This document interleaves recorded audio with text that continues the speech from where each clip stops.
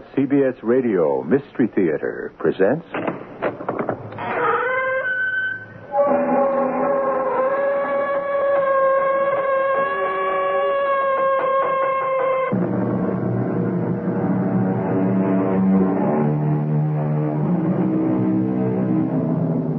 Come in. Welcome. I'm E.G. Marshall. Give a man a pipe he can smoke. Give a man a book he can read.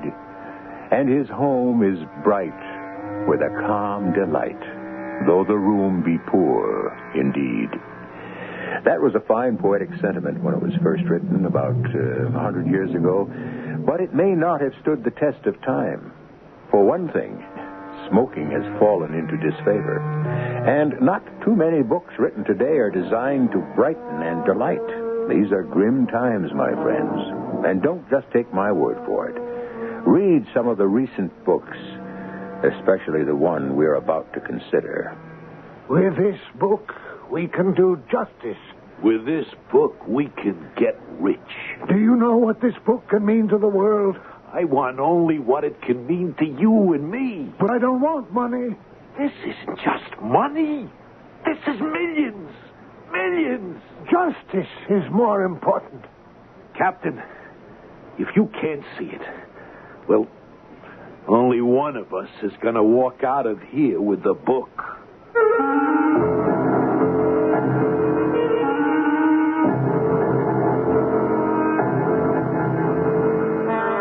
Our mystery drama, The Book of Abaca, was written especially for the Mystery Theater by Sam Dan and stars Alan Swift. It is sponsored in part by X-Lax and Buick Motor Division. I'll be back shortly with Act One.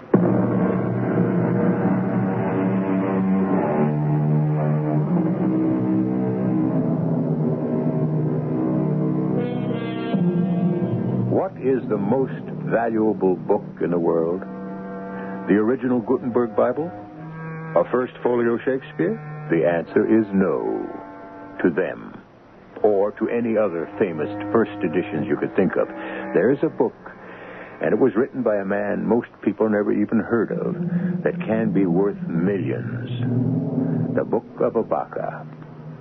The Abaca was a 20,000-ton tanker that flew the Silenian flag.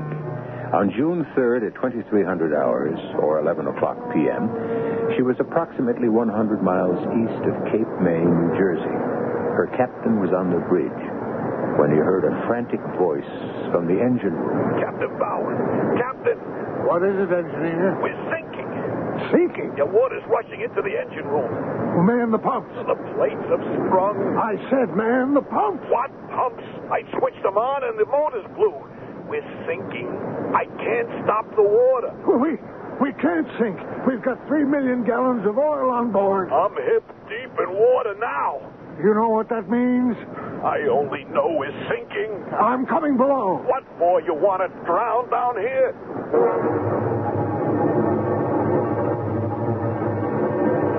Every plate in the hull's beginning to buckle. This tub is gone. Do you know what this oil spill will do to the east coast of America? Captain, don't you realize it's over? Gone. I never lost a ship in my entire career. Captain, can't you understand? This one is gone. We'll be lucky to get out of her alive. All hands, prepare to abandon ship.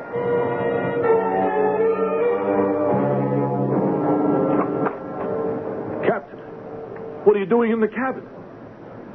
Captain, are you all right? No, I'm not all right. The crew is away. That's good. Come on, Captain. Where? Well, there's a life raft left for you and me. Let's go. We don't have 5 minutes. You go ahead, Carn. What do you mean I should go ahead? Just what I said. Hey, wait a minute. You're not going to do what I think you're going to do. I am. I'll go down with my ship.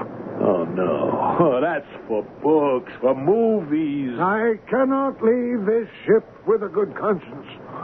Can't we argue later? 3 million gallons of crude oil.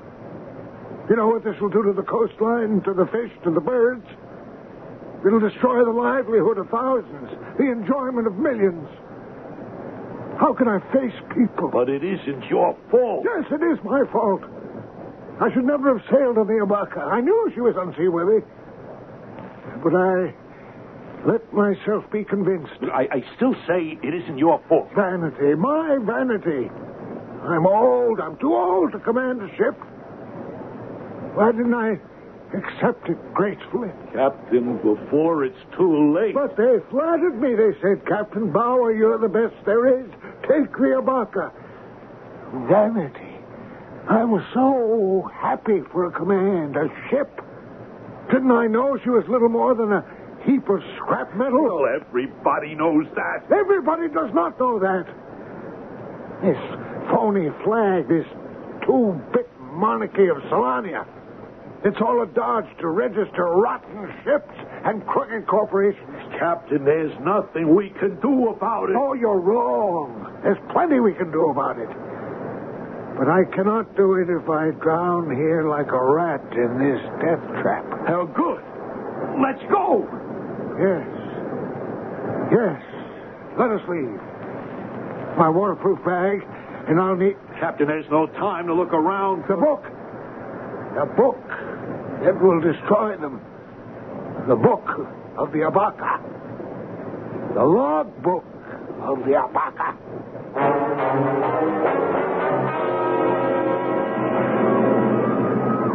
You all right, Captain? Yeah, I'm all right. Well, the seas aren't too bad. We can stay afloat on this raft. We're bound to be picked up as soon as it gets light. Come on. Listen to me. Hey, sure, Captain. In this book.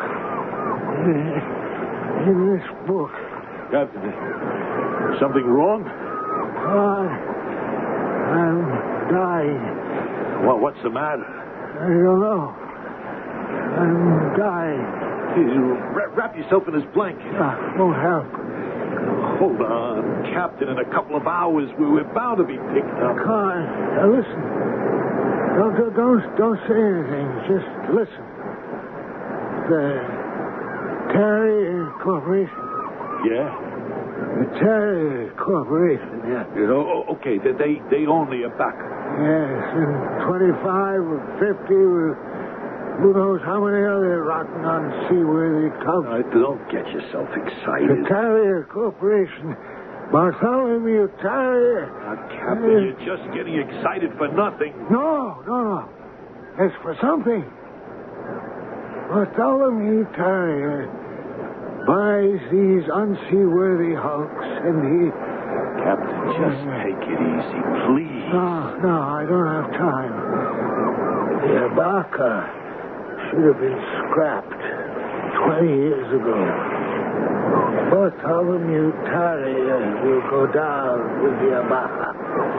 This book, my log book, will drown him. It'll prove that he was negligent, that we were unfit to sail. But I'm going to die. Don't say that. I'm going to die of shame. You take this book and turn it over to the United States Coast Guard. You do that. Promise me. Promise? Yeah, Captain, I promise.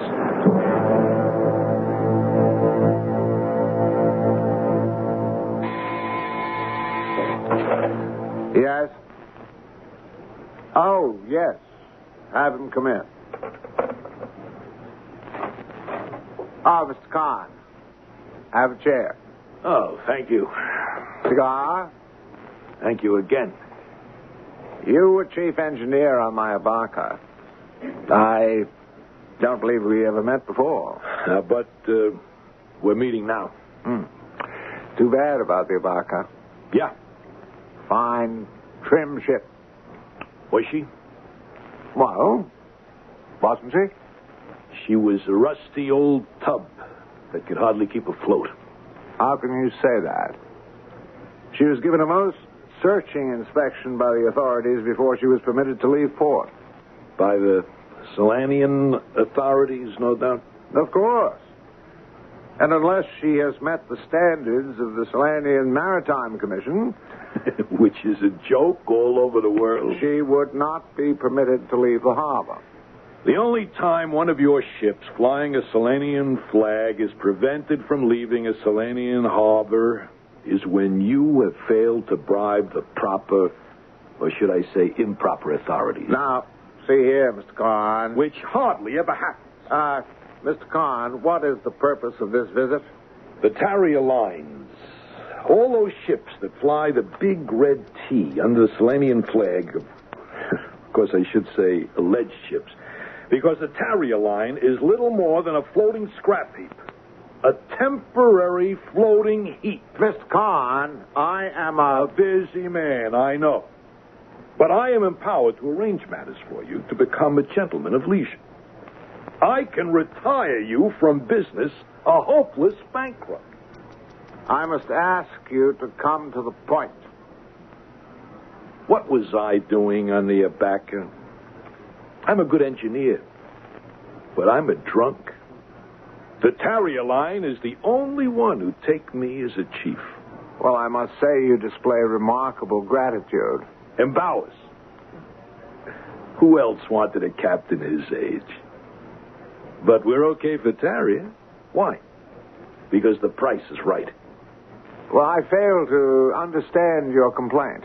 Your ship, the Abaca, is down on the bottom, 100 miles out.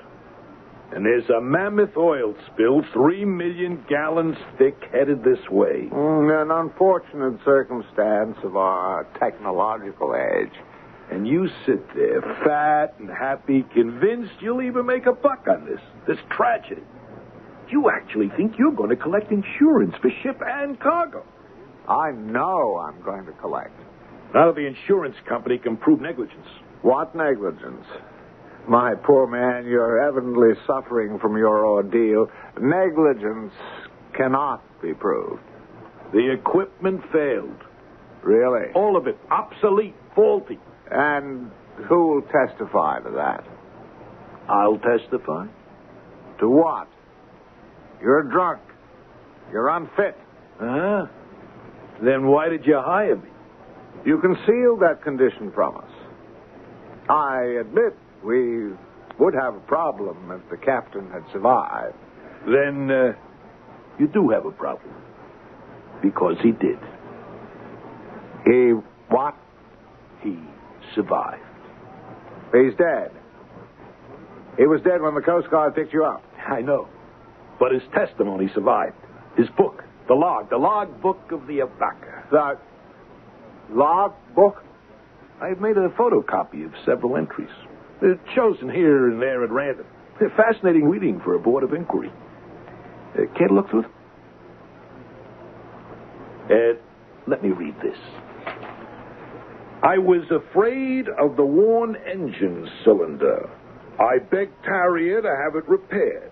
Tarrier replied it would last the trip. It had been causing heavy vibration. I think we may spring some of the plates.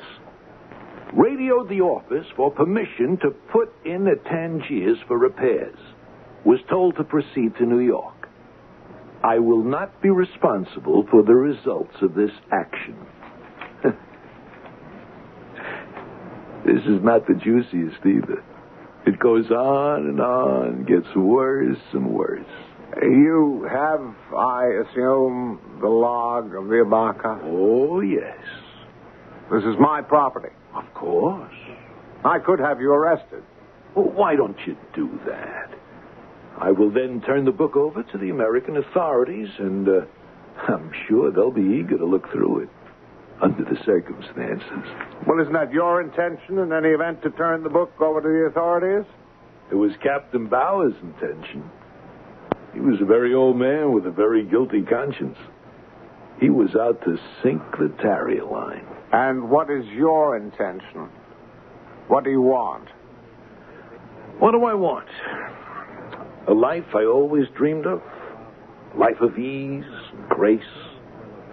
A life completely secure from storms. Is such a life possible? Enough money makes anything possible. And how much is enough? $2 million? $2 million. $2 million. The logbook of the Abaca. Well, that's a rather expensive book. Yeah, true. But think of how much more expensive it would be if it were ever published. $2 million for an unpublished manuscript. Even in these overinflated times, that's an extremely substantial sum. $2 million. And it doesn't even have any sex in it. Mr. Terrier looks across his desk at Mr. Carn. What do you suppose his answer will be? Don't guess. Just wait for Act 2.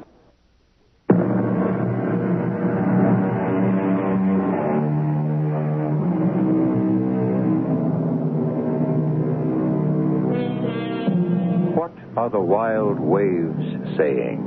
Asks the poet. In our story, we have seen an oil tanker go down off the Jersey coast. And it's not so much what the wild waves are saying, but what they are doing, which is burying a thick, fish-killing oil slick closer and ever closer to shore, where it will have a most depressing effect on the economy and the environment. $2 million. A not unreasonable sum, Mr. Terrier. Damages, claims, and fines could go at least $50 million. $2 million is what? 4%? No, Mr. Terrier, you are getting a bargain. Actually, the buy of the century. The log is in your possession? Yeah? It is immediately available? Ready to change hands at an hour's notice. Well, you realize, of course, I do not have $2 million in my pocket. Where may I reach you? Well, we can't do it that way. I'll be in touch with you.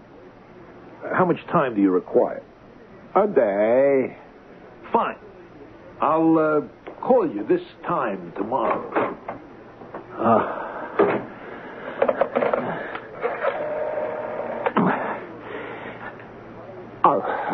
Cosmo. Is Roland about? Good. A man named Kahn. He's just left my office. He's 6 feet tall, thin, red hair. He should be headed for the elevators. Roland's to follow him, find out where he lives. Yeah, that's right. I'll have other instructions for you later.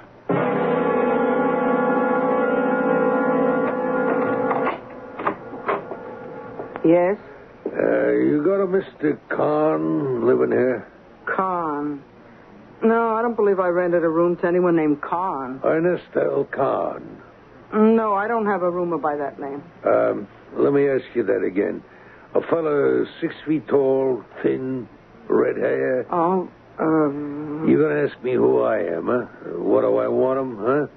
Well, yes. Yeah, well, I'm used to questions like that. I'm from the FBI. Oh. And we have to talk to this man. Oh, well, of course. The FBI, that's different. Well, he answers that description. His name is Edwards. Edwards, huh? That's very significant. Arthur K. Edwards.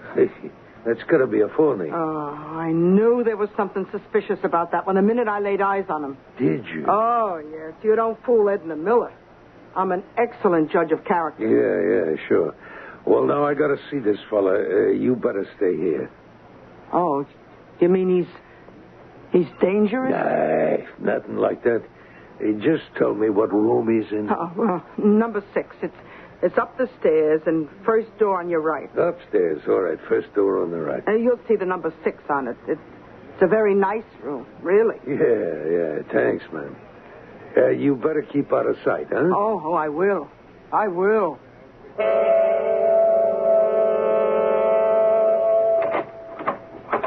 Hi there, Mr. Kahn. Who are you? Well, I got something to show you. What? This. This is a .45 caliber automatic pistol. Now, let's close the door. What do you want? Well, I'll tell you how it is. I'm an agent for a book collector. Oh, I see. Well, now that you see, we can save a lot of time. You hand over the book, and you're entitled to something for your trouble. My client's really a very big-hearted guy. He told me to give you $1,000. Oh, that's very generous. Sure, considering he don't have to give you nothing at all. And if I refuse? Come on, chump. This thing's too big for you. You knew how to handle yourself, you'd never get into a spot like this to begin with, so hand it over. You don't think I keep it in a room, do you? I don't know. You're an amateur. Who could be dumb enough to do anything? Okay, so it's not here. Let's go get it, huh? And suppose I refuse? I can make a phone call. And in 5 minutes, I could get a guy up here, and before you know it, you'd be begging him to listen. Yeah, well, you can't threaten me. I've got the aces. Only I know where the book is. That proves how stupid you are. My client don't need the book. All he has to do is to make sure it never gets seen. If you had any brains, you'd have said, if anything ever happens to me, I'd arrange to have that book delivered to so-and-so. But you're an amateur. Come on. Get out of it while you're still alive. Well, what do you say? Well, listen, mister. Only a professional can make a killing. An amateur can only get killed. There. $1,000, and you're out of it. Okay. You win. Hand it over.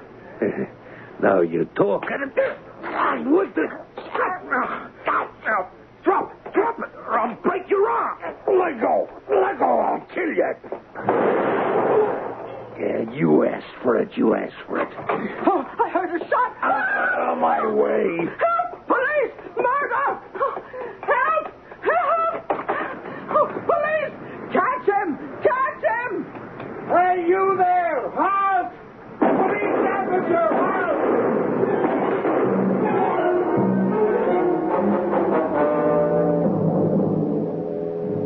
Hello there, Porky.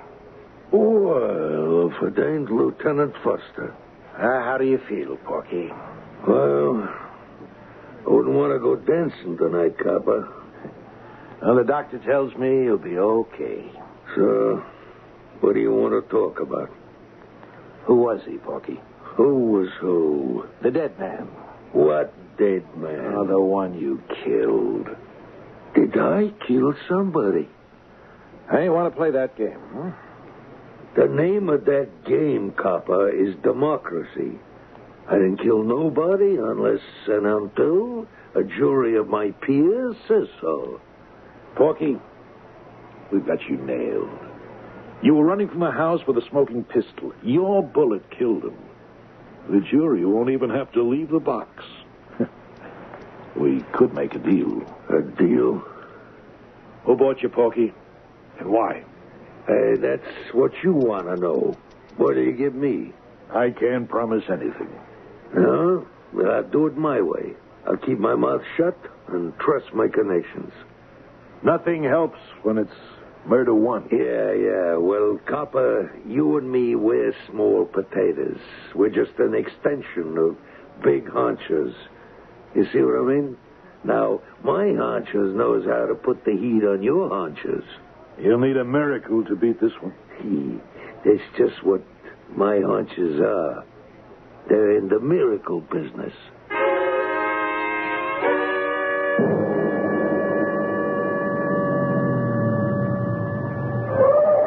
Hello, Lieutenant Foster. I'm Patrolman Leone. Oh, you're the cop who collared Porky Adams. Yes, sir. Well, that was a good job. What are you doing here? Well, the old dame, Mrs. Miller, owns the rooming house. Is she okay? Well, the doc says she's still in some kind of shock. Precinct assigned me to keep an eye on the place. I came here to talk to her.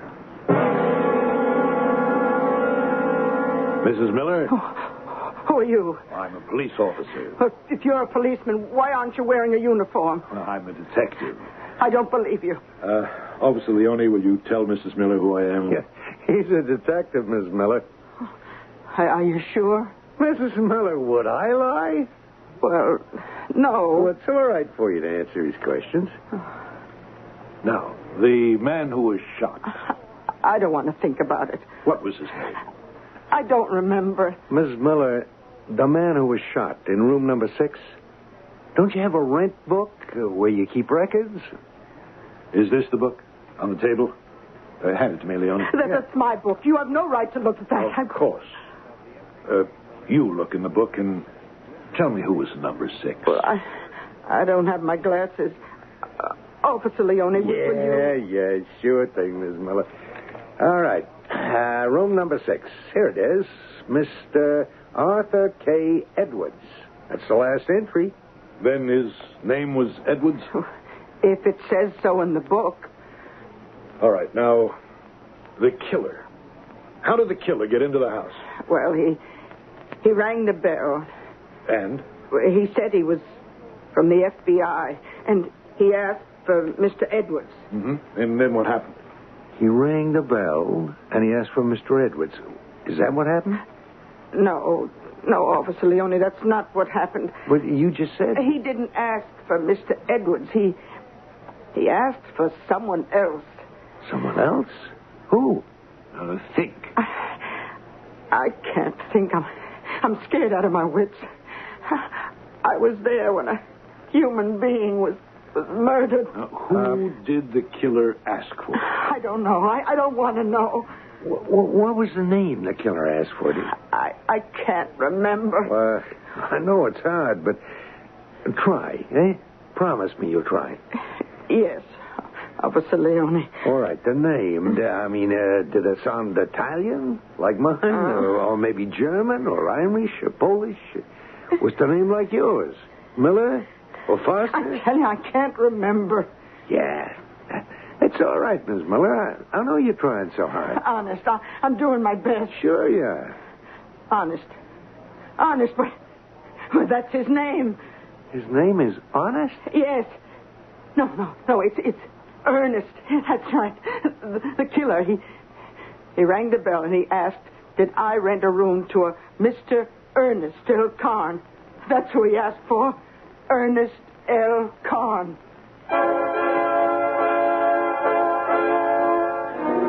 Well, what's in a name? Everything or nothing. It depends on whose name it is. For instance, Ernest L. Carn is, as we know, the name of the missing chief engineer of the wrecked tanker Abaca. But where will knowledge of that name take Lieutenant Foster? It will take us into Act 3, which I shall present shortly.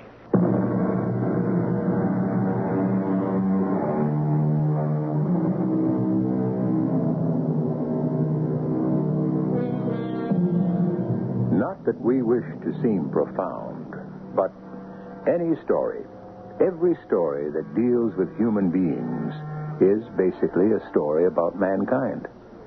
We happen to be the order that stands on top of the animal kingdom.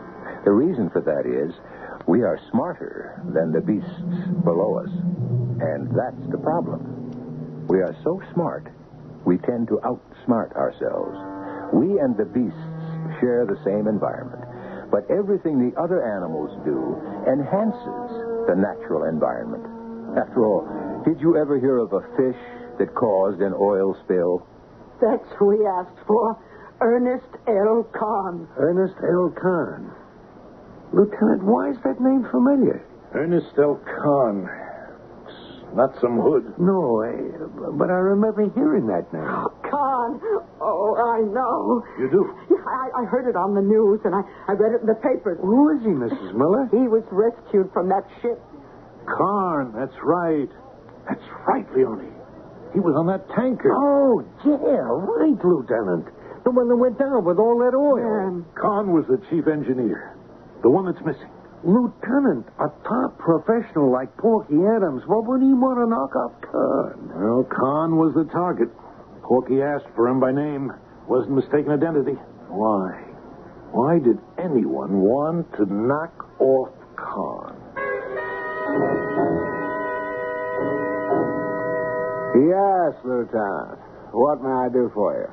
Mr. Terrier, would you be good enough to identify this picture? Well, if I can. Well, I've never seen such a serene face. Yeah, he should be. He's dead. Oh, of course. I know this man. I should say I knew him. It's Khan. He was chief engineer on the Abaca. Why is he dead? Someone shot him. Oh, my goodness. Why? Well, that's what we're trying to determine. Have they got the killer? Yes. And that's what has us in the dark. Why do you say that, Lieutenant? Well, the killer is a professional. Yes? He only kills on assignment. I don't follow you. He kills because he's hired. Who would hire him to kill Mr. Khan? And why? Well, I'm afraid I can't answer either question, Lieutenant. How well did you know Khan? Oh, he applied for a position as chief engineer. Did you interview him personally? He was extremely qualified. I hired him. May I ask you this? Your line has a reputation for low pay and hard work. Who says that? Well, I did some checking. If Khan was extremely qualified, why did he take a job with you? Well, A, because jobs are scarce. B, no one else would hire him. C, because he was a drunk. And D, may I suggest a reason why he was killed? I'd appreciate it. It's possible that Khan may have been bringing drugs into the country, isn't it? Well, Now, drugs, as I understand it, are controlled by the syndicate, an organization. Is that true? It would appear to be. Khan probably got himself in trouble with the syndicate, and for that reason he was killed. That would account for a professional assassin, wouldn't it? Yes. Well, then, that could be your case, couldn't it? It could. Thank you so much for your time, Mr. Terrier. I hope I've been helpful. Well, I'm sure you have.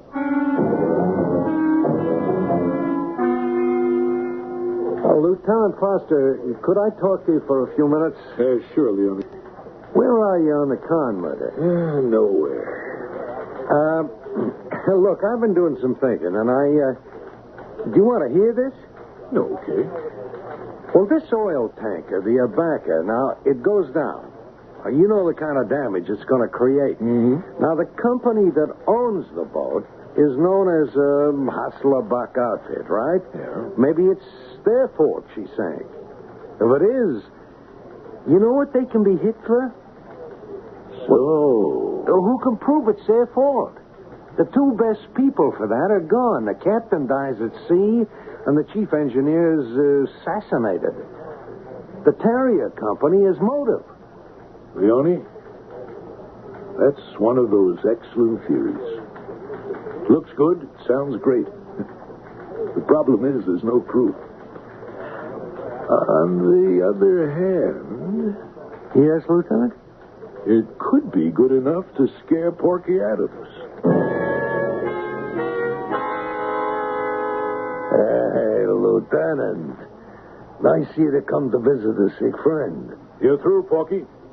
You're in this all by yourself. Ah, come on, Foster. You and me, we've been around long enough. Who was this guy they bought you to knock off? I don't know what you're talking about. His name was Khan. Ernest L. Khan, wasn't it? Well, this is your story, Lieutenant. You know who he was? No. Who was he? Chief engineer of that oil tanker that went down. Well, looks like he was unlucky all the way around, don't it? So you see, the connections are off. The fix is out. Oh, rave on, Foster, rave on. I'll tell you what the DA's got. Khan was ordered killed because he could prove that the tanker sank through company negligence. That's why a professional killer, Porky Adams, was employed. The way the public is up in arms about it. You think there can be a fix? All I gotta do is keep my mouth shut. And nobody's got nothing. Untrue. We've got you for murder. Murder 1. And the death penalty is back in style. Well, Porky? Now or later? Well, say, for the sake of argument. Yeah? What kind of a deal could I make? I can't promise anything, Porky. Sure, you have to say that. And what I'm going to say is just conversation. You see what I mean? Yeah? You can never prove I said it. This Terrier guy, he says to me, Khan has a book. We need it. Here's his address. Go get it. Scare him. Promise him $1,000 for it. But if you have to, knock him off. What kind of a book is it, I ask? Khan will know what you're talking about, Terrier says. So I go there, ready to deal one way or the other. When the chump tries to tangle with me, well, the rest you know. And you'll give that to the DA? In writing. Now, the DA has to sit down with my mouthpiece and work out the deal.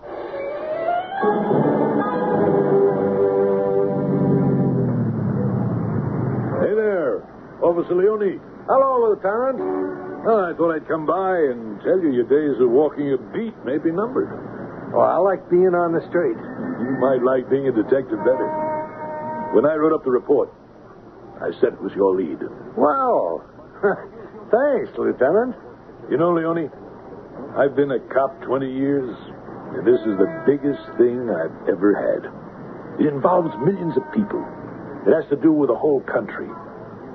Not everybody has a chance to do something like this.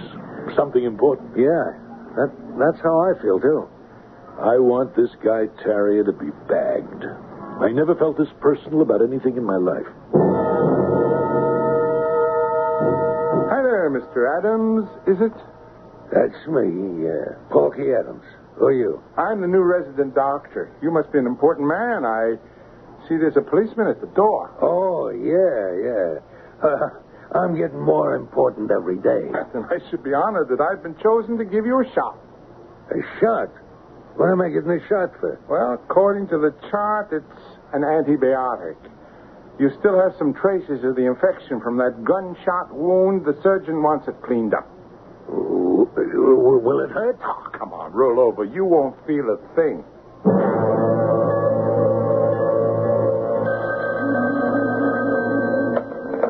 Lieutenant Foster. Yes, sir. Who? He what? What do you mean Porky Adams is dead? But at the hospital? Yeah, okay, I know. Right.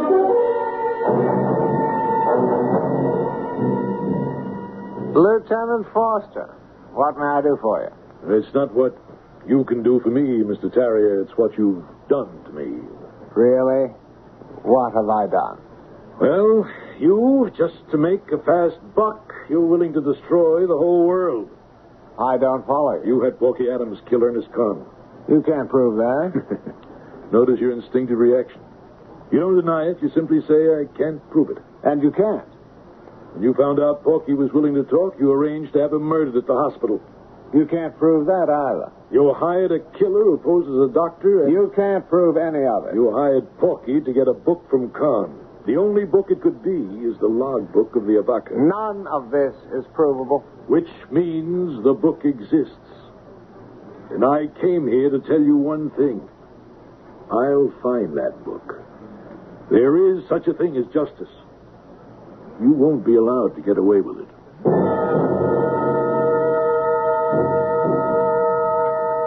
Well, Lieutenant, we turned the place upside down. There's nothing to be found. Where could he have hidden the book? He had to have it handy. Well, there's nowhere in this room.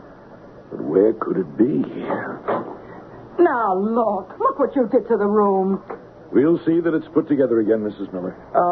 Mrs. Miller, where could Conn have hidden something. Well, you looked, didn't you? I don't know. A book. It would have to be a pretty good size. Well, it's not in this room. He stashed it someplace. We'll never know. That's how Terrier wins. He doesn't need the book. He just has to make sure it's never found. Oh, he mustn't win. We have to stop him. But there's nothing here, Lieutenant. Oh, you're right. Okay, Mrs. Miller. I'm sorry we troubled you. Oh, that's all right. Goodbye, Miss Miller. Goodbye. There's something wrong, Mrs. Miller? No, nothing. Nothing at all. You sure? Yeah, sure, I'm sure. Now, look, if something's wrong, you can tell me. I'm your friend. Cop on the beat, Officer Leone. Well,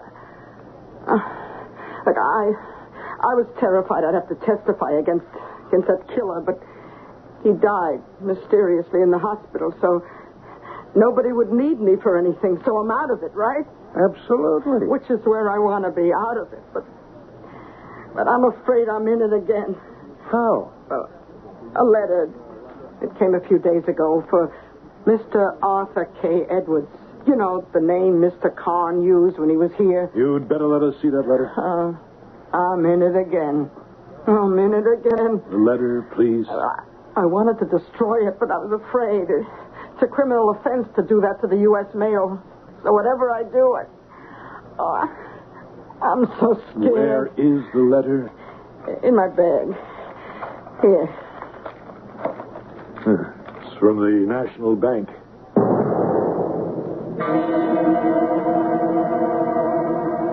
Miss Jones, I have a court order here to open the safety deposit box in the name of Arthur K. Edwards. Oh, yes, Lieutenant. I remember Mr. Edwards. He rented this box just about a week ago. Is he in trouble? He's dead. Oh. You say he just signed up for this box a week ago? Yeah, see? See, here it is on the card. This notice sent to his address says he owes a year's rental. Oh. Well, you know why that was sent out? Hmm. It was a mistake on the part of the computer. Mistake? Yeah, 8787. This is the one. Yes, the computer is always fouling up on the billing. A lot of customers get mad. Oh, this is a big box. What did he keep in there, I wonder? What? It's a book. A leather-bound book. Well, what does it say?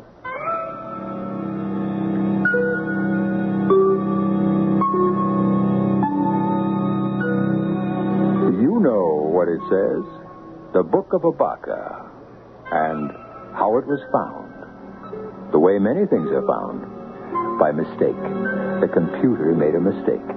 Or the fingers that punched the computer made a mistake. It happens every day. So many good things and bad are the result of mistakes. But there is a peculiar significance and irony to the fact that the Book of Abaca should be found through a computer mistake. And I'll tell you why in a few moments.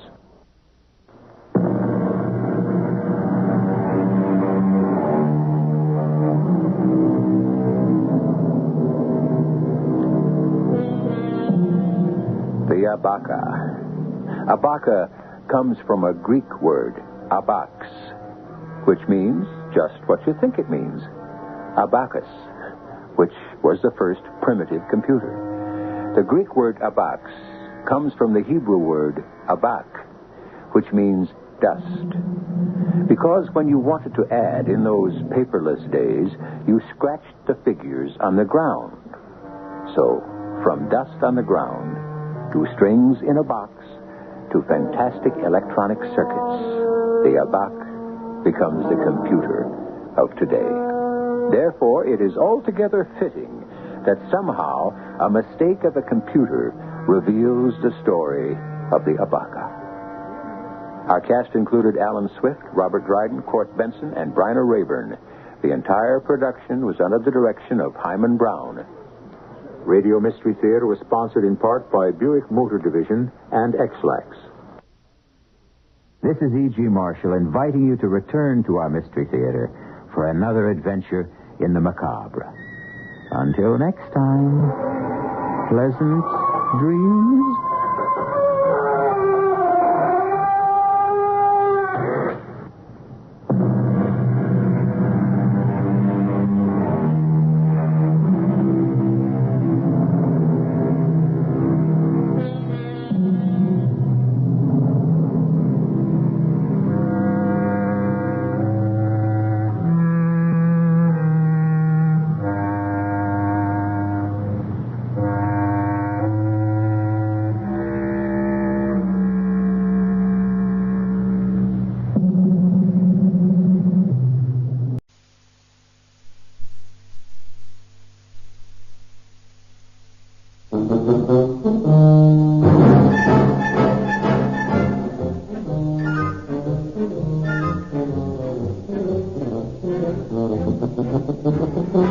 the BBC presents Tony Hancock with Moira Lister, Bill Kerr, and Sidney James in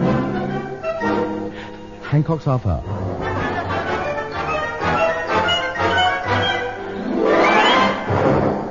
At some time or other, everybody feels run down. This pace of modern life tells upon us all. As a matter of fact, Tony Hancock hasn't been feeling at all well lately, so much so that only this morning Bill and Moira finally persuaded the lad to go round and see his doctor.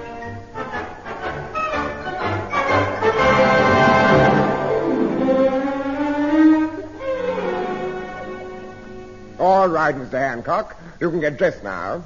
Doctor, tell me the truth. How bad is it? Don't spare me. I'd rather know. Doctors, man to man. How long have I got? Now, look, Mr. Hancock, You don't have to break it to me gently. I'm a grown man. I understand these things. Just tell me what is wrong with me. You really want to know? Yeah.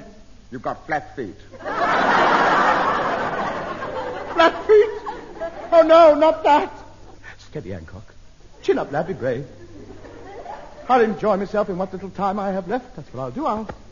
I'll take all my money out of the bank. Be gay. Tragic, heartbroken clown that I am. Hey, wait a minute. Flat feet's not serious. Of course not. Isn't that all I've got wrong with me? That's all. I've given you a thorough examination, and I can find nothing organically wrong with you. Nothing?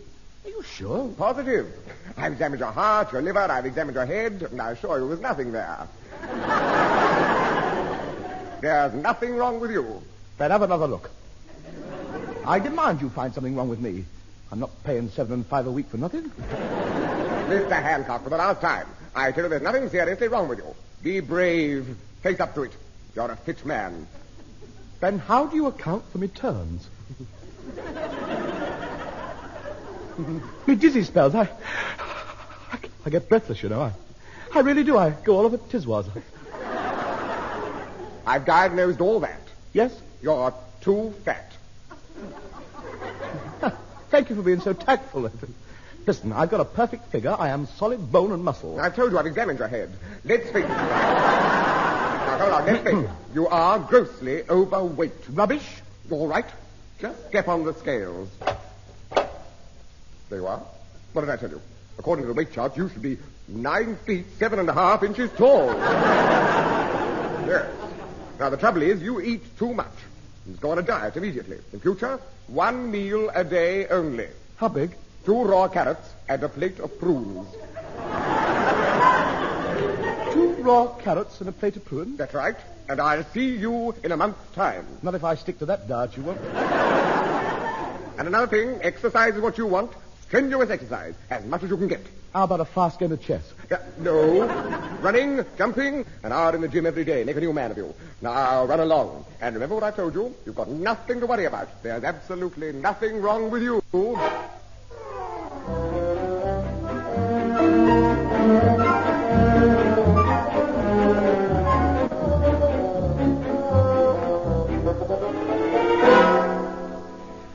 And the doctor said I haven't got very long to go. It's a miracle how I've managed to last this long. He said I'm the bravest man who ever walked into his surgery. But there's nothing he can do for me. I've just got to wait. Why, Tony, darling, I didn't realize it was so serious. Oh, well, that's the way things are. It's always the good that go first. Pluck another grape for me. I feel my strength ebbing. Oh, my poor Tony. Isn't there anything we can do? No. It's too late for that. Lay in bed all day. Don't move a muscle, he said. I mustn't exert myself. I've got to be waited on hand and foot. Pass another bunch of bananas. Tony, it just won't seem the same without you. Steady, Moira. Don't give way. Be brave. I'm not in too much pain. Yet. Come on, chin up. Look. I'm smiling. You're just the bravest person I've ever met. Well, there's nothing to be miserable about. I may live for days. Pass the chocolates. Healthy, I'm full of life.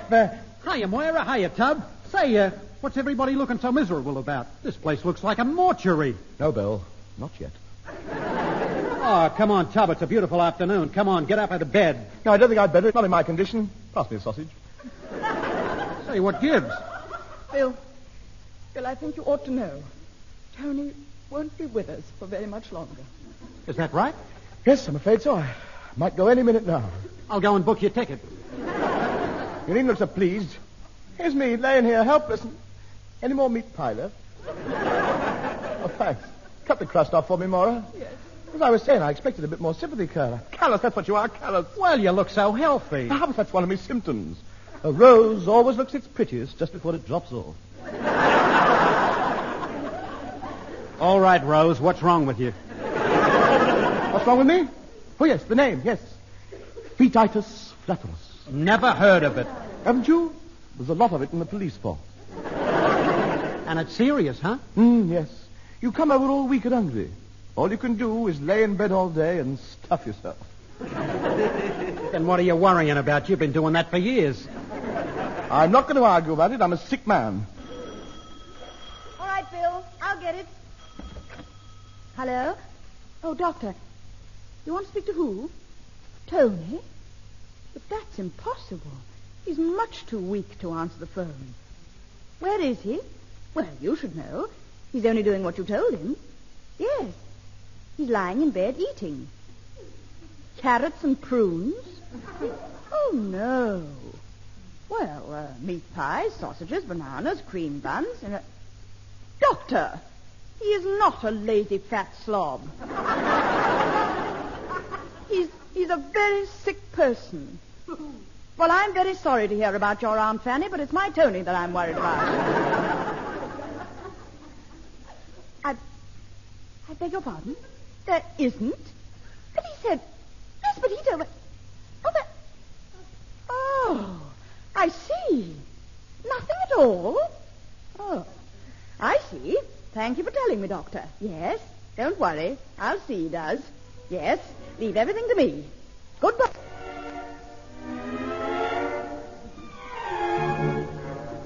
Maura! Maura! Come and turn the pages of my book.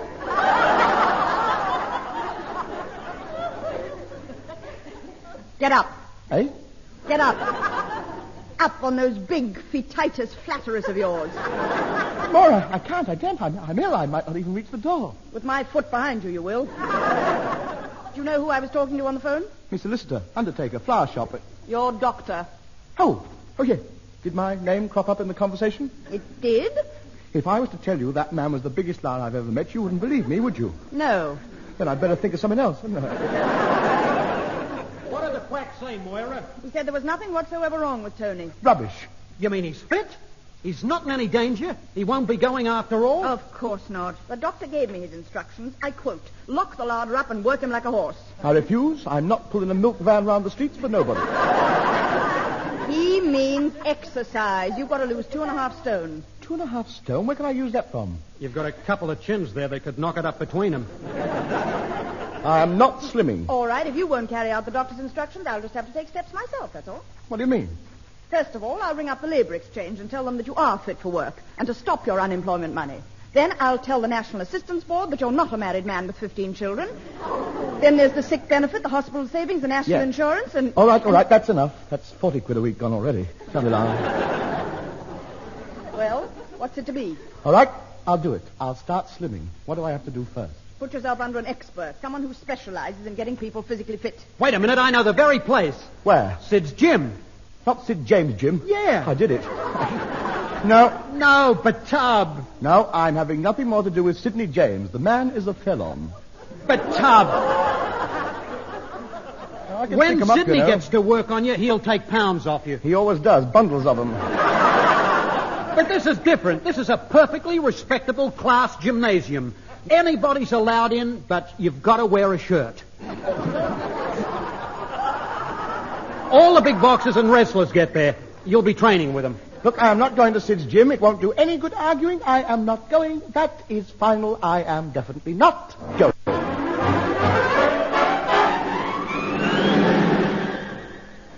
Well, here we are, Sid's gym. All right. So you persuaded me to come down here. Jolly good.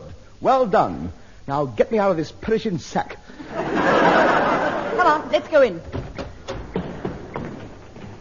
There you are. What a wonderful sight. Look at all those athletes. Everybody in this room at the peak of physical fitness. Look at that group over there. Those muscles, those shoulders, those thick, sturdy legs. In a month's time, you'll have a body like that, Tub. I sincerely hope not. That is the South Croydon ladies' wrestling team.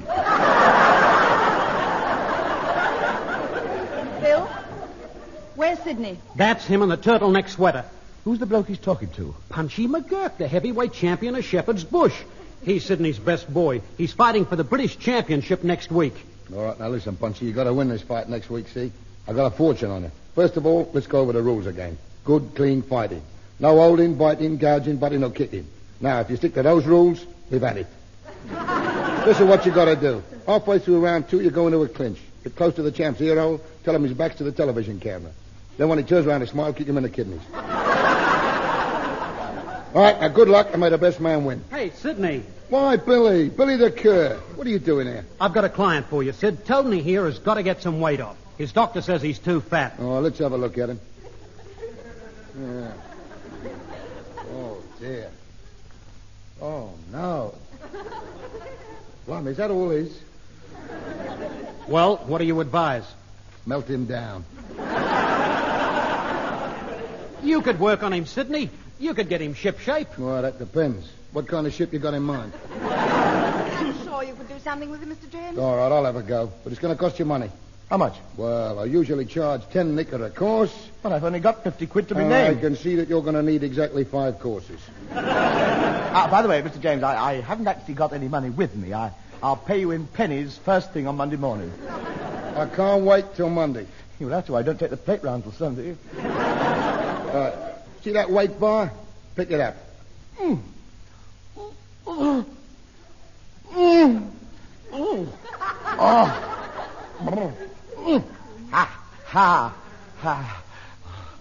There. Well done. Now hold it there. I'll put the weights on the end. What do you think, Sid?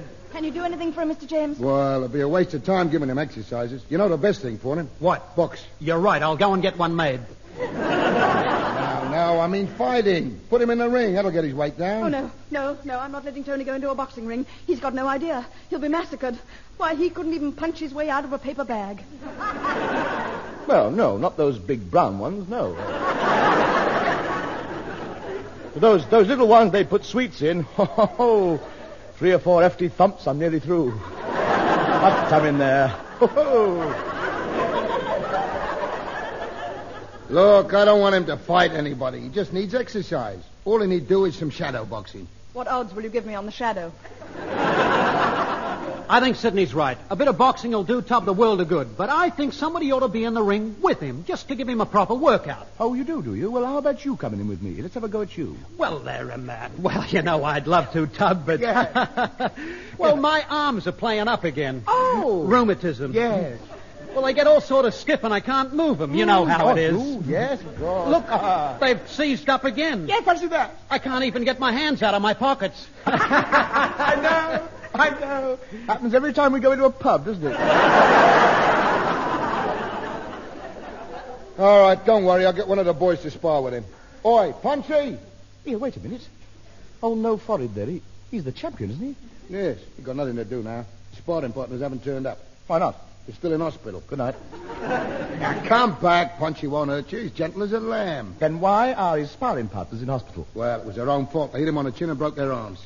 Just a minute. Punchy? Hello. Mr. Hancock here wants you to put the gloves on with him. A pleasure. Me punching bag's busted. I don't think I'll bother. I'll get me exercise somewhere else. Ta-ta. I'll go home and take me goldfish out for a run. I tell you got nothing to worry about. Get those gloves on and get in that ring. No, I don't want to. You're yellow. Hey, did you hear that, Tub? He said you're yellow. Yes. Observant, isn't he? Mr. James, we've got to stop this. Tony doesn't stand a chance. Look, lady, he came here to be reduced, didn't he? Yes, but not to pulp. Relax, lady. Come on now, let's get started. Remember, Hancock, when he comes towards you, keep moving. I will. If you hear a couple of bangs, don't worry. It's me going through the sound barrier. All right, come on now, let's have it. Quiet, everybody. Seconds out.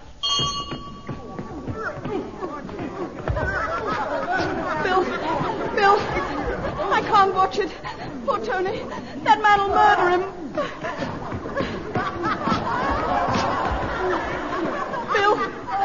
Bill, what's happening?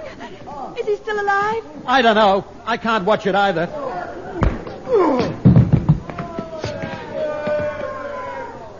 Well, I guess that's it. All over. Send for the ambulance.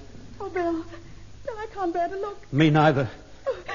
Oh, Bill. Oh, now, easy, baby. Don't cry. Be brave. Tony would have wished it that way. Well, come on. Let's go over and pick up the pieces. All right. Look, what's going on over there? The ring's crowded with people. Who are they? Newspaper reporters looking for a story, probably asking the champ for all the gory details. I'd just like to ask one more question for my readers. That punch you knocked him out with, what do you call it? I don't know. I just lashed out and thumped him one. Extra,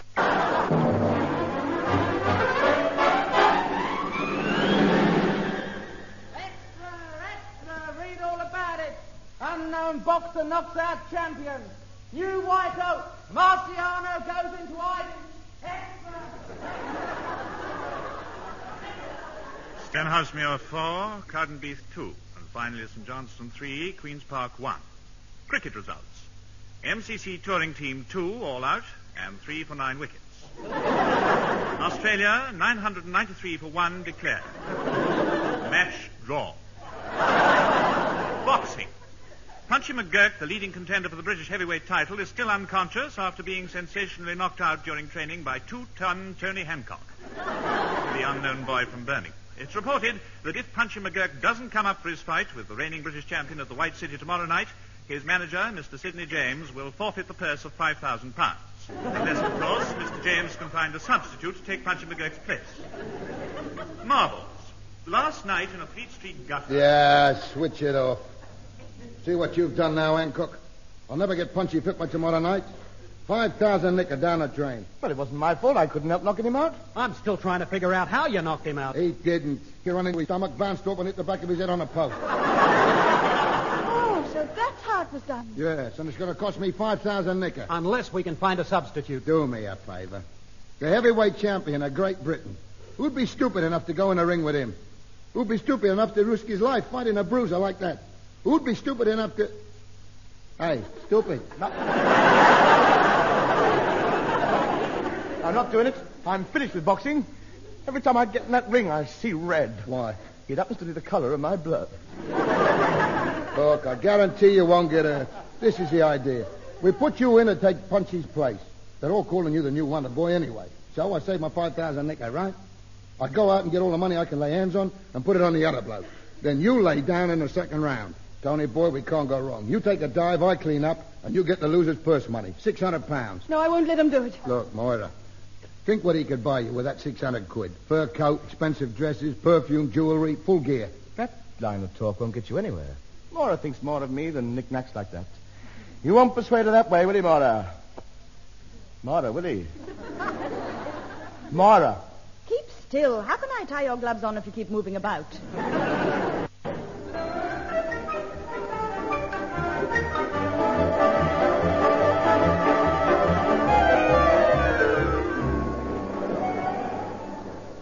Well, Tony, your fight's next on the program. How are you feeling? Terrible. I've just seen the champion. He's a great big bloke.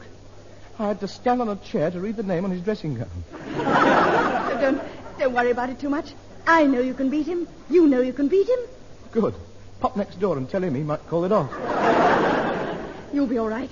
Come on. Let me help you to get ready. I'll bandage your hands up. Save some of it. We might need it.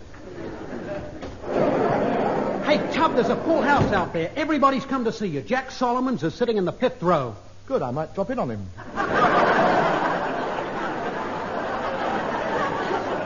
Come on, Tony. Let me help you on with your gloves. All right. Pass them over. Oh, you've dropped them. Say, what have you got in those gloves? Oh, just a few trinkets to bring me luck. Empty them out.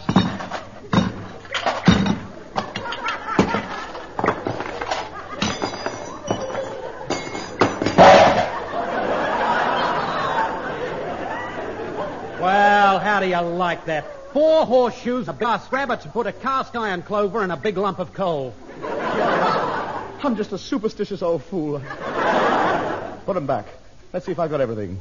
Boots, socks, gloves, pajamas, toothbrush, suitcase. Good night. Come back. Tony, don't worry, darling. You'll be all right. I'll be thinking of you.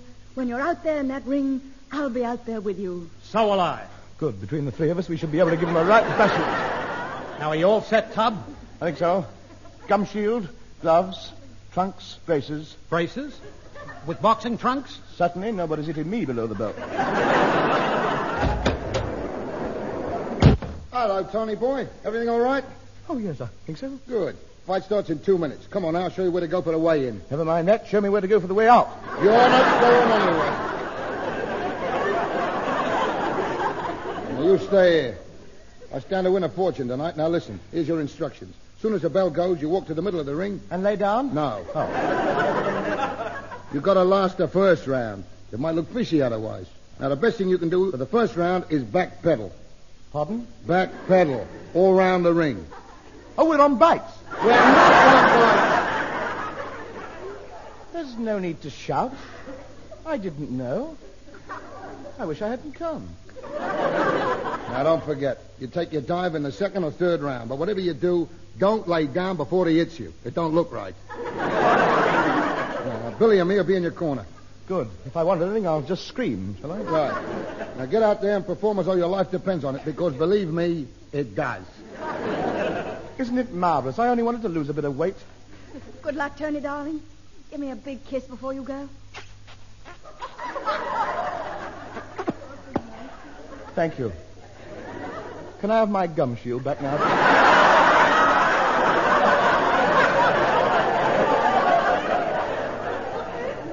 All right, come on. I'm waiting for you. Good luck, Tub. Milo, and ladies and gentlemen, into the 15-round contest. 3 minutes each round. For the heavyweight championship of Great Britain. Between the elder, Don Muscles of Battersea.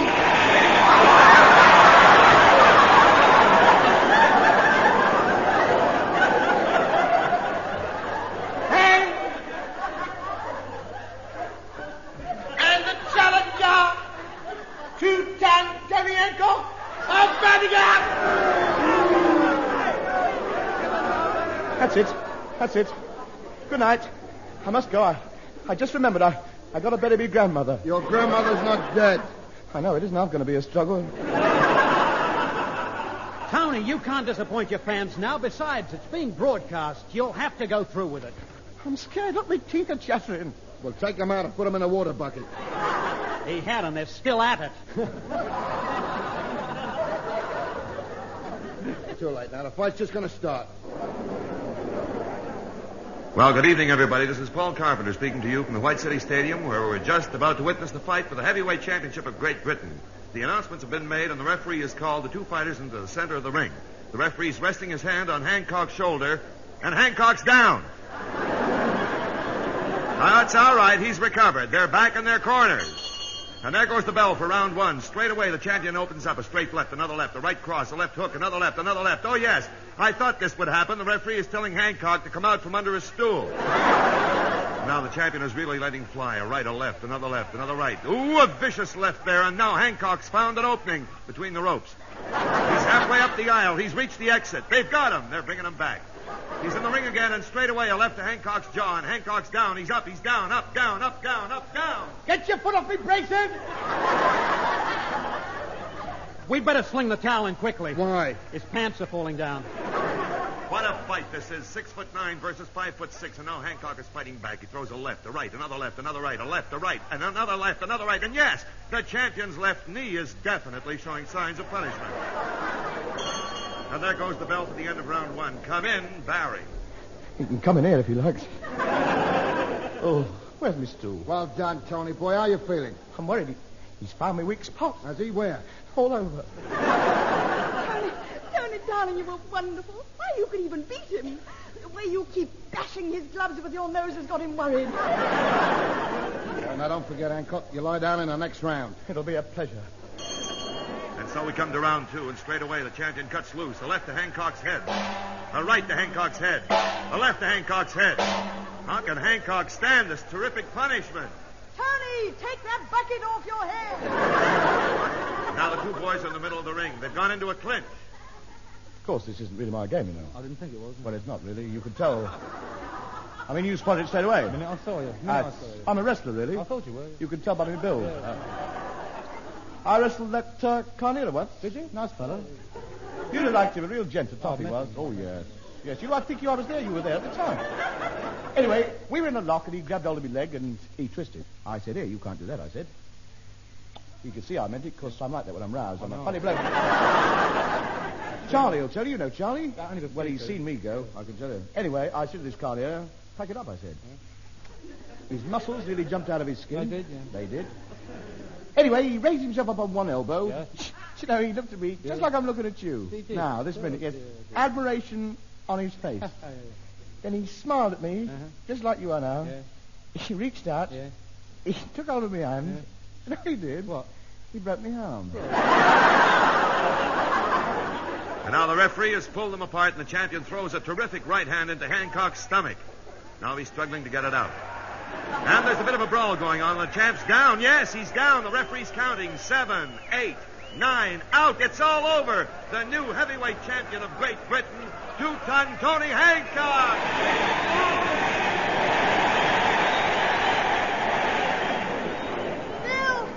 Bill, he's done it. He's beaten him. Good boy, Tub.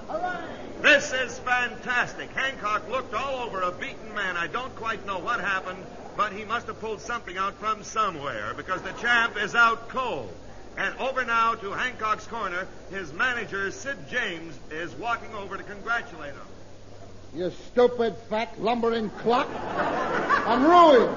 I thought I told you to lie down. I tried to lie down. I was just falling backwards when his glove got caught in my braces. What happened, Tony? I sprang back and clutched him with my head. And now you're the champ. A few more fights and we'll all be rich. Tiana, Ezra Charles, Jack Gardner, we can fight them all. Can't you, Tub? No, I'm not fighting any more of those big boys. But, Tub, you can't do this to me. I'm the best friend money can buy. Now, listen. You and Moira put me on a diet, remember? I'm supposed to be getting me weight down. I'm too light for the heavyweight. I've already decided who my next opponent's going to be. Who? Gordon Richards. Moira, I'll have me prunes and carrots in the dressing room, please. That was Hancock's Half Hour, featuring the Laird himself with Moira Lister, Bill Kerr, Sidney James, and this week's special guest, Paul Carpenter and Kenneth Williams. Incidental music was composed by Wallace Stott and recorded by the BBC Augmented Review Orchestra, conducted by Harry Rabinowitz. The script was written by Ray Galton and Alan Simpson, and the program which was recorded was produced by Dennis Mayne Wilson.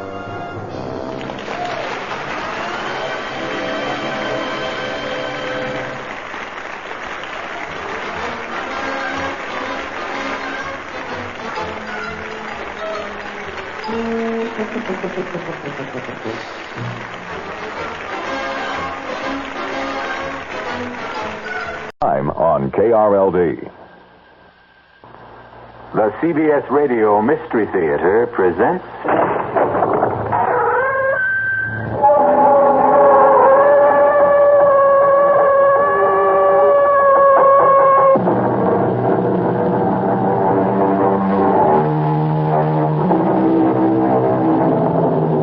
Come in. Welcome. I'm E.G. Marshall. Welcome to the sounds of suspense, to the fear you can hear.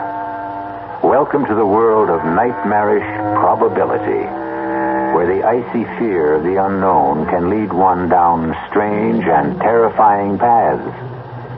In our story, Alex Harper confronts the impossible, and the encounter produces a devastating effect. It's Ace, our dog. He's dead. I see him, Alex. There isn't a mark on him. Nothing. Look at his face. Oh, it's horrible. If I didn't know better, I'd say that something scared that pup to death.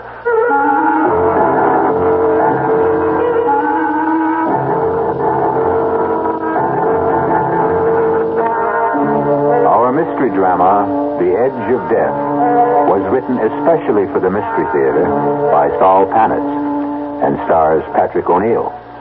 It is sponsored in part by Anheuser-Busch Incorporated, brewers of Budweiser, and by the Kellogg Company, makers of Kellogg's Special K cereal. I'll be back shortly with Act One. When you drink beer, do you tilt the glass for long, hearty swallows, or just tip it and sip it? Well, sipping's the thing for wine. But Budweiser beer is a hearty drink, brewed for zest and character.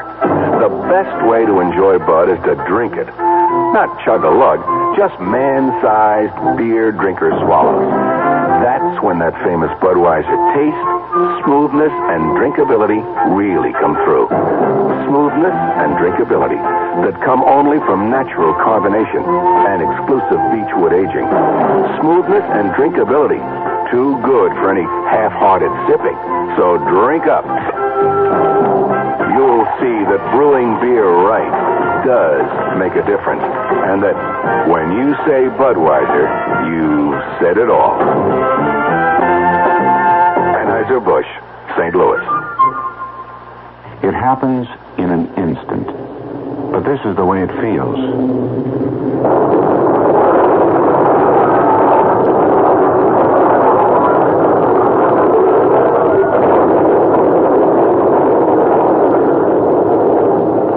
The driver was speeding, but the crash goes on and on, almost in slow motion.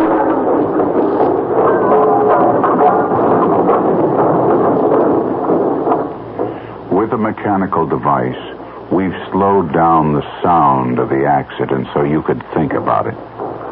If the driver had slowed down, there probably would not have been an accident.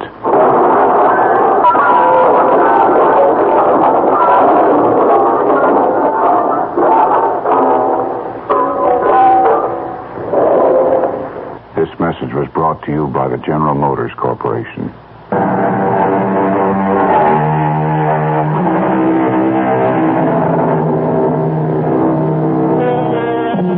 Meet Alex Harper, farmer. Right now his left arm is in a sling, heavily bandaged to protect the more than 20 stitches.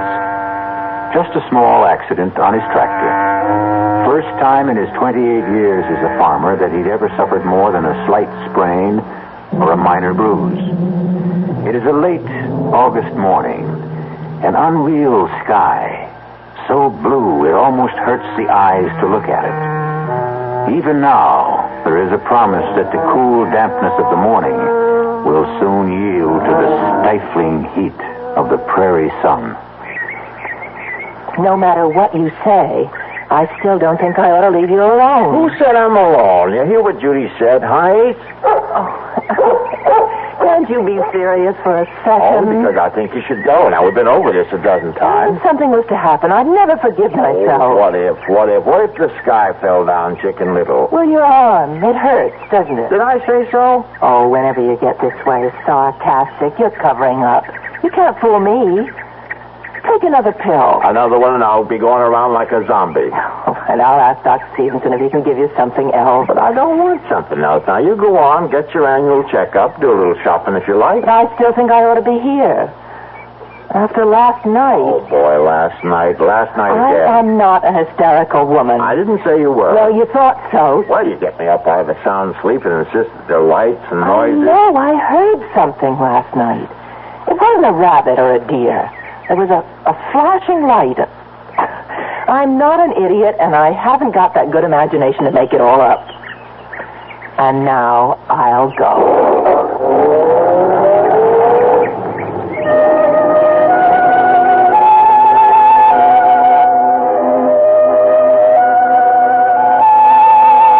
Ace, where are you?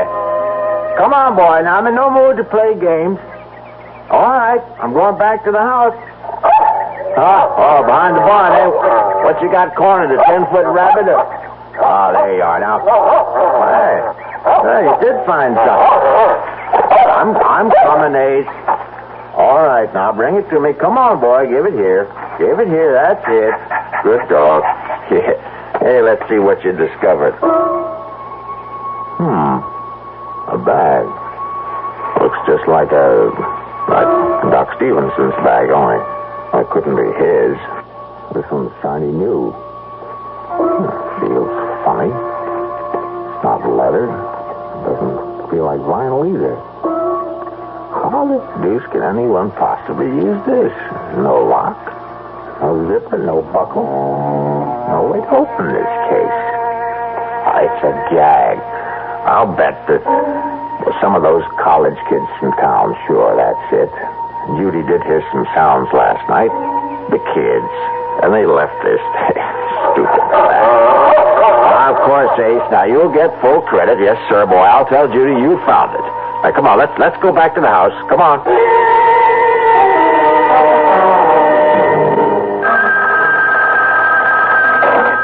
That you, Alex? Doc, hello. How's the arm? Not bad. Now, when are you going to take the stitches out? One of these days. Now, don't rush it. That's a mighty bad tear. Will you level with me? Shoot. Will the arm be as good as new? Not really. Some of the muscles were torn. Oh, you'll have movement, but there will be limitations. You were lucky that it's the left and not the right. Yeah, lucky. And you'll end up with a beautiful scar. Say, Doc, is Judy still there? She left about 30 minutes ago. She check out okay? Well, there are some tests that will take a few days.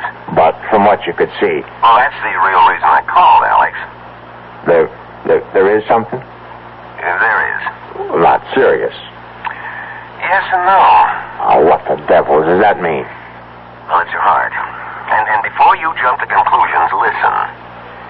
If she watches herself, obeys a special diet, there's no reason why she shouldn't live a normal span of life.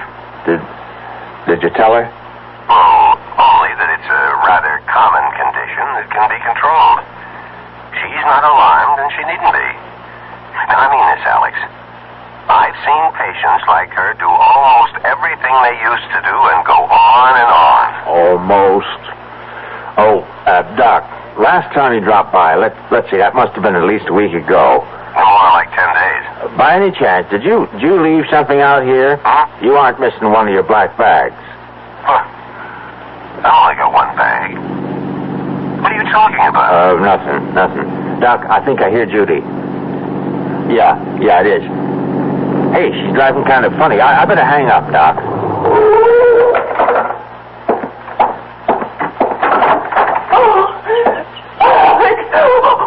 Easy now. Whatever it is, you're home. I'm so frightened. Oh, sure. A few miles past the Clearwood Sanitarium. You know the big curve through the woods? Yeah. I slowed down. Well, would you rather talk about it a little later? You're shaking all over. Now, come on inside, Judy. I'll make some tea. Come on. Yes, like that. Inside. With the walls around me. Oh, Alex. Yes? We're in danger out. Oh, now, Judy. I saw him. I tell you, I saw him. Who? Death. Alex. I saw death.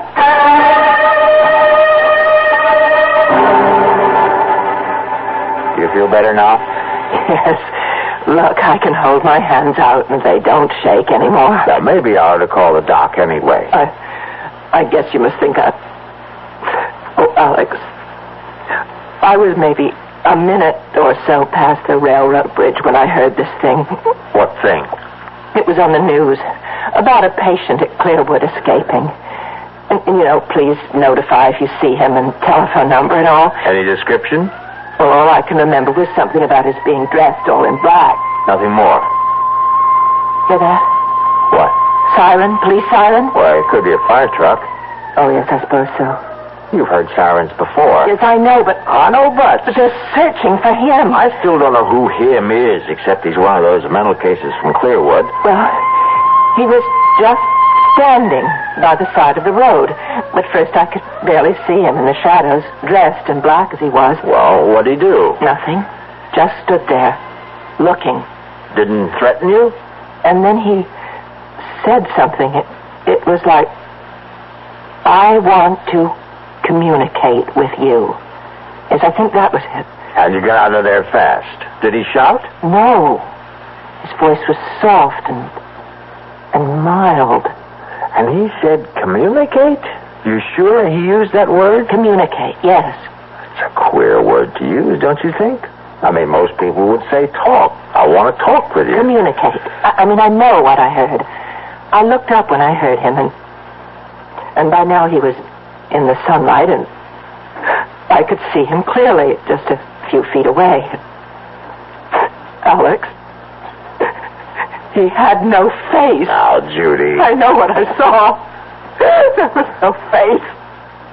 I'm not hysterical, and I saw him. Oh, if you say so. Oh, why don't you believe me? Because I can't conceive of anyone without a face, that's why. Now, all right, let's start from the beginning. Did you see his eyes? No. Was he wearing a hat? Yes, a black one. Well, it could throw a shadow over his eyes so you couldn't see them. It's possible. Well, it has to be. How the devil could anyone? He could have been in an accident, surgery. But how would he... All right, let's go on. Now, what about his nose? No, I didn't see any. Could be the hat again. Mouth? His mouth, Judy. You see, if the sun was hitting over his shoulder, then there'd be a shadow from his hat. In that case, the mystery's over. You're trying to make me feel like a fool. I don't care what you or anyone else think, but I saw a man with no face. And you can know what you can do with your theory about the sun and the shadows. I don't know about flying saucers, and I don't take pills, and I don't smoke pot, or whatever they call it. And I'm not crazy in imagining things. For your information, Alex, my eyes are still 20/20, and they saw, oh, God help me, a man without a face.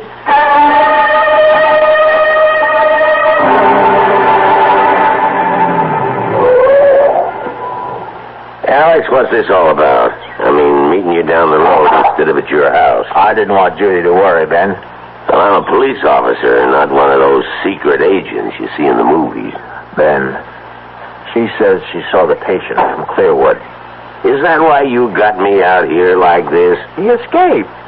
You make it sound like he's Jack the Ripper. Because he's from Clearwood, you got the idea he's a raving, homicidal maniac. Oh, sure. All they've got out there are a bunch of lovable folks who are just a little mixed up. You're really upset. Never seen you like this. Guess I didn't know how much until right now. Judy ran into him on that big curve near Clearwood. She wasn't the only one. We've had calls from all over. Funny, you get sober citizens seeing him at the same time, and miles apart and dressed different. Happens every time. Take a hot day, mix in a little imagination. And this was real. Of course it was. And Judy's not, but she's not the type. Now take my word for it, Alex. Every time something like this happens... Naturally, they're doing something about it, like cruising the highways, enjoying the scenery. I'll give him credit for enough brains to hide out. Oh, I suppose you want police officers out in the field? That's where they ought to be. Sure. We'll hire a couple of hundred extra. Won't that make the taxpayers jump for joy?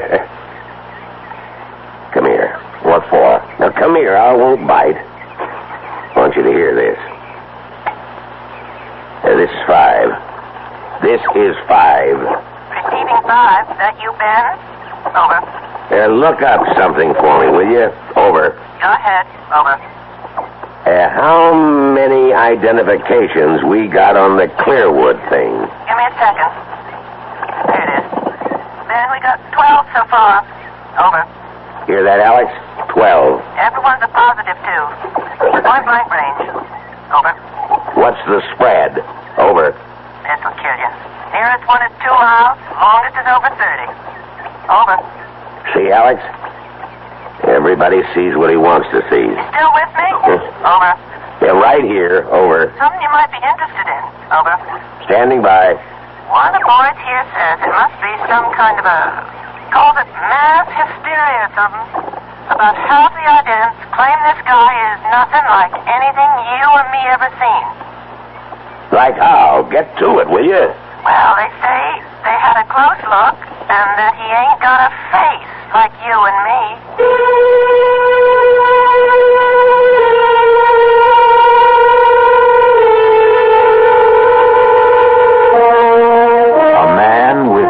a face. Judy is not the only one. But think for a moment. In this last part of the 20th century, and its attendant wonders and discoveries, what is true and what is unreal? Is there anything no longer possible? Is there?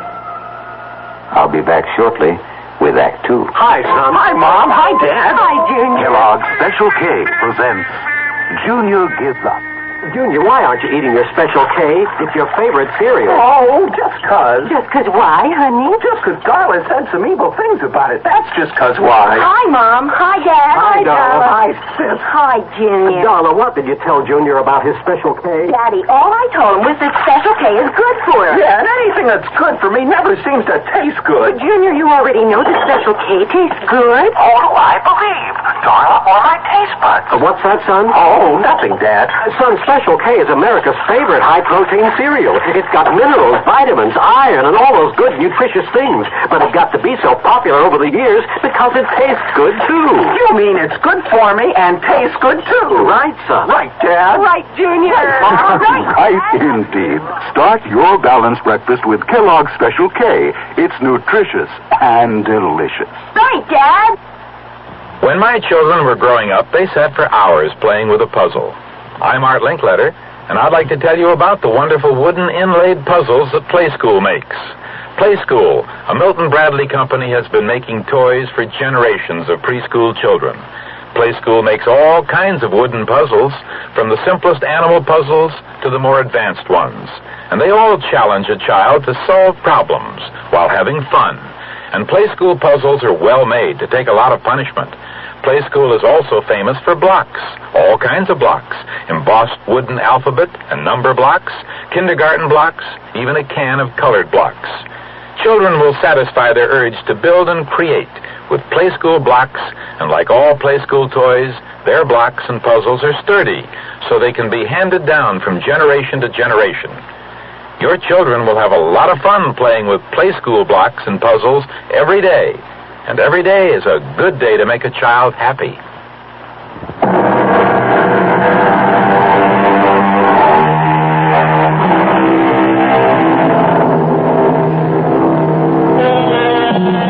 Well, the doubting Alex knows that there's nothing wrong with his wife's power of observation.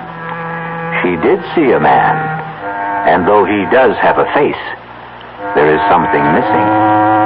A mouth. Result of an accident? Or is he a mutation? A gruesome congenital result? Or perhaps from out of this world? Let's join Alex and see if we can find out. This is Alex Harper calling. Could you connect me with the director of the sanitarium, please? Rachel's here. I'm sorry to bother you, Doctor. I'm Alex Harper. I have a place on Route 36, about 8 miles from you. Where's the course? I've passed by there quite often. What can I do for you, Mr. Harper? Doctor, I hope you won't laugh or anything, but I have a couple of questions about this fellow who broke out of your place. Michael. That's his name? Michael? Michael what? Well, we have no full identification. He gave us only his first name. But he was a patient at Clearwood, wasn't he? In a sense. Was he or wasn't he? Well, only for one day. You see, Michael is a rather unique case. Most unique. In all my years, I've never seen anything like him. Look, I have to speak low because I don't want my wife to hear. She's in the kitchen and she's plenty upset already about your Michael. But she's seen him? Why, have you notified the police? Well, I thought I'd speak to you first. She saw him, and from what she says, she's either crazy or hysterical. And I can tell you, she's not either one of them. Oh, Michael is, well, he's different. Different? That what you call a guy without a face? Without a... No. He has features. The eyes, nose, and the rest of it? Well, of course. Then my wife, she didn't see what she says she saw? No, I haven't said anything like that, Mr. Harper. What I was referring to was his appearance, not his powers of reasoning or social behavior, because, quite frankly, he didn't didn't talk to us.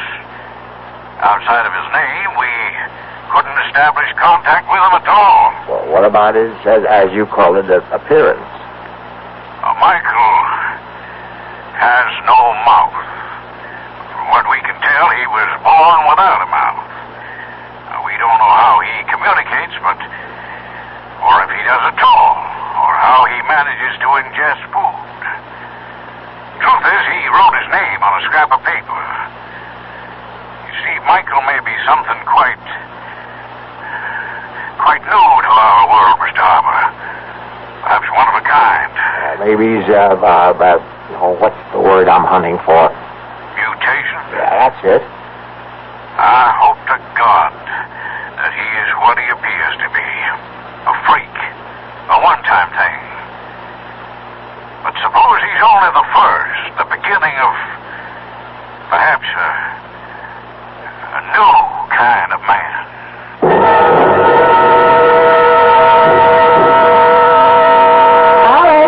Be right in. Uh-oh. What were you... Oh, no.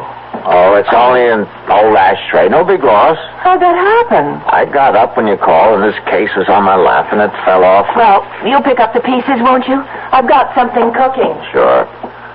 Hey, it's open. Judy, the bag is open. What's open? Oh, well, never mind. Well, what do you know? Hey, will you look at this? Now, Alex, you want me to ruin supper? Well, it's almost like a miracle. You see, Ace found this bag, and I couldn't figure out a way to open it. It looks just like the kind of bag Doc Stevenson carries. You don't have to be an engineer to open one of those. Oh, yeah? Well, this one has no lock or no nothing. And when I just dropped it and broke the ashtray, it opened up. Look what's in it. Let me see this eighth wonder. All these bottles. Hey, that's strange. Hmm? Doesn't feel like glass. Plastic.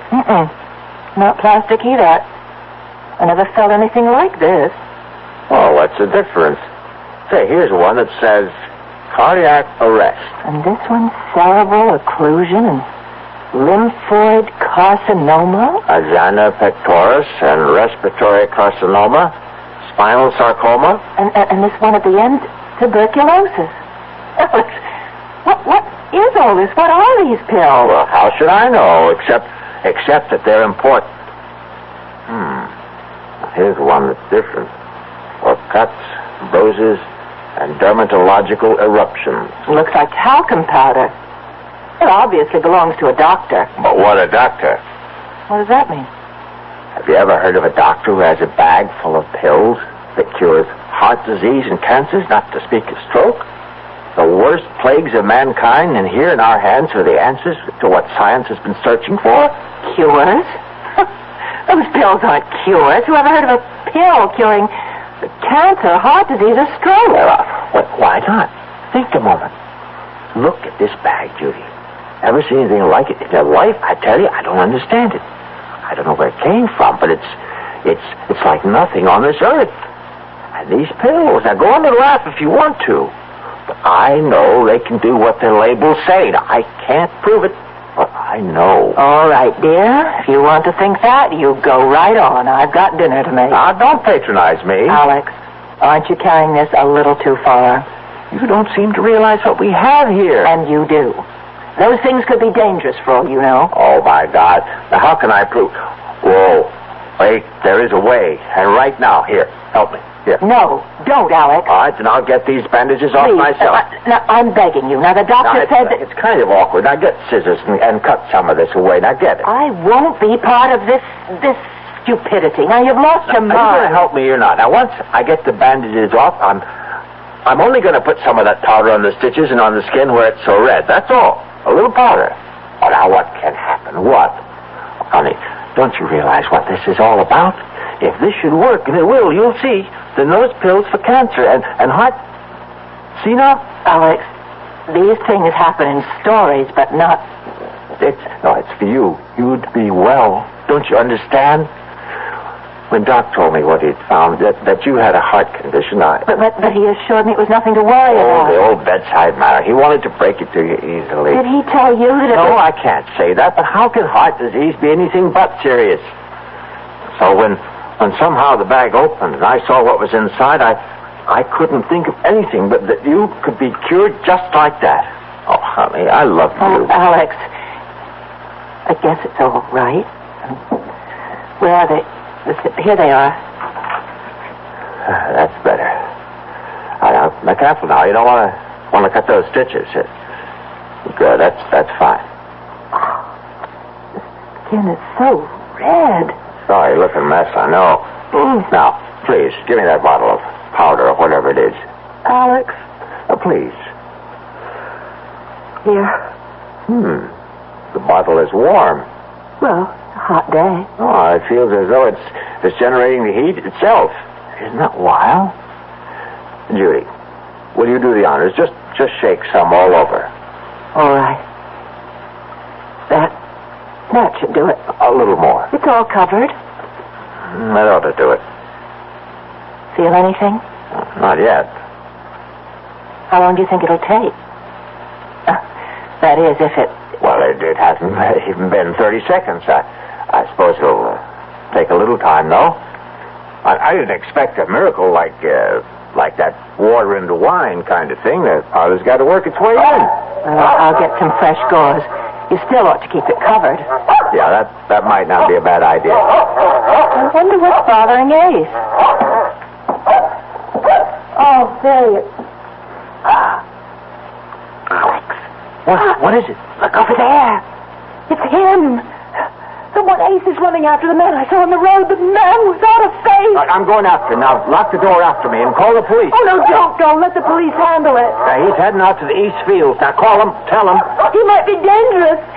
No, I won't get too close. Just enough to keep track of him till the police get here. Oh, just thinking of him. I'm so frightened. Oh, now, there's no need to be. I didn't want to tell you before, but I talked to the head of Clearwood, and this guy, this Michael is his name. He's a little queer, but he's not dangerous. Anyway, there's nothing to worry about as long as you stay inside. Twice in one day.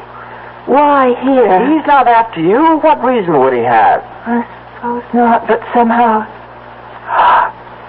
Alex! That's what he wants! The bag! The medicines! It must be his bag. He's come for it. Him? A doctor? It has to be. That's the only explanation. Oh, I'll give you another. He's escaped and wants to stay off the main roads. After all, you spotted him, did you? He just wants to get as far from Clearwood as he can. By chance, he was cutting across our place when he ran into Ace. Now, look. Now, I'm going to go after him before he gets too far. Remember, the police and the door.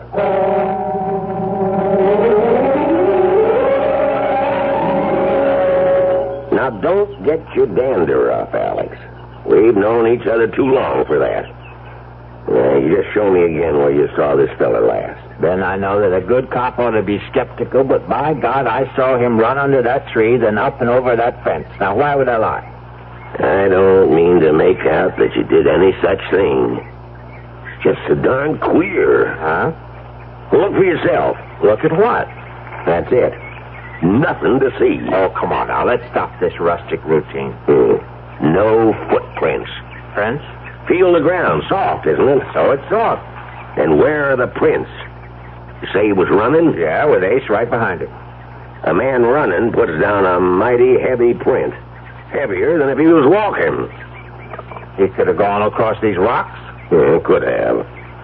But nobody could jump from rock to rock.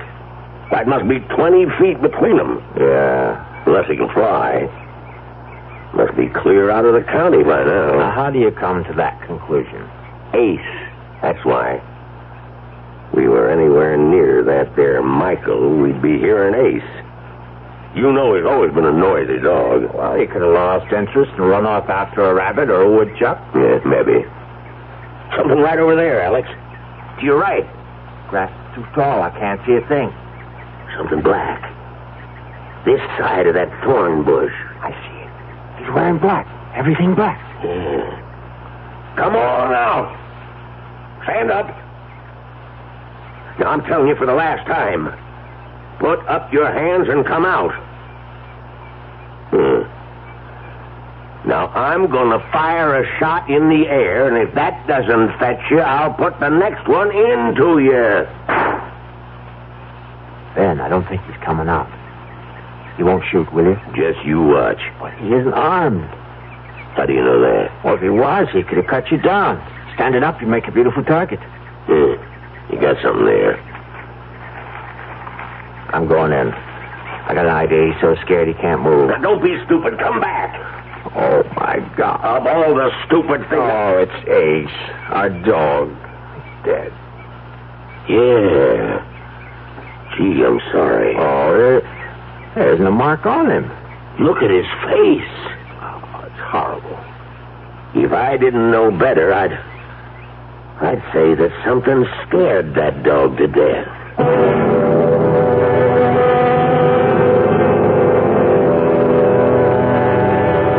There is no medicine for fear. The icy chill that reaches out with frigid fingers to clutch the heart. The shadow of the inexplicable Mr. Michael hovers close by, and the lives of at least 2 people will be irreparably altered. We'll find out how when I return shortly with Act 3. Who knows how to help you solve your shopping problems? The Better Business Bureau knows. I swear I never saw so many mattresses in one store in my life. I just don't know what to look for. I'm so confused. I'm here to take care of your confusion, madam. You know, you could start by reading the labels on the mattresses. Oh, sir, who are you? I'm the man from the Better Business Bureau. You know, by law, every mattress must carry a label listing the materials used in the mattress. And don't forget, madam, that there's a new law that all mattresses must now be flame-resistant. Oh, thank you, sir. And be sure to read the guarantee and find out what it covers and for how long. Just another consumer tip from your Better Business Bureau. Yes, who is it? Hi, I'm your new neighbor, Steve Williams, in 107. Oh, how nice to meet you. Well, come on in. It's a pleasure. Thank you. I see you've got a measuring cup. And now let me guess. You ran out of sugar. You're a bachelor. Oh, yeah. As a matter of fact, I was wondering if I could borrow some prunes. Prunes? Prunes? I know. I'm sorry. Did I tell a joke? Yeah, I thought a couple. There are still a lot of people who laugh at prunes. But now, quite a few are finding out how good they really are. Because pound for pound, prunes have 8 times the vitamin A of the leading fresh fruit. And more iron, niacin, and vitamin B2 than the 5 leading fresh fruits. They're also a great natural source of quick energy. He wants to borrow. Well, thanks. Anyway, maybe I'll try 105. Yeah. California prunes. The funny fruit that does so much for you.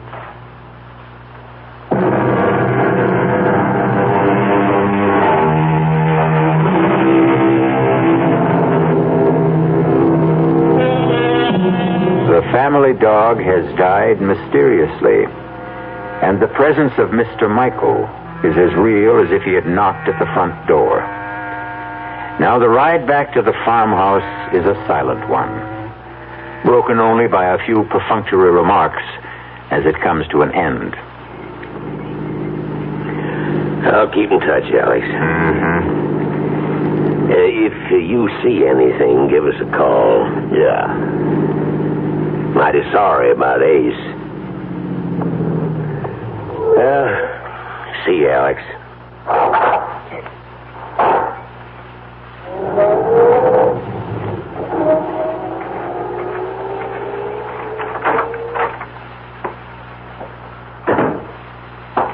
You okay? Okay. Is that Ben in the police car? Yeah, it's Ben. Oh, you should have invited him in. I guess so. I just didn't think. Judy. Did he get away? The man who... Oh, Ben thinks he's out of the county. Oh, I hope so. Judy, we were following Ace. Alex, And look at it. It's a miracle you were talking I about. met Ben and we were over in the Call the North doctor. Field. He'll drop everything and come out when you tell him.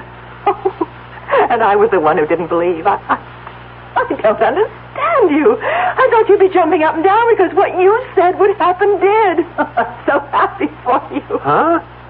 Don't you hear me? Alex, look at your arm, your left arm. My God in heaven. I didn't believe it. Oh, what an idiot I was. Talcum powder. You want to know the truth? I thought you slept. Absolutely over the deep end. Telling me to shake powder on it. I'm moving it. See, like it was before the accident. Like a young arm. It's brand new. Yahoo! No more pain. No more stitches. No more pain. He couldn't believe it. He won't believe it. Oh, Doc Stevenson, boo, boo on all doctors. Hey, what do they know anyway? You'll never have full use of that arm. However, if you followed my advice, you'll think I borrowed another arm. Look, not a single scar. It looks like the skin was never even scratched. Oh, it's so wonderful. Oh, and I love you. You won't be angry with me. Oh, how could I be? And why should I be? The doctor's bag, the one Ace found? Yeah, the bag. Where is it? I have it. Well, get it. Now that we have proof. Judy, you're going to be as good as new. The proper pill and no more heart condition. Hear that, world? Listen, oh gracious universe. Well, it's on the desk. Well, what are we waiting for? Alex. Look, if it works like the powder, we'll stand them all on their collective ears. Judy, the bag is locked again. I was so full of doubt. When you left, I looked at the bag and... Oh, Alex, to me it was the embodiment of everything evil. And I wanted to destroy it, so I picked it up and somehow I pushed the flap down. Well, now I can't tell where one part fits into another. See, I can't find a seam anywhere. I think it was just about here. Try there. No, that's no use. I'll drop it on the floor, maybe like last time. Still in one piece. I'll try again. No use. Oh, forgive me. Right now, we got to figure out a way to get the bag open so we can get you a heart pill. Alex, you have an electric drill.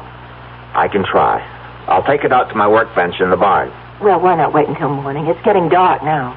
No time like the present. Now give me a shout when dinner's ready. If I'm lucky, I may be back before then. I'll get this thing open if I have to use dynamite. Oh, here goes.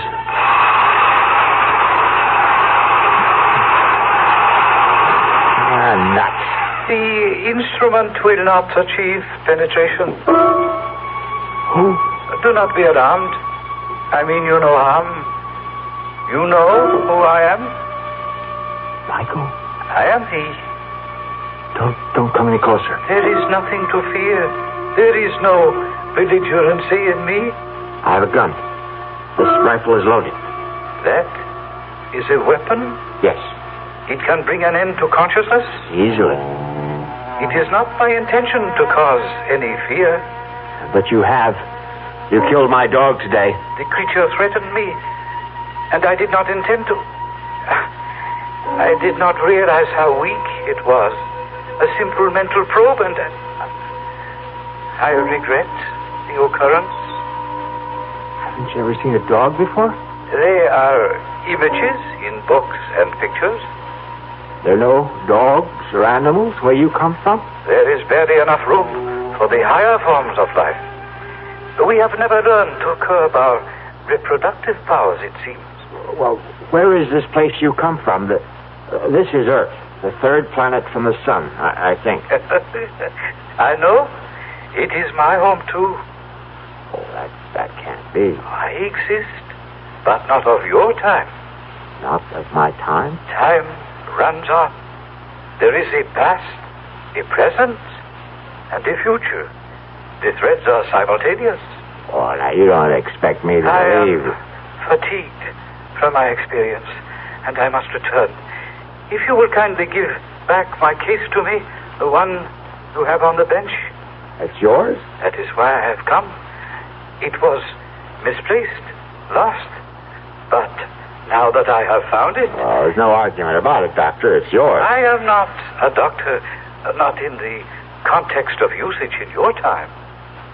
Well, who cares? Listen, the case was opened up. I don't know how. The mechanism is faulty. I must exchange it.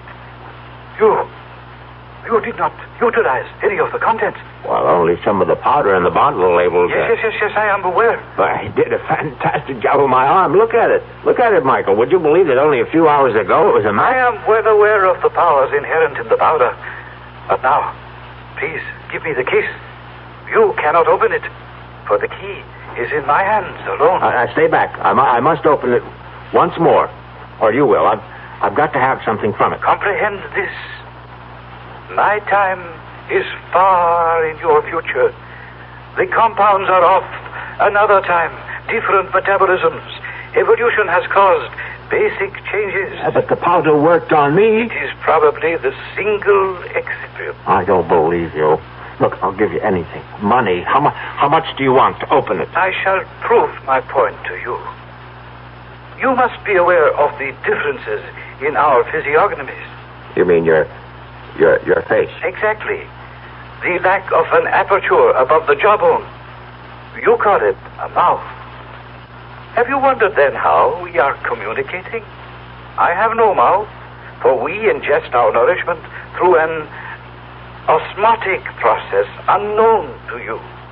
And if I have no mouth, then how do we communicate?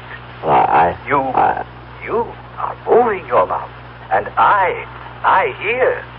I, on the other hand, send my thoughts to you through my mind. You see this is so? Yes. Think of it in this manner. I am you in a distant time. You should be able to comprehend then that medicinal compounds of my time may not be of benefit in yours. The differences in us are too great. But my arm. You were lucky to have chosen that particular container. My wife will die unless she has a pill. Just one pill. I have explained why you cannot have a pill. Open that bag or I'll kill you. I mean it. My demise will not help you. Comprehend. An unusual accident took place. A time warp misfunctioned, and I found myself in your time. The accident must have disturbed my balance, and I wandered from this place, leaving my case behind. We have communicated sufficiently. I feel joyous that your infirmity responded to the powder, but I cannot allow you to maintain possession of the case any longer. Stop. I took a vow to protect it with my life. I must fulfill that vow. Give it to me. That holds you for a while. You don't realize it, but you told me how to open this. You said the key is in your hand. It'll open to your handprints. Now your right hand on the bag. Oh, nothing. Well, maybe both at once. There. I'll try one on each side. Yes, I've got it. Judy, it's open.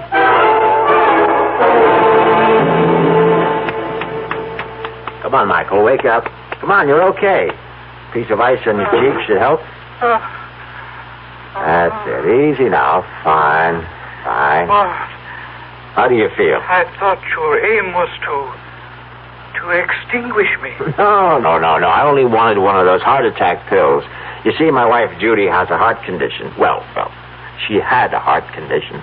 Thanks to you, we don't have to worry about that anymore. This other person, your wife, she ingested the dosage. Just like a flash. After she saw what happened to my arm, she had no hesitation. If I could only have just one of each of those different pills, I wouldn't have had... I have communicated to you that I am not a physician, yet you have refused to accept the truth. You insist I am practiced in medicine because I possess a case apparently similar to physicians of this time era. Well, you can't blame me for thinking that. You will not communicate. You will listen. You poor man. Poor individual. Let me inform you of my profession. I am proudly the highest ranking exterminator. Exterminator? Precisely. I communicated earlier that in my era there is barely enough room for all who inhabit the planet. Therefore, exterminators trained to eliminate painlessly and quickly. Oh, no. The pills, as you refer to the compounds, are each a dose of death. The case is full of death. The tools of my trade. Oh, no. All except the container of first aid powder which I keep for my personal needs. Fortunately for you are now thoroughly healed armed. But the rest... Oh, but the labels, the tuberculosis, the heart attack, cancer... The compounds act within a matter of minutes. Bringing death, of course. Instead of resorting to the crude murders of earlier, more primitive eras, it is more comforting for the family to report that one of its members has died of cancer, heart disease, or any one of a dozen other diseases. Murder. Elimination. Murder. My case. Please. You must have an antidote. If you make a mistake, there must be some way you... are not committed. I am sorry for your bereavement. I shall depart. Be assured, there was no pain. No.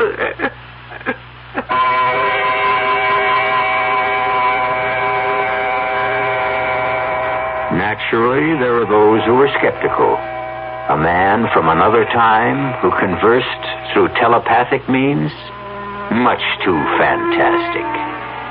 Alex Harper would look with infinitely sad eyes and agree that it was too much to expect anyone to believe his story. Except for one thing. And he would bare his left arm. Explain this, he would say. And if you can, I will agree that I dreamed the entire nightmare. I'll be back shortly. Hi, I'm Hal Linden. There's a lot of talk these days about America's energy crisis. Talk about doing without heat, about doing without our cars, about what's going to happen if we run out of fuel. Well, we may not have to run out of fuel if we all work together to conserve the fuel we have. That means turning your thermostats down to 68 degrees during the day and turning them down to 60 at night. It means turning off lights, TV sets, and electrical appliances the minute we're finished with them. It means driving no faster than 50, starting or joining carpools, avoiding the kind of stop-and-go motoring that eats up gas by the gallon. In short, it means saving every ounce of energy we can, every chance we get. So please, do your part to make the fuel supply stretch a little further. For your own sake, don't be selfish. Don't be foolish. Don't be fuelish. This message from the Federal Energy Office and the Advertising Council.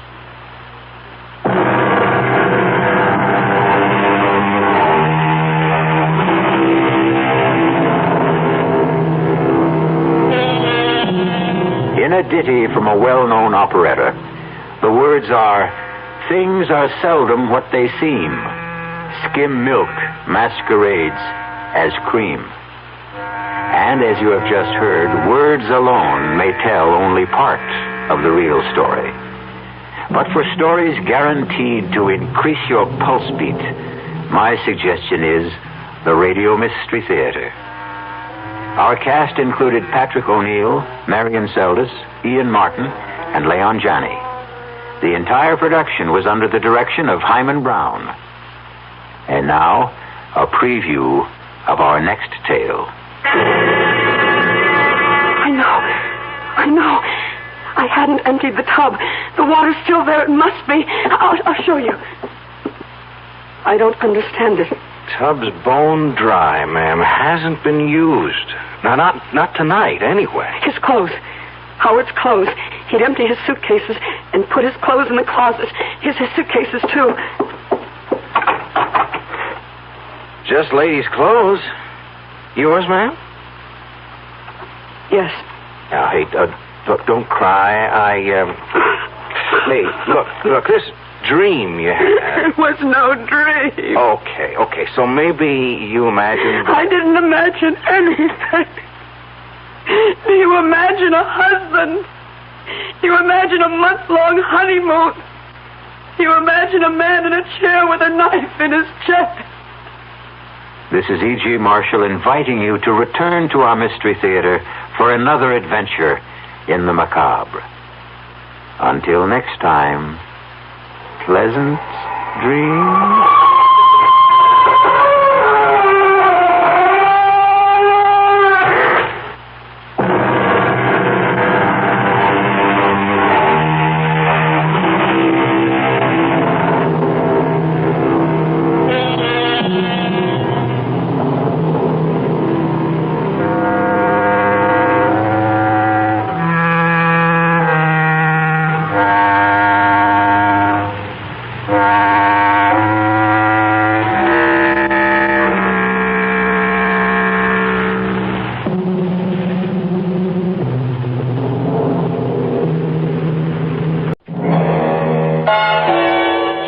Presents The Philip Morris Playhouse, produced, edited, and directed by William Spear. Tonight's star, Vincent Price.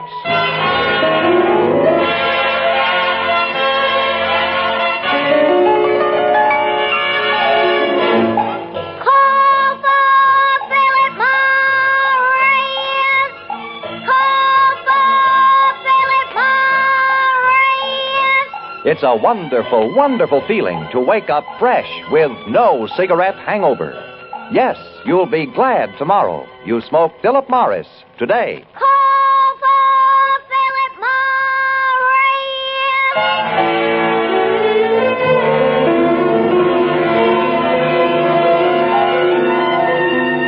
And now, with Vincent Price as star, we bring you Leona'S Room.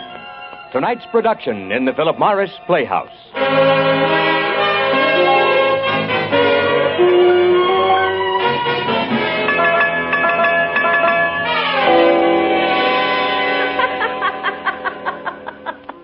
Leona was laughing.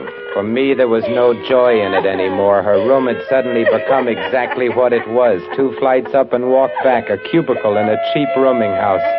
4 sides of naked plaster with a single electric light bulb strung from the ceiling and the frayed rug.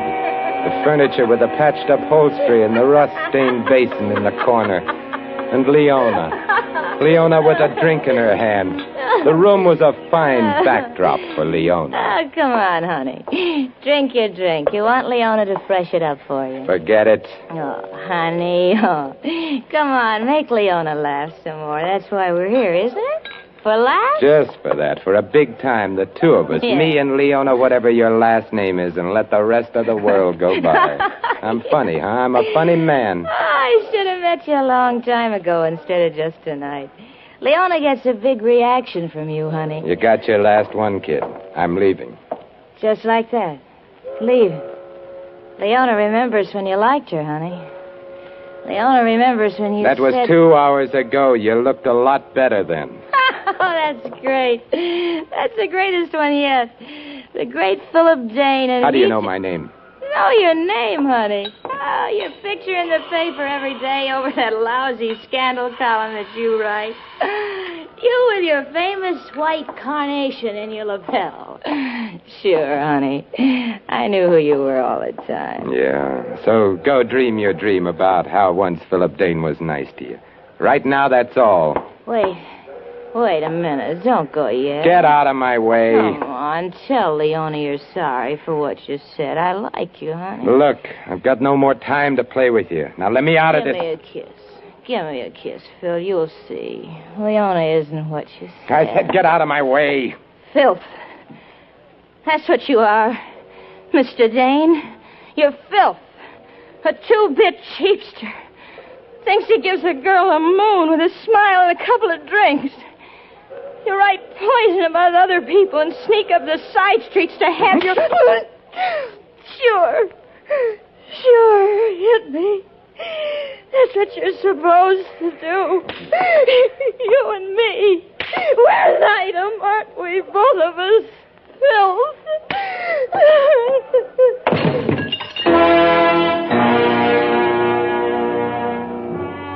second, I stared where she had fallen. Motionless, her face all at once like scraped bone.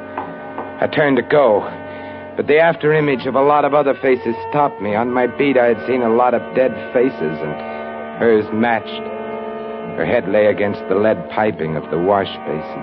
I watched a small red pearl squeeze through her lips, and then it died, too. Fingerprints! I had touched two things in that room, Leona and the highball glass. I smashed it on the floor and ground it with my heel. Now there was no possible connection between Leona and me. I had met her alone, only 2 hours ago. Sometime soon, the police would look at her and write out a tag that said, dead on arrival. Maybe they would even find out what Leona's last name was.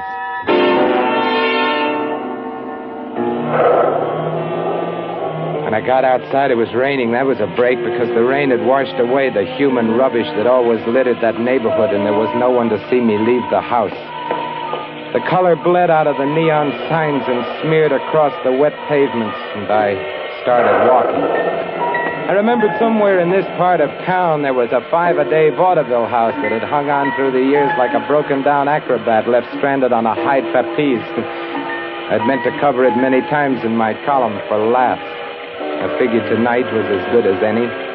The Gaiety, it looked real happy. I bought a ticket, went inside, and found a seat. I looked around at the audience, what there was of it. Farmers and juvenile delinquents was what I'd call them in the column.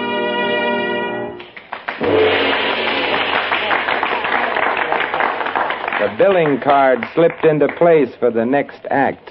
Malbrino and Maya, it said. The curtain went up. Malbrino stood with his back to the audience, his arms reaching out for Maya. I bent forward. She was something. Her eyes were enormous and gray and deep enough to drown. There are those among you who will disbelieve what you are about to witness. I say to you only, wait. I will descend among you and walk down the aisle. And here I choose a gentleman and ask him for some small object whose description is known only to himself. Do you have such an object, sir? Yeah, I got a good one. Here. Thanks. They'll never guess Maya! I listen, Malbrino. What is it that I hold in my hand? It is something that has come from far away. It is an envelope postmarked Paris, France. Correct! An envelope postmarked Paris, France. Maya! Yes, Malbrino. Thank you, madame. Reach into the spaces beyond space and tell me, what is this precious thing I hold in my hand? It is a locket. And inside there is a strand of golden hair. A child. Yes, it's my little boy. Isn't that wonderful? And this that this gentleman has given to me. Malbrino. Do not lose your concentration, Maya. Identify this object. Malbrino. You must. There is darkness here. Only darkness. He stands in the way. Maya! There is a murderer here. Huh? A murderer!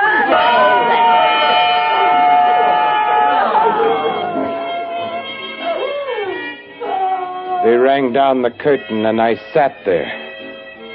I glanced around at my fellow spectators. Some of the audience was laughing. Obviously, these were people who had written the thing off as a dramatic trick. But others were obviously affected by it. And you'll laugh. You'll say this was naive, superstitious, ridiculous, but I had to find out. I had to make sure. I waited until the house began to give attention to a song and dance act. There was a door to the left of the orchestra pit that led backstage. I slipped out of my seat and headed for it, as if it were my business. I walked down a corridor. There were cells on each side tagged with the performers' names. Maya's door had a star on it. The star was gilt, and it was peeling. A moment. Yes? She was taller than I had thought, and slender. Her face was delicate with an almost wistful expression. But it was her eyes, gray and soft, as if the color had been strained through gauze. Yes? What is it? I came back to congratulate you on your performance, Maya. That's quite an act, big time. Thank you. But it is not an act. No? You're good, Maya. Very good. Why haven't I seen this act that isn't an act before? Malbrino and Maya are from Europe. It is the first time we have been in this country. How long have you been here? Tonight was our first performance. It did not end as we had planned. It couldn't have looked more rehearsed. Believe what you like. Now, please excuse me. I am quite exhausted. Don't run out on me. It makes me write bad notices. Write what you like. It cannot concern Maya. Why did you say there was a murderer in the theater? I do not know why I say things. My lips speak the words that truth shapes for them. There was a murderer. I felt his presence. Do you still feel it? Yes. My taxi cab is waiting to take us to the hotel. This is a newspaper man, Malbrino. Oh, it's always a delight to meet a fellow professional. Wait for me in the taxi, Maya. I'll be only a moment. You saw the extraordinary performance, Mr. Dane, Philip Dane. Ah, Philip Dane. Yeah. Your column is known even in Europe. I'm overcome, Mr. Dane. It's an honor that you should be a convert of Maya's miraculous powers. Now, Malbrino, we don't have to kid each other, do we? We fellow professionals? No, but others are perhaps not so perceptive as you. It is amusing to kid them. Also, one lives in this way. Then that murderer bit was phony. Let us say, an act such as ours needs one piece of sensationalism to shock a new audience. I think we have it. Do you agree? You bought yourself a paragraph, Malbrino. I like your style. I'm delighted and grateful. Tell Maya something for Yes, me. Mr. Dane. Tell her her eyes are the most beautiful eyes I have ever seen. She would be pleased, for she is blind. I dropped in to catch Gypsy Rose Lee's late show at the Martinique. On the way back to my apartment, I picked up the early edition of the news. There was a 5-line story spliced between the financial column and quarter rivals. The police had answered a call from a nervous landlady. Leona Michaels was dead. Her body had been turned over to the coroner, that was all. That was all there was ever going to be. I took a pill and got to sleep. Woke a couple of times hearing noises. Towards morning, I had a nightmare. I was standing in a big stone yard, and I was watching some men, some blind men, building a scaffold. They were hammering. And then I was awake. I jumped out of bed. Then I saw what the hammering had been. Nailed to my door, a shroud for a dead man, nailed to my door. With a funeral wreath of white carnations, and pinned to one corner of the wreath a small white envelope. I pulled it down and opened it. I read the black-rimmed card inside. In memory of Philip Dane, it said, "Thou art cursed because thou hast killed."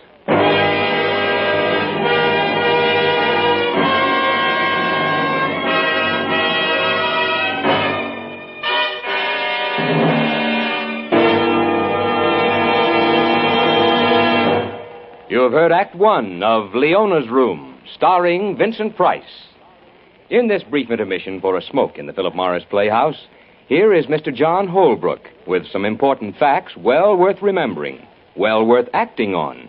Over 2 million more smokers have switched to Philip Morris. Yes, over 2 million more smokers are now enjoying in Philip Morris a milder smoke, a cleaner, fresher smoke than they've ever known before. If you're tired of cigarette hangover, that stale, musty, smoked-out taste in your mouth, join the millions and switch to Philip Morris. If you're tired of cigarette hangover, that tight, dry feeling in your throat, join the millions and switch to Philip Morris.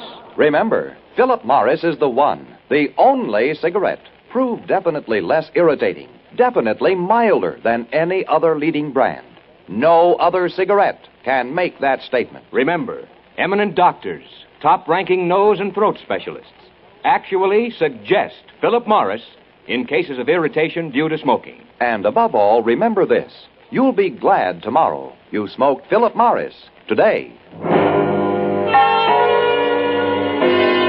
Now, Vincent Price in Act Two of Leona'S Room, tonight's production in the Philip Morris Playhouse.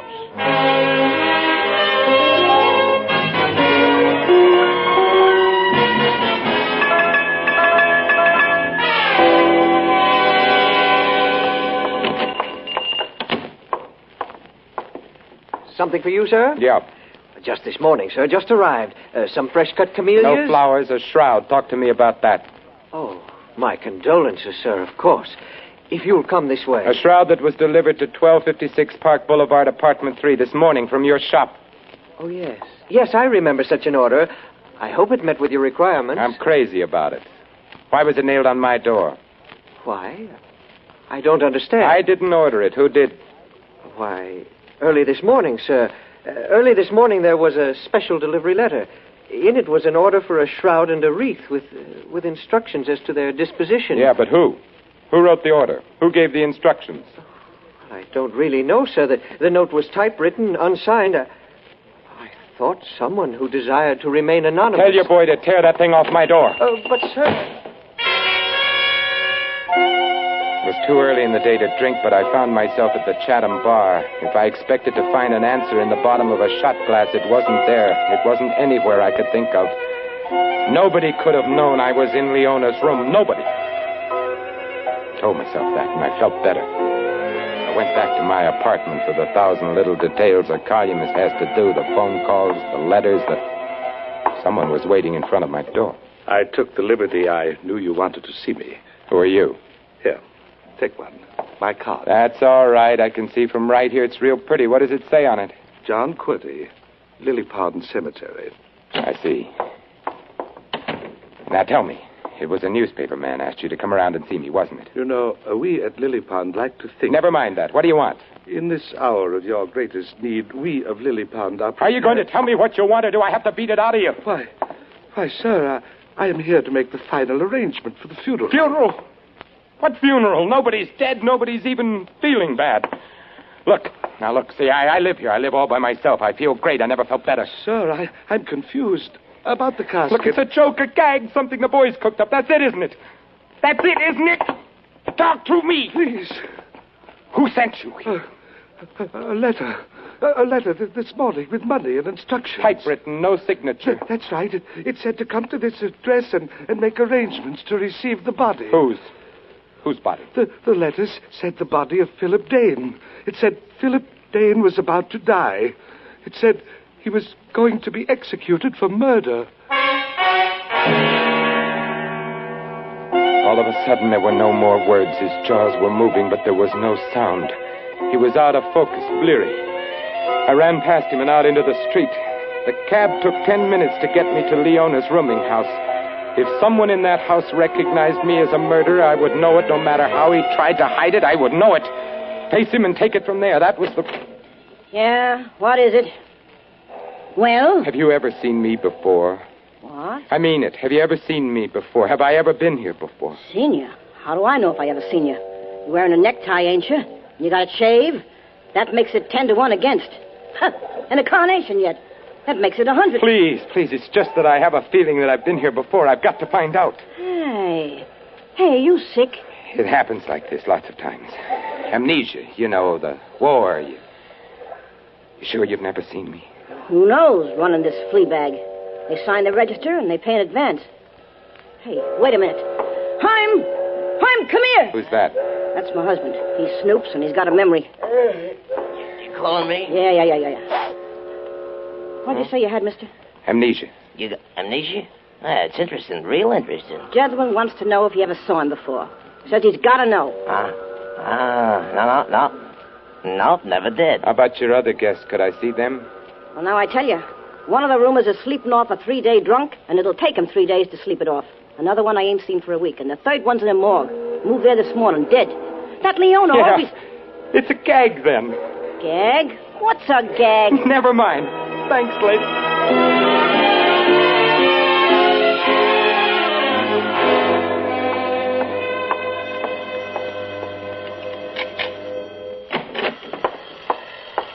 All right. Yeah? Hello, Mr. Dane. Mr. Philip Dane? Yeah. Marbrino speaking. Malbrino? Yes. Will you do me the honor to meet me at 11:30 tonight in the park? The reservoir will be charming. Charm me over the phone, Malbrino. I don't like the cold night air. It can be so helpful. Bring money with you. Say $5,000 for this first time. And come alone. Have you gone crazy, Malbrino? A murderer does not question another's sanity. To him, all other beings are insane. Is it not so? How would I know about murderers? Ask Leona Michaels. Leona? How did you find out about her? You told me when you were so curious about a murder after the performance. You told me when you permitted the grisly humors of the shroud and casket to force you to revisit the scene of death. You've been following me. Of course. Each of your flights of terror became more promising. When you entered the rooming house, I made inquiries. They told me of the lonely girl who had been murdered. That was nice of them. Wasn't it? I can expect you then at 11:30, Mr. Dane. That will give me time to change after my performance. Sure. 11:30. I'll be glad to do you the honor, Malbrino.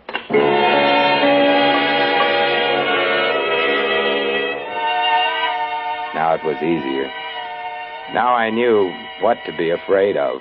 Malbrino, the clever Malbrino, whose wife Maya had pale, lovely blind eyes.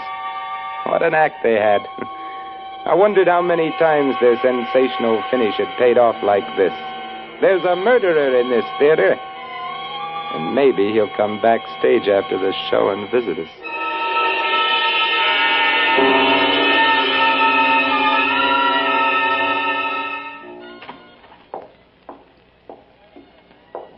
Hey, wait a minute, Mac. Huh? Your ticket. They got a rule here. Everybody shows me a ticket. Oh, the ticket, yeah, here. Uh-huh. That's one aisle over, 10th row. You won't have no trouble finding it. You can hunt deer in here tonight. I sure wasn't kidding. There weren't 30 people in the house at the Gaiety. The opening act was on, a family of Armenian jugglers whirling shiny hoops on every loose piece of anatomy on the stage. Malbrino and Maya were next to closing, so I figured I had about an hour. I waited until the Armenians were balancing everything but the proscenium. And just as they were taking their bows, I used the same orchestra entrance to backstage.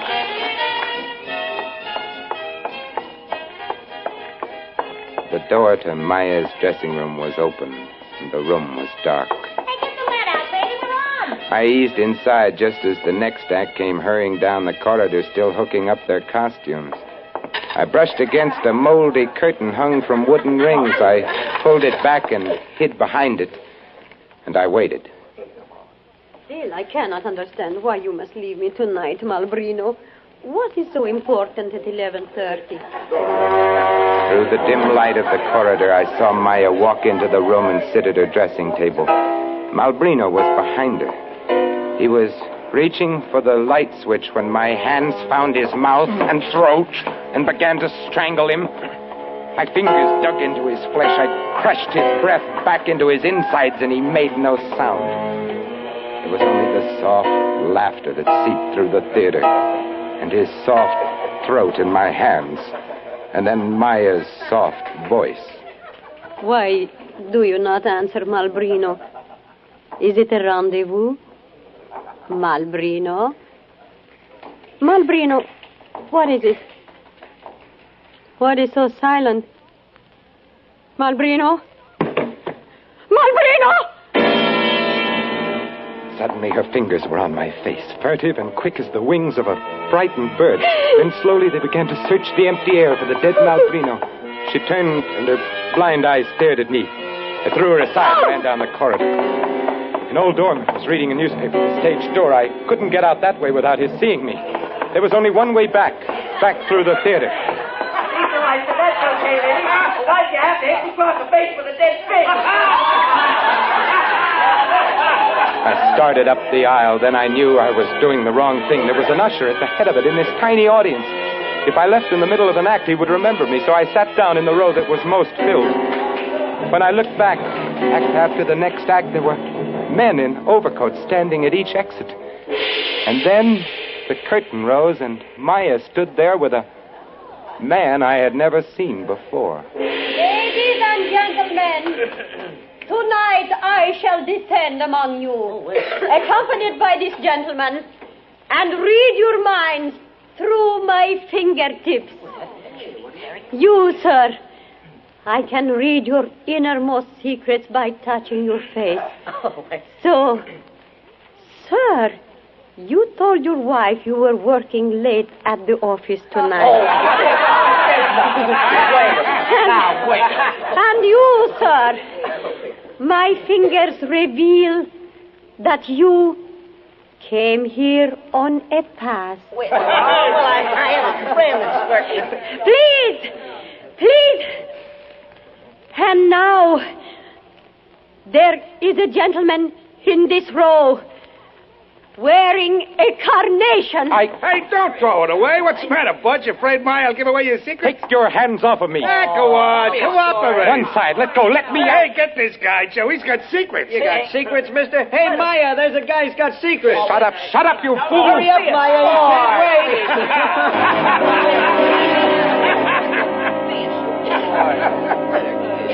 They held me there laughing. The others turned in their seats to stare. The man with Maya took her arm and led her to me. Her fingers reached out, trailed across my face. They were cool and gentle. Almost a kiss. This is the man. This is a murderer.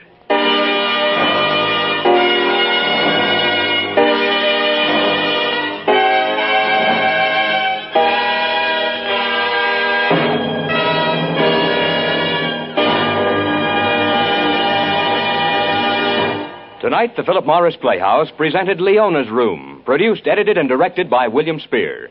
Our star, Vincent Price, will be back in a moment for a curtain call. In the meantime... Watch out for... Cigarette hangover. That stale, musty, smoked-out taste in your mouth. Cigarette hangover. That tight, dry, uncomfortable feeling in your throat. Cigarette hangover. That's what takes the joy out of smoking. And when that happens to you, it's time to switch to Philip Morris.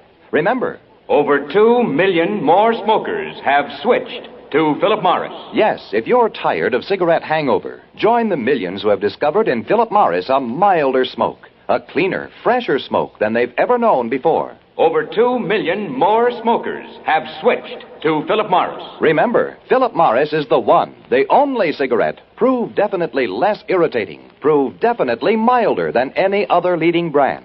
No other cigarette can make that statement. Remember, top-ranking doctors, eminent nose and throat specialists actually suggest Philip Morris in cases of irritation due to smoking. Above all, remember this. You'll be glad tomorrow you smoked Philip Morris today.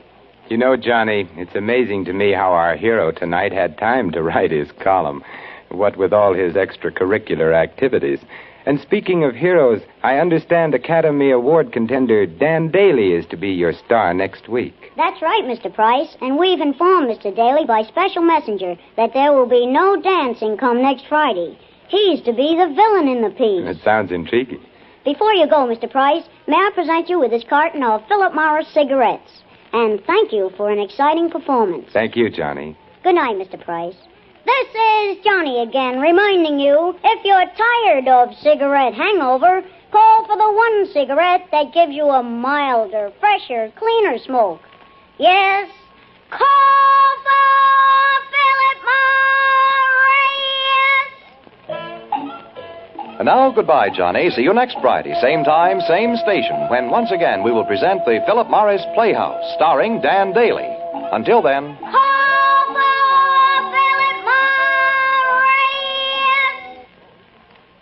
What a smooth smoke. Revelation pipe tobacco. So even burning. Revelation pipe tobacco. 5 great tobaccos blended for smoothness, mildness, and flavor. Cut 5 different ways for even burning pleasure. Revelation pipe tobacco. 15 cents for the pocket pack. Try some. Vincent Price appeared through the courtesy of Universal International Studios, now releasing Family Honeymoon starring Claudette Colbert and Fred McMurray. Tonight's original radio play was by Morton Fine and David Friedkin. Music on the Philip Morris Playhouse is under the direction of Lud Gluskin. All names and characters used on this program are fictitious. Any similarity to persons living or dead is purely coincidental. This is Art Ballinger saying goodnight for Philip Morris. This is CBS, the Columbia Broadcasting System.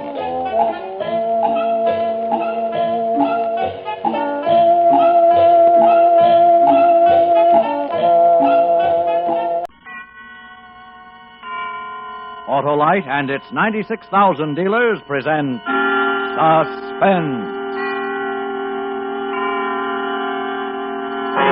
Tonight, Autolite brings you On a Country Road, a suspense play starring Mr. Cary Grant.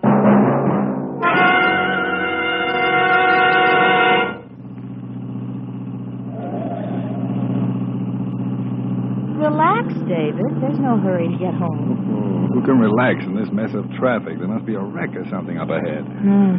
This keeps up, we'll get caught in the rain. Yeah, looks like a big storm building up, too. Hey, remember that shortcut? Which one? Oh, the little tarred road that goes across through Center Marches and comes out on the other highway. One we took last summer? Yeah. I'll turn off there and duck this pile up. I'd like to get as far as possible before that storm hits. Why don't you put out your hand? David, don't get mad. Well, he cut right in front of me trying to turn into that gas station. Maybe he needed gas. Oh. Turn on the radio, huh? Oh, there. This afternoon issued Sounds like warnings news. to all residents of Long Island to be on the Turn it lookout up, for dear. Nellie Goller, a middle-aged woman described as dangerous and insane. She escaped this morning from Rescue Mental Hospital after fatally butchering a doctor, a nurse, and a ward attendant with a meat cleaver. This is the same Nellie Goller who a year ago murdered 3 persons on a Brooklyn street. This station my broadcasts a mother-in-law. full description of our regular newscast, which At least we aren't the follows only just crazy people on Long Island. Why did you change it? I don't want to listen anymore. Let's get home quickly, David. I don't like being out here with that woman running loose. Uh-oh. Here's the storm. Roll up the windows.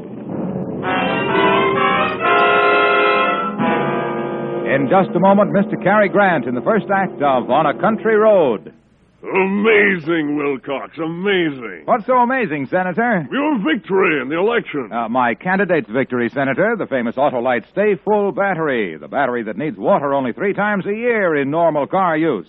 Why, everybody voted for the Autolite Stay Full battery. You had plenty in reserve, Wilcox. Reserve? Why, the Autolite Stay Full battery has over 3 times the liquid reserve of batteries without Stay Full features. Didn't you campaign with fiberglass retaining mats? Sure did, Senator, because every positive plate of the Autolite Stay Full battery is protected with a fiberglass retaining mat to prevent shedding and flaking and keep the power-producing materials in place. Why, your candidate is in for life, Wilcox. Longer life, Senator, because the Autolite Stay Full battery gives 70% longer life as proved by tests conducted according to SAE minimum life cycle standards.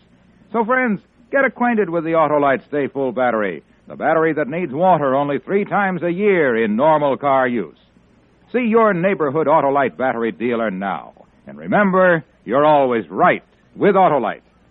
And now, with On a Country Road and the performance of Mr. Cary Grant, Autolite hopes once again to keep you in suspense.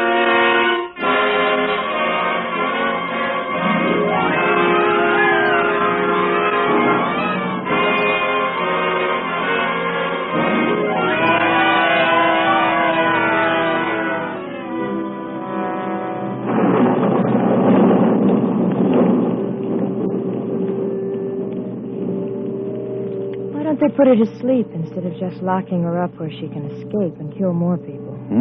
Put who to sleep? That woman they were talking about on the radio. Oh, she can't help what she does. She's sick. What good does that do the people who get chopped up with a meat cleaver? I don't know. The laws were made before the doctors knew very much about the human mind. I still don't know much. Oh, I can see what it is. There's a roadblock up ahead. What's happened? I don't know. Cops all over the road. David, I'll bet they're looking for that crazy woman. Oh, I guess so. Hold it a minute. What's up, officer? Just a checkup, folks. Anything in the back seat? Only the blanket and the lunchbox. We went on a picnic. Yes, ma'am. Seen any hitchhikers? Nope. Just traffic. Okay. Move right along, please. Are you looking for the crazy woman? Moving along. Let's go. He didn't answer. He's busy. What are you doing? Listen. All residents and motorists on Long Island are warned to be on the alert for the escaped insane woman who is somewhere on the island. She is described as tall, broad-shouldered, gray-haired, and rather heavy. She may still be armed with the cleaver. 100 men are searching the area, and they're prepared to shoot on sight. Here's another bulletin on the case which just came in. Just a few minutes ago, the decapitated bodies of an elderly man and woman were found here's by the police shortcut. near Center We haven't Morris. found her yet. This will get us out of that I'll traffic. repeat that. The bodies of an elderly couple have just been found in their car near Center Morridge's on a lonely, tarred road. Police are certain they were killed by Nellie Goller, the insane woman now at large. Residents of the area are warned not to open their doors to strangers. Motorists are cautioned to stay off lonely roads and not to pick up any hitchhikers. All persons are asked to be on the lookout for this woman. Here is her description. They haven't again. caught her She is yet. tall, gray Better turn hair, that off, has broad Dorothy. shoulders I thought and you long wanted to arms. hear it. Oh, that's She's enough of believed it. to be armed with the meat cleaver. This shortcut will save us a lot of time. Turned off the highway. Sure, I told you when I did it. We've come over a mile already. Save us a lot of time. But David, didn't you hear what the radio said about staying off lonely roads? We only have to go across the other highway. It won't take long. You sure? Of course. We go past Center Marches, then take the left road and come out right by the highway bridge. Center Marches is where she just killed those two people. Oh, no. What can happen to us while we're driving? Besides, the whole island is full of men looking for this lunatic. They'll catch us. It's just a storm. Now, come on, quiet down. You're jumping. I guess I'm silly. David, What? the gas gauge says empty. There's still a couple of gallons left when it points to empty. How long has it said empty? Don't know. I'll get gas when we get across to the other highway. David, I'm scared. Relax, honey. Rain and wind always make you nervous as a cat. I wish we'd stayed on the highway. If I'd known you'd act like this, I would have. Well, it's not my fault. It's not mine either. I'm having trouble enough just trying to see through this storm. David, let's not fight. Driving through these burned-out woods in this kind of weather is enough to give anyone the willies. Oh, goodness, it got dark so fast. I can hardly see ahead, even in the headlights. There's something ahead. Don't stop, David. That's only a sign. David, the crazy woman could be around here. I'm not picking up anyone. I just want to know where I am. Well, don't get out of the car. I'm not. Now, calm down. Let's see. Center March is that way. Now, we'll take this road. Center Marches. This must be the road where she killed those people. Dorothy, please. Sorry. Jumpy. Turn on the radio.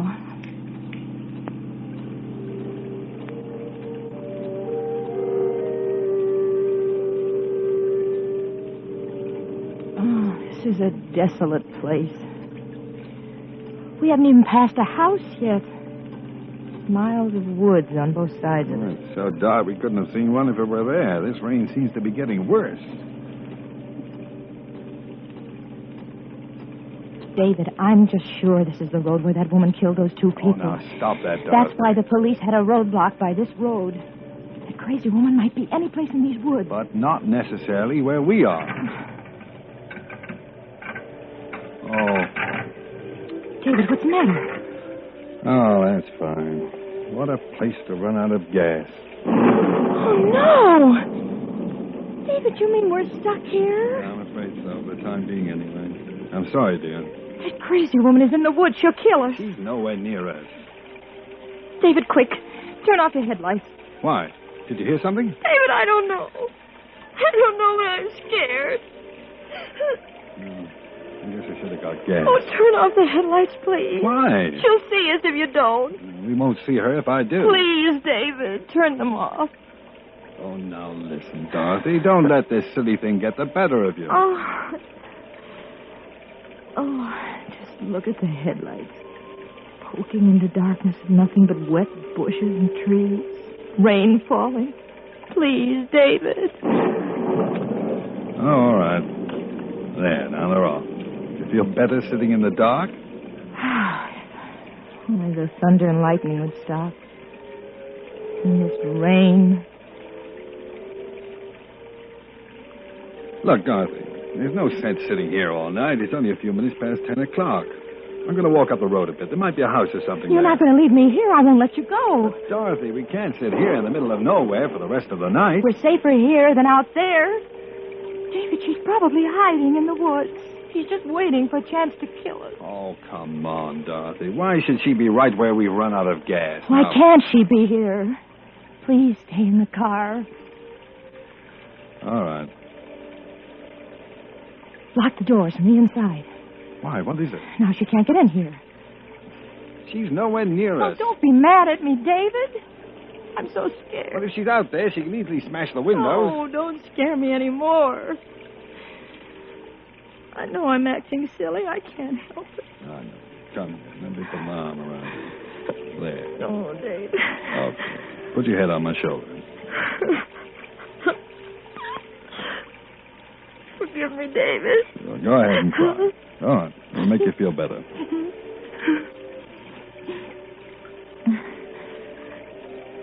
Isn't there some popular music? We're now to search for the escaped insane woman who has killed 5 persons since fleeing from a Long Island mental hospital. Rain and darkness are hampering the search. Over 100 police are combing the wooded area near Center Moriches. It was near there that an elderly couple were butchered on a lonely, tarred road. In making her escape this morning, the mad woman killed a doctor, nurse, and... Let's leave it out for a while, huh?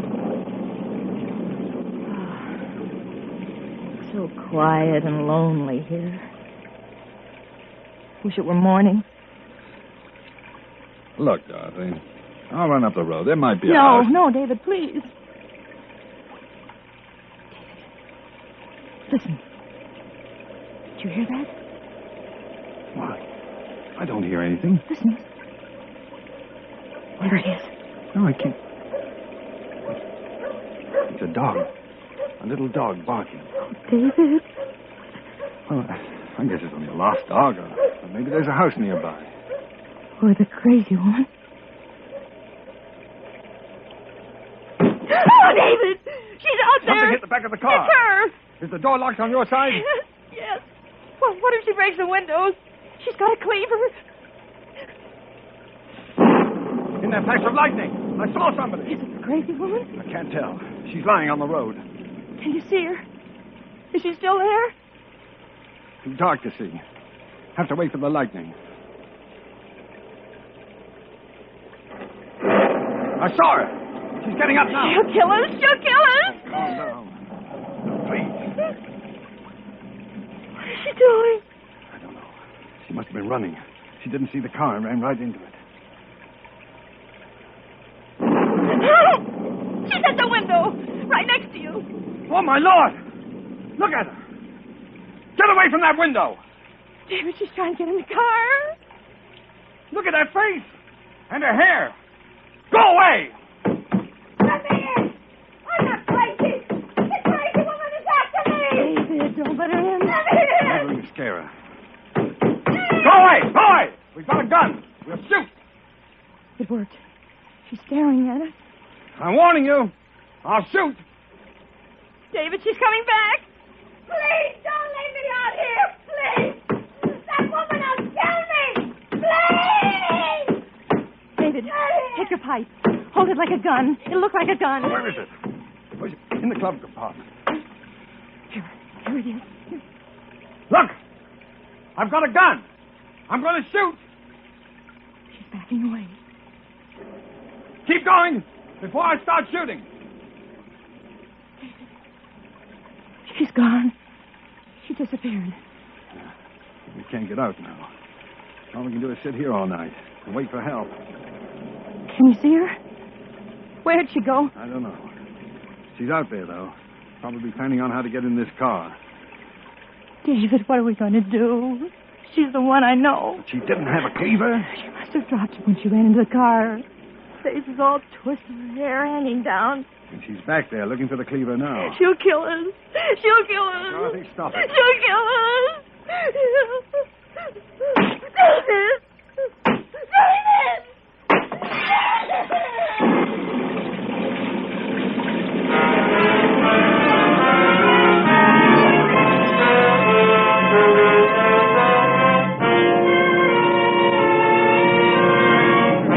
Autolite is bringing you Mr. Cary Grant with Kathy Lewis and Jeanette Nolan in On a Country Road. Tonight's production in radio's outstanding theater of thrills, Suspense.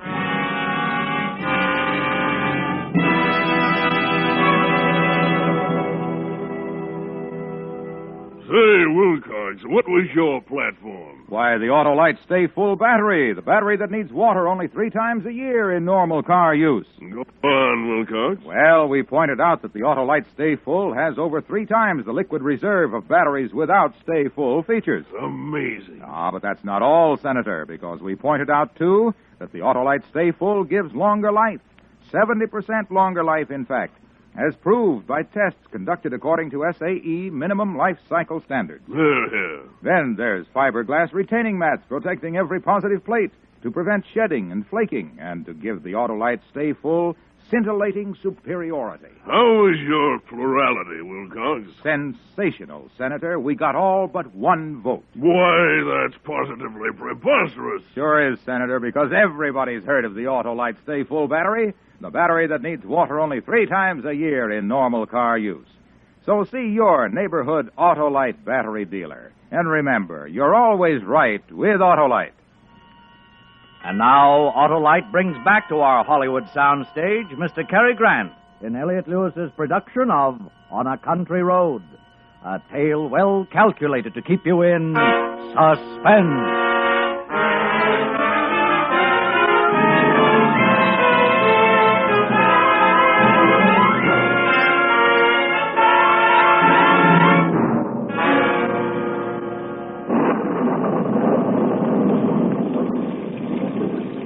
The window.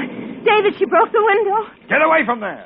Stay out of the car. I'm coming in. I can't stand it. Stay out of the car. I warn you. I've got a gun. You wouldn't shoot me. Go away. You're crazy.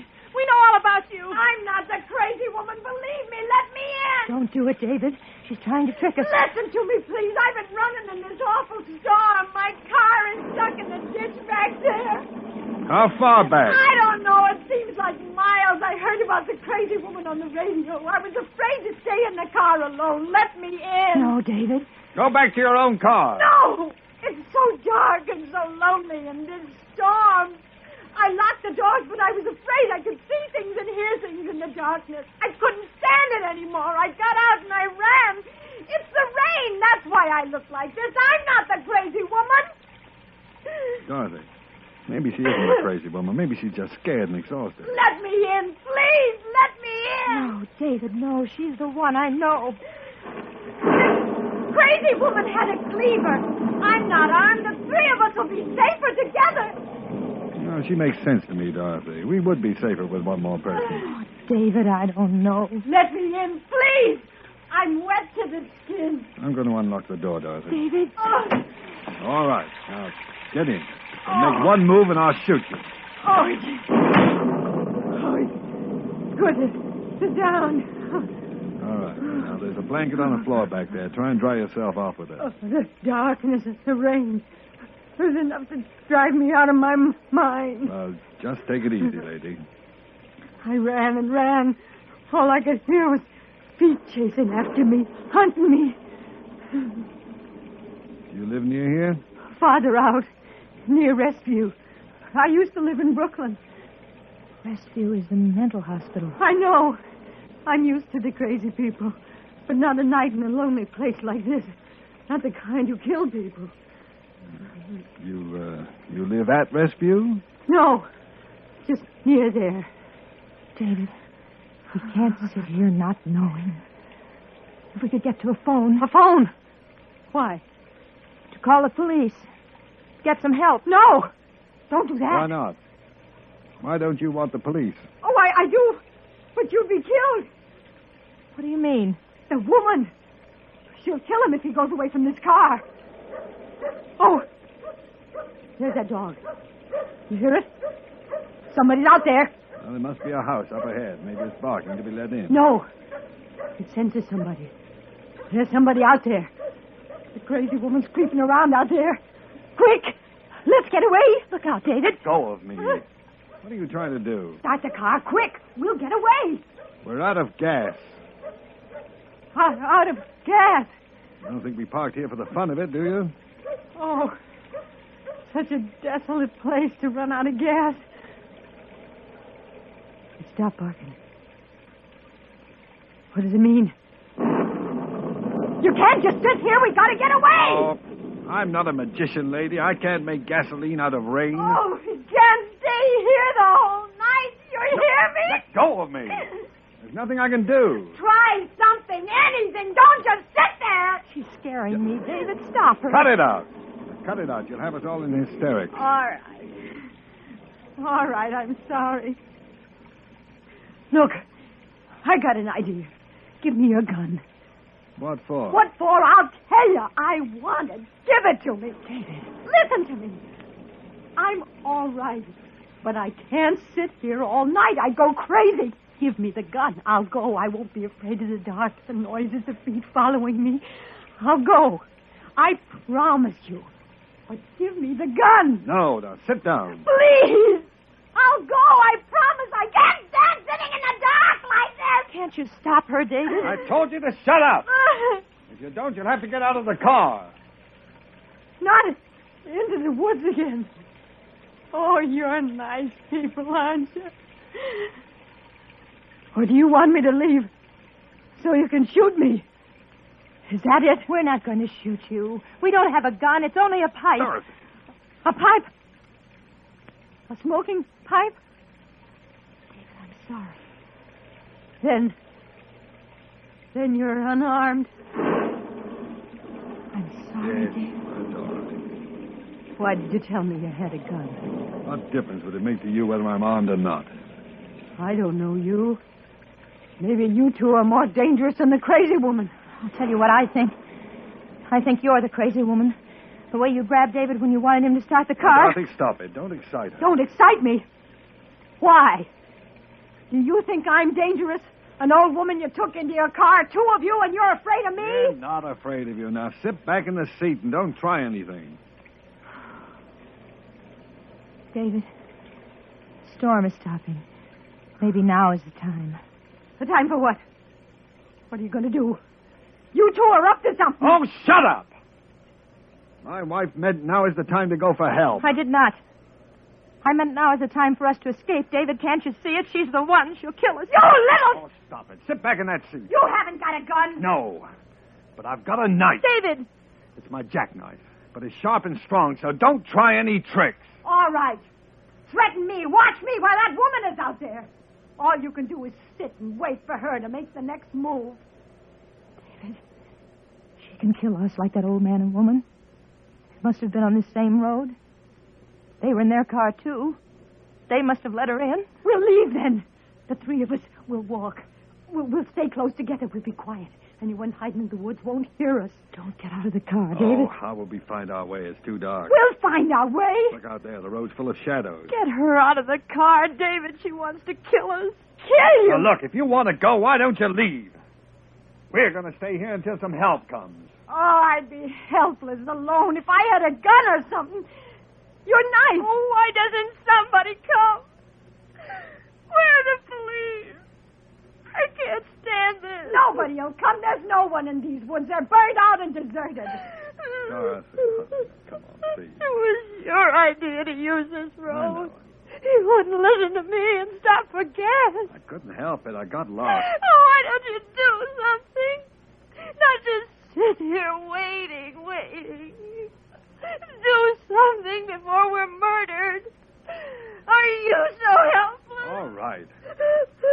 I am going to do something. I'll go for help. That's it. Get help. David, in her hand. I saw it in the moonlight. It glittered. What is it? Your wife is hysterical. She was holding it. A long piece of broken glass, long and pointed. See? She doesn't answer. She's just watching us. What is she waiting for? It's from the broken window. That's where she got it. So what if I have it? I'm not going to sit here defenseless. She's going to attack us. Don't be silly. It was all right for you to have a knife. Why can't I be armed for whatever may come? Give me that broken glass. Give it to you. You think I'm crazy? You couldn't protect us from anything. Oh. David, what are you doing? Why are you climbing over the seat? I warn you. I'm through letting my wife be terrified. Give me that glass. Stay away from me! Once I left the car, you were going to butcher my wife. with that broken glass. No! No! David! David! Give me that glass! You're crazy! Let me alone! Hold her, David. Hold her. Don't let her free. Wrong. Got my arm. You'll kill me! Drop that glass! You both gone crazy! Trying to kill me! Thought you were going to murder us? No, I wasn't. Don't let her get free. I can't hold her. She's strong. If you have a knife, then I'll have glass. David, hold her. Much longer. David, I'm not crazy. Please believe me. You've got my throat. She's choking me. Your knife. David, your knife. David. Oh. David, you killed her. David, you killed her. I couldn't help it. I didn't mean it. Oh, you're covered with blood. She was going to kill us.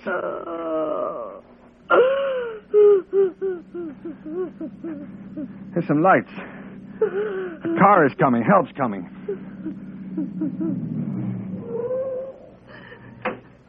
Hey there, you in the car. Why are you parked here? It's the police. At last. We ran out of gas. The crazy woman. What a night to run out of gas. You couldn't have picked a better spot. What with that woman running around loose? Officer, we want to tell you. A farmer up the road called us, said his dog's been barking at something. We caught her. Who'd you catch? The crazy woman. She's in the back seat, dead. What?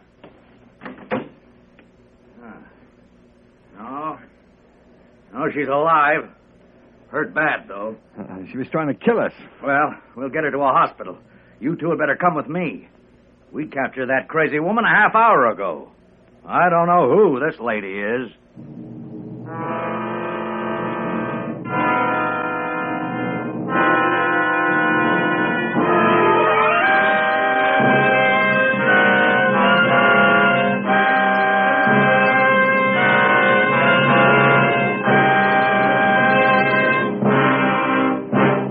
Suspense, presented by Autolite. Tonight's star, Mr. Cary Grant.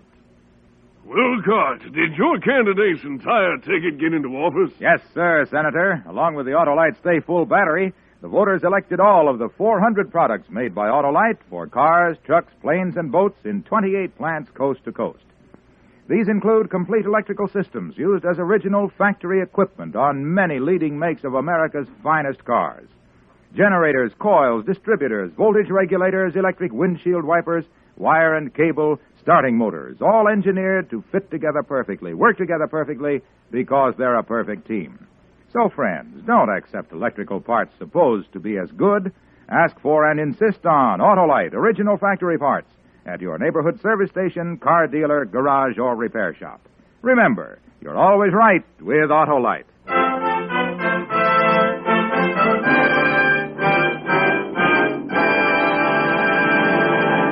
Next week on Suspense for your Thanksgiving holiday listening, Mr. Ozzie Nelson and Miss Harriet Hilliard as stars of Going, Going, Gone. And in the weeks to come, you will hear such famous stars as Van Heflin, Alan Ladd, and Cornell Wilde, all appearing in tales well calculated to keep you in suspense. Suspense is produced and directed by Elliott Lewis, with music composed by Lucien Morawek and conducted by Lud Gluskin. On a Country Road was written for Suspense by Walter Bazar. And remember, next week on Suspense, Ozzie Nelson and Harriet Hilliard in Going, Going, Gone.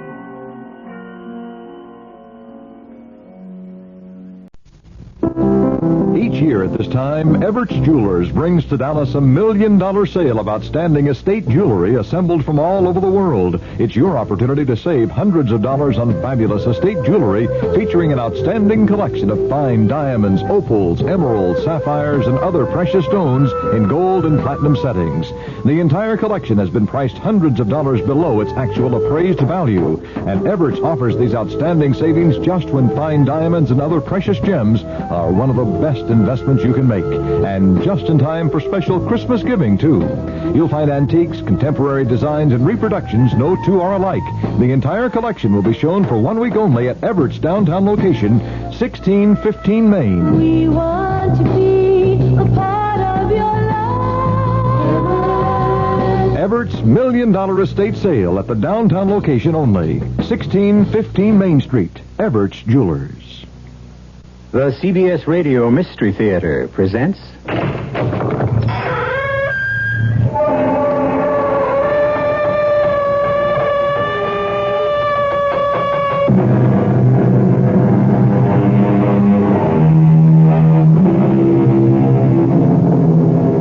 Come in. Welcome. I'm E.G. Marshall. And I'm ready, if you are, for another mysterious voyage through the shadowy mist of imagination. You ask, what is the world? And most people will answer, the earth, the universe.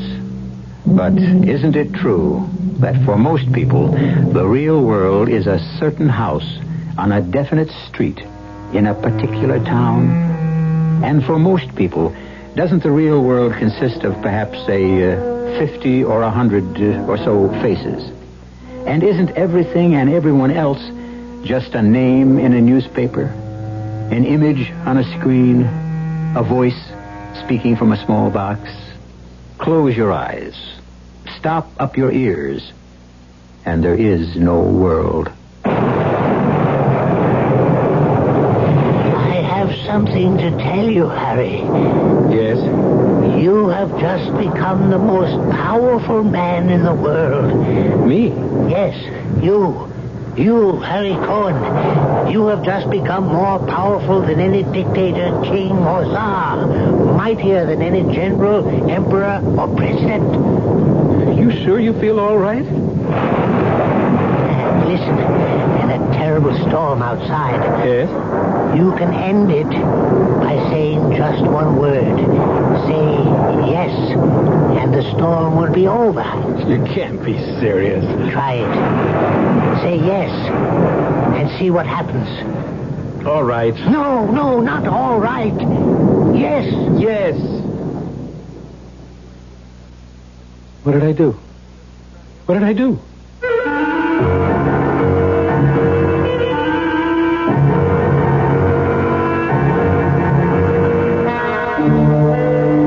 Mystery drama, The 36th Man, was written especially for the Mystery Theater by Sam Dan and stars Ross Martin. It is sponsored in part by Anheuser-Busch Incorporated, Brewers of Budweiser, and Buick Motor Division. I'll be back shortly with Act One. When you buy a mid-sized car, you expect certain things from it. Mainly, a reasonable combination of comfort and economy. Well, friend, Buick has a mid-size to meet your expectations. The 1975 Century Regal. It's a joy to look at, a joy to ride in, and Buick's new V6 engine makes it a joy to drive, especially past gas stations. Buick Century Regal, dedicated to the free spirit in just about everyone. Once upon a time, there came to pass a new law, and great changes came over the people. They were happy and busied themselves at work they enjoyed. They were kind to the earth, and it gave back to them. No one had to lock doors or put fences around their land. Everyone had enough to eat. The sick and the aged were cared for. The people stood proud and tall. In the land of make-believe, there were no poor. The Campaign for Human Development is working to make the same thing happen in our real world. Campaign for Human Development, United States Catholic Conference. Just because you're the handyman around your house doesn't mean you have to do every job by hand. Frank Lieber here for True Value Hardware Stores, who suggest Rockwell Power Tools to make your home repair jobs easier and faster. And if it's important to you, they'll make it just about as satisfying as doing it all by hand. True Value Hardware Stores have a Rockwell 2-speed jigsaw kit for just $18.88. You get the saw plus 10 blades, a ripping guide, and a carrying case. The saw is double insulated for electrical safety, and it has an anti-splinter base insert to prevent chipping when you're cutting. Just $18.88. And True Value Hardware Stores have a Rockwell half-inch double insulated power drill. That extra capacity means you can drill bigger holes through thicker materials. A half-inch wide hole through really thick wood, even through steel. It's just $19.99. Power tools from Rockwell. They're just a few of the values at your nearby participating True Value hardware store.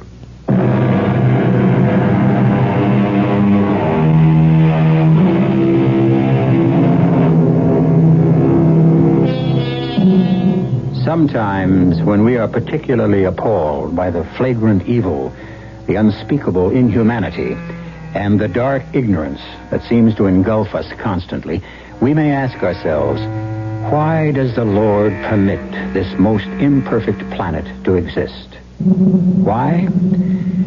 Perhaps the answer is written in the old Hebrew legend, which tells us that there are, in every generation, 36 human beings whose lives are completely without blemish. And it is for their sake that the Lord allows the world to continue. And since the Hebrew letters Lamed and Vav form the symbols for the number 36, these persons are called Lamed Vovniks. And so long as there will always be 36 of these saintly people in each generation, the world shall not be lost. Our tale begins in the opening years of the 1900s, down in the Lower East Side of New York City, in a tiny candy store. Harry! Where are you? Harry? Ruth? I was down in the cellar. Oh, you were down in the cellar. I was putting away the empty bottles. Mm-hmm. And while you're downstairs, anybody could come in and walk away with the whole store. Oh, Ruth, the people in this neighborhood are honest. Is that why we're always short newspapers? Well, maybe when we count them, we don't add right. And the candy bars disappear off the counter by magic, huh? Well, you know, sometimes it could be our mistake. Oh, please, give me a You know, rest. the truth is the eye, the human eye, it very often deceives a person. Sometimes you think you see that's something... enough. Ruth? Are you angry? Who, me? Angry? What would I have to be angry about? I'm just trying to explain Don't. Whatever you say, it'll be wrong. And I'll lose my temper. I don't want to do that. So just keep quiet. I know how much you hate this place, Ruth. If you want, I can stay here by myself. Oh, sure. I don't want you to come in afternoons anymore. After all, why shouldn't you be free? Uh-huh. Thank you. Thank you so much for my wonderful freedom. Mr. Enrico Caruso and Miss Nellie Melba are singing at the Metropolitan Opera. Now I'm free to use our box seat. Oh, Ruth, I wish I could afford something. And afterwards, I'll be free to join Mr. Diamond Jim Brady and Miss Lillian Russell for supper at Rector's. Please, Ruth. Don't just stand there. Bring in the newspapers, will you? Why? Can't you hear why? But the sun was shining so brightly just a minute ago. It's a storm. Hurry before we lose all the papers. Yes, you're right. I'm going. Here, hand them to me. Why such a storm all of a sudden? Shut the door. Oh. Look at these papers. What's the matter? Look at the comic pages. Oh. Half of them torn. Dirty finger marks everywhere. Now, how can we sell? Did you let the kids read the funny papers again? Well... Did you? Oh, but Ruth, most of these children can't afford to buy a newspaper. Who do you think you are? Mr. Andrew Carnegie? Now, how many times do I have to tell you we're not running a free public library? No, Get your head out of the clouds. Ruth, please. Now, you can't give away a whole quart of milk in a 5-cent malt. I know that. So if you know, why do you do it? These children are so poor. Nobody's as poor as we are. Kids shouldn't grow up without a piece of candy now and then, a toy, a funny paper. What? If you could only hear how the kids laugh when they look at the funny pages. Where do you get this from, this sickness? They're so happy you don't even notice how thin, how scrawny they are. Craziness. It doesn't run in your family. Your brothers are sensible. They're rich, important. Ruth, everything will be all right. Pick the lemon. You'll see. Where are you going? In the back. To look through the bills. I don't know why. There's no money to pay them. Yeah. It isn't easy, is it? No. Oh, I'm sorry. I didn't hear anyone come in. Hello, Harry. You say my name as if you know me. I've been looking for you, Harry. Why would anybody be looking for me? After all, who am I? It's been such a long trip, and I'm so tired. Well, here, please, sit down, huh? Can I offer you a little something? Milk or something? Let me look at you, Harry. You're very pale. You're trembling. Mister, are you sick? Let me see if what they said about you is true. There's a doctor just up the block. I think it's true. He doesn't charge much. If you don't have enough money, maybe I can help, all right? I'm very old, Harry. My time is up. Oh, what kind of talk? I'll take you to this doctor. But I can't. I can't leave this world until I find somebody to take my place.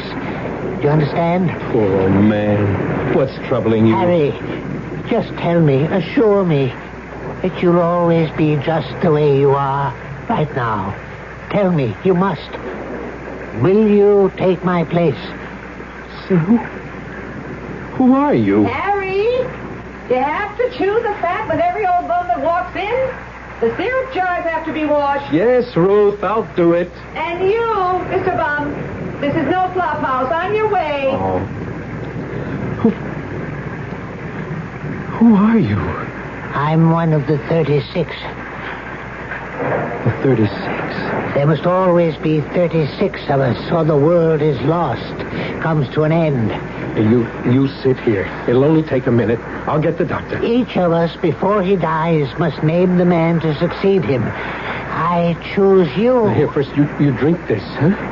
You look very... Do you accept? You must try to be calm. Because I'm dying and I have no successor. The world is ending. Here and now, the world is ending. Oh, no, everything's all right. I tell you, the world is ending. Look outside. Have you ever seen a storm like this? Have you?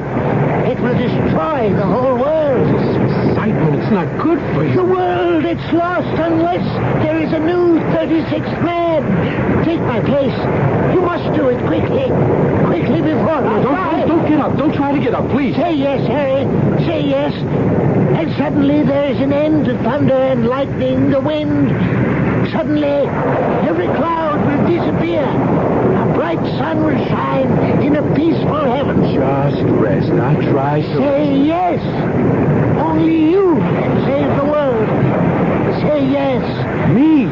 Me save the world? Yes, you. Only you can save the world. Harry, say yes. Harry.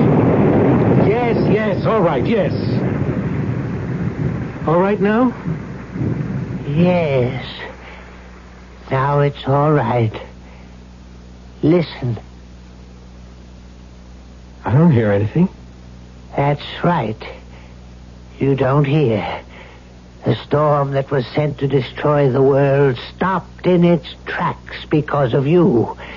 Stopped because you just became the 36th man. Fine. Now, let me take you to the doctor. You must always be 36. And you must never change. Before I die, I have the power to grant my successor one request. Ask for anything. Ask. What? What do you really want in this world? Oh, I would want for people to have enough. No. This must be for yourself. What would you really want? What I'd really want, if it could somehow be arranged, it would be wonderful. If my wife, Ruth... Well, if she just understood me a little better... Is it all right to ask for that? That's all you want? That's really all I want. Then one day she shall. One day, when you least expect it, she will suddenly understand you. Now, goodbye, Harry. I must leave. Oh, but look at you. You can't even walk. One need not be able to walk in order to leave this world. Here, lean on me. Ruth, quick, help me. Ruth. Goodbye. Lamed Vovnik. Goodbye.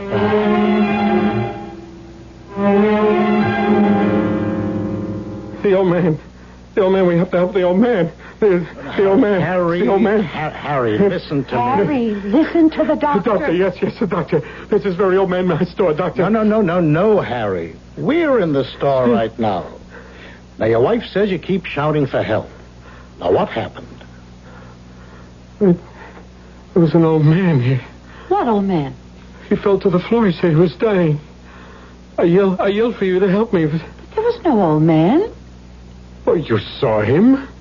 I saw him? Yes, you saw him. You asked him to leave the store. When was this? When? 5-10 minutes ago? Now, you sure you're not imagining all this, Harry? Now, why should I suddenly say... Work's too hard, Doctor. He doesn't get enough sleep. He forgets to eat. You mean that... There was no old man? Where is he? He seemed...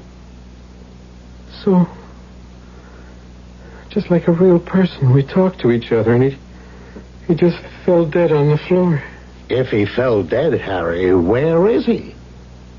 Doctor, did you ever hear of the Lamadvovniks? Yes. The old man said he was a Lamadvovnik. Oh, the old man again. That he had chosen me as his successor. Harry, it was a hallucination. You thought you saw him. Oh, no. I saw him. He was real. To you? He was in that chair. He was real. He was in your mind. There are new things, Harry. An entirely new dimension of the mind is being opened, explored. I wonder what that Dr. Freud would say. Who? There's a Dr. Freud in Vienna. Something new. He's what they call a mind doctor. I wonder what he would say about your old man. What could he say? He's never seen him. I think I'll write to this Dr. Freud. He's involved with everything that happens inside the mind. But the old man wasn't inside my mind. He was inside the store. No, Harry. I know what I saw. What are you arguing with the doctor? You can't even run your own business. You're trying to tell him all about his. Look, all I'm trying to say Never mind what you say. Does the doctor say there was no old man? Yes, but Then there was no old man. And that's the end of it.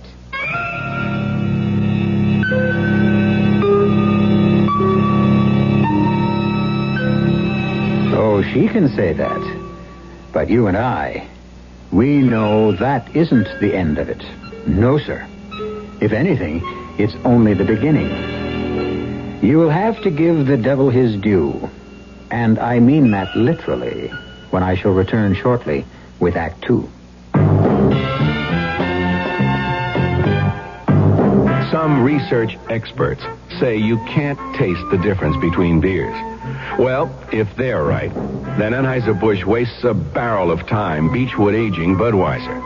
Only they don't think so. Brewing beer right does make a difference. And they're betting a bundle that you can taste the difference in Bud. When it comes to brewing Budweiser, the Anheuser-Busch choice is to go all the way because they still care about quality.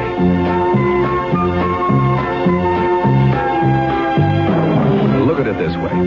If the Bud people have a choice between what some experts say and what beer drinkers say, well, you'd better believe they'll go with you beer drinkers every time.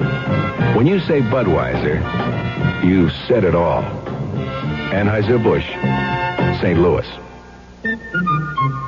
The folks at Richardson Savings have a free gift for you. A gift that, like your savings account, will grow more valuable to you as the years go by. A beautiful 8x10 natural color portrait of you or your family.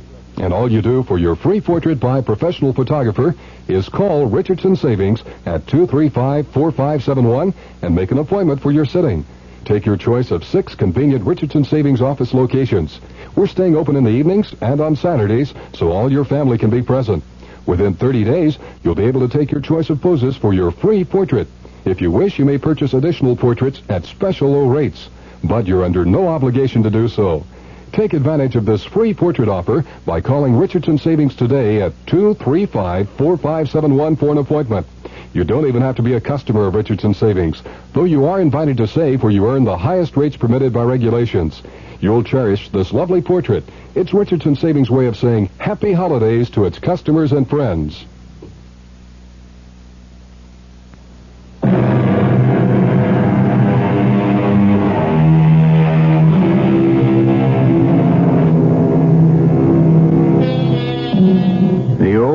Irish legend tells us that the Lord allows this sinful world to exist so long as there are 36 saintly souls in each generation.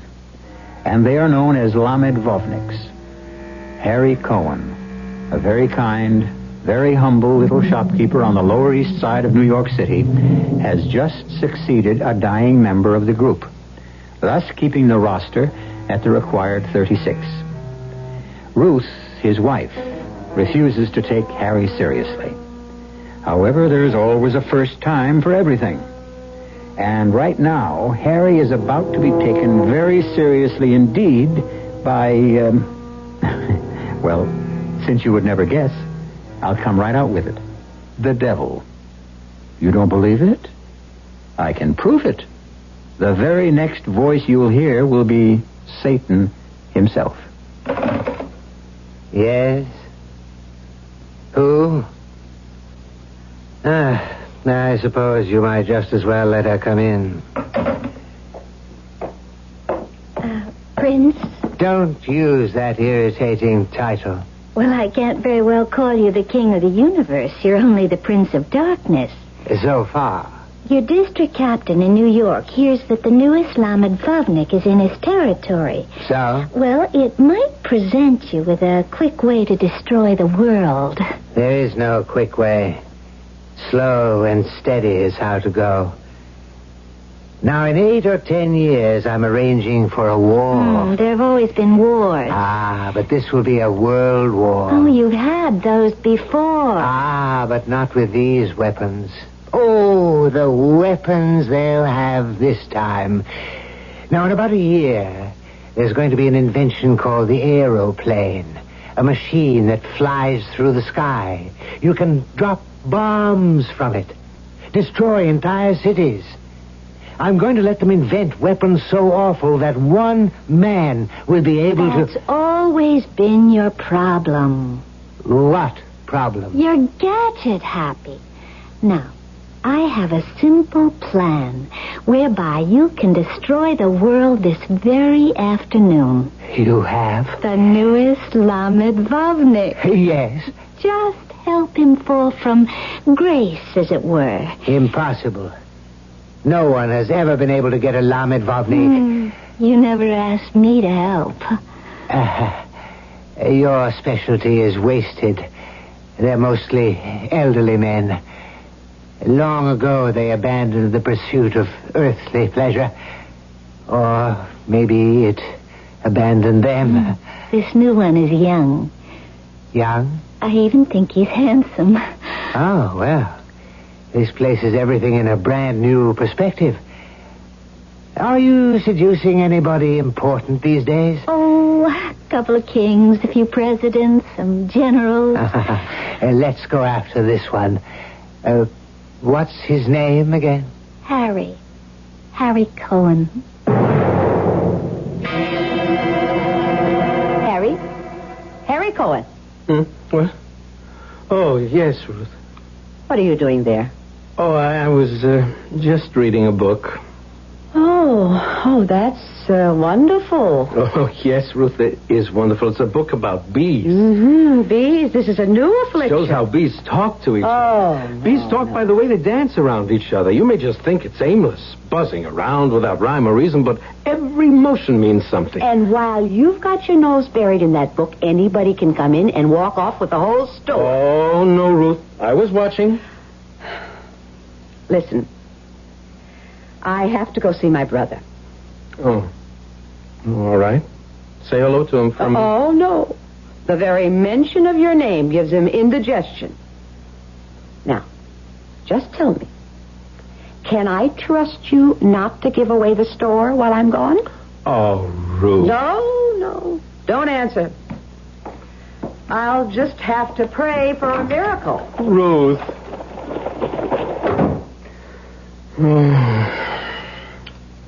I just wish I could make her happy.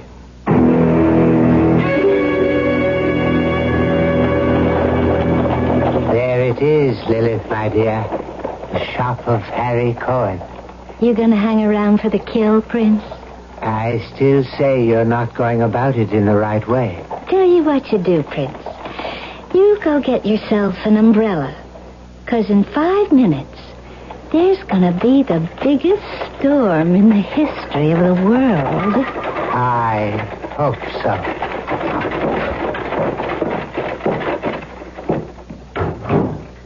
Hello, Harry. Yes, what can I do for you? Did anyone ever tell you how handsome you are? No. Well, you just listen to Mama, Harry, baby. Well, they never told me because it isn't true. I mean, why should people tell me I'm handsome? As my father used to say, his face is not his fortune. You just come here, Harry, honey. Listen, I'm afraid I don't know your name. Lily, honey. Lily. Mm-hmm. I don't have very much money. Money? No. Oh, sweetie, who said anything about money? But maybe I can help you. Help me? Yes. If you need a few dollars so that you can... So that you can... So I can what? So that you can... Quit. Quit? Quit this terrible life you lead. Oh, just wait a minute, Harry. Lily, I don't judge people. After all, which person has the right? All we can do is help one another, right? I mean, say, who do you think you're talking to? I know who I'm talking to. A child of misfortune, a child of sorrow. Oh, now listen, But it's not Harry. your fault. Something tells me it's not your fault. Harry, just... Maybe you didn't have parents. Harry, relax. Maybe there was no one to love you, no one to teach you. Oh, why not enjoy life, Harry? Yes, exactly. Life is so short. What better way to enjoy it than by helping another human being? Harry, we could have such a good time, you and me. Here. A few dollars. It's not much, but it's all I have. You take it. Harry, you're not listening. First, wash all the paint and powder off your face, and then buy yourself some nice clothes and get yourself a job. A job? There's a factory right down the street. They make shirtwaists. Harry, let me explain They something. always need girls. Harry, that's not what I It will had change in your mind. whole life. You'll feel better. No. Here, take the money. Get a new start. No. Are you afraid to break with the past? Foolish girl. The good Lord is so filled with love, with forgiveness. Oh, let me out of here. Let me out of here. Well, I don't see a cloud in the sky. That man isn't human. Ah, but he is. And that's why we will do this my way. Now get rid of those clothes. Get an old black dress. Black? A torn black shawl. Put some white in your hair, some lines in your face. You'll be a poor widow lady. Oh, but I... And make sure that butter doesn't melt in your mouth. Oh, but Prince... And don't call me Prince.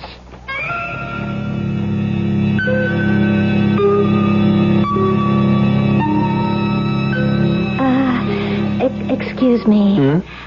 Oh, I'm sorry. I didn't see you. How much for these candies? Those? They're 2 for a penny. Oh, well, I would need 4 because there's Joey and Sarah and Tessie and Benny and, never, thank you. Don't you want the candy? Well, no, because I can only spare 1 penny. You see, otherwise I won't be able to buy milk. You mean you can't spare a penny for candy? Well, not this week. Here. You take this. Oh, no. Now take it. Oh, no. Why not? Well, because it's charity, and Charity, what a beautiful word. It really means love, you know. It's what people should do for each other. Oh, I'm sorry, sir. I have my pride. But you have 4 little children. Shouldn't each of them have a piece of candy? No, not unless I could afford it. Why should they pay for your pride? Huh? Now take it. Come on, just take it. Well... You're new. I haven't seen you before. Well, I just moved across the street, top floor. Oh, what's that book on the counter? It looks familiar. Oh, do you read? Well, no, my husband did, before he died. Aha.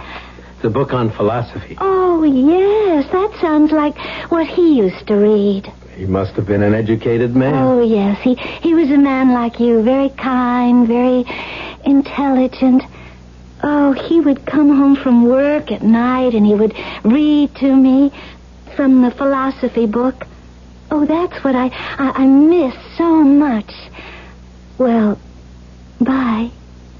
Goodbye.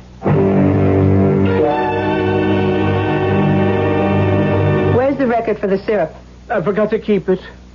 Ruth, What do you do all day that you can't keep the simplest figures? I said I was sorry. I'll try to do better. Those books. That's what you're busy with, this junk. No, Ruth, now that's not junk. Garbage, nonsense. In any of these books, is there even one word that can tell you how to make $1? Ruth, it is written, man does not live by bread alone. I'll make a bargain with you, Mr. Philosopher. You live on books, and I'll live on bread, and we'll see who lives longest. Look, let me read you something beautiful from philosophy. Here, listen to... No. You listen. You go home. You eat your supper, you go to sleep. Because 6 o'clock tomorrow morning, you have to be here to open the store. Oh, but Ruth, I just want to read this to you. All I want in this life is a little peace and quiet. This is such a beautiful thought. I have to share it with somebody. Leave me alone, will you, please? I share too much with you as it is.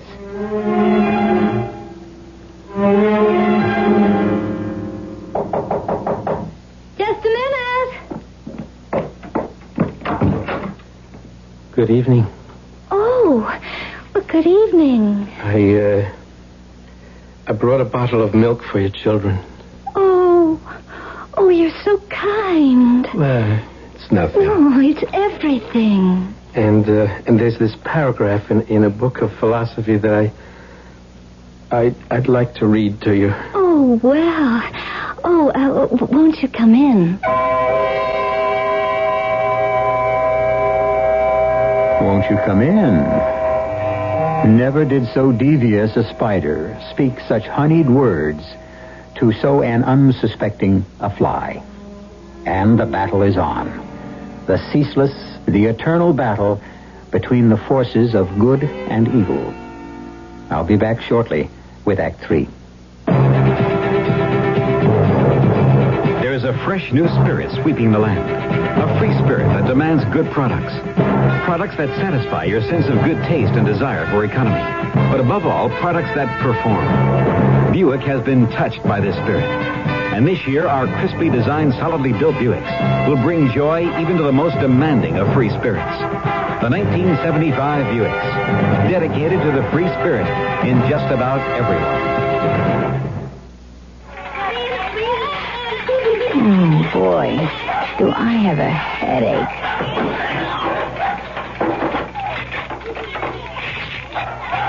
Why do they have to make these caps so hard to open? For a very good reason. Children open things that they shouldn't. That's why we have safety packaging. For the life of your child, you can live with a little inconvenience. For further information, write the U.S. Consumer Product Safety Commission, Washington, D.C. 20207. My daddy was a mighty fine man. He taught me a thing or two. A woman can hurt, so you stay on your guard. And beechnuts the tobacco you chew. Them times we'd go fishing, my daddy and me. He'd tell me everything you ever knew. You go after big mouth in close to the bank. And beechnuts the tobacco you chew. Around here, beechnut's the word for chewing tobacco. And it's been that way, father and son, for a long, long time. What's the secret? It's the way beechnut just keeps getting better. Like beechnut's a lot moister these days, with more taste and less stems. Big improvements. You ought to try today's beechnut chewing tobacco. And now I'm a daddy with a son who's full grown, and I tell him a thing or two. Scared money don't win, evil women drink gin, and beechnut's the tobacco you chew.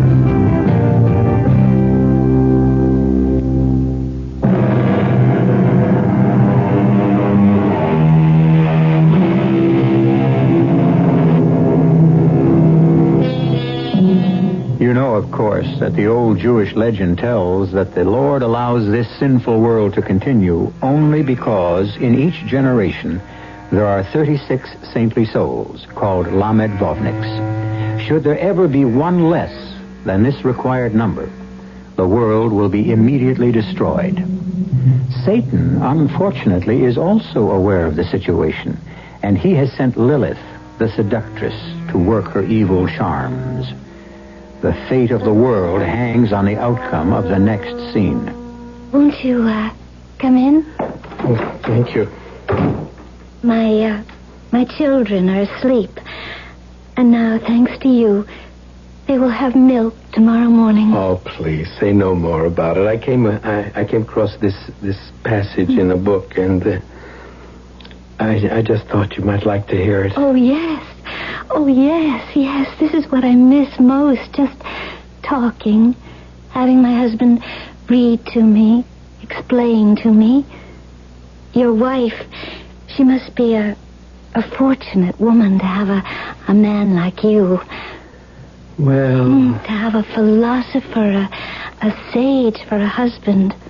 To live with wisdom every day. Oh, well, it was just this passage that I came across. It says, "It is truth that turns a hovel into a palace, that makes a youth handsome and a maiden fair, that transforms all the base metal within us into pure and shining gold."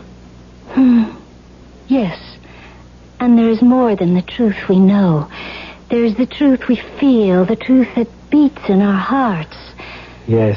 The truth that pounds in our pulse. It's a little bit close in here, isn't it? Harry, there is this truth between you and me. I think I'd better go. Are you afraid? Afraid? No. I just should have been home a long time ago. Where is home, Harry? What is home? Well, I live... oh, look, it's starting to rain. Home is where the truth abides. Rain? The moon was shining so brightly before. Oh, don't deny the truth, Harry. Such a rain. All of a sudden, where did it come from? Poor Harry. Bold enough to speak the truth, but too timid to live it. Why are you afraid, Harry? I'm not afraid. Then obey the command of your heart, your senses. What do they command you to do? You're so beautiful. Well, then why are you afraid of me? Didn't the poet say beauty is truth? Yes. Come to me, Harry, and learn the truth. Yes. No, I see you now. I know who you are. No. Harry! I know where the rain is coming from. I'll stop it. Harry, you come back here. Harry, come back. Well, another brilliant performance that gets us nowhere, my dear. I give up. He's all yours. Yes, Lily. He's all mine. He doesn't know that yet. But soon he will be all mine. I wish you luck. Not luck. Skill. If you really want a man, you work on his wife. And she has a brother, a wealthy brother. And tonight, he will have a dream.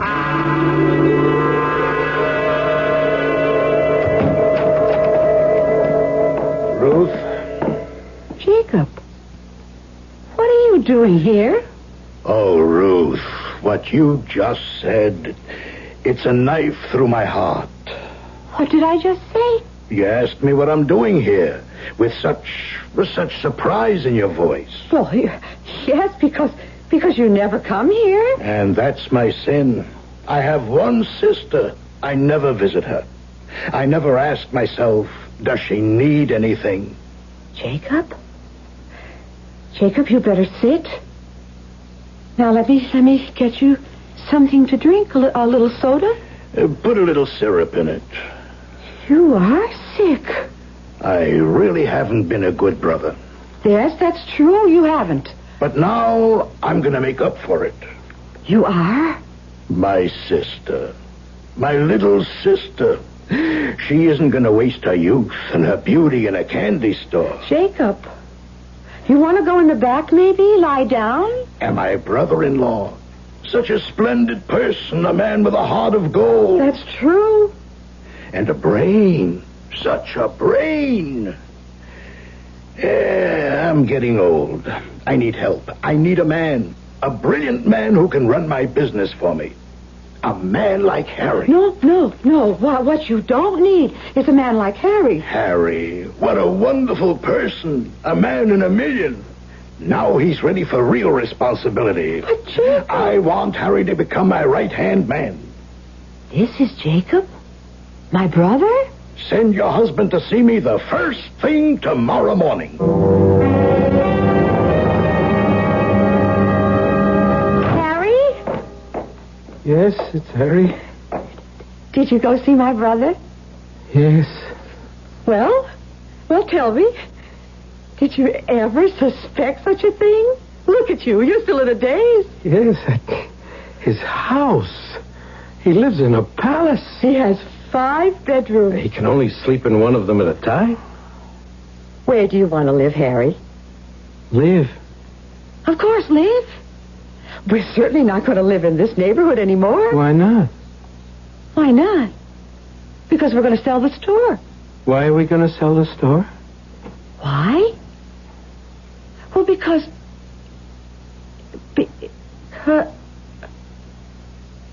Harry, what did you and Jacob talk about? We talked about a job, and he... And what happened? What happened? Well, the way it ended, he threw me out of the house. What? He lost his temper. What did you do? I didn't do anything. What did you say? I didn't say anything. You know Jacob. He has a very strong temper. Harry, tell me. Everything. Start at the beginning.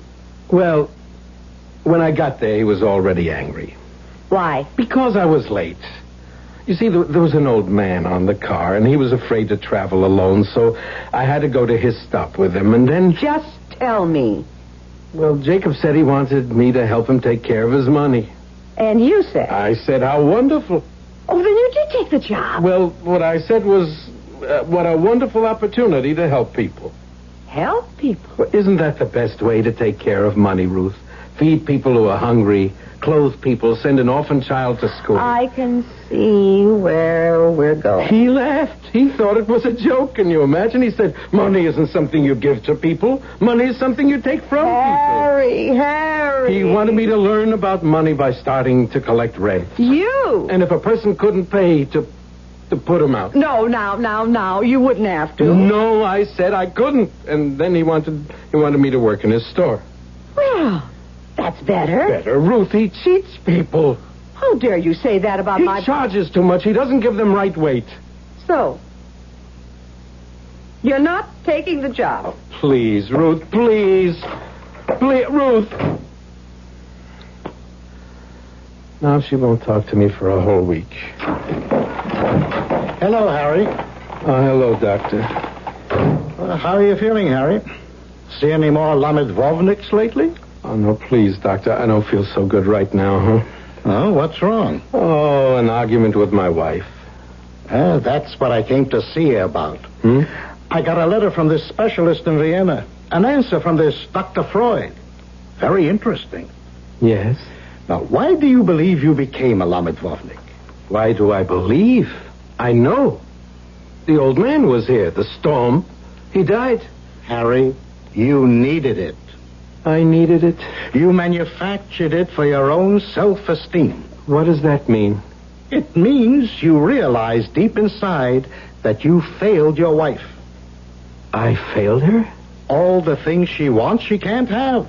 Clothes, theater parties, money. Those things, they're not important. Not to you, but they mean so much to Ruth. Isn't it more important to help one's neighbor? And so, to give importance to yourself, to convince yourself that what you're doing is right, you make it appear that if you stop letting people walk all over you, then the world will come to an end. But that isn't what I'm doing. It could look that way to somebody else. Besides, Harry, what makes you so sure you're the one who's right?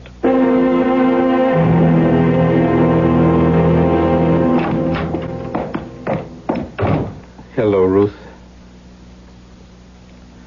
Ruth, please talk to me. Ruth? Why are you handing me this piece of paper? Oh, I see. Harry, I will not talk to you until you go to work for my brother and take your head out of the clouds. All right, Ruth? I'm going. What? Tomorrow morning, I'm going. Harry, you don't mean it? Yes, I mean it. Oh, Harry. Oh, we'll be so happy. I keep saying, who am I to judge? And yet I judge constantly. Where's it written that I, Harry Cohn, must starve on a crust, freeze in a cellar? No, I've spent the first part of my life giving. I'll spend the rest of it taking. Harry, what's the matter with you? Nothing's the matter. No, you won't fool me. The world isn't ending. Harry, what's the matter with your face? My face. It's so hard. Well, why do you look so mean? I don't like that look. I've stopped fooling myself, that's all. What arrogance. To think I'm one of the Lord's chosen. Rage and howl, I don't believe you. The world will go on. I won't wait until tomorrow. I'll go to him now. The sooner the better. He's a fool. He thinks he knows how to make money. He knows how to sweat pennies from the poor. I'll teach him tricks he never dreamed of. Harry, no. No, what? You want money, furs, jewels? An emperor's wife will be a bigger woman beside you. Don't go. You think I'm afraid of that storm? Let go of me. Let go. No. I don't want you to go. You what? I don't like you this way. I don't want you this way. Oh, Harry. Why do I make you so miserable? Ruth. Why do I want to change you? I love you. Just the way you are. Just the way you are. Yes, Harry? Ruth. One day, when you least expect it, she will understand you. Your wife will understand you. You're the sweetest person in the whole world. I don't care if you're not rich, if you're not important. I love you. Oh, look, it's such a nice night. Go upstairs. Get some rest. But you look tired. Yes, Ruth. I am tired. You look it, Harry. So tired. You look as if the whole world is resting on your shoulders.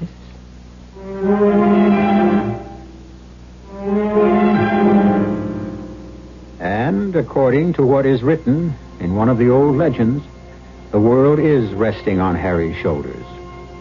As an additional thought, if a sudden storm should upset the weatherman's predictions for a beautiful day, remember, someone of 36 people may be having a momentary lapse, because, after all, even the saintliest of humans still are human.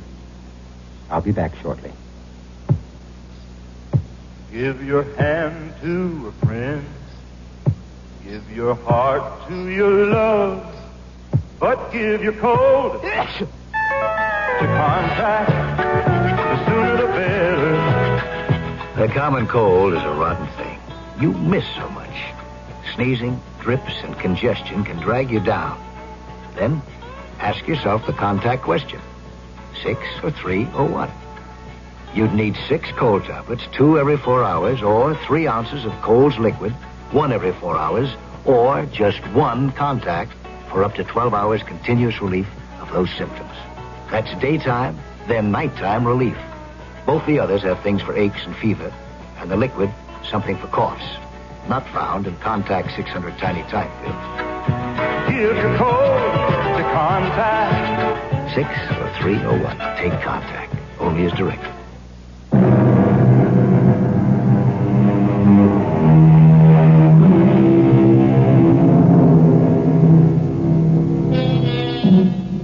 You may pass him or her on the street without knowing it. You may look at some insignificant, retiring, unimportant person and never know that he, assisted by 35 others, holds your fate, your life, your world. We think the world is saved by the strong, the mighty, the powerful.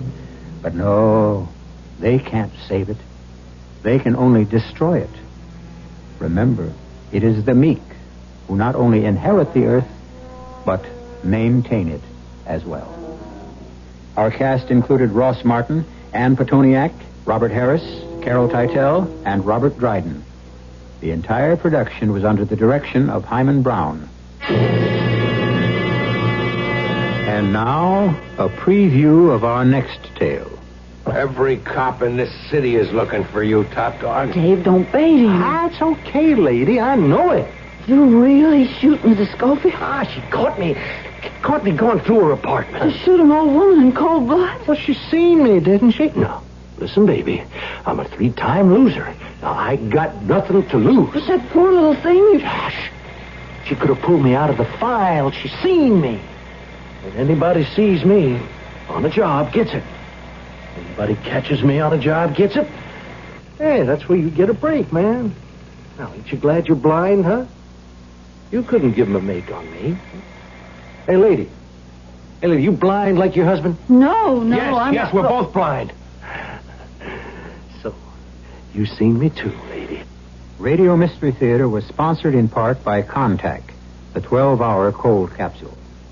This is E.G. Marshall inviting you to return to our Mystery Theater for another adventure in the macabre. Until next time, pleasant dreams.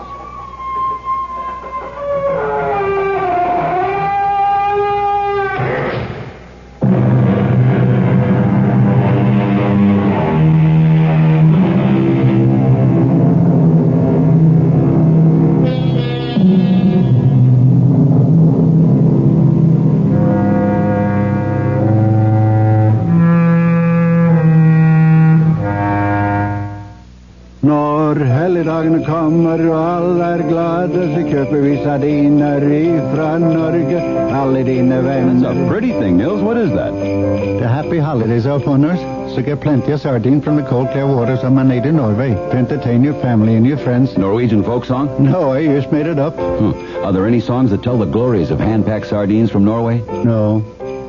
If you enjoyed the Sardines from Norway holiday song, buy some of it.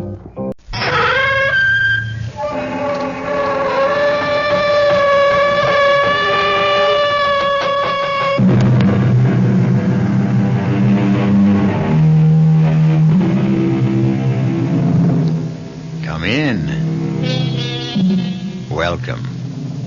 I'm E.G. Marshall. Sit down. Anywhere you like. I have a small confession to make. I am crazy about ghosts, and I cannot for the life of me comprehend why anyone should be afraid of them. What, after all, what do ghosts do? They haunt, that's all. To haunt means to visit, to frequent. In short, to hang around. What's so scary about that? A hopeful lover hangs around a lot. If an inspiring lover or a wistful compatriot can hang around without inspiring fear, why not an anxious ghost? Is it really you, Paul? Yes, Melba. It is I. Oh, Paul. Don't cry, Melba. I can't help it. All right, dearest. Go ahead and cry. Oh. Paul, tell me something. What? Are you happy? Where you are? I'm really sorry you asked me that, Melba.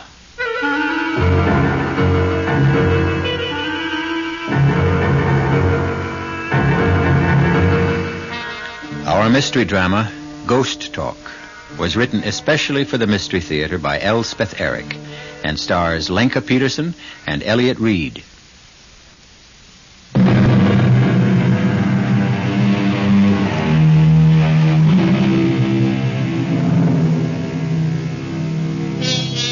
Yes, ghosts haunt places. Traditionally, they haunt large, decrepit mansions with long halls, extensive staircases, and musty attics. But these big old edifices have all disappeared from our landscape, and it is more than likely that the ghost of today has to restrict himself to one-bedroom apartments with bath, kitchenette, and dining area. Poor ghosts. Will he give up haunting altogether? Or will he do what we have done? Adjust. Melba, you have my number? Yes, Leonard. Both at home and at the office. If there's anything I can do, Melba, anything at all. I'll call you. Bless you, my dear. Oh, Paul. Where are you? Where?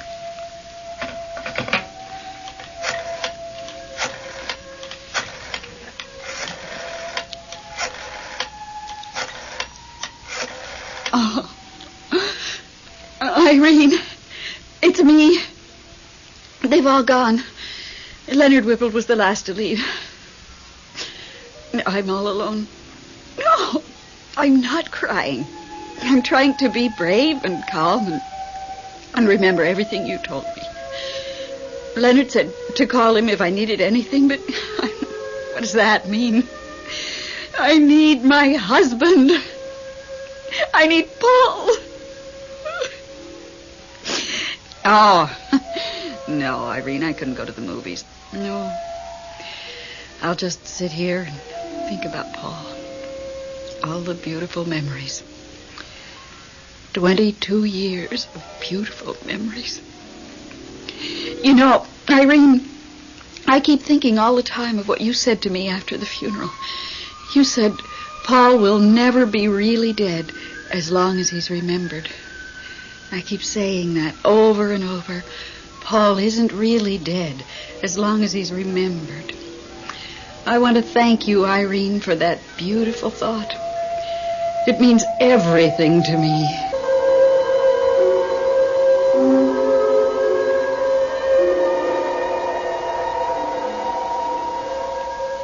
Oh, Melba. Melba. How goes it, Paul?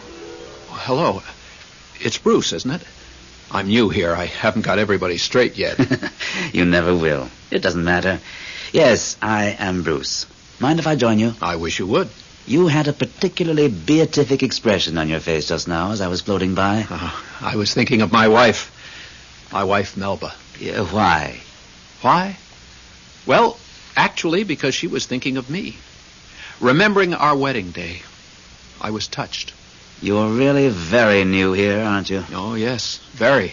At the start, everybody is either touched that they're remembered, apprehensive that they won't be, or furious that they're not. Melba feels that no one is really dead as long as he's remembered. Is that what you want to be?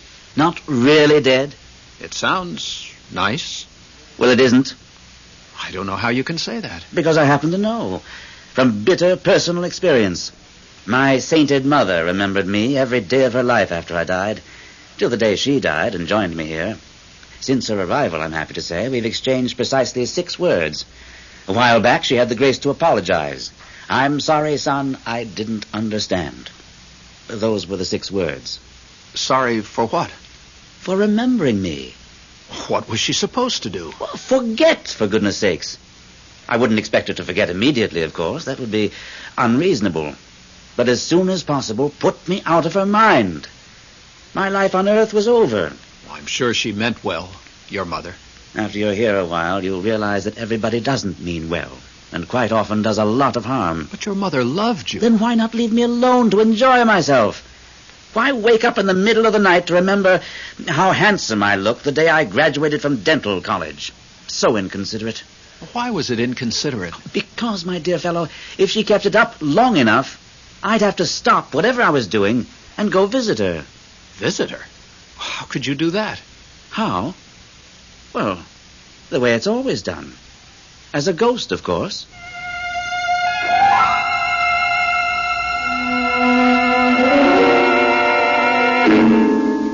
Irene? It's me. Oh, all right, I guess. Leonard was here. We sent out for Chinese food. He left about an hour ago. Oh, I'm just sitting here and remembering. I got out the old picture album to show Leonard. I don't think Leonard cares too much for travel. I wasn't sorry when he left. Looking at the snapshots and remembering the beautiful life I had with Paul, it seemed to bring him closer. Oh, I mean it, Irene. A couple of times, I felt as though he was right here in the room with me. Honestly.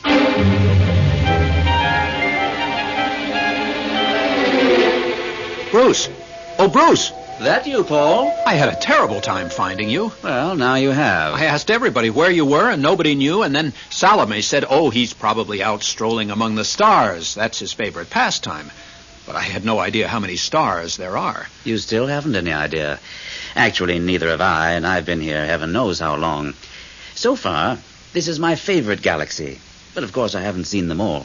Has anyone, do you think? Oh, I suppose he has. He must have seen everything.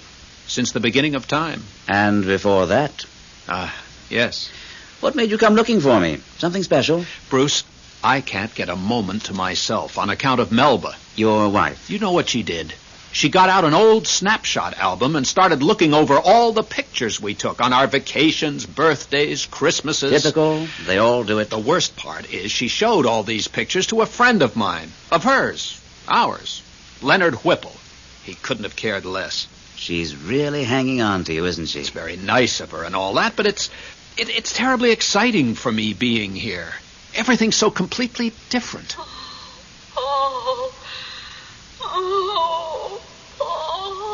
There she goes again. Hear her? Paul, dear. Dear Paul. Hear that? Vaguely. She just keeps after me and keeps after me. Well, what about this Leonard Whipple? Well, he's a very nice guy, but he's not going to hang around much longer if she makes him look at pictures of our honeymoon in the Grand Canyon. You couldn't just ignore her, I suppose. Well, she's my wife, and I love her. I mean, she was my wife, and I did love her. But now, things are different. I'd say so. Well, for goodness sake, look there. If it isn't him. Him? You mean it? Really? Him? I haven't seen him in eons. I never have. Sir, please. No, yes, it's Bruce. Yes. Am I right? Yes, sir. And this is Paul. He's new. I know. Hello, Paul. I'm really thrilled to meet you, sir. The galaxy is looking well, don't you think? I love this galaxy, sir. You set it out so neatly. There's one star I've been concerned about. I think it's beginning to twinkle out. Sir, as long as we were so fortunate as to run into you like this, could we have your advice about something? You know I dislike giving advice. It's for me, sir. I don't know what to do about my wife. Is she here? Oh, no. She's with the living. On Earth. Oh. And she's grieving. Well, that's to be expected. She'll stop after a while. She doesn't show any signs of stopping. I was wondering if I shouldn't, appear to her. Bruce says it's a simple procedure. Well, you could do that, of course. I never thought very highly of that ghost business, so theatrical. Huh? But if it'll make her feel better? I suppose we do owe a measure of responsibility to the living. You think I could go back for a short visit? Well, you're free to do as you like. If I were to tell you what to do, you wouldn't be free anymore, would you? Well, if you just tell me what you think. No, I really can't do that. That would be tantamount to telling you what to do because of me being who I am. You see, you think I have all the answers. Everybody thinks so. Well, I don't. There are countless things I haven't found answers to. However, like everyone else, I keep trying. Now, I really have to go to see if that poor star is feeling any pain. You'll both excuse me? He wasn't much help. Well, that's his way. Oh, dearest. Oh, there she goes again. Dearest Paul. Bruce, I'm going to turn ghost and visit her. At least you've made a decision. How do I go about it? Well, there are no hard and fast rules. Actually, not many of us do it. It's considered kind of freaky. Freaky? Look how many of us there are and how few of them. If we all took to ghost walking, we'd have them outnumbered trillions to one. I don't care. I want to do it. I just need to know how. Well, you can do it in the old-fashioned way. Clanking chains, winds whistling through the trees, moon behind black clouds and all that. I don't think Melba would go for that. Well, then there's the crying, sobbing type of ghost. Inconsolable weeping. Since I don't feel particularly inconsolable. Well, then there's the ghost that flits through the halls, appearing and disappearing. Now you see it, now you don't. We don't have a hall, just a rather small foyer. Can't I just appear? In some simple, straightforward way. Just say, here I am, dear. You wouldn't want to start with one weird, uncanny shriek. I wouldn't know how. Or a sardonic laugh? Well, what would I be laughing at? Oh, life, death, anything in between. Well, if you don't want to do any of those things which he calls theatrical, then just appear. That's more my style, I think. But wrap a bit of vapor around you. After all, they need something to identify you by. And don't stay too long. And above all, don't let it depress you. Why should it depress me? You'll find out, my friend. You'll find out.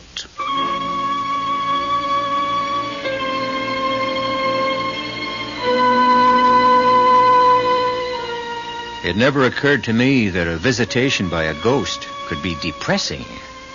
Take now that well-known ghost of Hamlet's father, speaking spookily from the battlements at Elsinore. Of course, he didn't sound happy. How could he when his own brother had just killed him and promptly married his widow? He sounded angry, yes. Vengeful, yes. But depressed? No. And certainly not depressing. I'll return shortly with Act 2.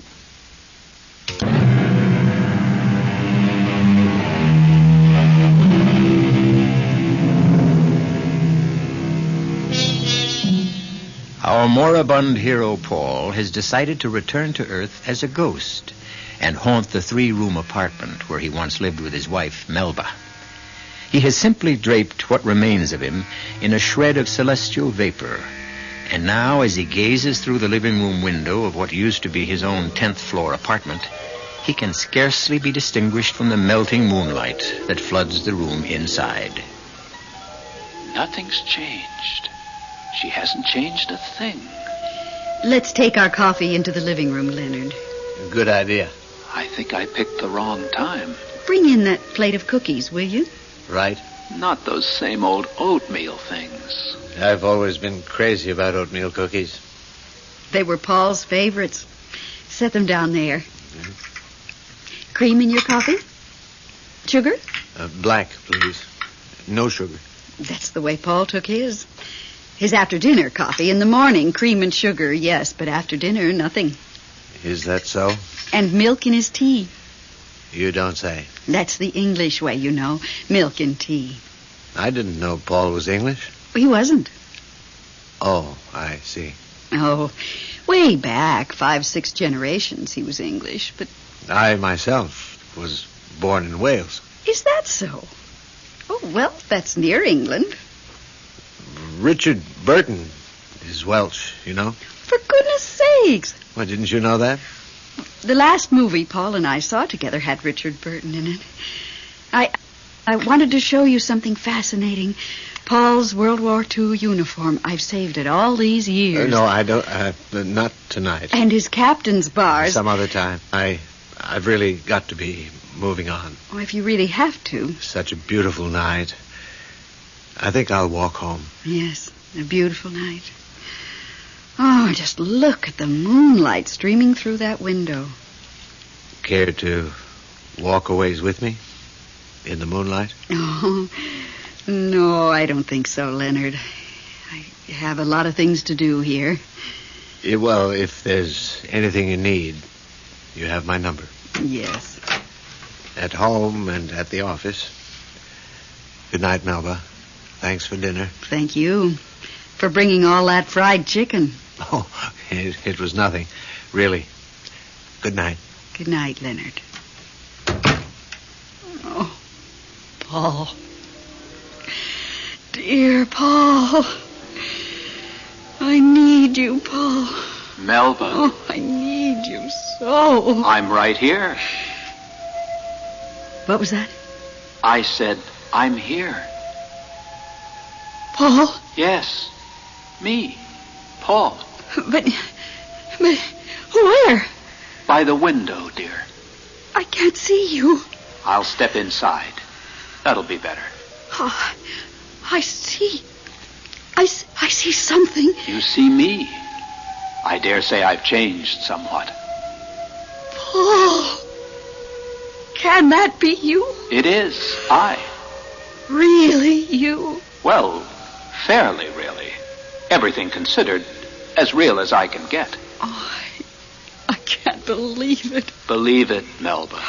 Oh, Paul. How are you? Oh, never mind about me. How are you? Oh, I'm all right. Really? All right? Everything considered. Everything considered, I'm better than all right.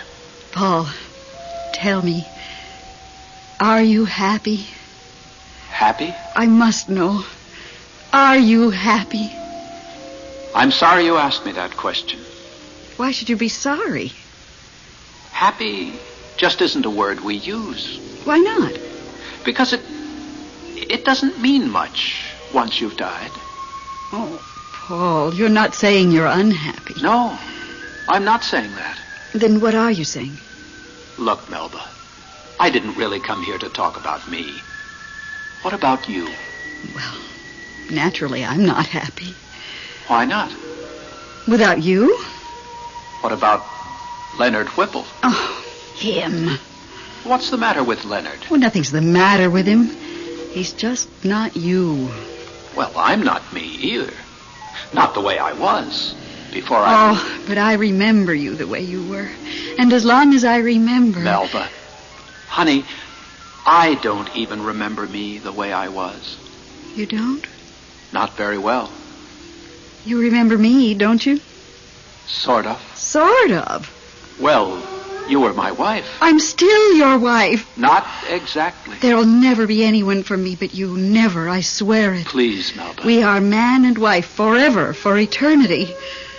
And now that I know you can return to me, not in the flesh perhaps, but even like this. It's strange. It's weird, but it's enough for me. I can live on as your wife and on till I join you. Melba, you don't know what you're saying. Oh, I knew you could never really die as long as I remembered you. And you see, here you are, living on.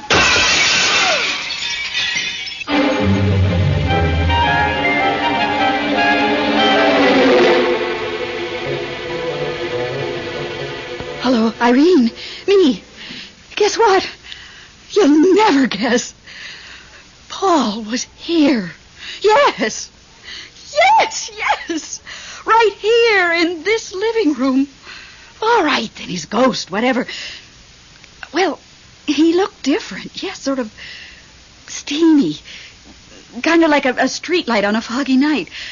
But I knew it was Paul, all right. His voice and the things he said and the way he called me Melba, dear. Well, he didn't say too much.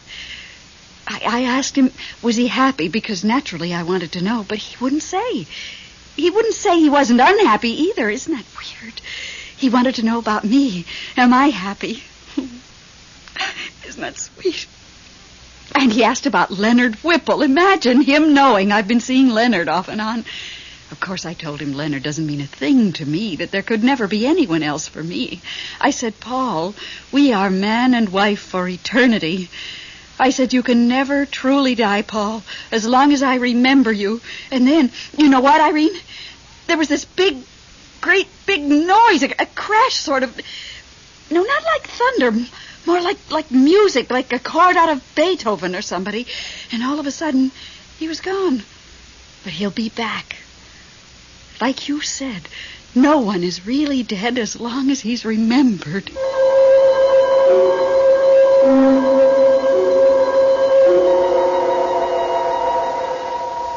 Sir. Oh, sir. May I speak with you? No. Oh, it's Paul, isn't it? Sir, could I have just a moment of your time? I have all the time in the world. I have all the time there is. Look, I don't quite know how much time there is, but I do know I have all of it. Does that star look all right to you? Well, I wouldn't know. I don't quite know how a star is supposed to look. Please, sir. Yes, of course. You want to talk to me. What about? I've been back to the Earth. My wife kept calling me. You said we owed some responsibility to the living, Did so I say that? Yes, sir, you did. I wonder if I was right about that. These Earth trips can be very upsetting. Mine was.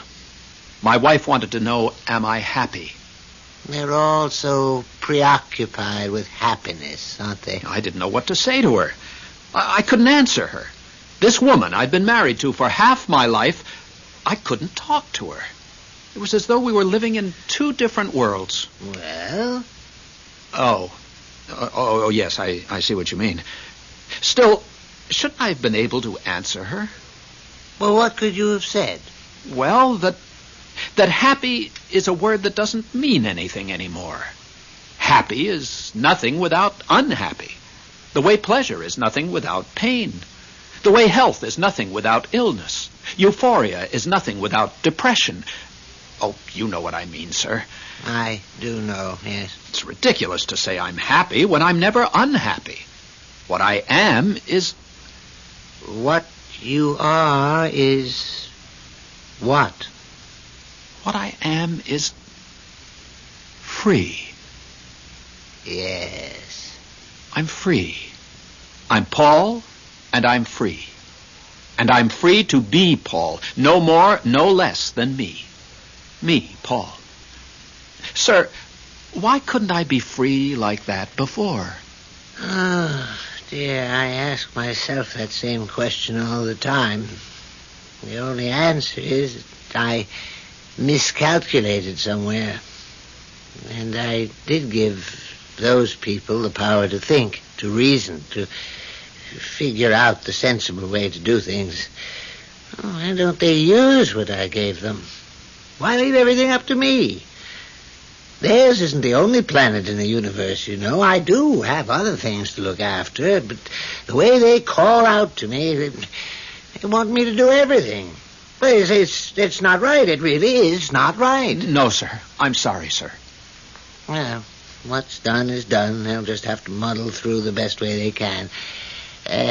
Now, about your wife. Melba, is it? Yes, sir. Tell you what. Why don't you talk to Bruce about it? You two seem to get along so well. Yes. Talk to Bruce. Now, excuse me, will you? I really do have to go take a look at that poor star.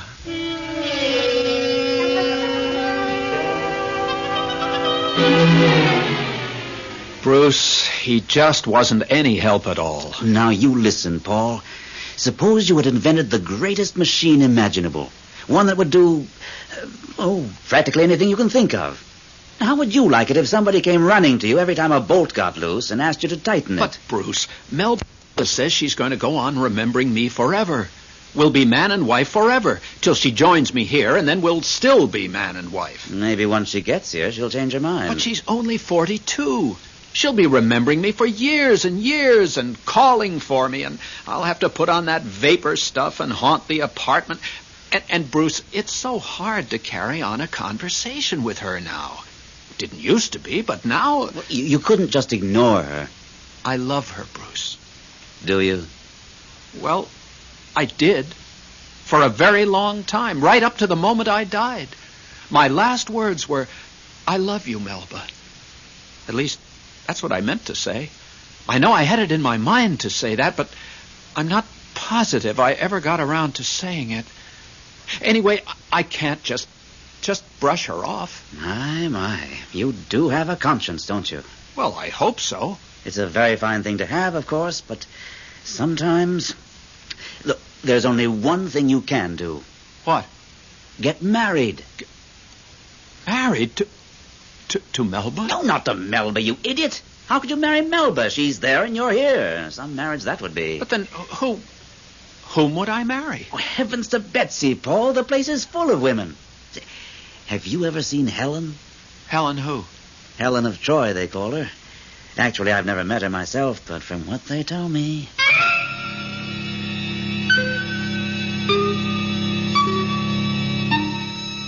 Marriages are made in heaven, so it's been said. There are those who consider this a profoundly true observation, while others think it one of the silliest statements ever made. I myself have no opinion. At least none that I care to express here. But no one, so far as I know, has ever claimed that people actually get married in heaven.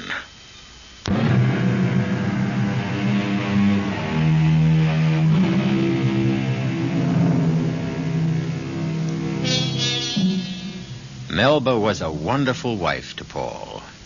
But as his widow, she leaves something to be desired. Two things.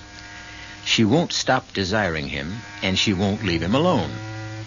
In his desperation, Paul has gone to his kindred spirit, Bruce, for help. The only advice Bruce could offer was for Paul to marry again. Not his earthly wife, Melba, but one of the heavenly creatures who, like Paul, expect to live on forever in whatever place it is they live on forever in. You've definitely burned yourself out, little one. Too bad. Sir? Oh, sir. Oh, look, Paul, this dear little star has burned itself out. Well, I knew it wouldn't be long. Sir, I did what you told me to.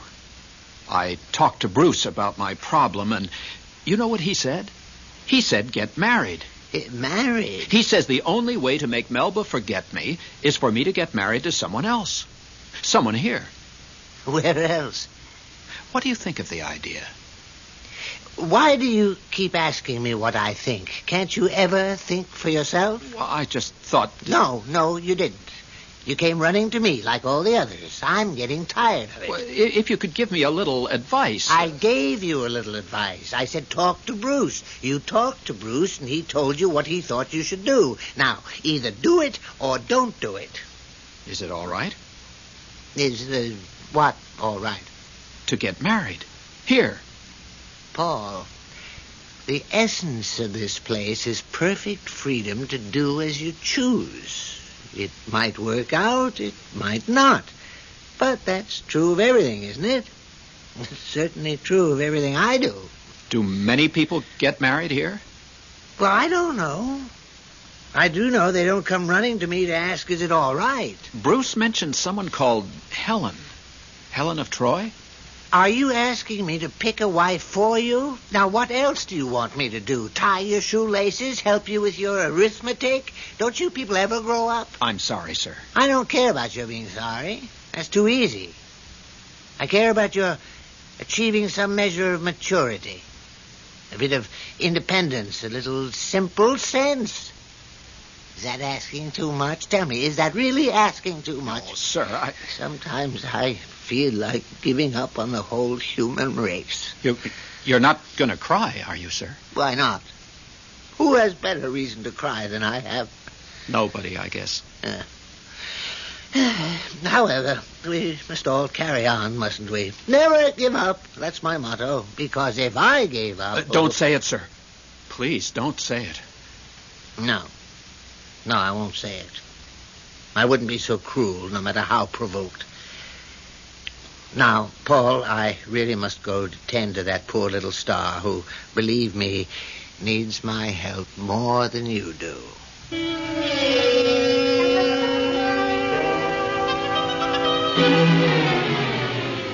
Irene, it's me. Oh, just sitting around. Leonard asked me to go to that new steak place with him, but I said no.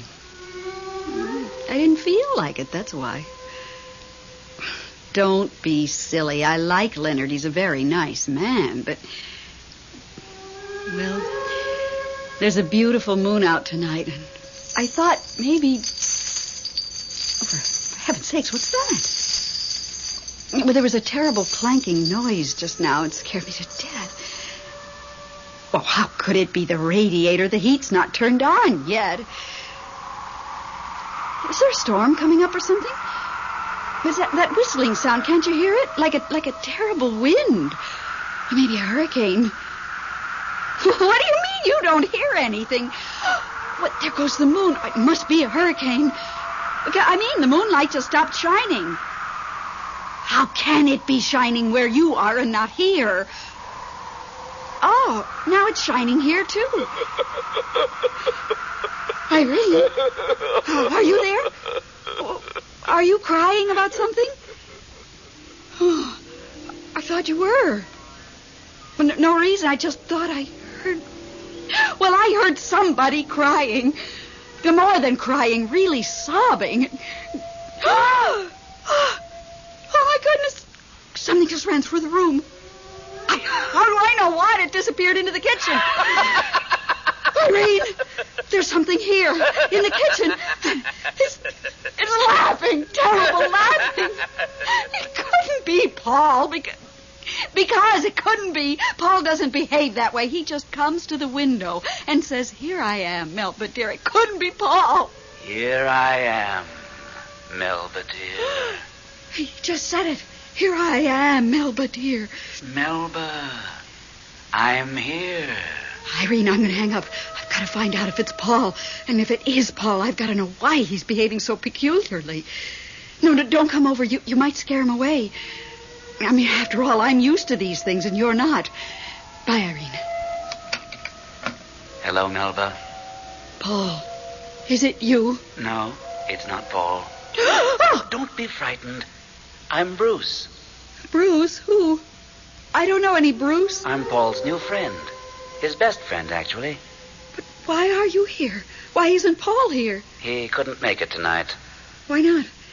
Nothing's happened to him, has it? What could happen? Well, nothing, I suppose. Everything's already happened. Precisely.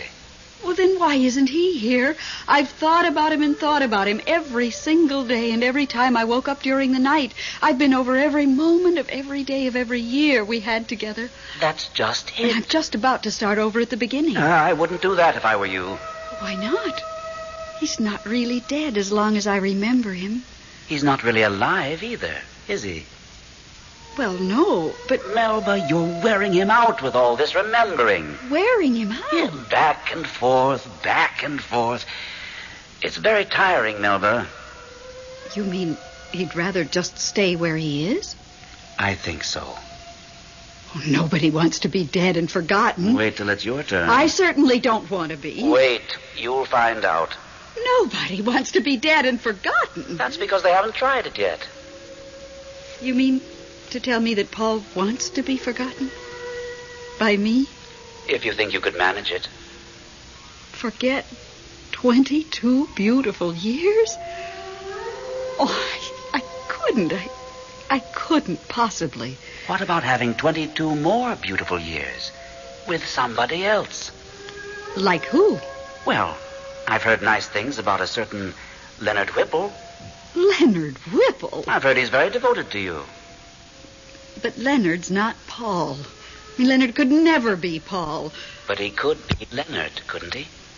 If you'd let him. Well, Paul is the only man for me. Always was, always will be, and that is that. Oh, Melba, Melba. Why do you say, oh, Melba, Melba, like that? Because you forced me to tell you something I really have no right to tell you.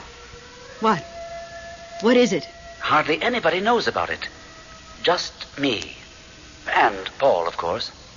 What is it? I shouldn't repeat it. No.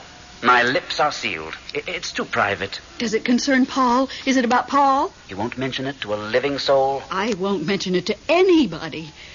What is it? Paul is getting married again. Paul is getting married again? Yes. Who to? I think her name is Helen. Is she pretty? I've never met her, but I hear she's very pretty. Young? I believe so. Oh, how could he? How could he? That's life, Melba. Life? Paul's not alive. No, but you are, Melba. Yes, I am. Make the most of it. That's my advice to you. Thank you, Bruce, for telling me what you told me. I really appreciate it. You're quite welcome. I don't suppose Paul would ever have told me himself. Oh, eventually he would have. Maybe. Maybe not. Well, if you see him, tell him I hope he's very happy with his Helen. I'll tell him. Nice to have met you, Melba. It's very nice to have met you, too, Bruce. I Are you still sitting down or standing up? I can't quite tell. Does it really matter? Well, I'd just like to, I don't know, shake your hand or something. Not necessary. Not necessary at all. I could see you to the door. No, let's just part this way. A fond adieu to you, Melba. A fond... Oh. He's gone. Just disappeared. Well, that's the way with ghosts. Who needs ghosts anyway? With all their comings and goings and the way they talk.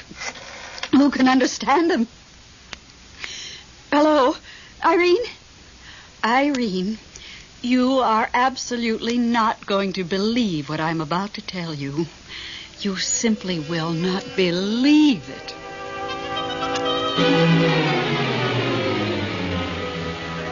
Bruce, where have you been? I've been looking all over for you. Even Salome didn't know where you were. Where were you? I went to see your wife. Melba? What for? To tell her you were getting married. Bruce, you had no right to do that. Here we do as we choose. He told you that. How did she take it? Shocked, of course. Hurt. What you'd expect. You told me you were going to tell her. I knew you wouldn't let me. I wouldn't have. For one very good reason. It's not true. What's not true? That I'm getting married. You changed your mind? Not exactly. I asked Helen. Yes? She said absolutely not. She says she's not the marrying type. But you didn't stop right there, did you? There are others. I asked Catherine. I can't pronounce her last name. She used to be an empress in Russia. She laughed, fit to kill. And so did Amy and Louise and Marie. Even Salome laughed at me. Are you upset? Well, nobody likes to be laughed at. Yes, I'm upset. But on the other hand, I'm relieved, too. Bruce, I really don't want to get married. I never thought you did. Everything's so nice here, so free and sort of uninhibited. So peaceful.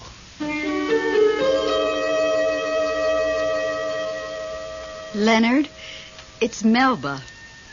You don't mind my calling you at your office, do you? Oh, that's good.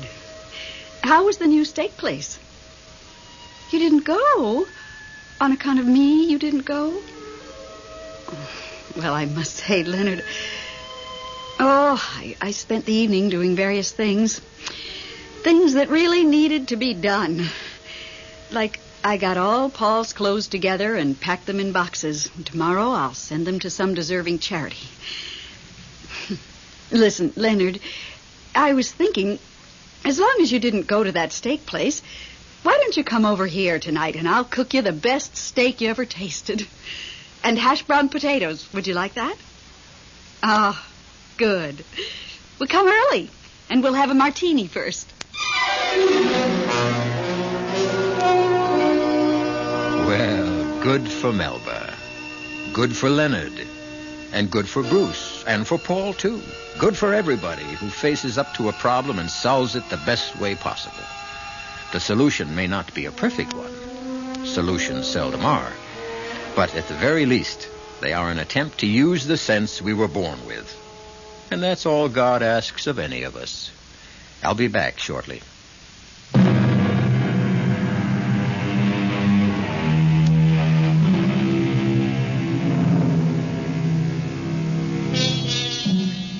You do realize, don't you, that the story I've just brought you was all pure fantasy. I don't know any more than you do what happens to us once we have resigned this terrestrial life, and you know as little as I do. Unless, of course, you are a ghost. Oh, if you are, I wish you'd get in touch with me. I have gobs and gobs of things I'm dying to ask you, well, for one thing, are you happy? Our cast included Lenka Peterson, Elliot Reed, Robert Dryden, and Gordon Gould. The entire production was under the direction of Hyman Brown. And now, a tale well calculated to keep you in suspense.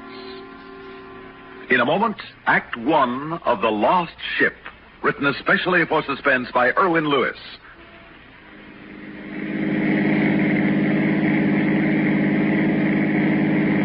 sharp curve ahead, Harry. Be careful. Don't worry, I see it.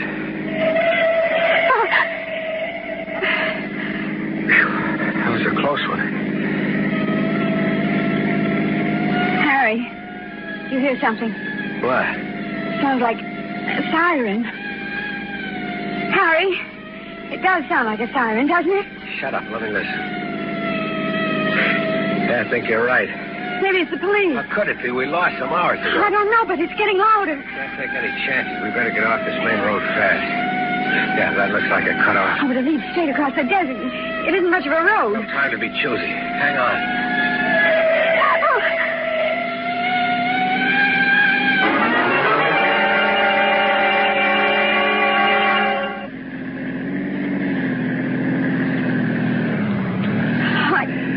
Much more of this. We can't cut back. Those police might be patrolling the highway. We'll wait until dark. Oh, can't you slow down? I'm getting sick. It's just a little longer, honey. I want to put as much distance between us and the highway as possible. What happened? I don't know. I'll take a look.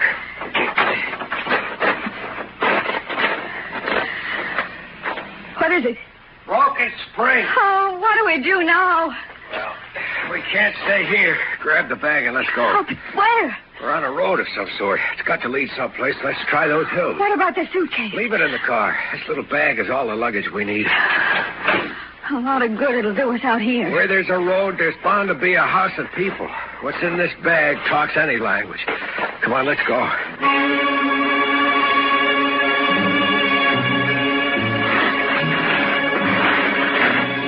Walk any faster. I'm trying, Harry, but these rocks are killing me. Oh, I've got to rest a minute. All right.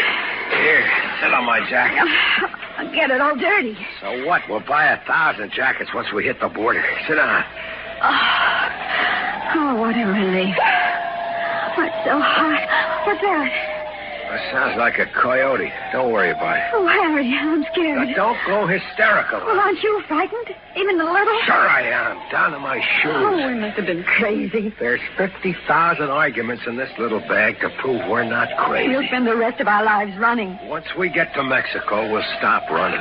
But we're leaving our home, our friends, everything and everybody we know. Is it worth it? What are we giving up? A stinking two-room flat with peeling paint and crawling roaches this big? You won't miss that for a minute. You think I enjoyed standing in that teller's cage, handing out money all day long to little people who had no more right to it than I did? They weren't stealing. But don't go moral on me. Listen, I'm past 40. A man gets to that age, he gets tired wanting things and not being able to afford them. Hey, isn't that smoke up there? Where? Over to the right, between those two hills. Sure it is. That's chimney smoke. I'll bet there's a house up there. Come on, Viola.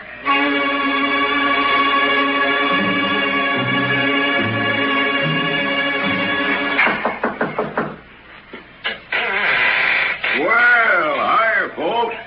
Kind of off the tourist trail, ain't you? We were wondering. No sense wandering outside. Come in, make yourselves comfortable. Yeah, your car broke down, huh? Why do you say that? Well, nobody'd walk here if they could ride. Yeah, and take a look at your shoes. Lady, I'll bet your feet are full of blisters. You're so right. Well, take off your shoes and sit down by the fire. I'll poke it up. Starting to get nippy now. The sun's gone down. Oh, thank you. I was fixing myself some supper. Pork and beans. Be mighty proud if you'll join me. Thank you, Mr. Townley, Pete Townley. I'm Harry Turner, and this is Mrs. Turner. Pleased to meet you.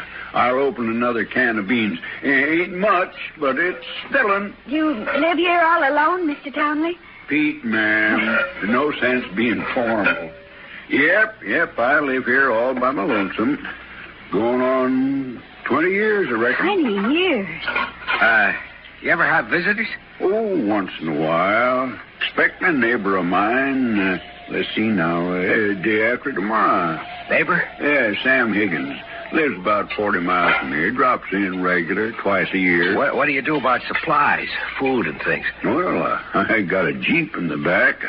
I used it to go to town once a month for supplies. A Jeep? Yeah.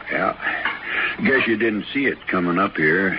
I'll drive into town first thing in the morning and get Bill Jenkins from the garage to come out and fix up your car. Can't you go right now? By the time I get back, it'd be pitch dark. No, better wait till tomorrow. Well, let's see if the beans is... Oh, say, they sure are. Yeah, I hope you don't mind 10 plates. Yeah, well, let's dig in.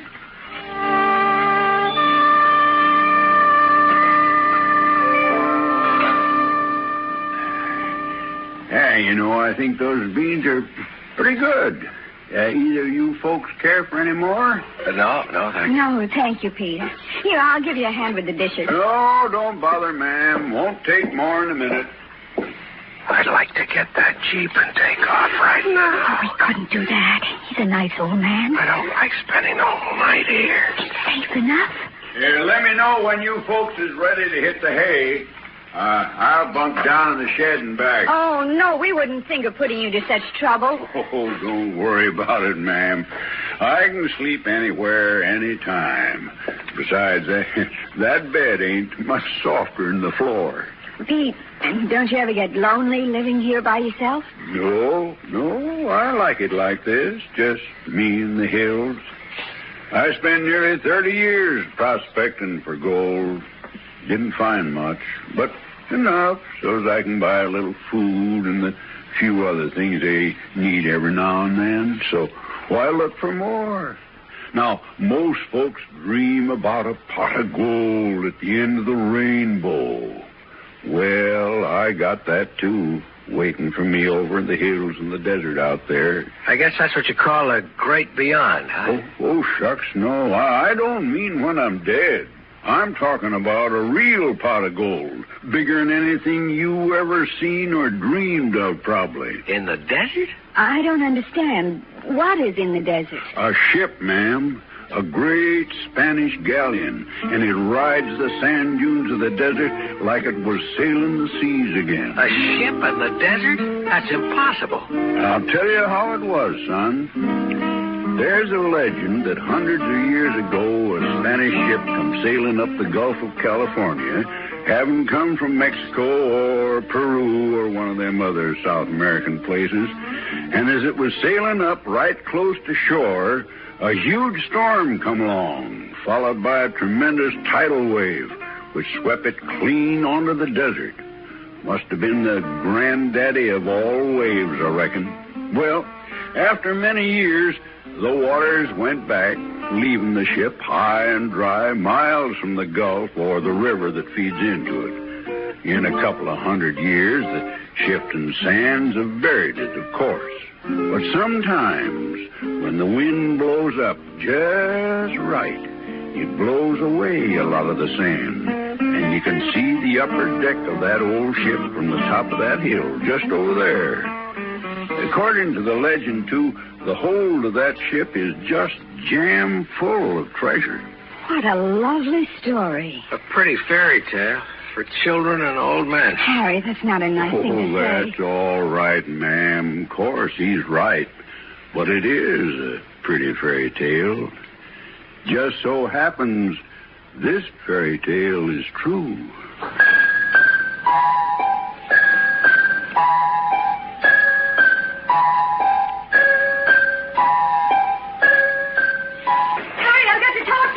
What is it, Viola? Come over here. I want to show you something.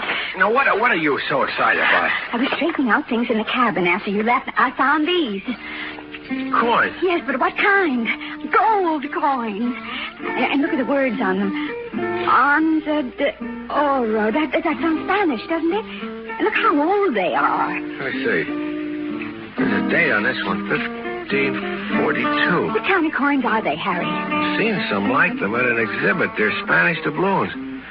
Where would Pete get them? Don't you remember his story last night? What, the Spanish galleon? Don't be ridiculous. All right. How do you explain them? I can't. Oh, no, it's impossible.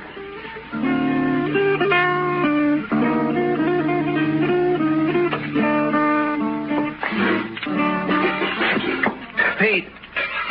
What's up, son? My wife found these in the cabin. Where did they come from? Oh, them things. I reckon they come from the ship. What do you mean? Well, some years ago, a young fella come staggering in from the desert, and he was in pretty bad shape. Hadn't had food or water for days, it seemed like. I tried to fix him up, but he was too far gone. But before he died, he moaned something about finding a ship out in the desert. I found them coins in his pocket. I don't believe a word you're saying. You're either crazy or the biggest liar I've ever met. Harry. Son, if you're so all-fired skeptical, why don't you climb that hill and take a look for yourself? Now, the wind seems to be coming up kind of strong. You might be lucky. In fact, I got an old pair of field glasses you can take along. But, son, if you do see the ship, for your own sake, don't let it give you any fool ideas.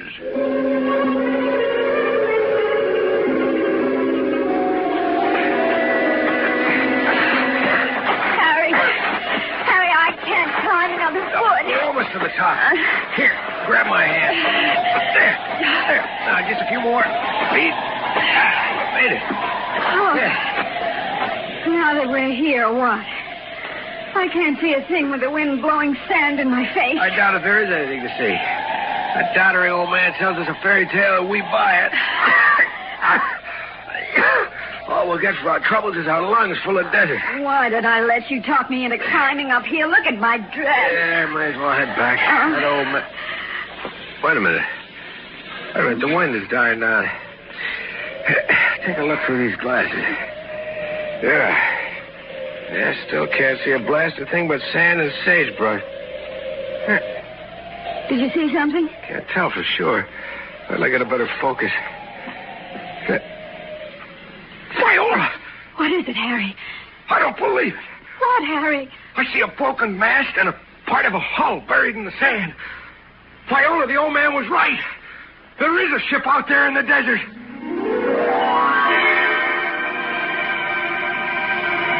Well, I kind of thought you might see it. Haven't seen it myself in a spell. Figured it was about time for it to show up again. It was there, just like you said it would be. You've known it's there all this time, and yet you never went to look for it? Well, like I told you, son. What for? Because of the gold. All right, you do what you want. I'm going after that ship. No, that ain't sensible, son. Why not? I could see it clearly. It isn't far from here. Distances are deceiving in the desert. That ship's a lot further than it looks. And that's mighty rough country out there. It's easy to get lost. And if you run out of water, you're finished. And chances are, by the time you got to where you think the ship is, a sandstorm will come up and bury it under tons of sand again. You better forget it. Not on your life. Your Jeep is equipped with sand tires. It has gas, water, tools. That's all I need. Ma'am, I surely think it ain't smart. You ought to try to talk him out of it. Harry, maybe it is too dangerous. What's the danger? Because Pete can't get up enough energy to drive a few minutes into the desert to make a fortune? What about the other man who found the ship and died? I don't know anything about him, and I don't care. There's gold in that ship. I'm going to get it. But why? We have enough now. You said so yourself. How can you compare 50,000 to what could be in that ship? And the gold's probably only part of it. Those old Spanish galleons used to come home with their hulls bulging with Inca and Mayan treasures. My God, Viola, we can be rich. We can be rich. We can make a deal with the bank, return the 50,000, and go scot-free. But you'd be risking your life. It's worth it. I'm taking the Jeep. You'll see, I'll be back before night. Now, I've seen what the desert does to people who know it, son. A tenderfoot like you ain't got a chance. Thanks for the advice, Pete, but I'm going. Oh, no, Harry, wait. Listen to me. Let go, Viola. Pete, stop him, please. Yeah, your wife's right, son. You ain't thinking clear. At least wait until you can get a well-organized party together. I haven't got time. Now, get out of my way, Pete. I can't let you go alone, son. You'll never come back. Get out of my way! No, you don't.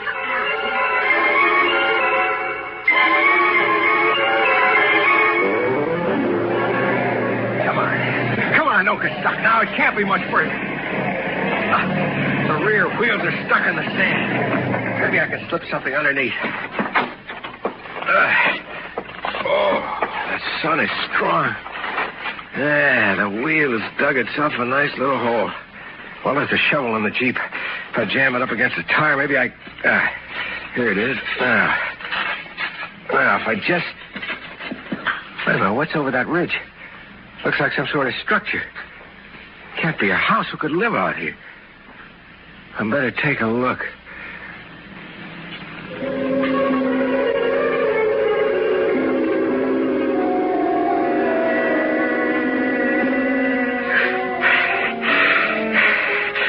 Pete was right when he said distances were deceiving.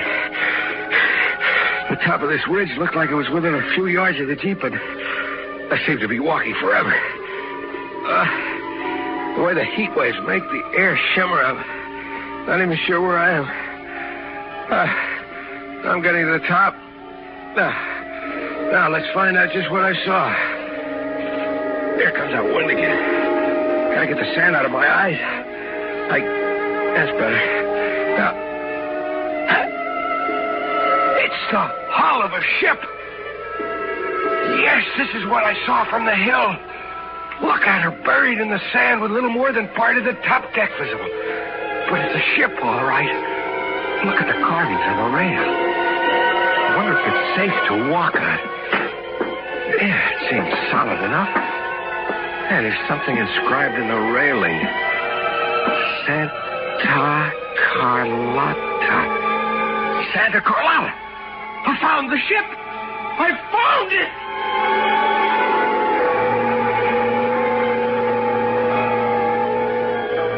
All right. Take it easy, Harry. Keep calm. This is only half the battle. You don't know if the hull is filled with sand or what. Now, let's look for a hatch. Find a hatch and open it. It'll lead to the interior. Clear away the sand. Hey, I hit something. I gotta dig the sand away. I gotta find out what I hit. Come on out, boy. The sun is beginning to set. There's not much time left. I was right. It is a hatch. Now to get it open. Oh, it's jammed. I can't budge it. Wait a minute. Pry it open with a shovel. That's right. I can feel it giving. It's coming up. Get my hand underneath the edge. That's it. That's it. Now my other hand. No, if I can just lift it. I got it. Now, just prop it up with the shovel. There. That does it. Oh, it's dark down there. I can't see. Wait a minute. Here's the top of a ladder. Wonder if it'll hold me.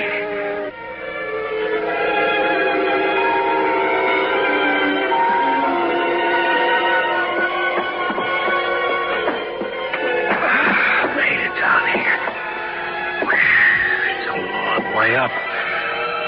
Can just barely see the hatch opening. Looks like I'm in some sort of passageway. Can't see much now. A cigarette lighter. Looks like a door. Open it. Furniture. Table.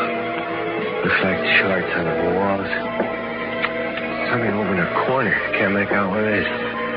Looks white. Seems to glisten a little.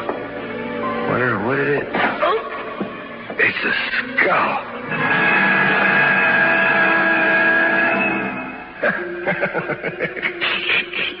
Scared the life out of me. What was your name, Butcher? Was it Yorick? Did you come riding in on this ship when she hit the desert 400 years ago? Take it easy. Take it easy, Harry. Don't lose your nerve now, boy. Well, the wind seems to be getting stronger. Maybe I'd better go back and get some help. No, not until I find what I came for. Hey, you, Yorick. Maybe you can tell me. Where's the treasure, huh? Maybe you were left here to guard it, huh? Don't talk. All right, let's take a look. Another door. Duck. Come on.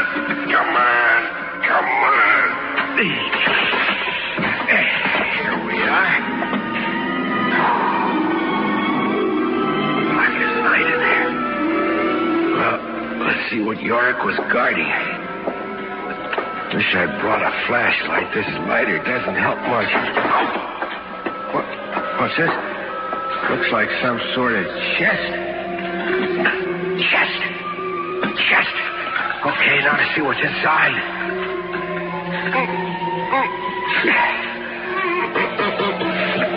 Mother of heaven, can't be real. Gold, jewels, diamonds, a chest full. I found it!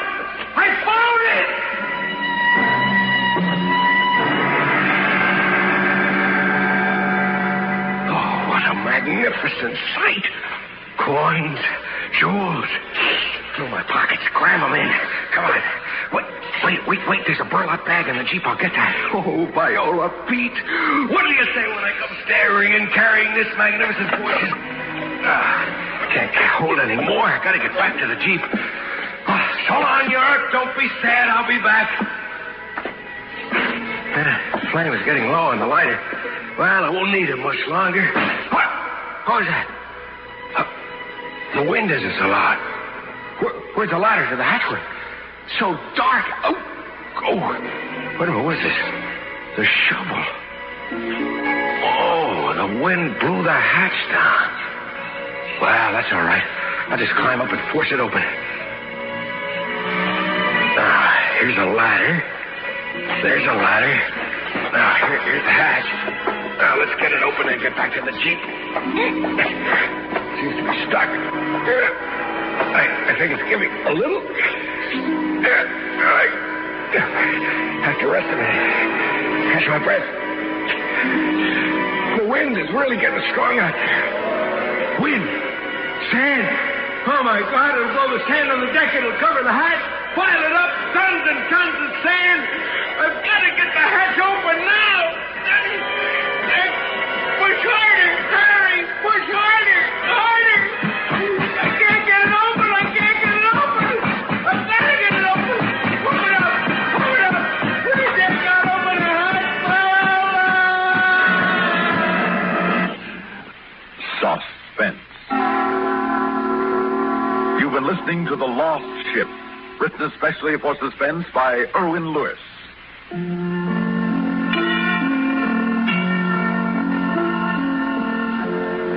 Suspense is produced and directed by Fred Hendrickson. Heard in tonight's story were Matt Cooper, Gene Gillespie, and Bill Adams. Music supervision by Ethel Hubert. Sound patterns by Walter Otto. Technical direction by Fred Turner. This is Stuart Metz speaking. Listen again next week when we return with another tale well calculated to keep you in suspense. 3 times each weekday, share a woman's world with Betty Furness on the CBS. The CBS Radio Mystery Theater presents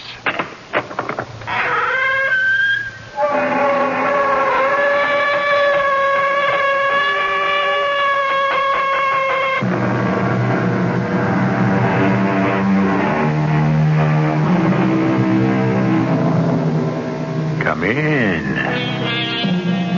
Welcome. I'm E.G. Marshall. Do little girls still dream of growing up and becoming queens? Probably not. Queens are no longer glamorous. And yet, there is a country in this world where a queen still holds power, where she rules as well as reigns, an absolute monarch who holds her throne by divine right. A queen whose smile may mean life, and whose frown can mean death. I'm afraid I must insist, Miss Dennison. I'll be forced to kill you. You can't kill me. How can you say that? Because you don't exist. Miss Dennison, I do exist. No, you don't. Because this is a dream. You are not dreaming. This knife is real. If you insist on dying, it's your fault. You stabbed me. Oh, why don't I wake up? Why don't I wake up? Why?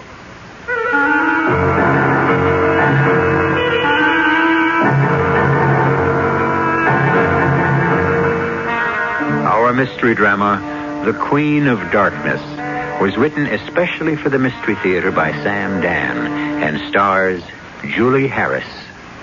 It is sponsored in part...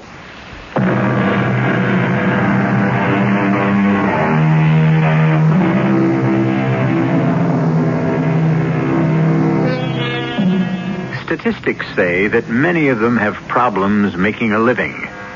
The record shows that even the successful ones burn out quickly. And yet, we have no shortage of actors and actresses. By acting, we mean that mysterious magical force which creates in an audience the almost religious conviction that the performer on stage is the embodiment of a living truth. Josephine Dennison is such an actress. Some say she was born with the gift. Others claim it was refined and purified by long years of tedious application. Does it matter? Josephine Dennison only knows this. She is 38 years old, and she is out of work. Well, she's been out of work before, but never has she been so absolutely, completely, and totally out of work as she is right now. Joe, you've had it. Don't say that. I have to say that. You're washed up, through, finished. How could this happen to me? It's ridiculous. I'm a good actress. You're a great actress. I don't know why it happens. It's just... Joe, you know the only call I had for you in the last week? Somebody wanted me? Some clown, some character wanted you to be the queen in some pageant. And you turned it down. Joe, you played Joan of Arc. You've done Shakespeare. What are you supposed to do now? Go back to cheesecake like some winner in a beauty contest? If that's all there is. If you need money to pay the rent, I'm always... I don't need money. I need a job. Jimmy, what kind of queen was I supposed to be, and who wanted me? Some phony. You could tell by looking at him. A smooth talker. I think he was some kind of foreigner. But what was it about? We'll never know. I threw him out of the office. Jimmy, I'll do anything. You know how it is. Yeah, I know how it is. But you don't. Well, I don't want to take up any more of your time. I just don't know what's the matter. I can't figure people out. I don't know why these things happen. Well, don't feel so bad, Jimmy. Sooner or later, the longest streak of luck, good or bad, has to change. Quit dreaming, Joe. Don't tell me to stop dreaming, Jimmy. What else is left?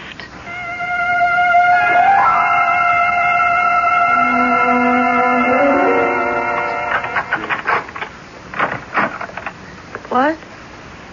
Why are my lights on? Good evening, Miss Dennison. Who are you? How did you get into my apartment? What do you want? You have just asked me a complex question. It consists of 3 parts. Just tell me. Of course. I will tell you everything in good time. What do you mean in good time? My dear Miss Dennison, I am a native of a civilized country.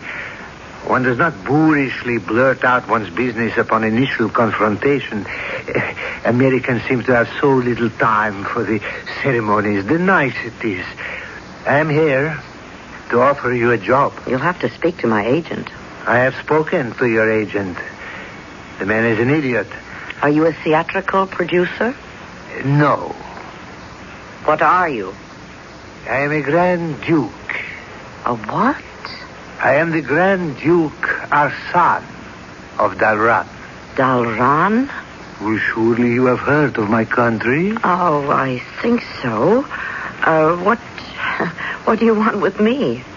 First, we shall have dinner. You must be my guest. I don't feel like going anywhere. We shall dine here.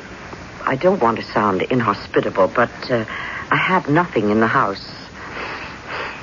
Wait a minute. Yes. Sniff again. That heavenly aroma is coming from your own kitchen. But how? My servants are preparing a feast fit for a queen. Raina, Loro, wheel in the table at once. I can't believe it. None of this can be happening. Trust the evidence of your senses, my dear. But what is the meaning? The wine will grow warm and the food become cold later. Right now, we must perform a ritual, Miss Dennison. We shall celebrate dinner. May I fill your glass? No, thank you. I've had enough of everything. I hope you have enjoyed your dinner. I've read of feasts like this, but I never thought... Would you care to dine this way every night? No, I don't think I could stand it. You could learn? Your Highness, or Your Excellency, is it? No, our son is good enough. Is it permissible to talk about business now? Entirely appropriate. You are wondering why I am here. Let's say I'm at least mildly curious. You know very little about my country. Well, that's true. But my country knows a great deal about you.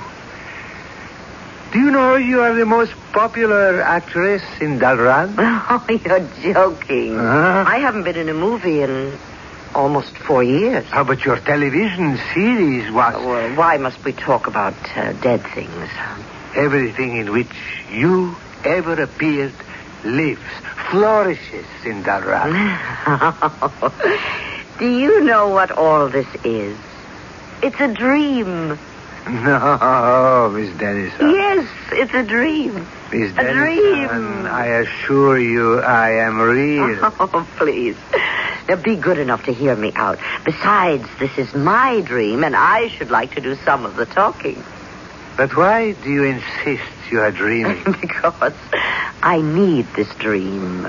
I must have this fantasy. You see, I have reached what can only be considered the nadir of my existence. Nonsense. Oh, you're very kind, but the handwriting is on the wall. We simply disappear. Some of us drop by the wayside as soldiers fall in battle, victims of random misfortune. And now, it seems, a whole new generation of producers has come along, and they never heard of me. I insist that you listen to me. You are practically worshipped in Dalran. Of course. Yeah, see what I have in this folder. Newspaper clippings, magazine articles. You cannot read Dalranese, but you can make out your name and you can certainly recognize your pictures. Certainly. What do you say now? I say it's significant. Let me tell you about the job I wish to offer you. No.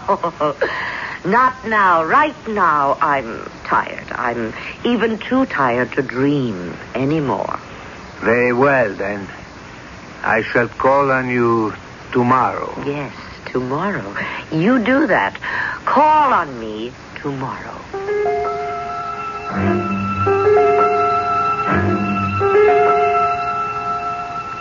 Joe. Huh? Joe, wake up.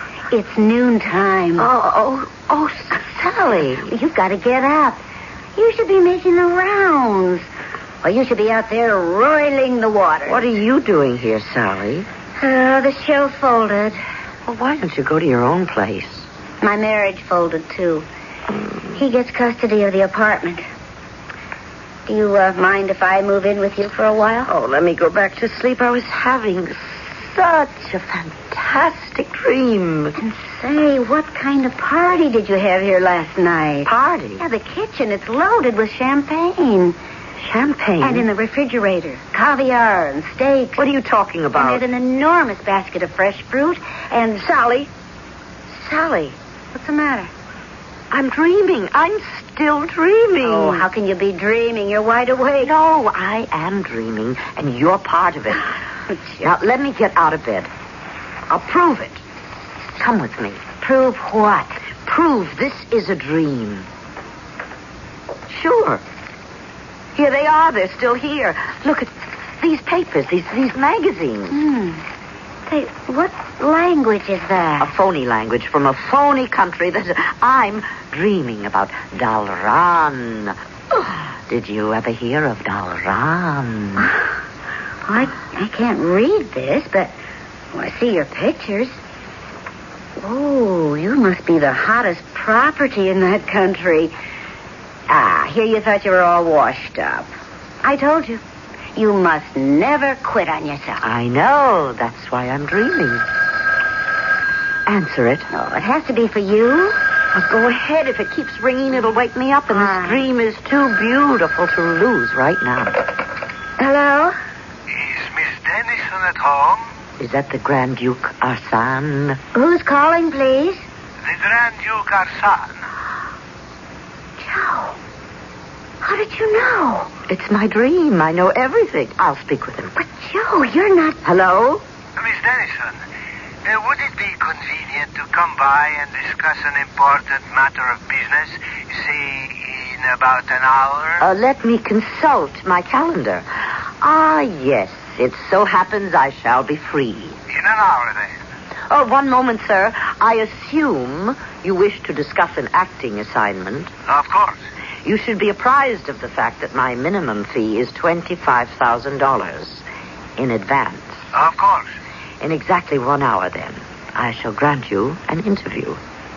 Joe, what were you saying? Does it matter? What do I have to lose? It's only a dream. I think you ought to see a doctor.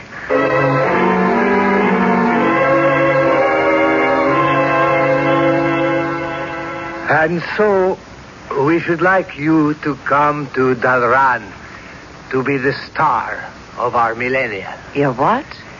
Your country has merely approached its bicentennial. Mine is celebrating the 1,000th year of our holy monarchy. I see.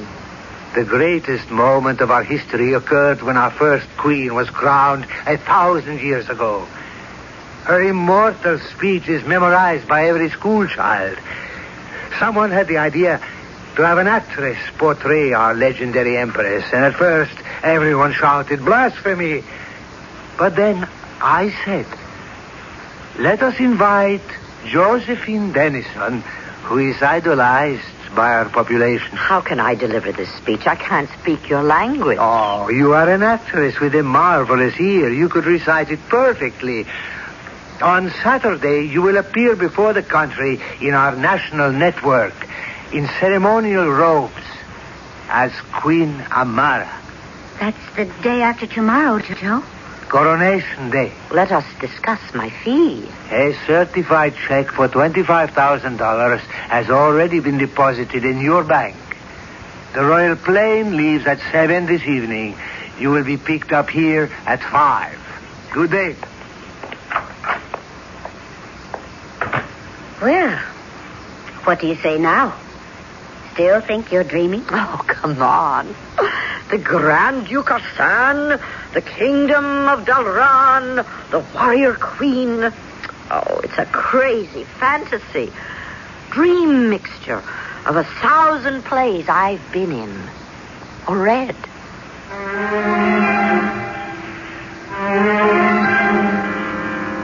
Well, is it a dream or isn't it? Whatever it is, Josephine Dennison is in the grip of it. I'll be back with both dreams and realities in just a few moments.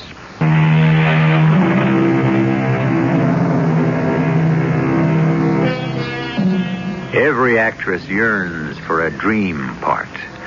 But Josephine Dennison is convinced she is playing a part in a dream. But for an actress, the only reality is the theater. And so, awake or asleep, she is determined to prepare for the part of the Queen of Dalran. How does an absolute monarch hold her head, her shoulders? What is a regal smile, a royal frown, an imperial gesture? Joe, don't you want to think about this? Think about what? Well, it's now just 10 minutes before noon. A man offers you a job. He's not just a man. He's a Grand Duke. In 5 hours, you'll be out of the country. Well, what's the problem? Well, shouldn't you check this out a bit more carefully? It's all happening too quickly. Suppose there's some danger involved here. Sally, nothing can happen to me. Why do you say that? Because this is only a dream. Look, Joe, call your bank. Ask if the money was deposited. Of course it was. Well, call them. Do me the favor. Certainly. Is there anything else you want me to do? Oh, please. Take this thing seriously. Yes? Oh, Mr. Howland, please. And also call Jimmy Higgins. This is Miss Dennison. Has a deposit been made to my account today? I know Jimmy hasn't done much for you lately. Now, that's the understatement of the year. How much? A certified check for $25,000. Thank you. You should have heard the tone of absolute deference in that little flunky's voice. He made me feel like a queen.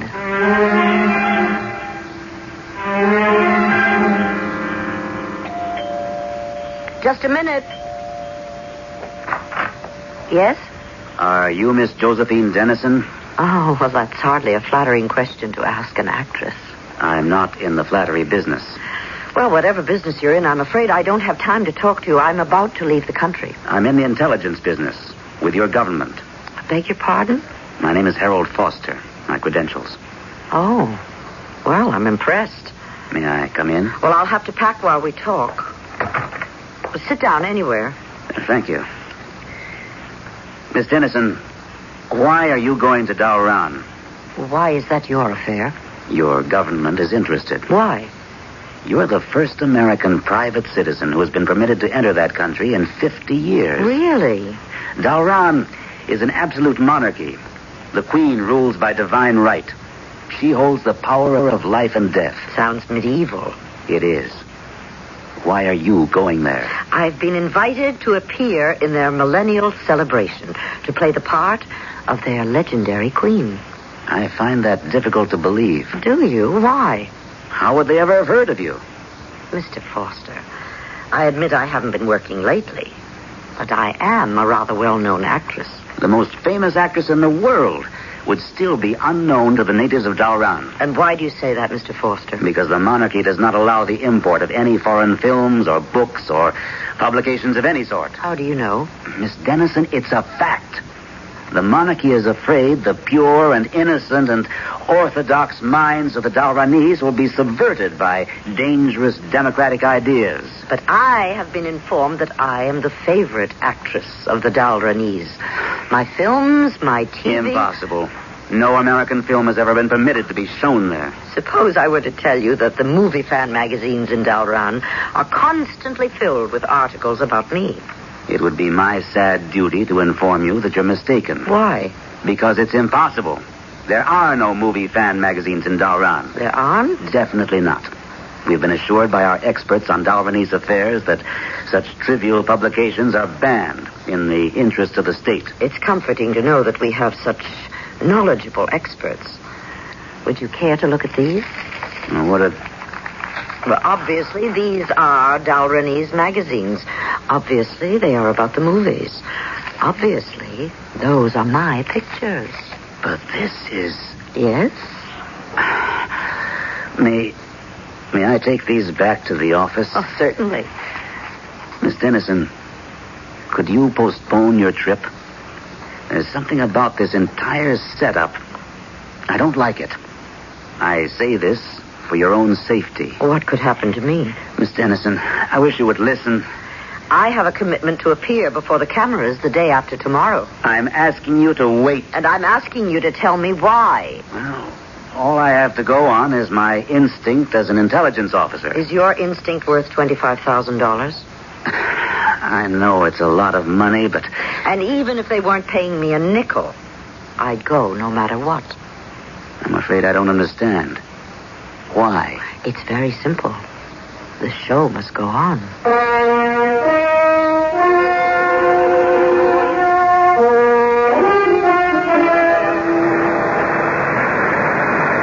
Well, how do I look?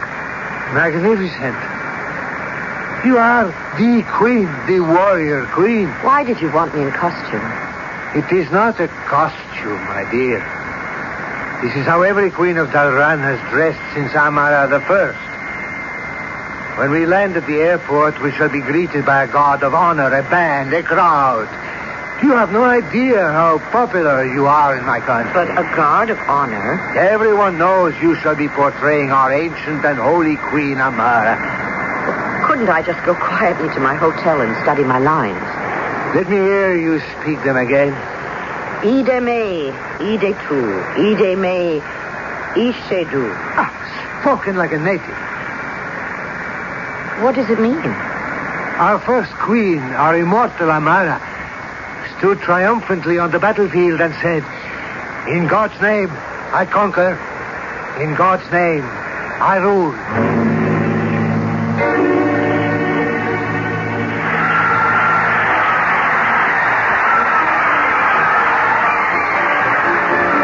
fantastic. Home was never like this, was it? Why? Why are they so fond of me? Oh, no, it can't be the crowd. People are bowing, kneeling. Why? The millennium has begun. You are the ancient queen. I never thought anything like this was possible. You have never lived in a monarchy. Oh, but you must be tired. I shall radio the escort to move quickly. Where am I staying? As a royal guest, you must stay at the palace.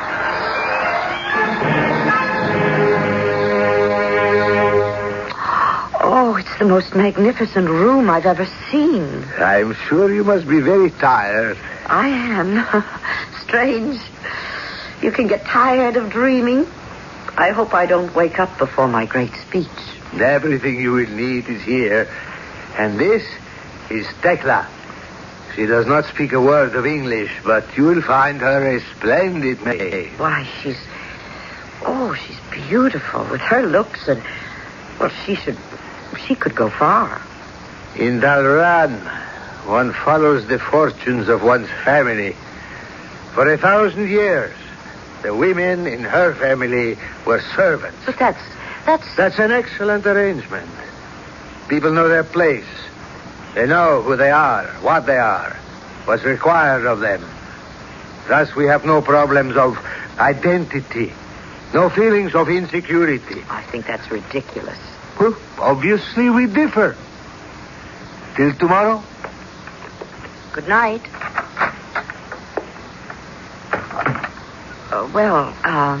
Tekla, I don't think I'll need anything, so you're free to go. Oh, I forget you don't speak English. I speak English. Oh, well, that's great. I want culture. In my mother's time, culture people speak French. Before then, culture people speak German. Today, culture people speak English. Even you, even Queen, you do not speak Daran. You speak English. Did you say I was the queen? I work hard to get job in palace. So one day I can kill you. What are you saying? For 1,000 years, you and nobility have oppressed common people. Now, you pay. But I'm not, look, I'm not, I'm a movie actress. What is movie actress? I am Josephine Dennison. I'm Dalran's favorite actress. You are Queen Amara. Hey. I will kill you. Hey, put down that knife. In name of the people. All right, I might just as well get out of the stream right now. I kill you in name of freedom. Why don't I wake up? Oh, why don't I wake up?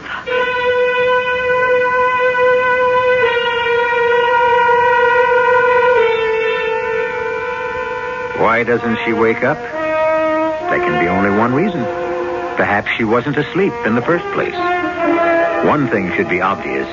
It's a hazardous business to impersonate a queen in a country like Dalran, where evidently they take these things quite seriously. I'll be back shortly with Act 3.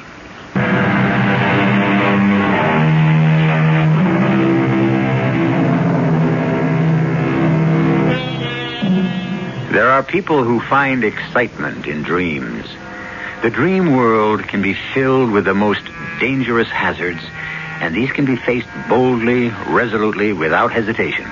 Because, after all, what can happen?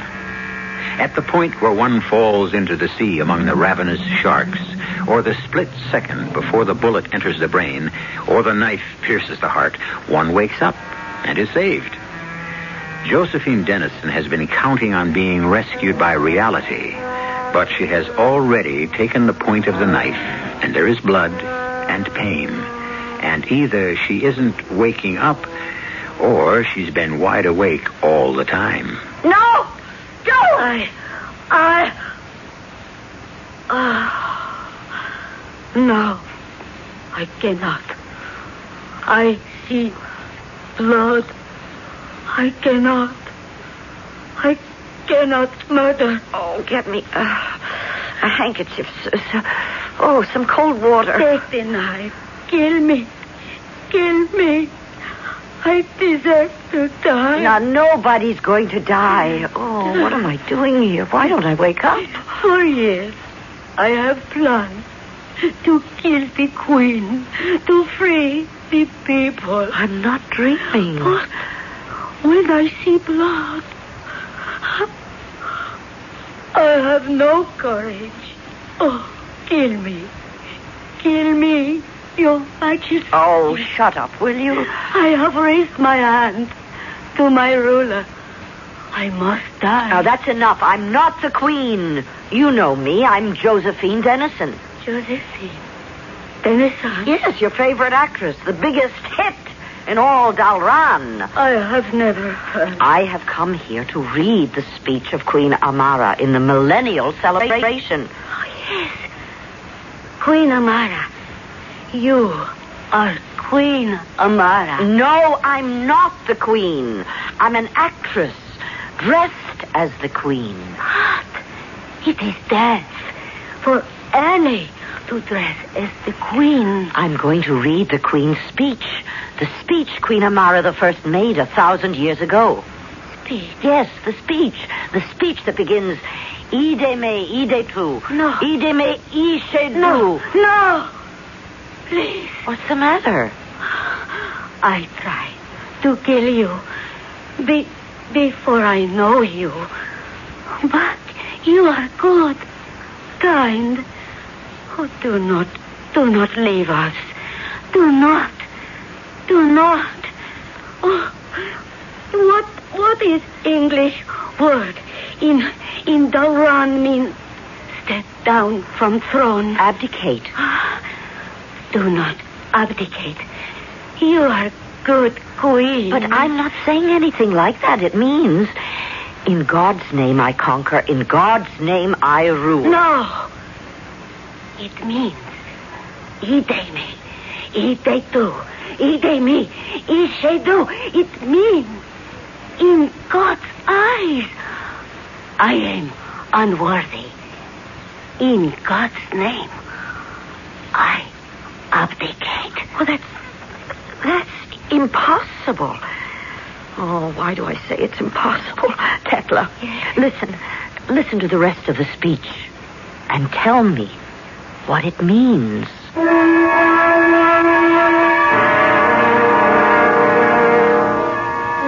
Yeah, that's the guy. That's the one I threw out of my office.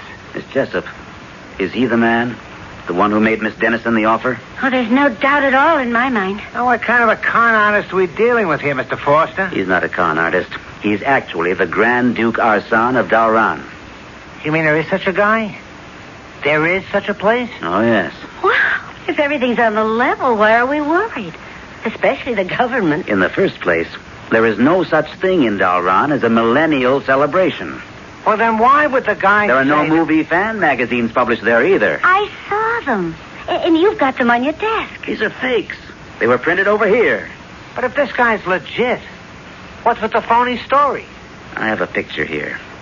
Recognize it? Yeah, sure, it's Joe. Miss Jessup? Well, she never wore her hair like that, but it's Joe. No. It's Queen Amara of Dalran. The Queen? But she's the image of Joe. Yeah. For a reason we're unaware of, they want somebody in that country to impersonate the Queen. What's going to happen to Joe? Hopefully nothing. What do you mean, hopefully? Well, it's a very violent country. Tomorrow she'll be on the national network. At least we know she'll be okay till then. Now, look, you just can't sit around here and do nothing. I'm not going to be sitting around here. I'm leaving for Dalran.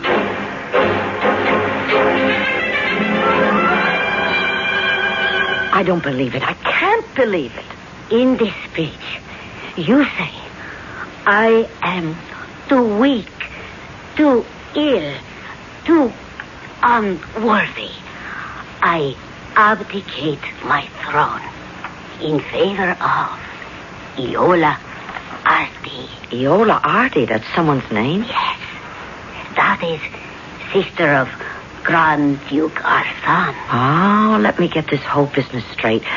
The Grand Duke wants to get his sister made the queen. So he creates a story to get me here to pose as the present queen and abdicate in her favor. Do you understand what I'm telling you? No. How does he know your people will accept his sister as the queen? The old queen appoint new queen. What do you mean? When old queen wish to rule no more, she appoint new queen. Where is the queen? The queen? The queen is here. You are queen. No, I'm talking about the queen. Now, where is the real queen?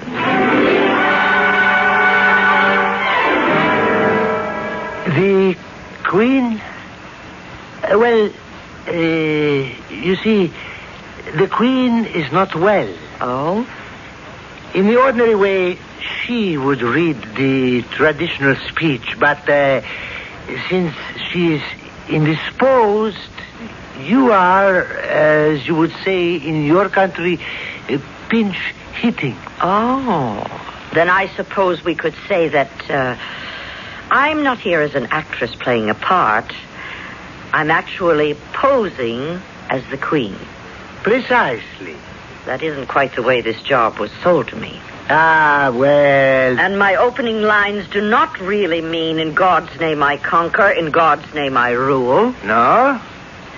What do they mean? In God's name I am unworthy. In God's name I abdicate.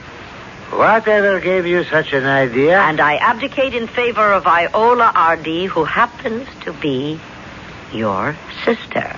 So, what has become of the queen? Queen Amara is dead. Really? How did it happen? Well, let us say her time had come. Ah. And who knows about it, in addition to you and me? A small, select group, no doubt. You are a brilliant woman, Miss Dennison. And afterward, what was supposed to become of me? In time, you would be released quietly, and you could return home. That's an unfortunate word, released. It implies that I would be a prisoner. Well, you are a prisoner. You will be in a form of custody, restricted to an estate in a remote province. You would live comfortably, even luxuriously. Well, I'm not interested in the part as it has been rewritten. And I shall not appear. May I have a lift to the airport? I'm afraid not. You can't force me to read that speech. Would you rather be shot? Oh, I see. The sophistication is only a veneer. You're basically a barbarian. You have, as I said, two choices. Read the speech or die. You think you can get away with killing me? Duke Arsan. Who? Oh, yes, indeed. I shall speak with him immediately. Show him into the audience chamber.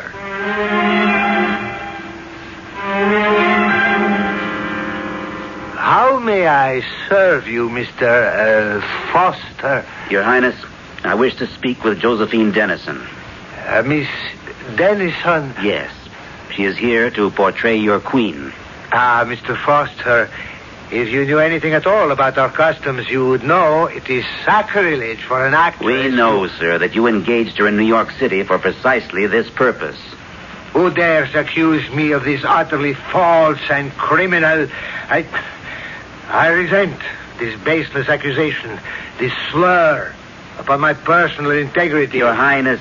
I have never heard of Miss Josephine Dennison. I have never met Miss Josephine Dennison. I can tell you nothing of Miss Josephine Dennison. And that, sir, must end the matter.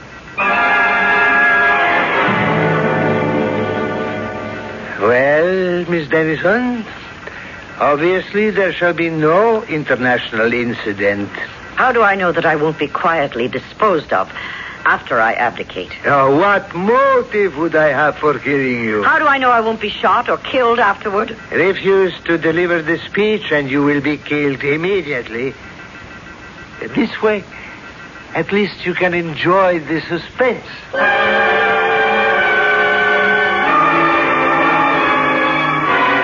Please, Your Majesty, do not leave. Look, Tekla, how many times do I have to tell you I'm not the queen? You are the queen. Why do you think I'm the queen? Because God says you are queen.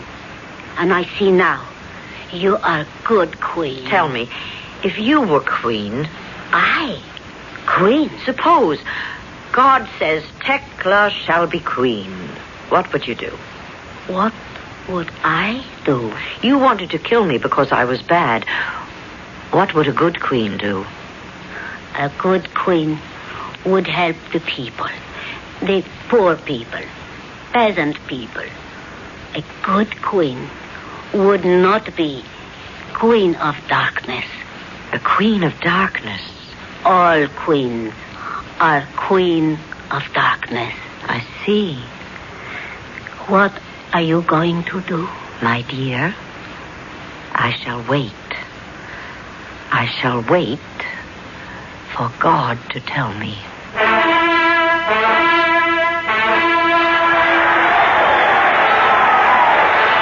Peers of the realm, nobles, gentry, soldiers, and people, silence for the Queen of Darkness! Speak! Speak! People of Dalran, I choose to speak in English. What are you? I am queen. A divine voice speaks within me. Who is she? She's not the queen. Arrest him.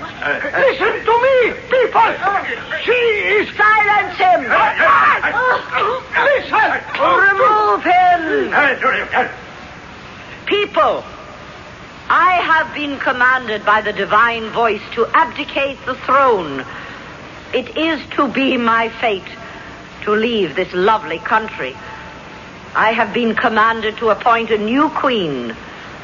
From now on, the queen shall no longer be a queen of darkness. She shall be known as the Queen of Light.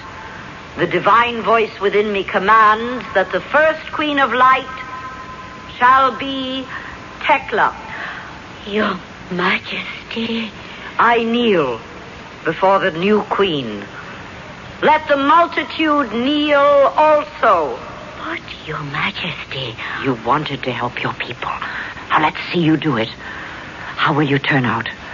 A queen of light or a queen of darkness? But I... Hail the queen!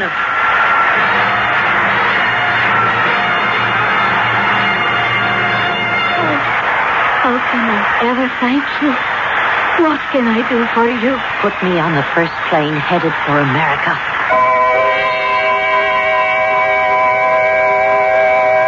You remember, of course, the queen who abdicated some time ago and came here. She pursued a rather successful career as an actress. She reminded so many people of an actress, Josephine Denson, something like that. You know how it is in showbiz. People come and go. Like skyrockets, they flare up in momentary brilliance and then fall silently into the unknown darkness. I, however, shall return with some light in just a few moments.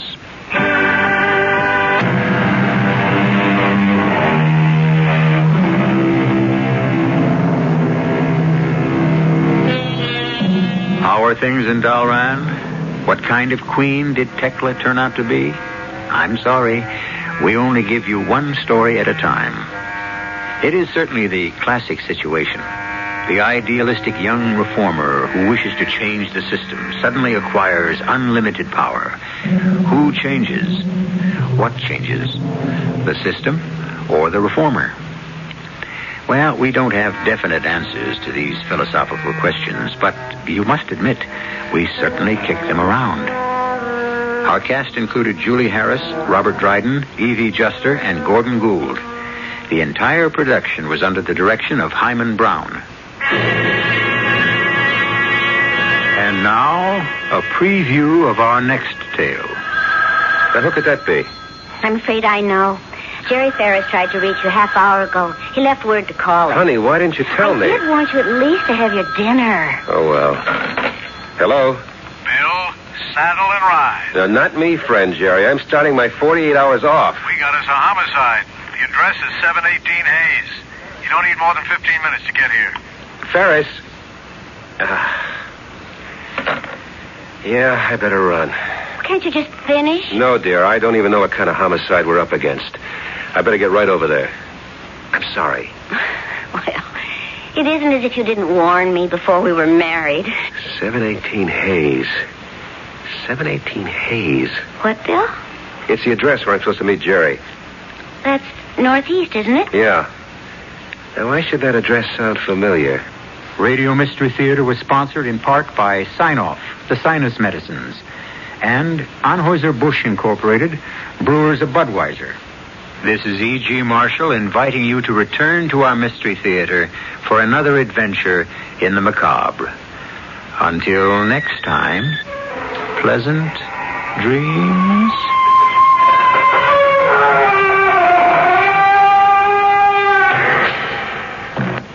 Now it's just after 2:30. We come to today's comedy classic. Next Wednesday, the 31st of May, the distinguished actress Athene Seiler will be 100 years old. As a tribute to her, and with our congratulations, we are repeating Arsenic and Old Lace by Joseph Kesselring, in which she starred on the stage and the radio with Dame Sybil Thorndike. Also featured are Prunella Scales, Dinsdale Landon, and Desmond Walter Ellis.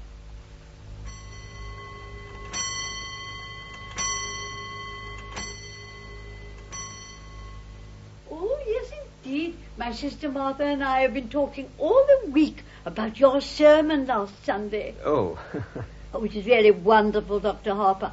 In only 2 short years, you've taken on the spirit of Brooklyn. That's very gratifying, Miss Brewster. Living here next to the church all our lives, you know, we've seen so many ministers come and go. The spirit of Brooklyn, we all say, is friendliness. And your sermons are not so much sermons as friendly talks. Personally, I've always enjoyed my talks with Cardinal Gibbons. Or have I met him yet? No, Teddy dear, not yet. Mm-hmm. Are the biscuits good? Splendid, Aunt Abby. Won't you have another biscuit, Dr. Harper? Oh, no. I'm afraid I'll have no appetite for dinner now. I always eat too many of your biscuits just to taste your lovely jam. Oh, well, we'll send you over a jar. No, you keep it here so I can be sure of having your biscuits with it. Very well. I understand Mortimer's taking Elaine with him to the theatre again tonight. We are so happy it's your daughter he takes with him, Dr. Harper. It's a new experience for me to wait up until 3 o'clock in the morning for her to be brought home. Oh, but I do hope you don't disapprove of Mortimer. Well... Could we feel so guilty if you did, Sister Martha and I? I mean, since it was here that your daughter met our nephew. I believe Mortimer to be quite a worthy gentleman, but I must admit that I've watched the growing intimacy between him and my daughter with some trepidation. For one reason, Miss Abby. You mean his stomach, Dr. Harper? Stomach? Yes, his dyspepsia. No, Miss Abby. I'll be frank with you. I'm speaking of your nephew's unfortunate connection with the theatre. The theatre? Oh, no, Dr. Harper. Mortimer writes for a New York newspaper. I know, Miss Abby, but a dramatic critic is constantly exposed to the theatre. And I don't doubt but some of them develop an interest in it. No, not Mortimer. He hates the theatre. Really? Oh, yes. He writes awful things about it. But you can't blame him, poor boy. He was so happy writing about real estate, which he really knew something about. And then they just make him take this terrible night position. My. But as he says, the theatre can't last much longer anyway. And in the meantime, it's a living. Well, now, whoever do you suppose that is? Oh, come in, Mr. Brophy. Hello, Miss Brewster. How are you, Mr. Clyde? Very well, Miss Brewster. What news have you two police officers brought me? Colonel, we have nothing to report. Splendid. Thank you, gentlemen. At ease. You know Dr. Harper? Yes. Hello, Dr. Harper. We've come for the toys for the Christmas fund, Miss Brewster. Oh, yes. That's splendid work you men do for the poor children. Oh, it gives us something to do when we have to sit around the station. You get tired playing cards, and you start cleaning a gun. And the first thing you know, you've shot yourself in the foot. Oh, dear. Teddy, just go upstairs, dear, and get that big box from your Aunt Martha's room, will you? Yes, Aunt Abby. Dear Teddy, always pretending he's in the army. And how is your wife, Mr. Brophy? Oh, she's better now. A little weak still. Well, I'm going to get you some beef broth to take to her. Oh, now, don't bother, Miss Abby. You've done so much for her already. We made it this morning. Yes, Sister Martha's taking some to poor Mr. Benitsky right now. I won't be a minute. Sit down and be comfortable, all of you. Well, now, she shouldn't go to all that trouble. Listen, you just tried to stop her or her sister from doing something nice, and for nothing. Colonel, you promised not to do that. But I'll have to call a cabinet meeting to get the release of those supplies. He used to do that in the middle of the night. The neighbours raised Cain with us. They're a little bit afraid of him anyway. Oh, he's quite harmless. Oh, suppose he does think he's Teddy Roosevelt. There's a lot worse people he could think he was. It's a shame. A nice family like this hatching a cuckoo like him. Well, the old girl's father, Teddy's grandfather, he was a little crazy, wasn't he? Yes, crazy like a fox. He made $1 million. Really? Yes, patent medicine. He used the house here as a sort of a clinic. Tried them out on people. He used to make mistakes occasionally, too. The department never bothered him much because he was pretty useful on autopsies, especially poison cases. Well, whatever he did, he left his daughters fixed for life. Not that they ever spend any of it on themselves. Yes, I'm well acquainted with their charities. Oh, you don't know a tenth of it. When I was with the Missing Persons Bureau, I was trying to trace an old man that we never did find. Do you know there's a renting agency that's got this house down on its list for furnished rooms? They don't rent rooms, but anybody who comes here looking for a room goes away with a good meal and a few dollars in their pocket. Well, now, isn't this nice? Good afternoon, Miss Brewster. How do you do, Mr. Brophy? Dr. Harper and Mr. Klein. How are you, Miss Brewster? We dropped in to get the Christmas toys. Oh, yes, of course. I hope Mrs. Brophy's better. Oh, she's doing fine, ma'am. Your sister's getting some soup for me to take to her. Oh, yes, we made it this morning. I just took some to a poor man who broke ever so many bones. Oh, so you're back, Martha. And how was Mr. Benitsky? Oh, well, dear, it's pretty serious, I'm afraid. The doctor was there.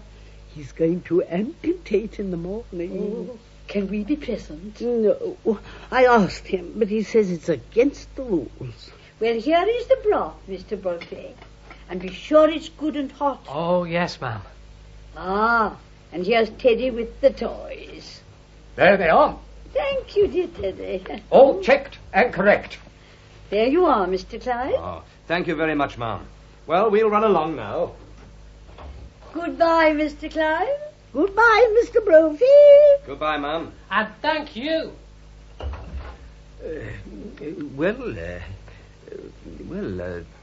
I must be getting home, too. Oh, well, before you go, Dr. Harper... Charge! Purge the blockhouse! You ever tried to persuade him that he wasn't Teddy Roosevelt? Oh, no. Nobody's so happy being Teddy Roosevelt. Once, a long time ago, do you remember, Martha? We thought if he would be George Washington, it might be a change for him. But he stayed under his bed for days and just wouldn't be anybody. And we'd so much rather he'd be Mr. Roosevelt than nobody. Well, if he's happy. Oh, You'll see that he signs these papers. What are they? Well, Dr. Harper has made arrangements for Teddy to go to Happy Dale Sanatorium after we pass on. But why should Teddy sign any papers now? Oh, it's better to have it all settled. Mr. Witherspoon understands they're to be filed away until the time comes to use them. Mr. Witherspoon? Who's he? He's the superintendent of Happy Dale. And Dr. Harper has arranged for him to drop in tomorrow or the next day to meet Teddy. Well, I'd better be running along, or Elaine will be over here looking for me. Well, give our love to Elaine. Oh, and Dr. Harper, please don't think harshly of Mortimer because he's a dramatic critic. Somebody has to do these things. Well, good day. Have you only just had tea? Isn't it rather late? Yes, and dinner's going to be late too. Why? Teddy! Teddy! Yes, Aunt Abby? Good news for you, dear. You're going to Panama to dig another lock for the canal. Delighted. I shall prepare for the journey at once. Abby, while I was out. Yes, dear. I just couldn't wait for you. I didn't know when you'd be back, and Dr. Harper was coming. But all by yourself? Oh, but I got along splendidly. I'll just run downstairs and see it. Oh, no. There wasn't time for that, dear, for I was all alone. Well, where is it then? Martha, just look in the window seat. Abby, dear, what a lovely body. And all by yourself, too. Who can that be? Oh, it's Elaine. Come in, dear. Good afternoon, Miss Martha. Oh, I thought Father was here. Oh, well, he's just this minute left. Didn't you meet him? No, I took the shortcut through the cemetery. Hasn't Mortimer come yet? No, dear. Oh, he asked me to meet him here. Do you mind if I wait? No, not at all. He should be here any minute now. Oh, my goodness, Elaine, what must you think of us not having tea cleared away by this time? I just put the tray in the kitchen. Don't bother with anything in the kitchen, Abby, until Mortimer comes, and then I'll help you. Oh, there he is now. Hello, Aunt Martha. Abby, Mortimer's here. Hello, Elaine. Hello, Mort. Hello, Mortimer. Hello, Aunt Abby. How are you, dear? All right. And you look well. You haven't changed much since yesterday. Oh, my goodness, it was yesterday, wasn't it? Well, we are seeing a great deal of you lately. Well, sit down, sit down. Abby, haven't we something to do in the kitchen? What? You know, the tea things. Oh, yes, of course, the tea things. Well, now you two just make yourselves at home. Just make yourselves at home. Where do you want to go for dinner, Elaine? I don't care. I'm not very hungry. Well, I just had breakfast. Suppose we wait till after the show, Well, that'll make it pretty late, won't it? Not with the little stinker we're seeing tonight, but what I've heard about it, we'll be at Blake's by 10 o'clock. You ought to be fair to these plays. Are these plays fair to me? You know, I've never seen you walk out on a musical. Somehow they have a humanizing effect on you. It wasn't until after our first musical you told me I had nice legs. And I have, too. For a minister's daughter, you know a lot about life. Where do you learn it? In the choir loft. I'll explain that to you sometime, darling. What? The close connection between eroticism and religion. Religion never gets as high as the choir loft. You know, I've never been able to rationalize it. What? My falling in love with a girl who lives in Brooklyn. Falling in love? You're not stooping to the articulate, are you? The only way I can regain my self-respect is to keep you in New York. Did you say keep? No. I've come to the conclusion that you're holding out for the legalities. Now, where could we be married in a hurry? Let me say tonight. I'm afraid Father will insist on officiating. Your father could make even the marriage service sound pedestrian. All right, formal, everything formal and legal. But not later than next month. Darling. Hello, Mortimer. How are you, Mr. President? Fine, thank you, just fine. What news have you brought for me? Just this, Mr. President. The country is squarely behind you. Yes, I know. Isn't it wonderful? Well, goodbye. Where are you off to, Teddy? Panama. Panama's the cellar. Oh? He digs locks for the canal down there. You're very sweet with him, and he's so fond of you. Well, Teddy was always my favourite brother. Favourite? Were there more of you? Well, there's another brother. Jonathan. I never heard of him. Well, we don't like to talk about Jonathan. He left Brooklyn very early, by request. He was the kind of boy who liked to cut worms in two with his teeth. What became of him? I don't know. He wanted to become a surgeon like grandfather, but he wouldn't go to medical school first, and his practice got him into trouble. Aren't you two going to be late for the theatre? Oh, we're skipping dinner. We don't have to start for half an hour. Oh, well then, I'll leave you alone together again. Don't bother, darling. I'm going to run over to speak to Father. Before I go out with you, Mort, he likes to pray over me a little. Oh, by the way, Aunt Abby, I'm going to marry her. What? Oh, darling! Martha, come here. I've got the most wonderful news. Mortimer and Elaine are going to be married. Married? Oh, Mortimer. Oh, we hoped it would happen like this. Elaine must be the happiest girl in the world. Happy? Just look at her leaping over those gravestones. By the way, I left a large envelope around here last week. It was one of the chapters of my book on Thoreau. Have you seen it? Well, if you left it here, it must be here somewhere. Well, when are you going to be married? There must be something more you can tell us about Elaine. Elaine? Oh, yes, Elaine. Thought it was brilliant. What was, dear? My chapter on Thoreau. Oh, well, when Elaine comes back, I think we ought to have a little celebration. We must drink to your happiness. Martha, isn't there some of that Lady Baltimore cake left? Oh, yes. And I'll open a bottle of wine. Oh, and to think that it happened in this room. Oh, no. Where could I have put it? I do hope the play will be something you can enjoy for once. It may be something romantic. What's the name of it? Murder Will Out. Oh, dear. When the curtain goes up, the first thing you'll see will be a dead body. Now, could it be in the window seat, I wonder? Oh, my God!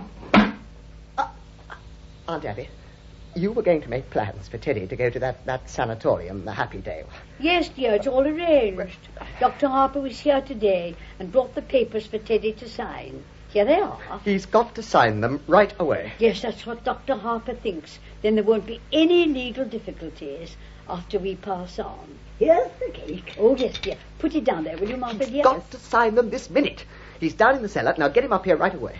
Oh, there's no such hurry as that. No. When Teddy starts working on the canal, you can't get his mind on anything else. Teddy's got to go to Happy Dale now. Tonight. Oh, no, dear. That's not until after we're gone. Now, listen, darlings. I'm frightfully sorry, but I've got some shocking news for you. You know we've sort of humoured Teddy because we thought he was harmless. Well, he is harmless. He was harmless. That's why he has to go to Happy Dale. Why he has to be confined. Mortimer, why have you suddenly turned against Teddy, your own brother? Teddy's killed a man. Nonsense, dear. There's a body in the window seat. Yes, dear, we know. You know? Well, of course, dear, but it's nothing to do with Teddy. Now, Mortimer, just forget about it. Forget you ever saw the gentleman. Forget? We never dreamed you'd look. But who is he? His name is Hoskins. Adam Hoskins. That's really all I know about him, except that he's a Methodist. That's all you know about him? What's he doing here? I mean, what's happened to him? He died. Aunt Martha, men don't just get into window seats and die. Oh, no, but he died first. How? Now, Mortimer, don't be so inquisitive. The gentleman died because he drank some wine with poison in it. Well, how did the poison get in the wine? Well, we put it in wine because it's less noticeable. When it's in tea, it has a distinct odor. You put it in the wine? Yes, and I put Mr. Hoskins in the window seat because Dr. Harper was coming. So you knew what you'd done. You didn't want Dr. Harper to see the body. Well, not at tea, dear. That wouldn't have been very nice. Now, Mortimer, you know the whole thing. Just forget about it. I do think Martha and I have the right to our own little secret. What are we going to do? What are we going to do? What are we going to do about what, dear? There's a body in that window seat. Yes, dear, Mr. Hoskins. Well, I can't turn you over to the police. What am I going to do? Oh, well, for one thing, dear, stop being so excited. But Mr. Hotchkiss. Hoskins, dear. Well, whatever his name is, you can't leave him there. Oh, we don't intend to, dear. No, Teddy's down in the cellar now, digging the lock. You mean you're going to bury Mr. Hotchkiss in the cellar? Oh, yes, dear. Well, that's what we did with the others. You can't bury Mr. Others? It's the other gentleman. When you say others, But do you mean others? More than one others? Oh, yes, dear. Now, let me see. This is 11. Isn't it, Abby? Oh, no, dear, this makes 12. No, I think you're wrong, Abby. This is only 11. No, dear, because I remember when Mr. Hoskins first came in, it occurred to me that he would make just a round dozen. Well, you really shouldn't count the first one. Oh, but I was counting the first one, so that makes it 12. Anyway, they're all down in the cellar. All right, now. 12. Now, tell me, who was the first one? Mr. Midgley. He was a Baptist. Of course, I still think we can't claim full credit for him, because he just died. Martha means without any help from us. You see, Mr. Midgley came here looking for a room. It was after you moved to New York. Yes, and it didn't seem right for that lovely room to be going to waste when there were so many people who needed it. He was such a lonely old man. All his kith and kin were dead, and it left him so forlorn and unhappy. And we felt so sorry for him. And then, when his heart attack came on, and he sat dead in that chair, looking so peaceful, you remember, Martha? We made up our minds then and there that if we could help other lonely old men to that same peace, we would. Teddy had been digging in Panama, down in the cellar, and he thought Mr. Midgley was a yellow fever victim. Yes, and that meant he had to be buried immediately. So we all took him down to Panama and put him in the lock. That's why we told you not to worry now, because we know exactly what has to be done. And that's how this all started. That man walking in here and dropping dead. Yes, of course. You see, we realized we couldn't depend on that happening again. So... you remember those jars of poison that have been up on the shelves in Grandpa's laboratory all these years?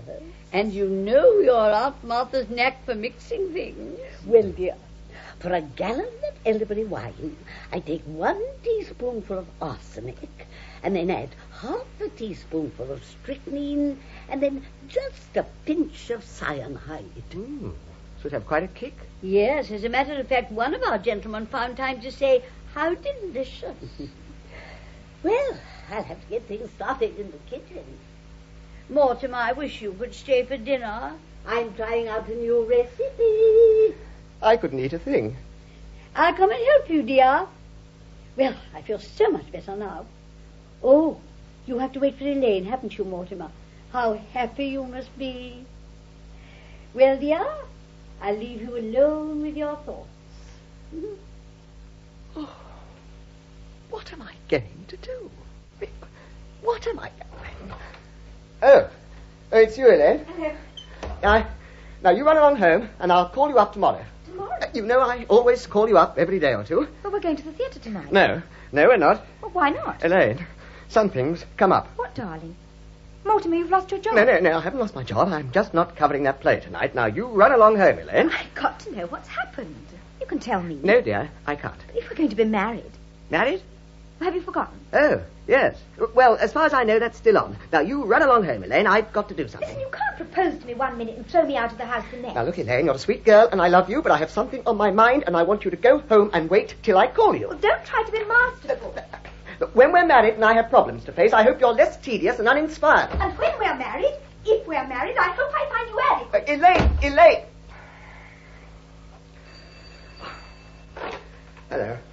Hello. That's the doorbell, dear, not the telephone. Oh. How you do? Come in. I understand you have a room to rent. Yes. Won't you step in? Are you the lady of the house? Yes. I am Miss Brewster, and this is my sister, another Miss Brewster. My name is Gibbs. Would you sit down? Let me talk to you. May I see the room? Well, why don't you sit down for a minute and let's get acquainted? Well, that won't do much good if I don't like the room. Is Brooklyn your home? Haven't got a home. Live in a hotel. Don't like it. Are your family Brooklyn people? Haven't got any family. All alone in the world. Yes. Well, Martha, perhaps some wine. You've come to just the right house, Mr. Gibbs. Now, do sit down. Oh, what church do you go to? There's an Episcopal church practically next door. I'm Presbyterian. Used to be. Is there always this much noise? Oh, he doesn't live with us. I'd really like to see the room. Well, it's upstairs. Won't you try a glass of our wine before we go up? Never touch it. Well, we make this ourselves. It's elderberry wine. Elderberry wine? Haven't tasted elderberry wine since I was a boy. Thank you. You have your own elderberry bushes? No, but the cemetery is full of them. Do you serve meals? Well, we might. But first, just see whether you like our wine. There must be somebody. Just try this, Mr. Gibb. Why don't you try Chair? And he's... Stop! Stop! Stop! No, do you want to be poisoned? Get out! Do you want to be killed? Do you want to be murdered? Get out! Well, now you've spoiled everything. Oh, you can't do things like that. It's not nice. People wouldn't understand. Well, he wouldn't understand. Abby, we shouldn't have told Mortimer. What I mean is, well, this has developed into a very bad habit. Now, Mortimer, we don't try to stop you from doing things you like to do, and I don't see why you should interfere with us. Hello. All right, Al. I'll see the first act, and I'll pan the hell out of it. But look, Al, you've got to do something for me. Get hold of O'Brien, our lawyer. Now, get him to meet me at the theatre. Now, don't let me down. Okay? I'm starting now. Look, I've got to go to the theatre. But before I go, will you promise me something? Well, we'd have to know what it was first. You know I'd do anything in the world for you, and I want you to do just this little thing for me. Well, what do you want us to do? Don't do anything. Don't let anyone in, and leave Mr. Hoskins right where he is in the window seat. Why? I want time to think. Well, we were planning on holding the service before dinner. Service? Certainly. You don't think we'd better Mr. Hoskins lot a full Methodist service, do you? But can't that wait till I get back? Oh, then you could join us. Oh, yes. Oh, Mortimer, you will enjoy the service, especially the hymns. Do you remember how beautifully Mortimer used to sing in the choir before his voice changed? And remember, you're not going to let anyone in while I'm gone. It's a promise? Well... Oh, Martha, yes. We can do that now that Mortimer's cooperating with us. Well, all right, Mortimer. Have you got some paper? Now, I'll get back just as soon as I can. Well, will this do? That's fine, yes. It'll save time if I write my review on the way to the theatre. Goodbye.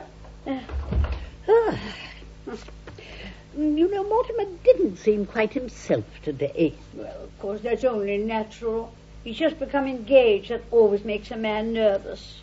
Abby, if Mortimer's coming back for the service, we shall need another hymnal. You know, dear, it's really my turn to read the service. But since you weren't here when Mr. Hoskins came, I want you to do it. Ah, that's very nice of you, dear. But are you sure you want me to? Well, it's only fair. Well, I think I'll wear my black bombazine and Mother's old brooch. I'll go, dear. Oh, we promised Mortimer we wouldn't let anyone in. But who do you suppose it is? Wait a minute. I'll look. Oh, it's two men, and I've never seen them before. Are you sure? Yes, and there's a car at the curb. They must have come in there. Well, let me look. Do you recognize them? No, they're strangers to me. We'll just have to pretend we're not home. Oh, hide here behind the screen. Go on, get out. All right.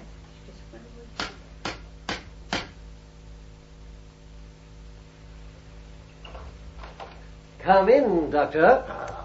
This is the home of my youth. As a boy, I couldn't wait to escape from this place now. I'm glad to escape back into it. Yeah, Charlie. It's a fine hideout. Yeah, the family must still live here. I hope there's a fatted calf awaiting the return of the prodigal. Yeah. I'm hungry. Look, Johnny. Wine. As though we were expected. Oh, who are you? And what are you doing here? Why, Aunt Abby. Aunt Martha. It's Jonathan. You get out of here. But it's Jonathan. Your nephew, Jonathan. Oh, no, you're not. You're nothing like Jonathan. You get out of here. But I am Jonathan. And this is Dr. Einstein. And he's not Dr. Einstein either. Not Dr. Albert Einstein, Dr. Herman Einstein. Well, who are you? You're not our nephew, Jonathan. I see you're still wearing the lovely garnet ring that Grandma Brewster bought in England. Oh. And you, Aunt Martha, still the high collar to hide the scar where Grandfather's acid burned you? His voice is like Jonathan's, Abby. Have you been in an accident? No. My face. Dr. Einstein is responsible for that. He's a plastic surgeon. He changes people's faces. And don't worry, ladies. The last 5 years, I give Johnny 3 new faces. I give him another one right away. This last face, well, I was intoxicated at the time. You see, Doctor, you see what you've done to me, even my own family. Johnny, you're home in this lovely house. How often he tells me about Brooklyn, about this house, about his aunts that he loves so much. I promised Dr. Einstein that no matter how rushed we were in passing through Brooklyn, I'd take time to bring him here for one of Aunt Martha's home-cooked dinners. Oh, I'm sorry. I'm afraid there wouldn't be enough. Oh, Abby, it's a pretty good-sized pot roast. Hot roast? Yeah, I think the least we could do... Thank you, Aunt Martha. We'll stay to dinner. Well, we'll hurry it along. Oh, yes. And if we had a few more vegetables... Well, not for the picture. Find something else. Well, Johnny, where do we go from here? We got to think fast. The police. The police have got pictures of that face. I got to operate on you right away. We got to find some place for that. And we got to find a place for Mr. Spenalzo, Oh, too. don't waste any worry on that rat. But, Johnny, we got a hot stiff on our hands. Forget Mr. Spenalzo. But you can't leave a dead body in the car. You shouldn't have killed him, Johnny. He's a nice fellow. He gives us a lift, and what happens? He said I looked like Boris Karloff. You did that to me. Take it easy, Johnny. Now, look. Your aunts, they don't want us here. We're here for dinner, Aunt. Oh, yeah, but after dinner. Leave it to me, Doctor. I'll handle it. This house will be our headquarters for years. Oh, that would be beautiful, Johnny. This nice, quiet house. And those aunts of yours, what sweet ladies. I love them already. I get the bags, yeah? Doctor, we must wait until we're invited. But you just said that... We'll be invited. And if they say no? Doctor, 2 helpless old women. Oh, it's like comes through a beautiful dream. Only I hope we're not dreaming. It's so peaceful. That's what makes this house so perfect for us. It's so peaceful.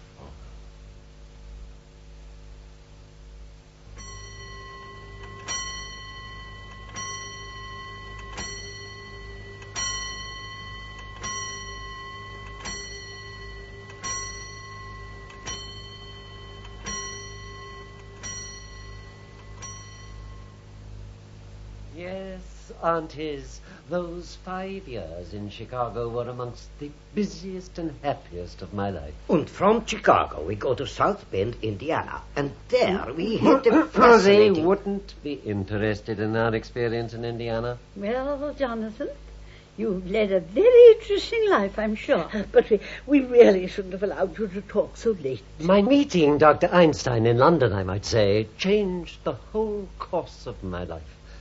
You remember, I'd been in South Africa in the diamond business, then Amsterdam, the diamond market. I wanted to go back to South Africa, and Dr. Einstein made it possible for me. When we take off the bandages, his face looked so different. The nurse had to introduce me.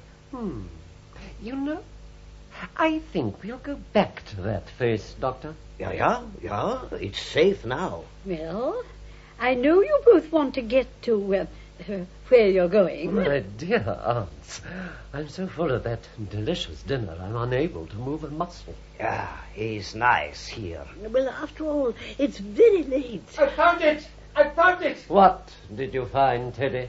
The story of my life. My biography. Here's the picture I was telling you about, General. Here we are, both of us. President Roosevelt and General Goethals, the Calibre cat. That's me, General, and that's you. My, how I've changed. Well, of course you've changed. That picture hasn't been taken yet. We haven't even started work on Calibre cat. We're still digging locks. So, General, we'll both go to Panama and inspect the new lock. No, Teddy. Not to Panama. No, we go some other time. Panama's a long way off. Nonsense. It's down in the cellar. The cellar? Well, we'll let him dig the Panama Canal in the cellar. General Goethals, as President of the United States, Commander-in-Chief of the Army and Navy, and the man who gave you this job, I demand that you accompany me to the inspection of the new lock. Oh, all right, Mr. President. We go to Panama. Fine. Follow me, General. Lead on, Mr. President. I am following. Jonathan, there's a very nice little hotel just 3 blocks down. Aunt Martha, this is my home. Oh, but Jonathan, you can't stay here. Dr. Einstein and I need a place to sleep.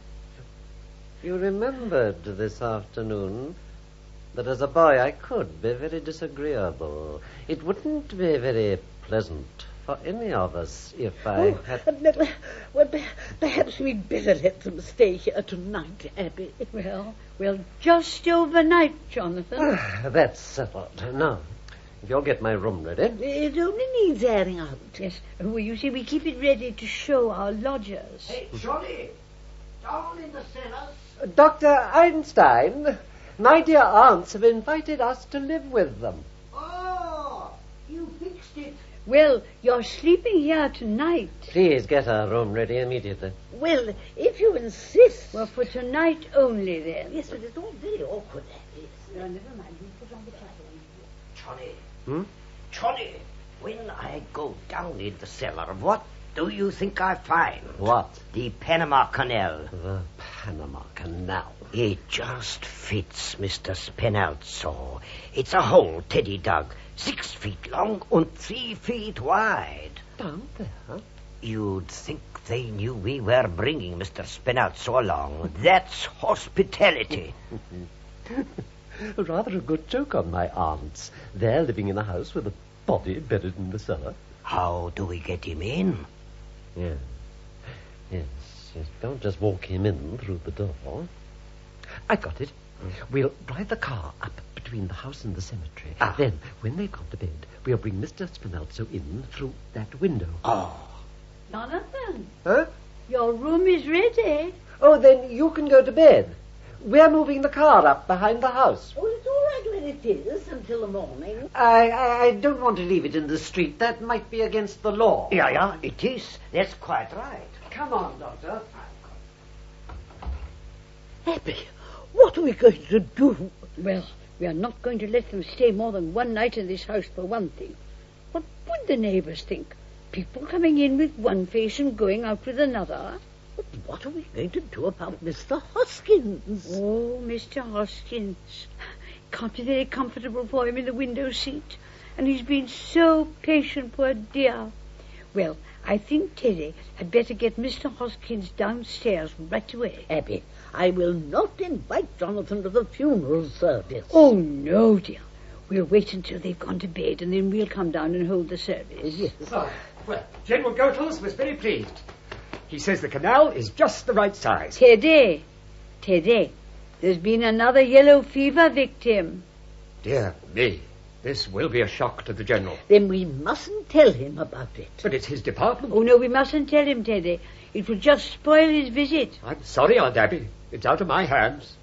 He'll have to be told. Army regulations, you know. No, Teddy, we must keep it a secret. Yes. A state secret? Yes, a state secret. Promise?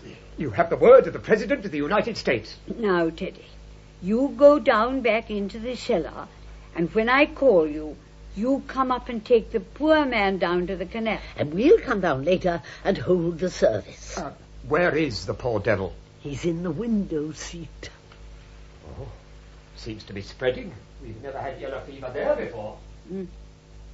Martha, when Jonathan and Dr. Einstein come back, let's see if we can get them to go to bed right away. Oh, yes. And then by the time they're asleep, we'll be dressed for the funeral. Jonathan, your room is waiting for you. You can go right up. Oh. Well, I'm afraid we don't keep Brooklyn hours, but you two run along to bed. Oh, no. You must be very tired, both of you. And we don't go to bed this early. Well, you should. It's time I came back to take care of you. Well, we weren't planning to go until... Martha. Well, come on then, Doctor. We'll go and unpack. Yeah. Good night, Aunt Abby. Good night, Aunt Martha. Good night, Jonathan. Good night, Doctor. Good night, ladies. Now, Teddy. Everything's ready in the canal. Good. Now for the yellow fever victim. Oh, poor fella. It's very sad. Lift the lid, Martha. Very well. That's right. Oh, he's very, very nice looking, considering he's a Methodist. Now, lift, Teddy. That's right. Away you go. Oh, poor devil's dropping like flies. Heavy one, this one. Now we'll go and change for the funeral. Oh, yes, my black bombazine. Well, come on, dear. All right, Johnny. Now, they've gone to bed. Good. I'll get the window open. You go round and hand Mr. Spinalzo through. No, he's too heavy for me. You go outside and push. I stay here and pull. Then together we get him down to Panama. All right. I'll take a look round outside the house. You open the window. Yeah. All right. Oh, who left the window seat open, I wonder?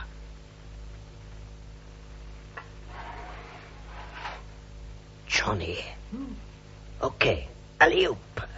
Oh, wait a minute. You lost a leg somewhere. Now I got him. Come on. That was me, Johnny. I slipped. Be more careful. Well, his shoe came off. Yes. All right, Johnny, I got him. Johnny, somebody at the door. Go quick. What about... No. A manage here. Go quick.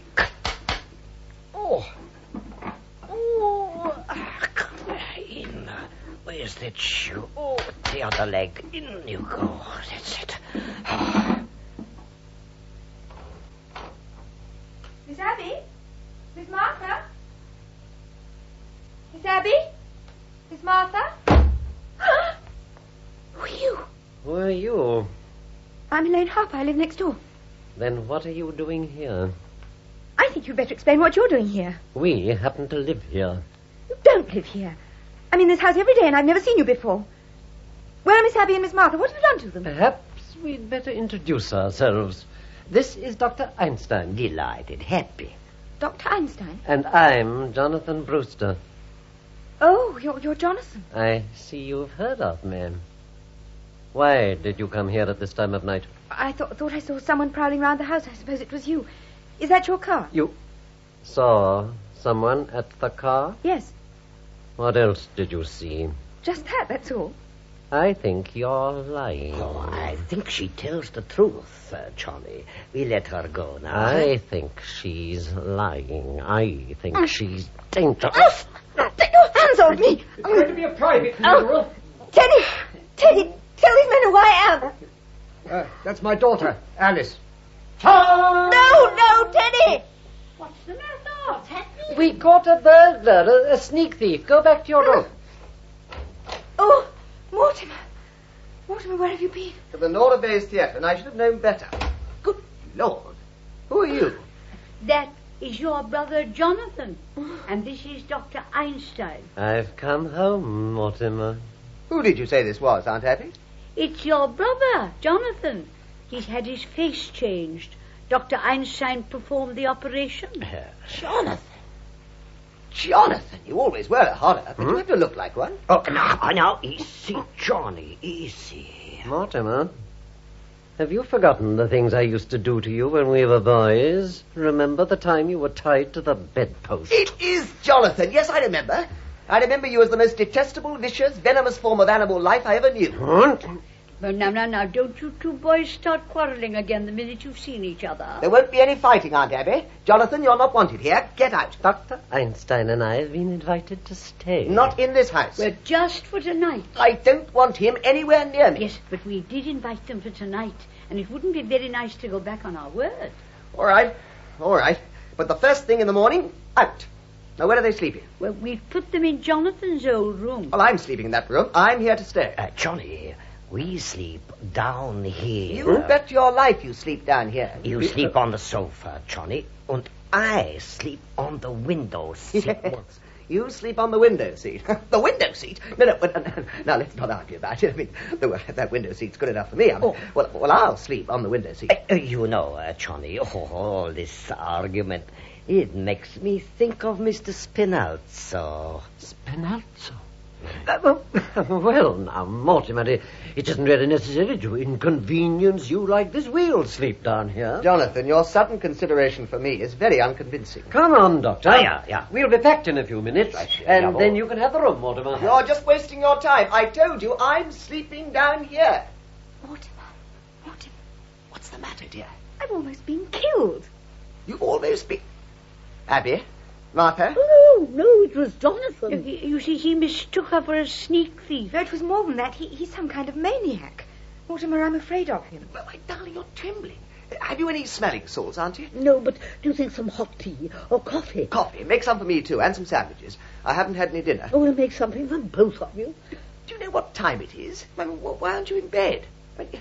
It's after 12. 12? Elaine, you've got to go home. What? No. You wanted some sandwiches. It won't take a minute. We'll make a nice supper for both of you. Oh, and we'll open a bottle of wine. Yes, all right. Let's have a bottle of wine. No wine. Mortimer, what's going on in this house? What do you mean? What's going on in this house? You were supposed to take me to dinner and the theatre tonight. You called it off. You asked me to marry you. I said I would, and 5 minutes later you threw me out of the house. And tonight, just after your brother tries to strangle me, you want to chase me home. Now listen, Mr. Brewster, before I go home, I want to know where I stand. Do you love me? I love you very much, Elaine. In fact, I love you so much, I can't marry you. Have you gone crazy? I don't think so. But it's just a matter of time. You see, insanity runs in my family. In fact, it practically gallops. That's why I can't marry you. Now, wait a minute. You've got to do better than that. No, dear, there's a taint in the Brewster blood. And just because Teddy's a little... No, it goes way back. I mean, the first Brewster, the one who came over on the Mayflower. You know, in those days, the Indians used to scalp the settlers. Well, he used to scalp the Indians. Mortimer, that's ancient history. No, the whole family. I mean, take my grandfather.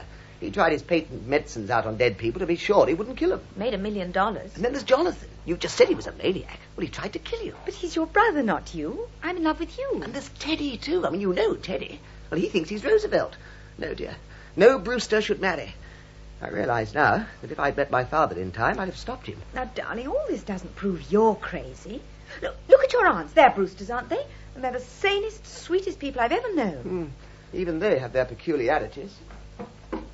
My God, there's another one in there. No, Mortimer, you can't tell me anything about your aunts. I'm not going to. Elaine, you've got to go home. Something very important has just come up. If you think you're going to get out of this by pretending you're insane, you're crazy. Maybe you're not going to marry me, but I'm going to marry you. I love you, you don't. Well, if you love me, will you get the hell out of here? Take me home, won't you? I'm afraid. Afraid? A little walk to the cemetery? Well, good night, dear. I'll call you up in a day or two. You critic. Aunt Abby, come here. Yes, dear? What is it? Where is Elaine? I thought you promised me not to let anyone in this house while I was gone. Well, Jonathan just walked in. I don't mean Jonathan. And Dr. Einstein was with him. I don't mean Dr. Einstein. Who's that in the window seat? Well, we told you, Mr. Hoskins. It is not Mr. Hoskins. Look. Now, who can that be? Are you trying to tell me you've never seen this man before? Certainly. But this is a fine how do you do. It's getting so that anybody thinks he can walk into this house. Now, Aunt Abby, now, don't you try to get out of this. That's another of your gentlemen. Mortimer, how can you say such a thing? Well, that man's an impostor.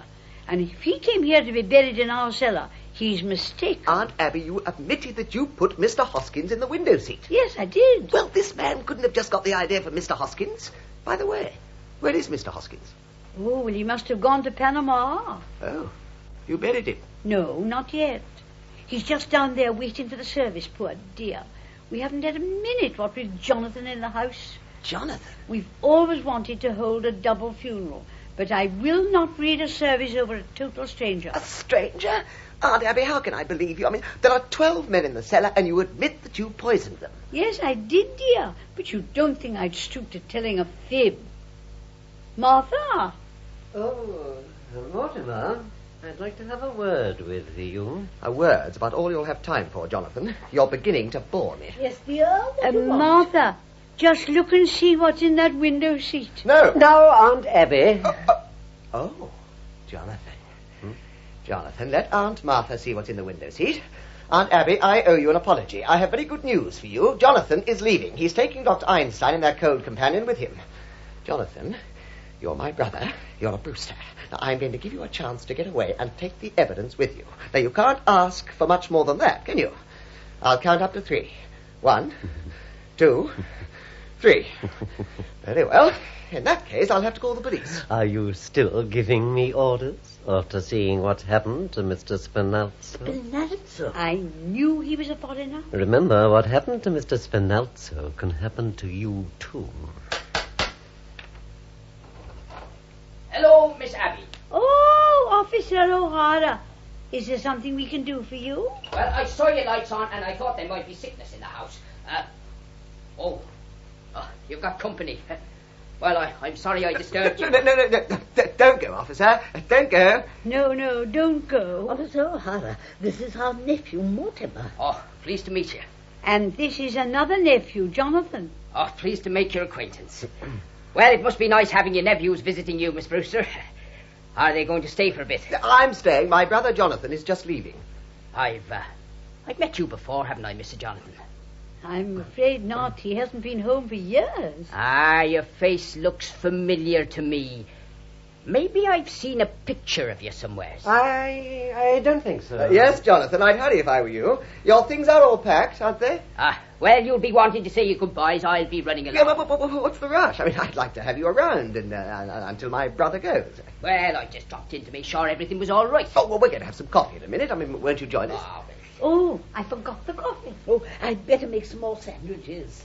I ought to know your appetite by this time, Officer O'Hara. Don't bother. I'm due to clock in a few minutes. Well, you can have a cup of coffee with us. I mean, my brother will be gone soon. Well, sit down.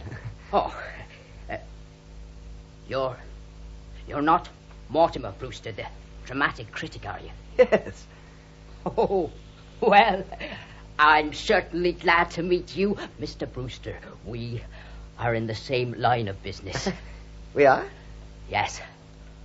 I am a playwright. Eh? Oh, this being on the police force is just temporary. Well, how long have you been on the force? 12 years. I'm collecting material for a play. I bet it's a honey. Oh, well, it ought to be. With all the drama I see being a cop, Mr. Brewster, you've got no idea what goes on in Brooklyn. I think I have. I got to go and clock in. Wait a minute, O'Hara. That play of yours, I may be able to help you. You would? Oh, it was fate my walking in here tonight. Look, I'll tell you the plot. You're on your way, Jonathan. Good. You haven't got much time, you know. But haven't you left something in the window seat? You can't go without all of your things. Well, O'Hara, it was nice meeting you. I'll see you again and we'll talk about your play. Oh, I'm not leaving now, Mr. Brewster. Why not? Well, you just offered to help me with my play, didn't you? You and me are going to write my play together. Well, I can't do that, O'Hara. I'm not a creative writer. I'll do the creating. You just put the words to it. But, O'Hara... No, Mr. Brewster, I'm not leaving this house till I tell you the plot. In that case, Mortimer, we'll be running along. You can't go yet. You've got to take everything with you. Now, look, O'Hara, you run along now, eh? I mean, my brother's just going. I can wait. I've been waiting 12 years. Here's the coffee. Oh, I'm sorry I was so long. Don't bring that in here. O'Hara, would you join us for a bite in the kitchen? Are you sure you don't mind eating in the kitchen, Mr. O'Hara? And where else would you eat? Goodbye, Jonathan. Nice to have seen you again. Come on, Mortimer. I'm glad you came to Brooklyn, Jonathan, because it gives me a chance to throw you out. I'll get going now. All three of you. Doctor, this affair between my brother and me has got to be settled. Now, Johnny, we got trouble enough. Your brother gives us a chance to get away. What more could you ask? You don't understand. This goes back a good many years. Now, Johnny, let's get going. We are not going. We're going to sleep right here. With a cop in the kitchen and Mr. Spinelzo in the window seat. Oh, that's all he's got on us. We'll take Mr. Spinelzo, dump him in the sea, and come right back here. Now, Johnny. Doctor, you know when I make up my mind. Oh, yeah. When you make up your mind, you lose your head. Brooklyn ain't a good place for you. Doctor. Oh, okay. We got to stick together. Right. Hide our bags in the cellar. Okay. Oh, move fast. Spinelzo can go out the same way he came in. Oh, hey, Johnny. Huh? Come quick. Well, what's the matter? That hole in the cellar. Oh, yeah? We got an ace in the hole. Look. A stick. Jonathan? Yes. Mortimer? I thought I told you to get out. We're not going. Oh, you're not? Mm-hmm. Well, do you want O'Hara to know what's in that window seat? We're staying here. All right. This gets me rid of you and Officer O'Hara at the same time. If you tell O'Hara what's in the window seat, I'll tell him what's down in the cellar. The cellar? There's an elderly gentleman down there who seems to be very dead. Well, what were you doing in the cellar? Never mind about that. What's he doing in the cellar? No, thanks, man. I've had plenty. Now, what are you going to say to O'Hara? Mr. Brewster, your aunts want to hear my play too. Shall I get them in here? No, O'Hara, you can't tell us now. You've got to clock in. Oh, to hell with clocking in. I'll get your aunts in here and tell you the plot. No, O'Hara, not in front of all these people. We'll get together alone, someplace later. How about the back room at Kelly's? Fine. You go and clock in, and I'll meet you at Kelly's. Well, why don't you two go down to the cellar? Well, that's all right with me. Where is it? No. We'll go to Kelly's, but you're going to clock in on the way. All right. It'll only take me a couple of minutes. I'll ditch him and be back in 5 minutes. Wait for me. We'll wait for him, Doctor. I've waited a great many years for a chance like this. We got him right where we want him. Did he look guilty? Have they gone? Oh, we thought we heard somebody leave. Oh, just Mortimer, and he'll be back in a few minutes. Is there any food left in the kitchen? Get something for us to eat while we bury Mr. Spinelzo in the cellar. Oh, no. Oh, but he can't stay in our cellar. No, Jonathan, you've got to take him with you. There's a friend of Mortimer's downstairs waiting for him. A friend of Mortimer? He and Mr. Spinelzo will get along fine together. They're both dead. They must mean Mr. Hoskins, dear. Mr. Hoskins? You know about what's downstairs? Well, but of course we do. And he's no friend of Mortimer's. He's one of our gentlemen. Your gentlemen? And we won't have any strangers buried in our cellar. But Mr. Hoskins? Mr. Hoskins isn't a stranger. Besides, there's no room for Mr. Spinelzo. The cellar's crowded already. Crowded? With what? Well, there are 12 graves down there now. 12 graves? And that leaves very little room, and we are going to need it. You mean you and Aunt Martha have murdered... Murdered? Certainly not. It's one of our charities. What we've been doing is a mercy. So you just take your Mr. Spinelzo out of here. You've done that? Here in this house? And you buried them down below? Johnny, we've been chased all over the world. They stay right here in Brooklyn and do just as good as you do. What? Well, you've got 12 and they've got 12. I've got 13. No, Johnny, 12. 13. There's Mr. Spinelzo, then the first one in London, 2 in Johannesburg, 1 in Sydney, 1 in Melbourne, 2 in San Francisco, 1 in Phoenix, Arizona. Phoenix. The filling station. Oh. The 3 in Chicago and the 1 in South Bend. That makes 13. Oh, you can't count the one in South Bend. He died of pneumonia. He wouldn't have got pneumonia if I hadn't shot him. No, Johnny, he died of pneumonia. He don't count. He counts with me. I say 13. No, Johnny. You got 12, and they got 12. The old ladies are just as good as you are. Oh, they are they? Well, that's easily taken care of. All I need is one more. That's all, just one more. Well, here I am. Ah, Mortimer. Come, in.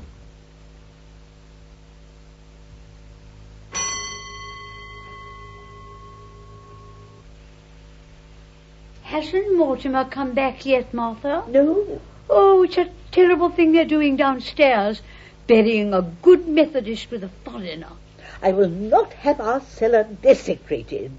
It'll just have to be undone. Yes, but we promised Mr. Hoskins a full Christian burial. Right. Now, where's Teddy? Mortimer, where have you been? I've been over to Dr. Gilchrist's. I've got his signature on Teddy's commitment papers. Mortimer, what's the matter with you? Running round getting papers signed at a time like this. Do you know what Jonathan's doing? He's putting Mr. Hoskins and Mr. Spinalzo in together. Oh, he is he? Well, let him. Is Teddy in his room? Oh, Teddy won't be any help. When he signs these commitment papers, I can tackle Jonathan. Well, what have they got to do with it? Well, you had to go and tell Jonathan about those 12 graves. Now, if I can make Teddy responsible for those, I can protect you. Don't you see? No, I don't see. Come along, Martha. We are going for the police. The police? You can't go for the police. Why can't we? Because if you tell the police about Mr. Spinalzo, they'll find Mr. Hoskins too. And that might make them curious. And they'd find out about the other 12 gentlemen. Mortimer, we know the police better than you do. I don't think they'd pry into our private affairs if we asked them not to. But if they found your 12 gentlemen, they'd have to report to headquarters. And you couldn't expect a judge and a jury to understand. Oh, Judge Coleman would. Yes, we know him very well. He always comes to church to pray, just before the elections. Yes, and he's coming here to tea someday, he promised. Oh, Abby, we must speak to him again about that. He's so lonely since his wife died. Yes, poor man, of course. Well, now come along to the police, Martha. No, you can't. I won't let you. You can't leave this house, and you can't have Judge Coleman to tea. Well, if you're not going to do something about Mr. Spinalzo, we are. I am going to do something. Now, we may have to call the police in later, but if we do, I want to be ready for them. You've got to get Jonathan out of this house. Yes, and Mr. Spinalzo, too. Oh, will you please let me do this my own way? I mean, I've got to see Teddy first.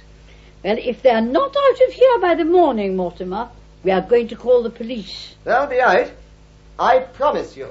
Oh, Abby, that's a relief, isn't it? Yes, if Mortimer's really going to do something at last. It just means that Jonathan's going to a lot of unnecessary trouble downstairs. Shall we better tell him? Oh, Jonathan, you might as well stop what you're doing in the cellar. It's all done. Well, it'll just have to be undone.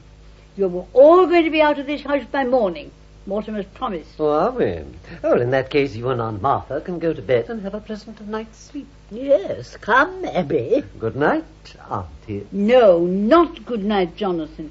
Goodbye. By the time we get up, you'll be out of this house. Mortimer's promised. And he has a way of doing it, too. Oh, then Mortimer is back. Oh, yes, he's up there talking to Teddy. Goodbye, Jonathan. Goodbye, Jonathan. Perhaps you'd better say goodbye to Mortimer. Oh, you'll see Mortimer. Yes, I'll see Mortimer. Well, there now. That's all fixed up smooth like a lake.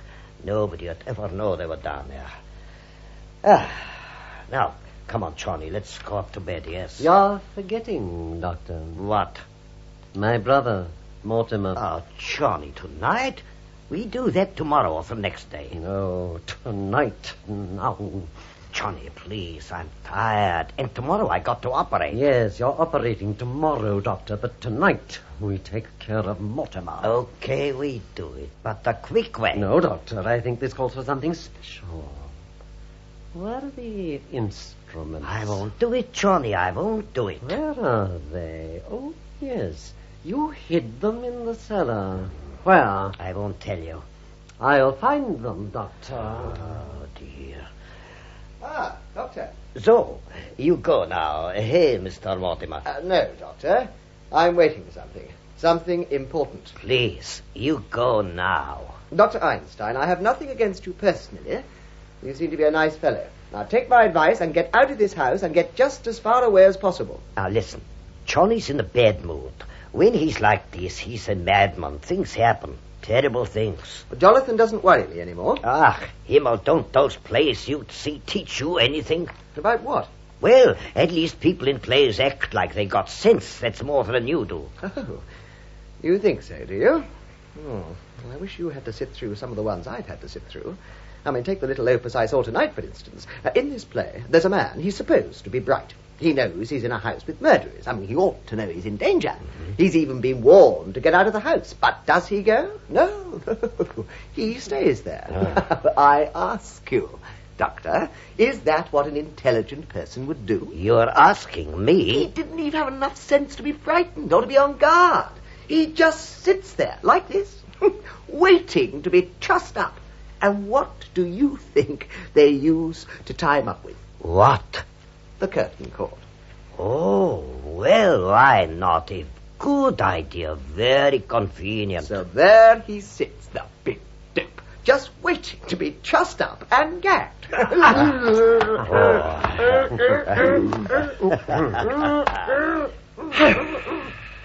That's it, Doctor. Now, his legs. Yeah. That's fixed him. You're right about that fellow, Mr. Mortimer. He wasn't very bright. Now, Doctor, we go to work. Please, Johnny, the quick way. Doctor, we're performing before a very distinguished critic. Johnny. Doctor. All right. Let's get it over. All ready, Doctor. Now. Oh, Himmel! That idiot, Teddy, stop him! He'll wake the neighborhood. He goes next. That's all. He goes next. No, Johnny, not Teddy. That's where I stop. Not Teddy. We get to Teddy later. We don't get to him at all. We've got to work fast. Yeah, the quick way. Here, Johnny. Yes, Doctor. The quick way. Hey, the Colonel's got to stop blowing that horn. Oh, it's all right, officer. We're taking the bugle away from There's him. going to be hell to pay in the morning. We promised the neighbours he wouldn't do it anymore. It won't happen again, officer. I'd better speak to him myself. Hey, Mr. Mortimer, you stood me up. I waited an hour at Kelly's for you. What's happened to him? Why is he tied up like that? He was explaining the play he saw tonight. This is what happened to the fella in the play. Did they have that in the play you saw tonight? They practically stole it from the second act of my play. Why, in my second act, just before the... Well, I'd better begin at the beginning. It opens in the theatre, in my mother's dressing room, where I was born. Only I wasn't born yet. Hey? Yes, well, take the gag out. No, we leave it. You've got to hear the plot without interrupting. Now, when the curtain goes up, my mother's sitting there, making up, see. When all of a sudden, through the door, a man with a black moustache walks in, turns to her and says, Miss Latour, will you marry me?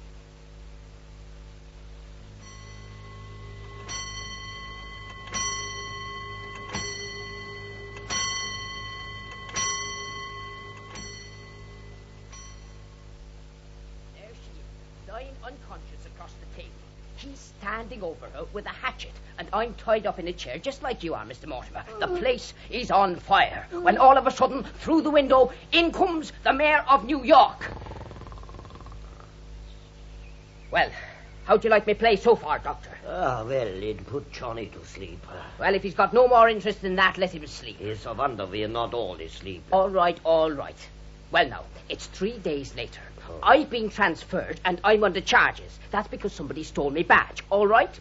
I'm walking my beat when a guy I'm following, it turns out he's really following me. Don't let anybody in. So I figure I'll outsmart him. There's a vacant house on the corner. I goes in. It's cops! I stands there in the dark, and I see the door handle turn. Johnny, wake up! It's cops! Oh, let me get out of here. I pulls my guns, braces myself against the wall, and I says, come in! Hello, boys. What's going on here, O'Hara? Hey, Brophy, what do you know? This is Mortimer Brewster. He's going to write me play with me. I'm just telling him the story. Did you have to tie him up to make him listen? And get him undone, Klein. Yeah, okay. Thank you.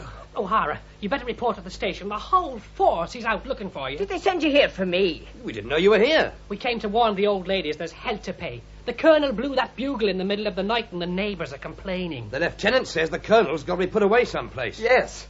Mr. Brewster, I got to get away, so I'll just run through the third act quick. Get away from me. Do you know what time it is, O'Hara? It's after 8 o'clock in the morning. It is.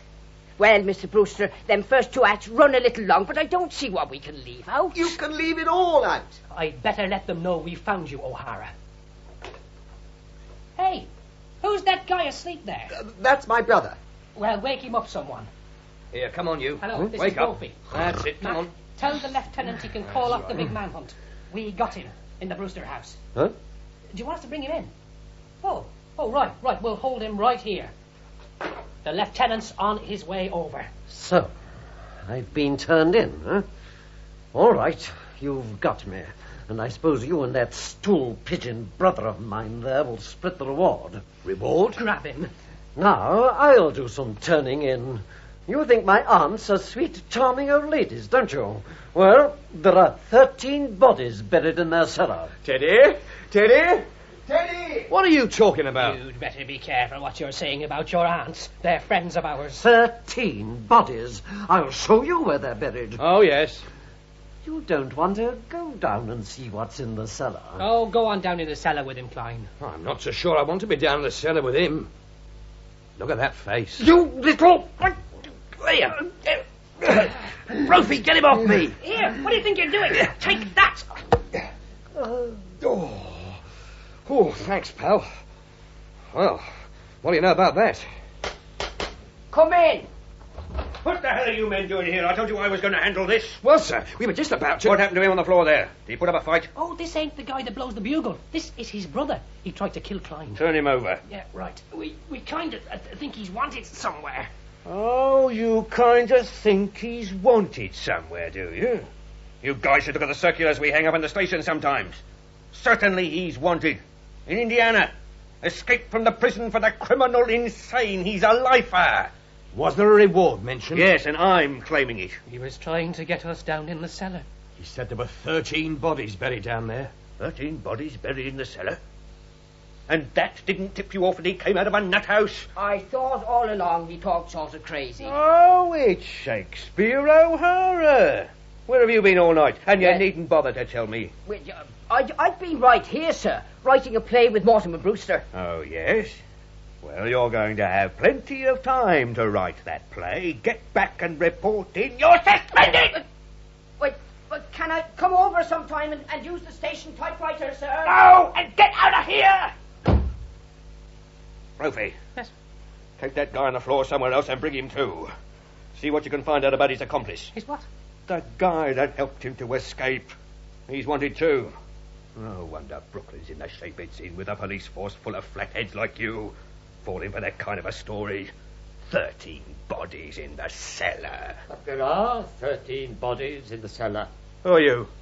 I'm President Roosevelt. What the hell is this? Now, he's the fellow that blows the bugle. Well, Colonel, you've blown your last bugle. Dear me.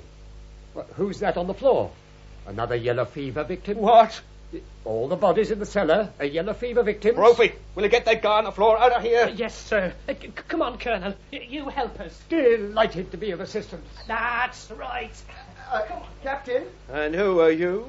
Captain, I'm Mortimer Brewster. Are you sure? Of course I'm sure. I'd like to talk to you about my brother Teddy, the one who blew the bugle. Mr. Brewster, we are not going to talk about that. He's got to be put away. I agree. In fact, it's all arranged. Well, where's he going? Happydale. But I want you to know that everything that's happened round here, Teddy's responsible for. Now, those 13 bodies in the cellar. Yes. Those 13 bodies in the cellar. Mm-hmm. It isn't enough that the neighbours are all afraid of him. And he's disturbing the peace with that bugle. But can you imagine what would happen if that cockeyed story about 13 bodies in the cellar got around? And now he's starting a yellow fever scare. Marvellous, isn't it? 13 bodies. Do you think anybody would believe that story? Oh, well, you can't tell. Some people are just stupid enough. About a year ago, a crazy guy starts a murder rumour over in Greenpoint, and I had to dig up a half an acre just to prove that... Good morning, Mortimer. Oh, good morning, dear. This is Mr. Witherspoon. He's come to meet Teddy. To meet Teddy? Mr. Witherspoon's the superintendent of Happy Dale. Oh, how do you do? This is Captain... Lieutenant Rooney. I'm glad you're here, Super, because you're taking him back with you today. Today? I didn't know that... Not today. Look, Elaine, I've got a lot of business to attend to, so you run along home and I'll call you up. Nuts. I had no idea it was this immediate. The papers are all signed. He goes today. How dare you? You men will find out that I'm no mollycoddle. When the President of the United States is treated like that, what's the country coming to? There's your man, Super. Just a minute. Mr. President, I have very good news for you. Your term of office is over. Oh, is this March the 4th? Practically. Well, let's see. Oh, now I go on my hunting trip to Africa. I must get started immediately. I'll get my equipment. Goodbye. Goodbye, Aunt Abby. Goodbye, Aunt Martha. I'm on my way to Africa. Isn't it wonderful? Time! Good morning, darlings. Oh, we have visitors. This is Lieutenant Rooney. Oh, how do you do, Lieutenant? How do you do? My, you don't look like the fussbot that the policemen say you are. Well? And you haven't met Mr. Witherspoon. He's the superintendent of Happy Dale. Oh, Mr. Witherspoon. How do you do? How do you do? You've come to meet Teddy? He's come to take him. Aunties, the police want Teddy to go there today. Oh, no. Not while we're alive. I'm sorry, Miss Brewster, but it has to be done. But we won't permit it.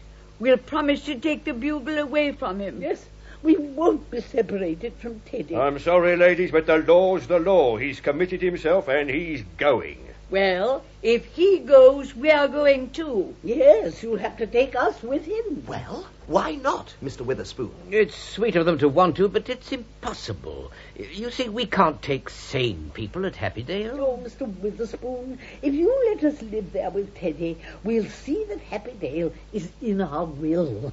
Yes, and for a very generous amount. Oh, heaven knows we could use the money, but I'm afraid Now, it's... let's be sensible about this, ladies. I've got serious work to do. You know, there are still murders to be solved in Brooklyn. Yes. Oh, are there? It's not only his bugle blowing and the neighbours all afraid of him, but things will just get worse. Sooner or later, we'd be put to the trouble of digging up your cellar. Our cellar? Yes. Your nephew's saying that there are 13 bodies buried in your cellar. But there are 13 bodies in our cellar. Oh, no. Well, if you think Teddy invented it, you come down to the cellar with us and we'll prove it to you. Yes, but there's one, a Mr. Spinalzo, who doesn't belong here and who will have to leave. But the other 12 are our gentlemen. I don't think the lieutenant wants to go down into the cellar. I mean, well, he was telling me that only last year he had to dig up half an acre. Well, weren't you, Lieutenant? That's right. Oh, but you wouldn't have to dig here. The graves are all marked. We put flowers on them every Sunday. Flower... Superintendent, don't you think you can find room for these ladies? Well, they'd have to be committed. Well, Teddy committed himself. I mean, can't they commit themselves? Can't they sign the papers? Why, certainly. No, if we can go with Teddy, we'll sign the papers. Where are they? Yes, where are they? Here they are. He's coming round, Lieutenant. Oh, good morning, Mr. Klein. Are you here too? Yes, ma'am. Brophy and I have got your other nephew out in the kitchen. Well, sign them up, Superintendent. I want to get this all cleaned up. 13 bodies. If you'll sign right here, Miss Brewster. And you on this one, Aunt Abby? Oh, you know, I'm really looking forward to going. The neighborhood here has changed so. Just think, a front lawn again. Oh, we're overlooking something. What? Well, we're going to need the signature of a doctor. Oh. Ah, Dr. Einstein, you're just in time. Will you come over here? We'd like you to sign some papers. Oh, no, please. I was just on my way. Come right over, Doctor. At one time last night, I thought the doctor was going to operate on me. That's right. Just sign here, Doctor. Oh, good. Yeah. And here. May I use the phone? Go ahead. Are you leaving, Doctor? Oh, I think I must. Oh, aren't you going to wait for Jonathan? I don't think we are going to the same place. We picked up that guy that's wanted in Indiana. The description of his accomplice. Read it to me, will you? Yeah. 44, 5'6", talks with a German accent. Oh. poses as a doctor. Thanks, Mac. It's all right, Lieutenant. The doctor here has just completed the signatures. Thanks, Doc. You're really doing Brooklyn a service. You mean I can go? Sure. Why not? Oh, thank you. Heaven will reward you for this. Ladies, Gesundheit. Gentlemen, Mazel tov. Now, Mr. Brewster, you sign as next of kin. Yes, of course. Right here. That's fine. And that makes everything complete? Everything legal? Oh, yes. Well, aunties, now you're safe. When do you think you'll be ready to start, ladies? Mr. Witherspoon, why don't you go upstairs and tell Teddy just what he can take along with him? Upstairs? I'll show you.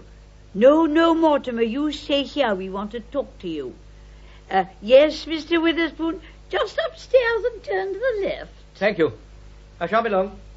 Well, Mortimer, now that we are moving, this house really is yours. Yes, dear, we want you to live here now. No, Aunt Abby. This house is too full of memories. Oh, but you'll need a house when you and Elaine are married. Darlings, that's very indefinite. It is nothing of the kind. We're going to be married right away. Mortimer, you know, we're really very worried about something. Now, darlings, you're going to love it at Happy Day. Oh, yes, we're very happy about that. Well, that's just it. We don't want anything to go wrong. Will they investigate those signatures? Oh, don't worry. They're not going to look up Dr. Einstein. No, it's not his signature, dear. It's yours. You see, you signed as next of kin. Well, of course. Why not? Well, dear, it's something we never wanted to tell you. But now you're a man. And it's something Elaine should know, too. You see, dear, you're not really a Brewster. What? You see, your mother came to us as a cook.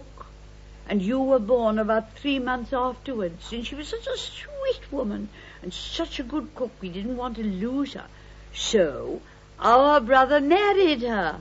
I'm not really a Brewster? Oh, now don't feel badly about it, dear. And Elaine, it won't make any difference to you. Elaine, did you hear? Do you understand? I'm a bastard. Yes, isn't that nice? Darling. Well, now I really must see about breakfast. No, Mortimer's coming over to my house. Father's gone to Philadelphia, and Mortimer and I are going to have breakfast together. Yes, I need some coffee. I've had quite a night. Well, come and see you, darlings, at Happydale. Goodbye. Dear boy. Oh, I hope they'll be very happy. We won't need the wagon. My car's out front. Oh, are you leaving now, Jonathan? Yes, he's going back to Indiana. There's some people there who want to take care of him for the rest of his life. Now, come on. Well, Jonathan, isn't it nice to know you have some place to go to? We're leaving, too. Yes, we're going to Happy Dale. Then this house is seeing the last of the Brewsters. Unless Mortimer wants to live here. I have a suggestion to make. Why don't you turn this property over to the church? Oh, we never thought of that. After all, it should be part of the cemetery. All right, get going. I'm a busy man. Goodbye, aunties. I can't better my record now, but neither can you. At least I have that satisfaction. The score stands even, 12 all. Goodbye. Oh, Jonathan always was a mean boy. Never could stand seeing anyone get ahead of him. I wish we could show him he isn't so smart. Mm-hmm. Oh, Mr. Witherspoon, does your family live with you at Happy Dale? I have no family. Oh, I suppose you consider everyone at Happy Dale your family. I'm afraid you don't quite understand. As head of the institution, I have to keep quite aloof. Oh, but that must make it very lonely for you. Oh. It does. But my duty is my duty. Well, Martha, if Mr. Witherspoon won't join us for breakfast, I think at least we should offer him a glass of elderberry wine. Elderberry wine? We make it ourselves. Why, yes, sir. Of course, at Happydale our relationship will be more formal, but here... you don't see much elderberry wine nowadays. I thought I'd had my last glass of it. Oh, no. No. This is your last glass, Mr. Witherspoon.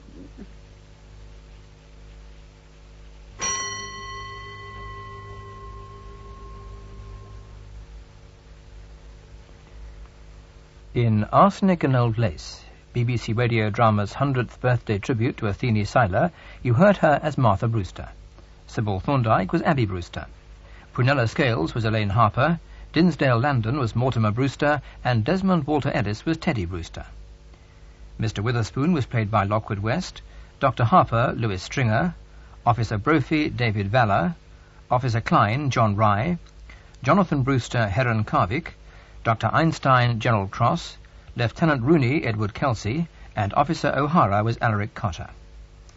That production of Arsenic and Old Lace, first heard in 1971, was directed by Graham Gall. Lux presents Hollywood.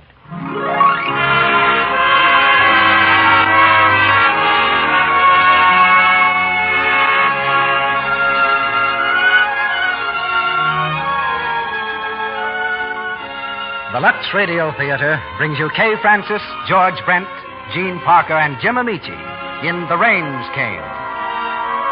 Ladies and gentlemen, your producer, Mr. Cecil B. DeMille.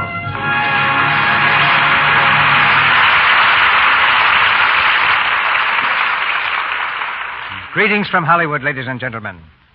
For most of us in this part of the world, India has always been obscured by mystery.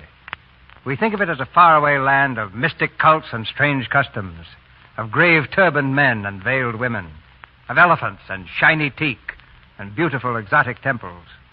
All this is India, land of eternal fascination.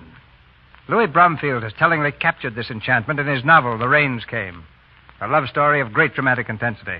The book has already made a hit picture for 20th Century Fox, and tonight we bring you our radio production of this vital story. Both the book and the picture were bestsellers, and it's brought to you tonight by another bestseller, Lux Toilet Soap. So many women have put Lux Toilet Soap on their beauty list that they've made it a bestseller from India to Indiana. The Rains Came is the drama of a group of people from our own world who, for one reason or another, are living in Ranchipur, a native state of India's back country.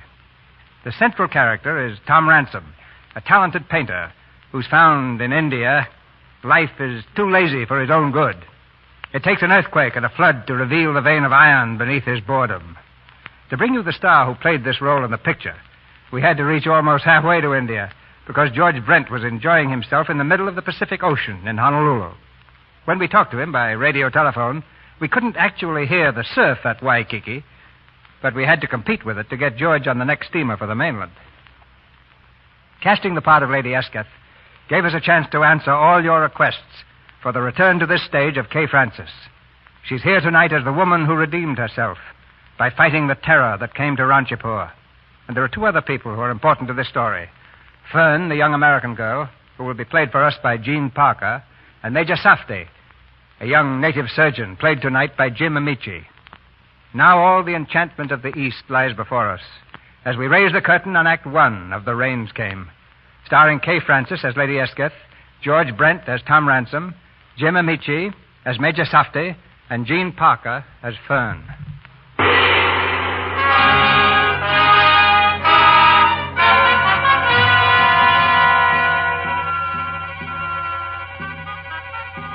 In the heart of modern India, surrounded by the frowning cliffs of the hill country, lies the ancient city of Ranchipur.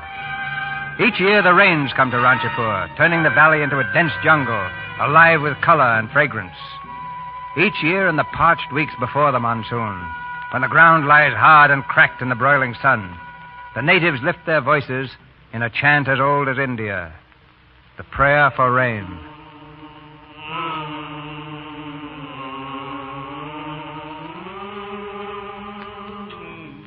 On the veranda of Tom Ransom's house, the bamboo screen is drawn against the morning heat.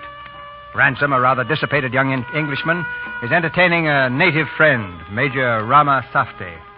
They've been silent for some time as they listen to the eerie strain of native music coming from somewhere inside the house. You know, Major, that's one of the mysteries of India I'll never be able to figure out. What? The stringless quartet, as played by the houseboys. Do they really enjoy it? Do you enjoy it, Major? I'm Indian.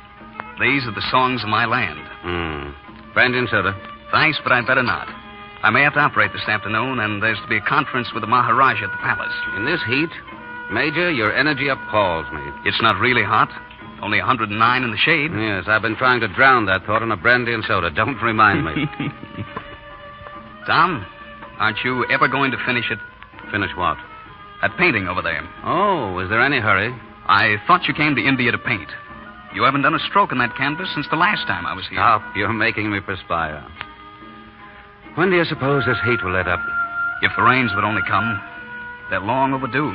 Yes, they were praying at the temple as I drove by this morning. I had half a mind to join them. In prayer?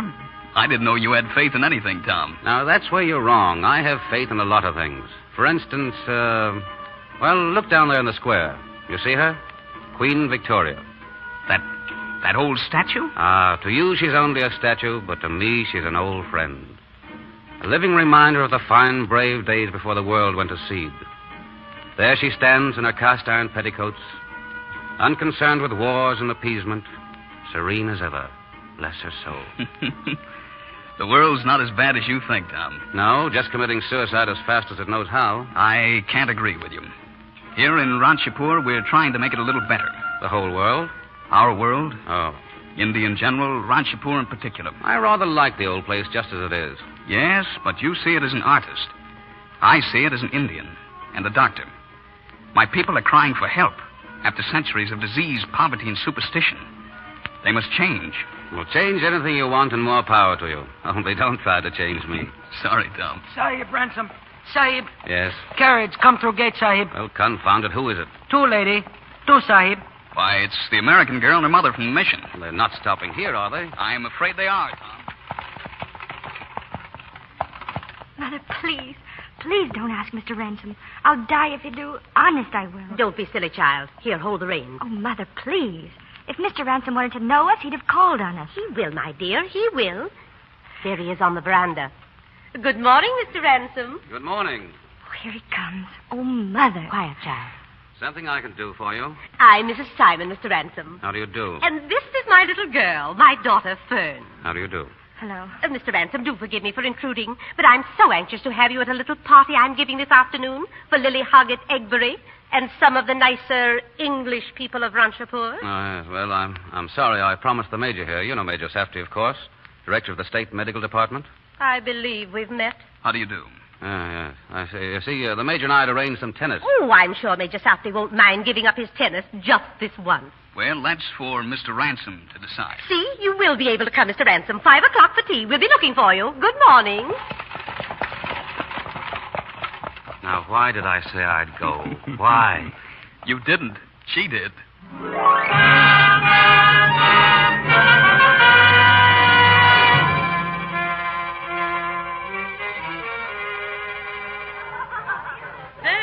Fern, where are you? I'm coming. Fern, Mr. Ransom is here. Put some powder on your nose. Oh, it keeps melting off. Mother, if you think he'd marry me, you're on the wrong track. How dare you insinuate that I'd stoop to anything so All right. Let's not argue. Okay, doke, I'm ready. Okay, doke. I don't know why you persist in using that American slang.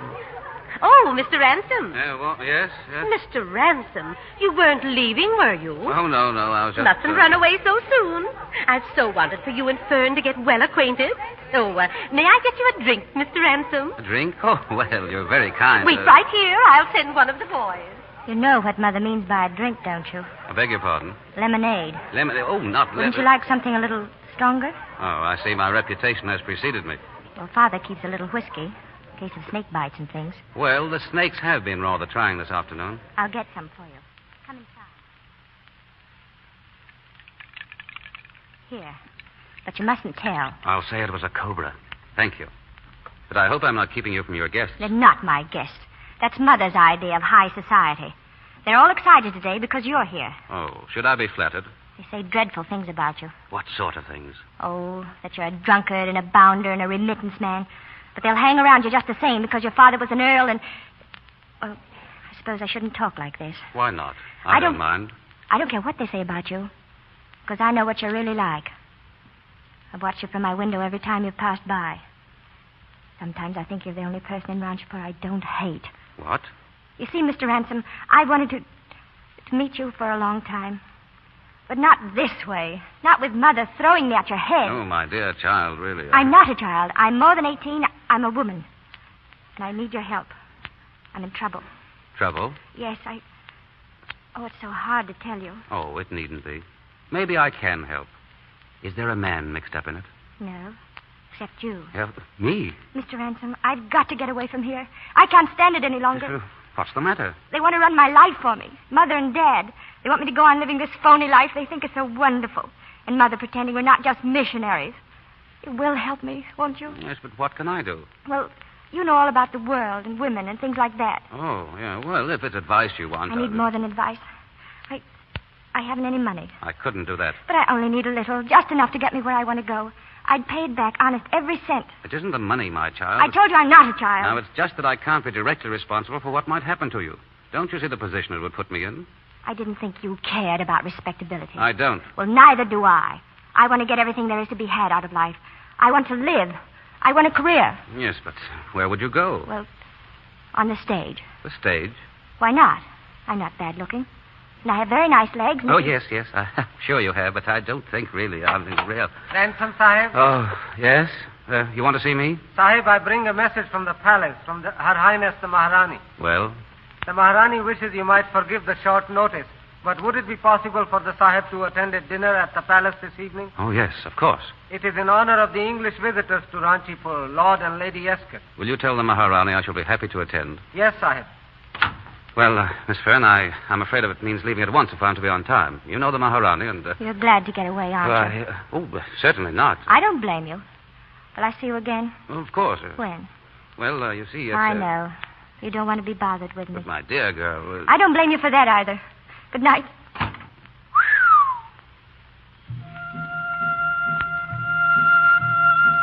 Your Highness, I received your invitation. Good evening, Ransom. I'm glad you could come. To see you again is one of the few thrills left in life, Your Highness. You say that as if you meant it. I do mean it, Your Highness. Good evening, Tom. Good evening, Your Highness. My wife has been looking forward to your visit all day. You know why, Ransom. You are the only poker player in Ranchipur who knows enough not to draw to an inside straight. Thank you, Your Highness. Well, come along now, and I'll introduce you to our guest of honor. Delighted. They have only just arrived in Ranchipur. You will not like Lord Escott, but his wife is a good deal younger and very pretty. Oh, Your Highness. Lady Escott, this is Mr. Ransom. Well, hello, Edwina. Hello, Tom. We heard of a person called Ransom living in Ranchipur. I never dreamed it was you. Oh, how nice that you know each other. Oh, yes, we're old friends. Aren't we, Edwina? Very old friends. But you haven't met my husband, Tom. Albert? Yes? Albert, this is Tom Ransom. You've heard me speak of him. Yes. Ransom, of course. How do you do? How do you do? Your Highness, dinner is served. Ransom, you may take me in. With pleasure, Your Highness. Edwina. Yes, Albert. What's the matter? That fellow Ransom, you never mentioned him to me? Didn't I? I thought I did. Huh. Now that you've met one of your own kind, I suppose you'll be grand for days. Why do you always make a point of criticizing men like Tom Ransom? Because he happens to be a gentleman? If he's a gentleman, why is he living here in India? He's got plenty of money, hasn't he? I don't imagine Tom has ever thought of money, one way or another, in all his life. Oh, one of those radicals.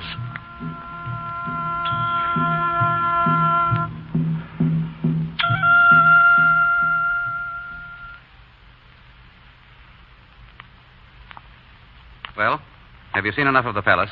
Too much. Then perhaps you'd better go back. Not yet, Tom. I think I'd like some air. Of course. There's a balcony here. Ah, that's better.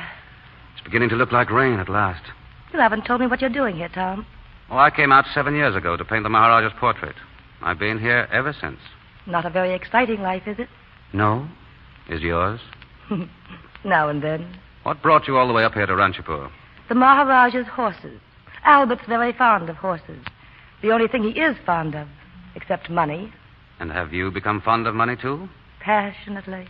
It used to be just excitement. You can't live on excitement alone. We found that out, didn't we? I didn't mind. There was a time, mind you, when I thought seriously of marrying you. Well, how touching of you, Tom. I never suspected. We've come a long way since then. A long way apart. What do you mean? You'd know if you lived here for a while. Here in Ranchipur, the important things in life are the elemental things, such as crops, starvation, and the weather. In Europe, when someone says it looks like rain, in all probability is trying to make polite conversation. But here, where people die as easily as they're born, he's speaking in terms of life and death. You'll know what I mean if the rains come while you're still here. Listen to the natives now. They're praying for it. You hear? Oh, I hope I'm not keeping you up. You've changed, Tom. You didn't used to be such a windbag. You haven't changed, Edwina. Haven't I? You're still a lovely creature. Am I? Very lovely. You're... Well, go on. You were doing so well, Tom. You like that, don't you? My making love to you. Should I be shocked? Or did you only bring me down here to see the palace? We're pretty crude, aren't we, you and I? Listen. The rain. It's come at last. We better go back now. Do you want to? Yes. Very well, Tom.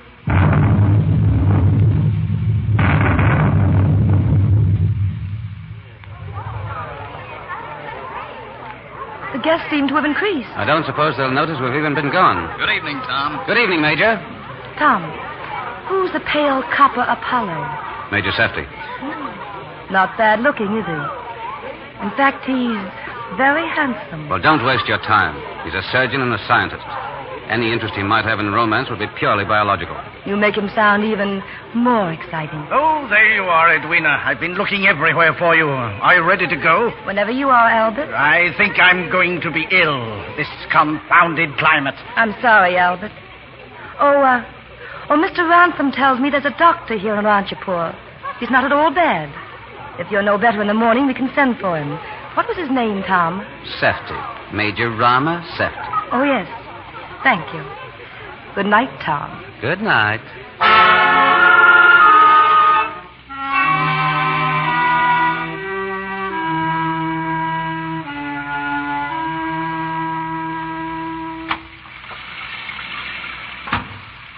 Hello. What? Who's there? It's me, Fern Simon. What do you... What? I've been waiting here for you. Your boy said he didn't know when you'd be coming in, Yes, so what do you want? What are you doing here? I've run away from home.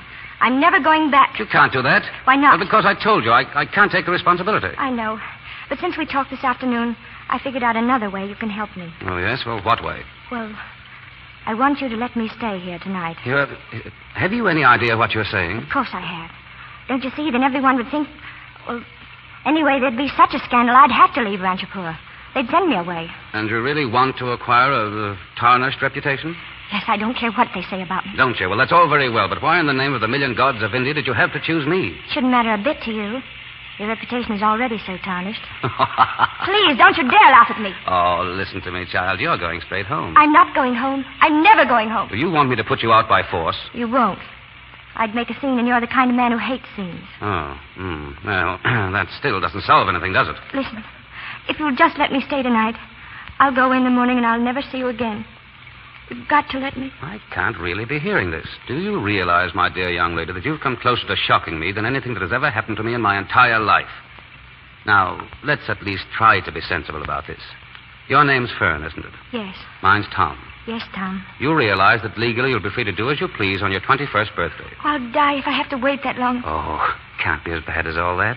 Believe me, I'm not trying to be fatherly. I want to be your friend. Will you shake on it? All right. Good. Now, as your friend, let me give you some rather stuffy advice. Go home now and think it over. You'll find a much better way out. It may be a job, it may be marriage. Anyway, it'll be something. You understand that I'm thinking only of what's best for you. You trust me for that, don't you? I'll do anything you say. And first of all, you're going home now. But I... Now, you promised me. Well, it wouldn't be so bad if I could only see you now and then. Of course. Whenever you want. Thank you, Tom.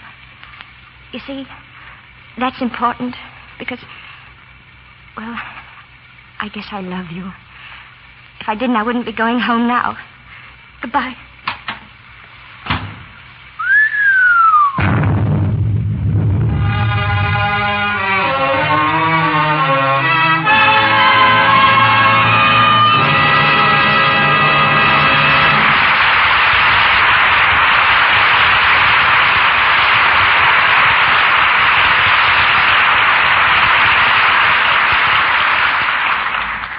In a few moments, our stars Kay Francis, George Brent, Jim Amici, and Gene Parker will return in Act 2 of The Rains Came.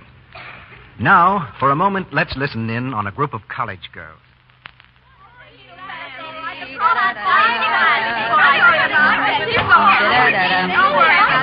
Phew, what a nice, quiet little spot. Just the thing to calm my frayed nerves after flunking History 2. What do you mean, flunk? No prof would ever flunk a girl as good-looking as you are, Jean. Oh, so when a woman's worried to death, it's funny, is it?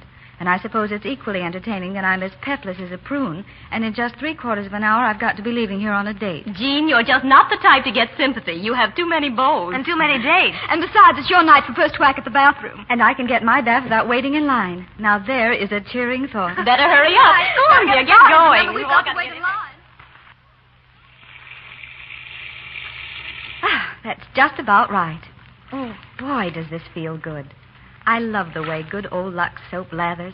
Certainly goes to work like magic cleaning you up. And gosh, does this bath pep you up. I can feel all my little troubles floating away. Begins to look like little Jeannie might survive. Just a few minutes more of this bliss before my loving roommates batter down the door. Oh, all right, okay. I'll be out in 2 minutes. Gosh, but I feel like a new woman.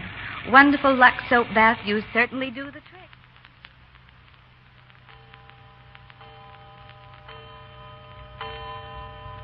Here you are, Bill, one college gal in good condition who probably just flunked a history exam, but is now ready for an evening of fun, an evening of gaiety. Jean is young, but she's clever. Already she's solved an important feminine problem. She's found the way to throw off her worries and fatigue when evening comes around and be what every woman really wants to be, vivacious, gay, and attractive. She's discovered that a few moments' relaxation in a Lux soap bath will work wonders. Its active lather carries away perspiration, every trace of dust and dirt, makes you sure of skin that's really fresh and sweet. Famous Hollywood screen stars know this and use their complexion soap as a bath soap, too. You'll like the luxury of a daily Lux soap bath, the delicate fragrance it leaves on your skin. Remember, daintiness is important, and gentle Lux toilet soap makes you sure. Now, our producer, Mr. DeMille. Act 2 of The Rains Came, starring George Brent as Tom Ransom, Kay Francis as Lady Esketh, Jean Parker as Fern, and Jim Amici as Major Safdie.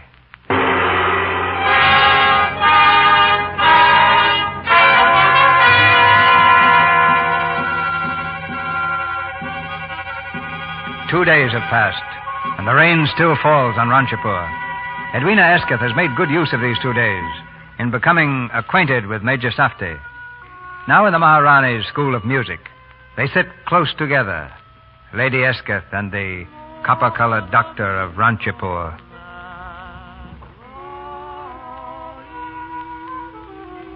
Do you like music, Lady Esketh? Oh, in London I have a box at Covent Garden as a matter of course. Frankly, I like this sort better.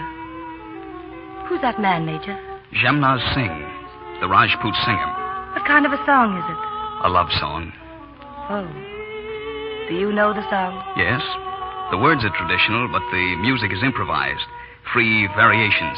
How do the words go? It's in the ancient language, the ceremonial language. I don't know it as well as I should. Try, please. Well, it's a bit florid. Oh, that my lyre were of purest jade. Its strings of fine spun gold, that I might sing with merit of your beauty.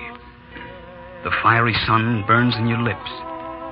They have breathed upon the cold stone that was my heart and set it beating to the measure of my song. Don't stop. Your hands hold my life, my being. Drop it, and I perish. But in your heart, my love has found a home, and it can never die. And it can never die. It is a lot of sentimental nonsense, isn't it? Perhaps.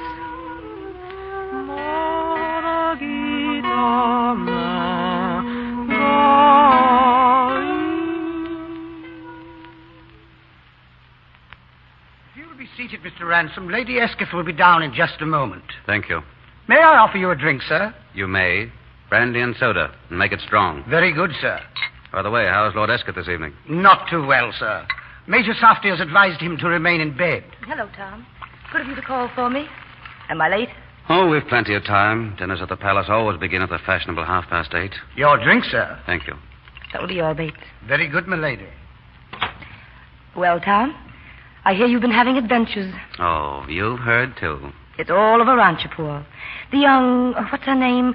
Simon person was seen leaving your house at a very ugly hour. I'm a victim of circumstances. If you didn't drink so much, you wouldn't always be getting in trouble. At least my weakness is wine.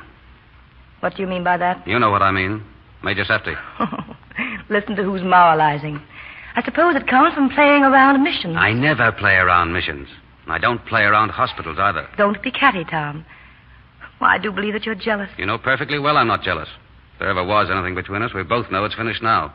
Dead and gone. Then why do you come here and act in this stupid manner? Because I see something happening I don't like. Stop talking like a copybook. It's not becoming. Well, when are you leaving Ranchapur? We intended to go tomorrow.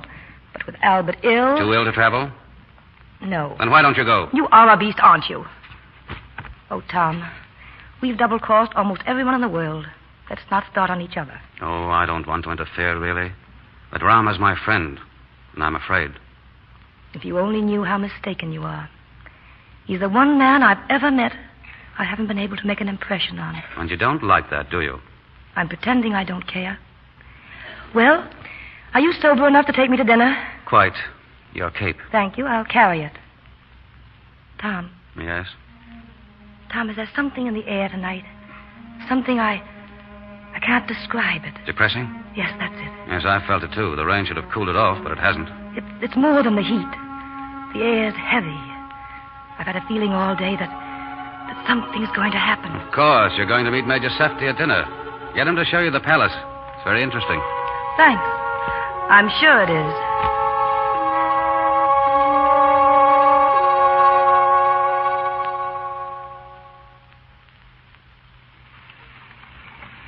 And over there's the hill country and the dam 20 miles away. You can see the dam from this balcony in the daytime. By the way, you ought to go out and visit our waterworks, Lady Ascot. We're proud of them. I shall. Will you take me, Major? Gladly. Major Safety, do you know that all of your friends have been warning me to leave town? Leave town? Why? Why do you think? Because they feel that I'm a bad influence on you. Why, that's nonsense. Isn't it? You're not afraid of me, are you, Major? Why, of course not. You wouldn't feel relieved if I left? No, as a matter of fact, I'd miss you. I've enjoyed your company very much. I was afraid you'd take that attitude. What attitude? Lying to me. But I wasn't... Don't bother to explain, Major. You know perfectly well what I'm thinking. And I know what you're thinking. I've done everything but fall at your feet, and you haven't even blinked. So I think I will leave. Tomorrow morning. But I just told yes, you... It was very sweet of you, Major. But I think I'll go. Not because of what might happen to you, but because of what might happen to me if I stayed. What was that? It felt like... It was a tremor, I believe. You mean an earthquake? We have them here quite often. They're usually not very serious. Oh, well, you do have them often. We'd better get off this balcony. Come inside quickly. You don't think there's any danger? I don't know. If it should continue...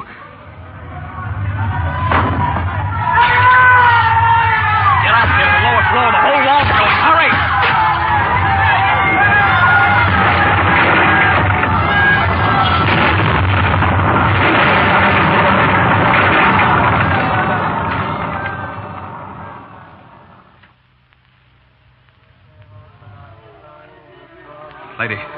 Lady Ascot, are you all right? Yes.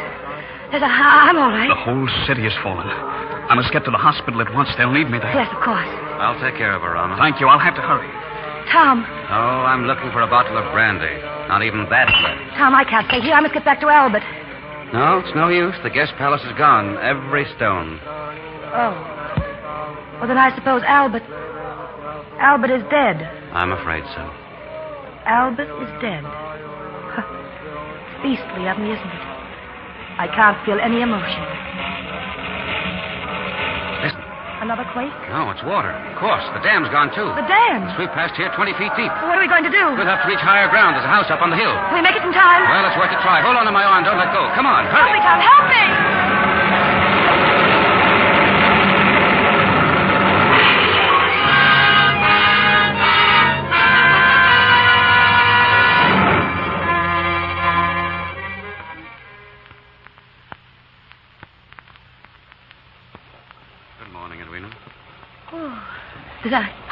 Did I fall asleep?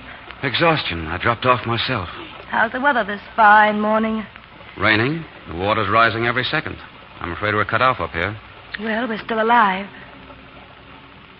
What's that wailing? Natives. That's India for you. They've been praying for the rains all spring, and now they're praying for them to go away.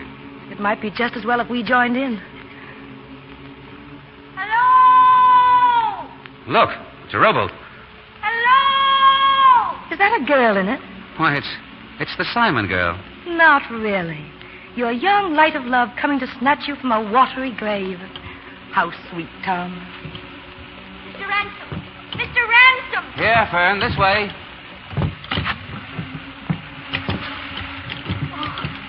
Thank heaven you're safe. Here, give me your hand. What are you doing here? I didn't close my eyes all night. I was afraid you'd be drowned. But how did you know where I was? I went by your house. It's underwater. But your servant was sitting on the roof and told me you'd been to the palace, and I just went looking. Edwina, this is Miss Simon, Lady Escott. How do you do? How do you do? We are glad to see you. If you hadn't come, we might have died of starvation. Or boredom. Yeah. Well, you better sit down, Fern. You look all in. Well, I thought if you're all right, I'd bring you back to the mission. It's safe there. Well, let's see. Your boat will just about hold two, one to row and one to bail. Do you two think you can manage it? Yes, I think so. No, you can't. There's plenty of time for several trips. I'm all right. Now, no more paddling for you, young lady, until you've had some rest. Come inside here out of the rain. I don't need any rest. You're not to worry now. I'll take Lady Escott, and I'll come back for you. In the meantime, lie down there and try to get some sleep. I'm not in your way of being here, am I? Oh, are you going to apologize for saving our lives?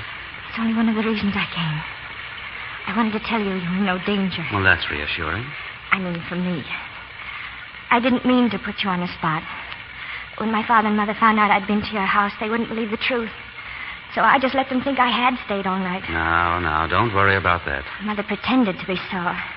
But I don't think she really was sore because, you see, if we got married, she could spend the rest of her life hobnobbing with high society in England. Yes, I've often wondered why you Americans ever bothered to stage that revolution of yours. Anyway, I thought you'd like to know you won't have to marry me. Unless what? Unless you decide to change your mind. Poor kid. Well? She's asleep. Get in the boat. You know, Tom, I never saw a more obvious case of calf love in all my life. Her face lights up like fireworks every time she looks at you. But that's what you like, isn't it? That's the real reason you and I broke up. You always wanted a woman to treat you like a god. And I treated you as if you were just as bad as myself. Get in the boat.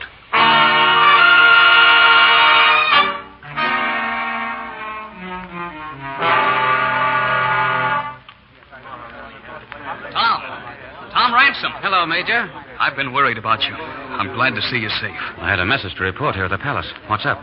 The Maharaja is dead. The Maharaja? He was crushed in the second quake. He among a few 100,000 others. The earth knows no difference in caste. Her Highness, the Maharani. My good and loyal friends, Ranchipur has been struck a cruel blow. The weakness in our national character has been that we incline to blame catastrophe on the gods and fail in our duty. I don't propose to let that happen here. We must call on all our strength, all our resolution, all our courage, if we are to bring our people to safety. Each of you must do his part. I have chosen you here because I know you will not fail me. The Maharaja is dead. In his name, I proclaim a state of emergency. Rashid, your police will work with the army. Yes, Ma Sahib. Major Safti, have you any news? I have bad news. It's come already sooner than I expected. Several cases of plague in the sweepers' quarter. Half the water in Ranchipur must be polluted. Do what you can to keep the plague from spreading. Burn down the whole quarter if you must. Yes, Ma Sahib. The rest of you know your duty. Do it. Ransom, I want you to stay. Of course, Your Highness. Ransom, I said I could depend on this little group. I meant you, too. I don't know why, Your Highness. Because you're really one of us. Thank you. I need a personal aide-de-camp, someone I can depend on to carry out my orders, and use his own head if he has to. Do you think that you can do it? If you think I can. I know you can.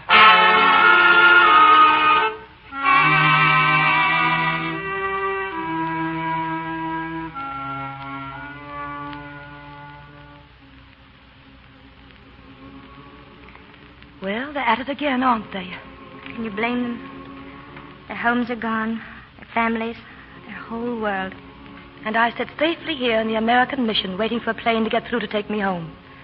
Oh, come on. Play me a hand at casino. I don't know how. Is there anything you do know?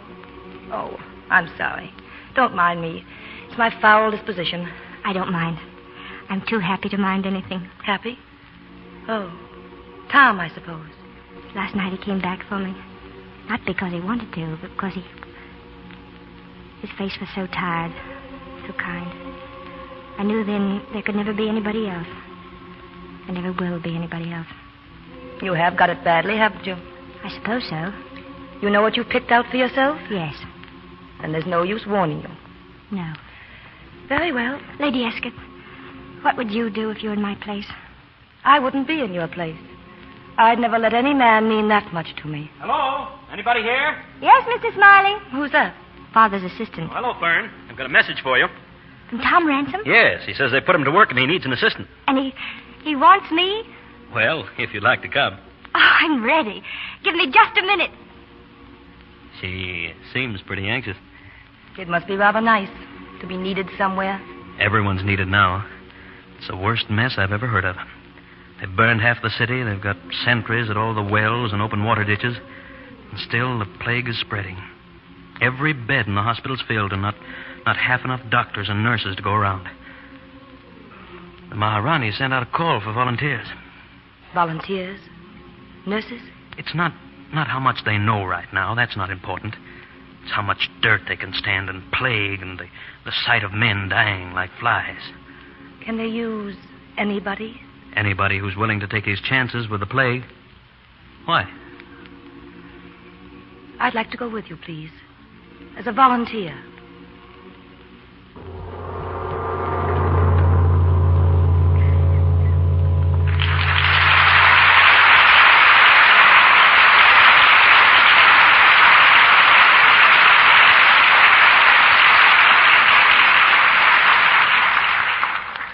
In just a moment, Mr. DeMille brings you George Brent, Kay Francis, Gene Parker, and Jim Amici in Act 3 of The Rains Came. Now, I'm very happy to have here an unusual guest, Miss Loretta Francel. Miss Francel, will you tell the audience about yourself? You mean I'm Carol Lombard's hairdresser? Well, yes, but I'm afraid that we'll have to ask you to explain that a little bit. I know my sister's hairdresser has a shop, and she goes there every week and stays for hours. Well, I'm not that kind of a hairdresser. It's my job to go with Miss Lombard to the studios and photographers and see that her hair never gets the least bit out of place. A screen star often has a good many costume changes. Does that disarrange her hair? Well, no. I just tie a piece of tulle around her hair, and that protects it. A piece of tulle, eh? Well, that sounds like a good idea. A tip from Hollywood. And speaking of tips from Hollywood, what about Miss Lombard's complexion? It's a perfectly beautiful complexion, if that's what you mean. But I guess you mean she uses Lux Toilet Soap. You guessed it. Naturally, I'm interested in anything you can tell us about our product. Well, I can tell you that Miss Lombard is really enthusiastic about active lather facials with Lux Soap. She's made them her regular bedtime beauty care. And no matter how tired she is, she never neglects it. Thank you, Miss Francel, for this interesting interview. Now that we've met you, we're going to watch Miss Lombard's hairstyles with more interest than ever. When a famous screen star tells you she likes Lux Toilet Soap and uses it regularly, you can be sure that means one thing. It means Lux Toilet Soap really works, really does what a complexion soap should do. Lux Toilet Soap is gentle and mild, and its active lather gives skin protection it needs for loveliness.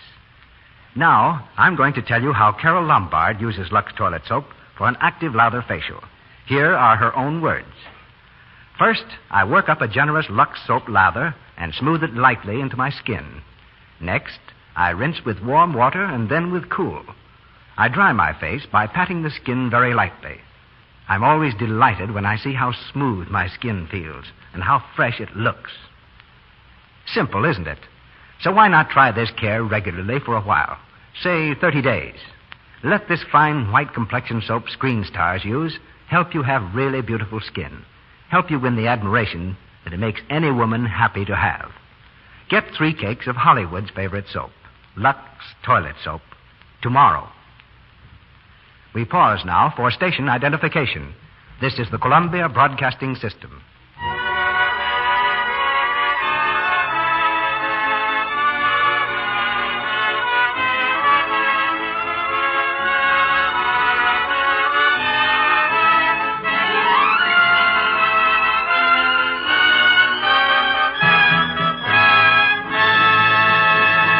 The curtain rises on Act 3 of The Rains Came.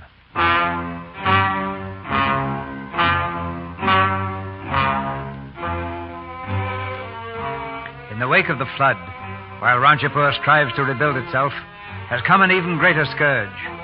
Cholera, the dread plague of India. The hospital corridors are choked with the dead and dying. And through this labyrinth of disaster move the quiet figures of the volunteer nurses. Among them, Lady Edwina Escott. With Major Safdie, she moves down the long line, bringing hope and cheer to fevered souls. Hakim Sahib. Hakim Sahib. Yes, my friend. Try to sleep.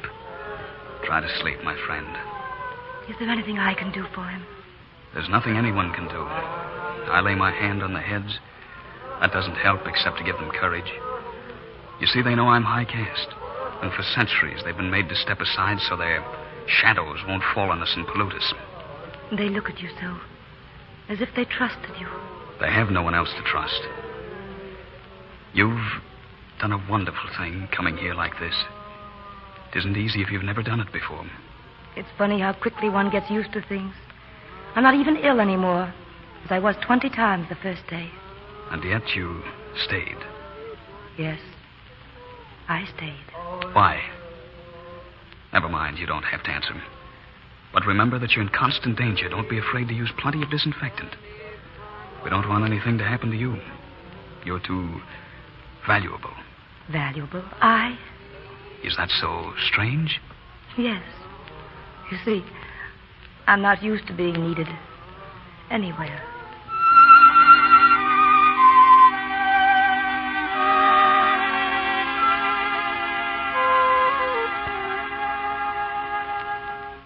Sit down, Ransom. How is the work going? As well as can be expected, Your Highness. My reports of you are very good. Thank you. You have a brandy and soda? Brandy? Oh, well, yes, I might serve. No, thank you. Just as you say. Tell me, Ransom, what is Lady Escott doing at the hospital? Every conceivable filthy and drudging task. Yes, but why is she there? She told me she wanted to help. But that isn't the real reason, is it? No. No. We had plans for Major Safdie, the Maharaja and I.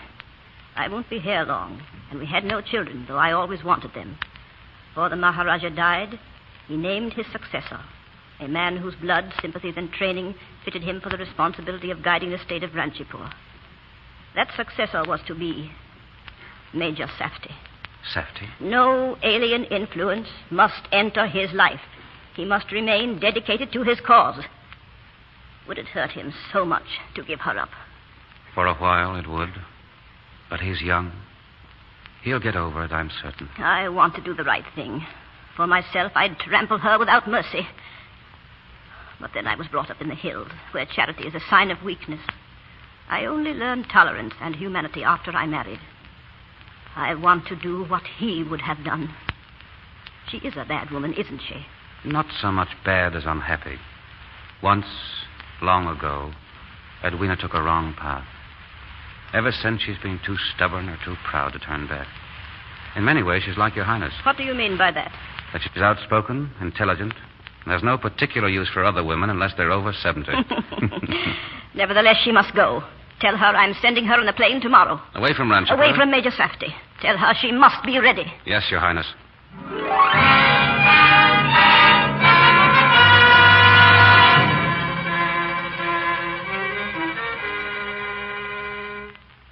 No, I won't go. I won't leave Ranchipur. Not now, Tom. You'd better, when the Maharani gives an order. I don't care. You see, I thought it all out. This time, I'm sure I'm right. No, Edwina. Oh, I must be right. It's all been so inevitable. My coming here, meeting him, and then the earthquake and the flood to keep me from leaving. Oh, Tom, believe me, I'm in love. For the first time in my life, completely, honestly in love. I do believe you. So you can tell the Maharani I won't go. She'll probably have you shot. She can, you know. I'll risk it. And will you risk destroying him? I won't destroy him. He loves me. I'm sure of it. And that's why you must go, Edwina. Try to look at it realistically. The Maharani is giving Rama his choice. He can have Ranchipur or you. He can't have both. You're asking me to give up the one chance for happiness that I've ever had. Why, you're... Don't get me started, Tom. I hate scenes. And it's 6 o'clock and I'm on duty. Goodbye, Tom. You've done your duty like a good little soldier.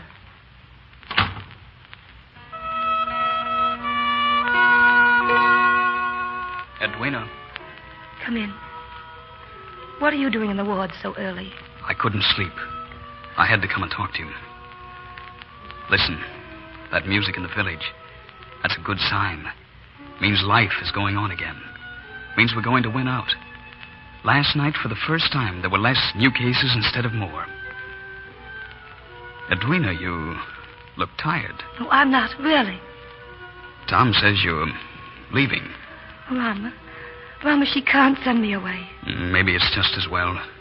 I go through torture every moment because you're in danger here. And nothing must happen to you now. Rama. What is it? Oh, nothing. It just makes me so happy to hear you say that.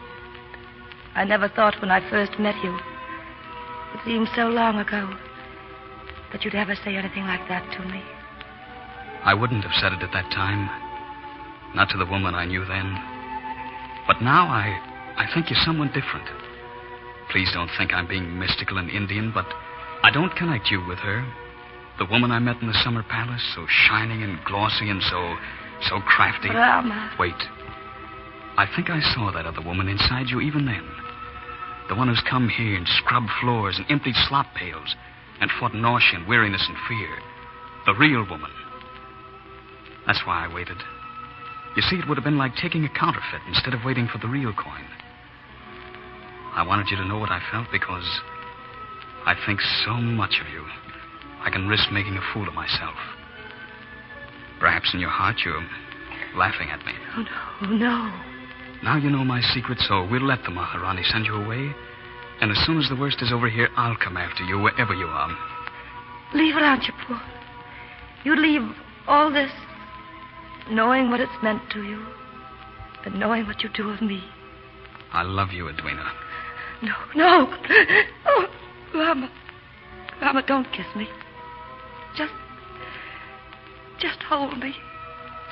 Just hold me for a little while. Edwina, what's the matter? You're not well. You have a fever. No, I'm just tired. So very tired. Edwina! Miss McDade, Lady Escott is ill. Take over in the ward.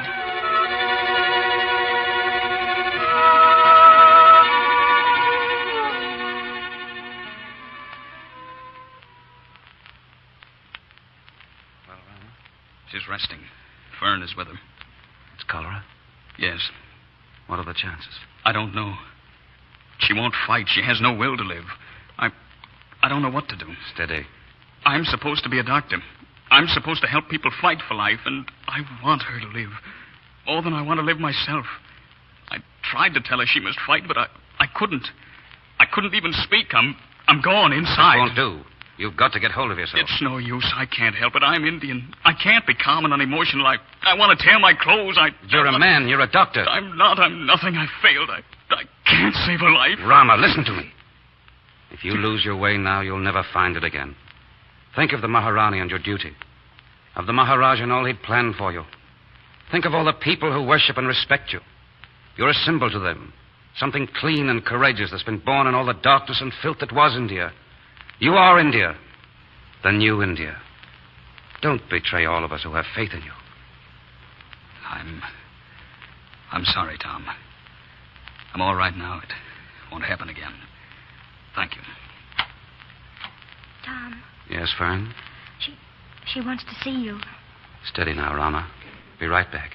Tom, look, she gave me all her jewels. I can't take them. It's all right. Tom, is that you? Yes? Come here. You're supposed to be resting. You... Don't look so unhappy. I'm not. Tom, I want you to do something for me. Anything. My will. The bank sent a man this morning to draw it up. Oh, but there's no reason for you to be talking about wills. Don't talk nonsense. But Rama says if you'd only fight, if you don't... What's there to fight about? Has anything changed since the last time we talked? Read it. The last paragraph. And I hereby bequeath 100,000 pounds. To the Ranchipur Hospital to be administered under the trusteeship of Major Rama Safti. You're my executor. I want to be sure they get it. I know Albert's lawyers. They'll try to break the will. Is your title to the estate entirely clear? Yes. I made a good bargain for that marriage. Tom, have you got a ring for Fern? No. Then take this one. Does she like sapphires? Oh, Edwina. There's a condition attached. You'll have to marry her. I can't. You said you'd do anything. But I wouldn't be any good for her. Stop boasting. She's mad about you. And she thinks you're a god. That's what you've always wanted. Oh, Tom. We have had such foul luck, you and I. But you picked a winner at last. Marry her, Tom. Promise me. Yes, Edwina. I promise. Now, ask Rama to come in.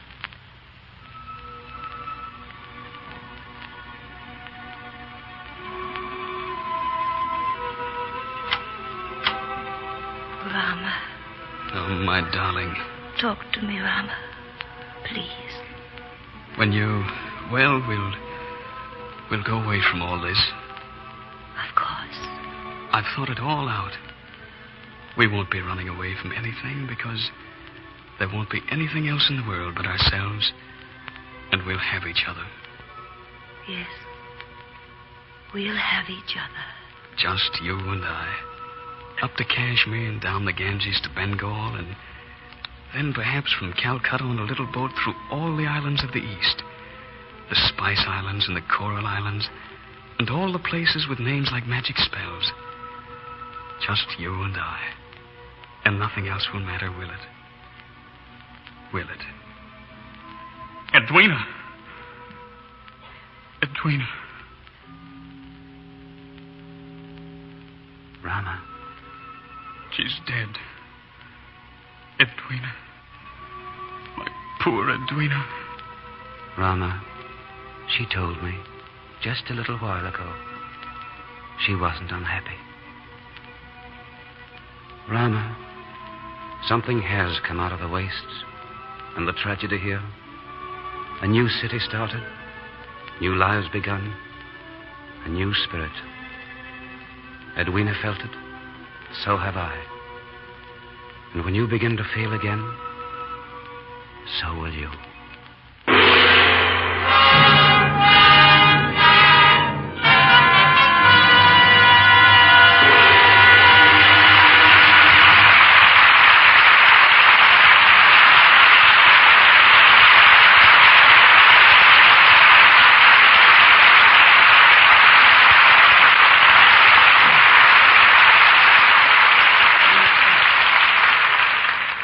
The rains having come and gone, Kay Francis, George Brent, Gene Parker, and Jim Amici are here at our microphone again. How did you leave Hawaii, George? Practically the way I found it, CB, except for a slight hollow in the beach where I've been lying for 4 weeks. That sounds like a real vacation, George. I'd like to do it myself. I think I hear envious sighs from some of our snowbound listeners. Well, it was nice. I just stretched out on the sand every day and worried about having to go back to work. You just stayed there without moving. Not a quiver, Gene. Ah, that explains it. Somebody should have told him, Gene. Well, what's the matter?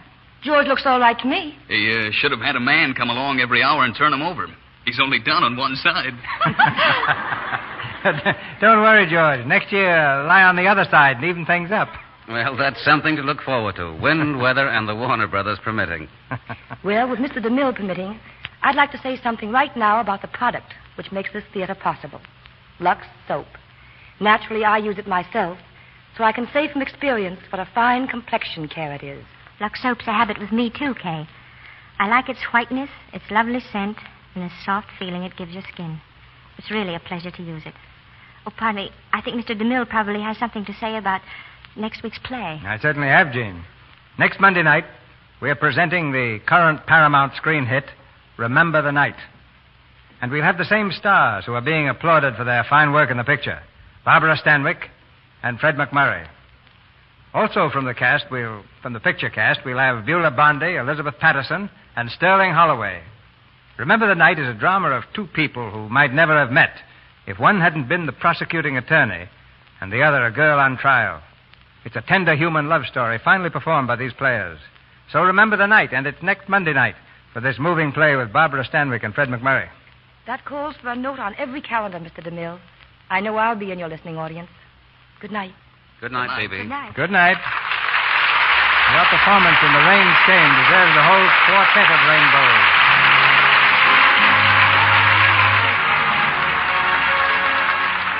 Our sponsors, the makers of Lux Toilet Soap, join me in inviting you to be with us again next Monday night when the Lux Radio Theater presents Barbara Stanwyck and Fred McMurray in Remember the Night with Beulah Bondi, Elizabeth Patterson, and Sterling Holloway.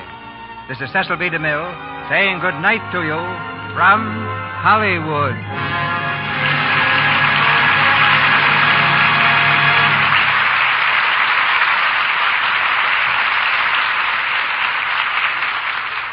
Heard in tonight's play were Martha Wentworth as the Maharani, Verna Felton as Mrs. Simon, Lou Merrill as Smiley, Jack Lewis as Lord Escott, Lal Chand Mira as Rashid, Wyndham Standing as the Maharaja, and Thomas Mills as Bates. Kay Francis will be seen in the Universal picture, It's a Date, soon to be released. George Brent's forthcoming picture is the Warner Brothers production, Till We Meet Again. He is currently seen in Paramount's Adventure in Diamonds. Gene Parker will soon be seen in RKO's And So Goodbye. Our music was directed by Louis Silvers, and your announcer has been Melville Ruick.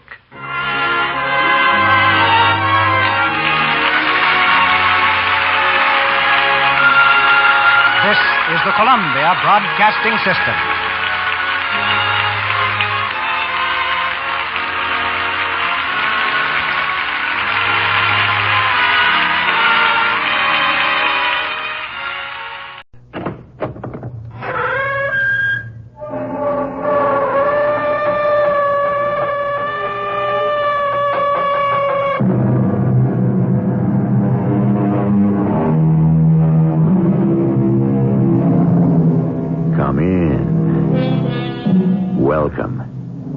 E.G. Marshall. One of the most beloved of all books is Mother Goose.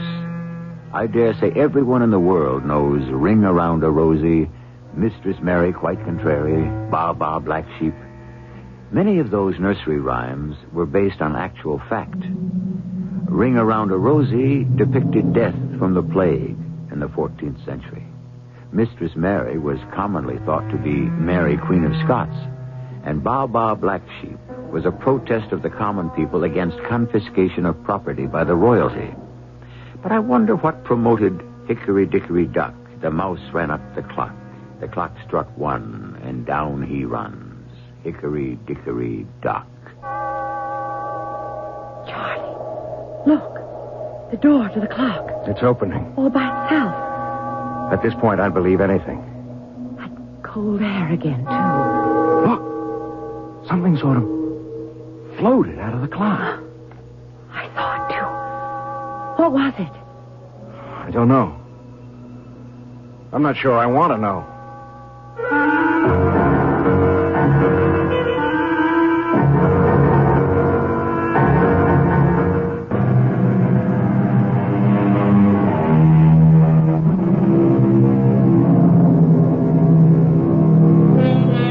One of our more popular American pastimes is attending garage and tag sales. There seems to be something about buying someone else's junk that fascinates most of us. But, of course, not all garage sales offer junk. Some of them have some very usable merchandise. And occasionally, you might pick up a real antique. The garage sale we're about to visit now with Charlotte and Charlie Tucker contains the belongings of a recently departed minister, a bachelor, who left his earthly possessions to his nephew, a Richard Lum. Let's join them on the lawn of the Lum's home in southern Pennsylvania. There's some real nice things here, Charlotte. I'm amazed at the prices. Everything's underpriced. They probably want to get rid of it fast. See anything you like? It's all beautiful. I'd like to find a pretty lamp if there are any. Mother hates that one I have in the guest room. Oh, that's right. Yeah, she gets in day after tomorrow. And remember your promise, Charlie. No golf or cards for the 2 weeks Mother's here. You know she adores you. I think she makes her visits more to see you than me. Hey, I hope she brings her tarot cards. And that's another thing. No teasing her about her interest in the occult. The last time she read the cards for you, everything she said came true. You landed that job with the Cromwell Agency and made art director 6 months later. Yeah, but that might have been because... Can I help you with anything? I'm Mr. Lum. Oh, well, I would be interested in a lamp. Lamps are up on the porch. My uncle had some lovely ones. Your uncle was the minister? Yeah, and I was his only living relative, and he left all this to me. I really can't keep it. We have no room for it all. Then this isn't his home? No. I live here. My wife and I carted the things from the parsonage in Milford. I'll leave you to browse. I hope you like one of the lamps. Hey, you want to head for the porch? Well, let's just stroll and look around. We'll get to the lamps. Hey, check that grandfather clock. That's an oldie. What a beauty. It doesn't know what time it is. It just struck 1, and it's 10 minutes to 11. Looks so old. I bet it costs a fortune. Hey, you just wanted a lamp, remember? Oh, but I didn't mean we'd buy it. But it is awfully good looking. It's in great condition, too. Charlie, wouldn't it look perfect in the south corner of the dining room? It almost matches that antique hutch Mother gave us when she moved to Florida. Yeah, it would. But ask the price first before you start redecorating. Well, it'll probably be more than we can afford. It's got to be at least 100 years old. Older than that. I saw you admiring the clock. How much? I priced it at $200. Not much call for grandfather clocks today in the newer homes. Rooms are smaller, more modern, and this one doesn't chime. But it just did. You say this clock struck? Yes, just as we passed it. Well, that is extraordinary. $200, you said. We'll take it. Sold. Now, do you still want to see the lamps? Oh, yes, I still need one for the guest room. I'll help you to the car with the clock. Thanks. And I'll go and check out the lamps. They're on the porch, remember? I'll be back in a moment to help you move the clock. And a very beautiful one, too. Funny what he said about it never chiming, though. Isn't it? Careful now. Watch the chair. See it. Oh, the clock weighs a ton. I never found one this heavy. Okay, your end down first. Here we go. Oh, there we are. Now, come around here and just steady her as we stand her up. Oh, it looks so much bigger inside here than it did on the lawn. It's a matter of perspective. There we are. It is imposing, isn't it? It looks better there than I thought it would. Well, let's polish it up first, then see if you can get it going. Okay. Here, you rub it down with the linseed oil, and I'll do the glass on the door. Hey, this wood is fantastic. I can't tell what it is, but maple, maybe, or even oak? I think we found a steal today. Hey, you know, Charlotte, the grain in this wood has a sort of design to it.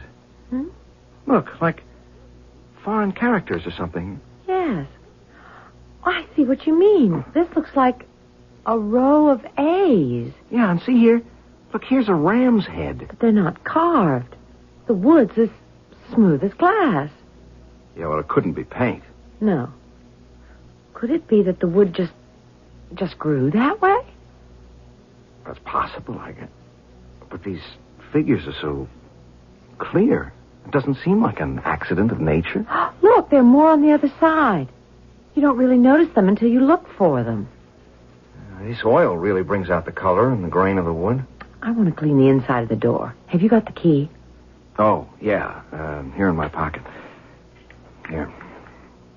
Gee, maybe these are some sort of religious symbols, huh? It belonged to a minister. But they don't look like... Charlie, Yeah? put your hand inside here. Inside the clock? Go ahead. Feel it? Yeah. Yeah, the air is sort of cool and damp. I didn't feel that when we took the pendulum out to bring it home. But then the clock was out in the hot sun. Why would the air inside the clock be cooler than room temperature? It beats me. Oh, Mike's awake. I'll have to heat up the bottle, darling. Yeah, you go ahead. I'll finish. I want to fool around with the works and see if I can get it going and figure out what goes with the chime. Speak of the devil.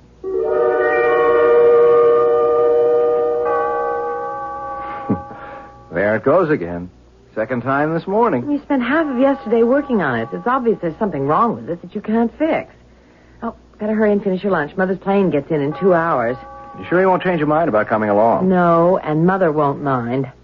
Mike's been so fussy and restless these past 2 days. I think he's coming down with something. Probably another tooth. And Tinker hasn't been around all morning. It's not like her to stay away so long. I'm going to go and look for her. Hey, cats do as they please, and you know it. But yesterday she wouldn't come in at all. She'd start up the porch steps, and then she'd arch her back and spit. She refused to come into the house. Oh, she'll be all right. Cats know how to take care of themselves. And I'd better get going. Traffic to the airport might be heavy. And wait till you see how your grandson's grown. He grows some every day, it seems. He'll be walking soon. He's 10 months old tomorrow. You'll be seeing him in about 30 seconds. We're home. Oh, there's Charlotte. Oh, she looks a little thinner, don't you think? Yeah, well, she's taken up jogging. Hi. Hello, darling. Oh, Mother. Oh, how good to see you again. Oh, you look wonderful. And feel it, too. Oh, I'm so sorry about not coming to the airport. Oh, that's all right, dear. What's the difference? Now, put your bags in your room, Mother. Thanks, Charlie. How was the flight? Oh, rough and bumpy. I skipped the food and stuck with my old-fashioned. We're cooking out tonight. You'll get one of Charlie's steak specials. Oh, that'll be nice. Charlie tells me you've taken up jog. What's the matter? Mother, what is it? I feel... Charlie! Mother, are you sick? Here, sit down. No, I'm not sick. I never felt it in this house before. What do you want? Felt what? A force. Very, very faint. What's the matter? What kind of force? When I stepped inside the house, it brushed me ever so lightly. Oh, I could even be mistaken. Hey, what is this? Do you feel it now? No, not at all now. Come on upstairs and lie down. You said you hadn't eaten. Maybe that's it. I don't need to lie down, dear. I shouldn't have alarmed you. It was nothing. I want to see my grandson. Are you sure you're all right, Mother? Of course. Now, where is that Mike? Well, he's still sleeping. But it's almost time for his dinner. All right. I'll go upstairs, unpack and freshen up. You can look in on him. He might even be awake. I'll just tiptoe in and see. I'll be down in a little while. Hey, what was she so upset about? I still don't understand. Neither do I. She said she felt a force, but then she tried to brush it off as though it wasn't anything at all. Yeah, I heard. It kind of bothers me, though. Mother is sensitive to those things, but what kind of force could be in our house? You think that's what's spooking Tinker? You said she's gone again. I don't know. I certainly don't feel anything. No, neither do I. And you know how I feel about psychic phenomena. Huh? Look, if Mom doesn't bring it up again, let's forget it. I hope I can. Are you going to work a while? I'm going to bed. Just a minute or two. I want to look at this new hosiery layout and then sleep on it. Mother and Mike are both dead to the world. Those flights always tire her. Charlie, did Mother say anything more to you about her feelings? I mean, about the force, as she calls it, and the clock. No, not really. Just that she thought the marks on the clock were ancient symbols or something. Yes. Remember how she dismissed it while we were having dinner? I couldn't pin her down to a direct answer. So she doesn't want to make you nervous. Well, it only makes me more nervous. There's something I didn't mention. When I told her we thought the cool air inside the clock came from the type of wood, she said that could be one explanation. Oh, she has another? She wouldn't say. Charlotte, hey, you didn't mess around with my drawing board, did you? What? I never go near it when you're working on a layout. Well, the sketch I did yesterday is all smudged. Look. Well, darling, I have no idea how It that didn't blow to the floor, maybe. You picked it up? No, absolutely not. I've told you. Well, how could something no one touched smudge up like that? I mean, these inks don't blur. Charlie, I give you my word. I know, Charlotte. I'm not accusing. I'm just mystified. I'll have to do the whole thing over again in the morning. Well, come into bed then. Yeah, I'll be right in. Gee, that's strange. It just couldn't happen like that.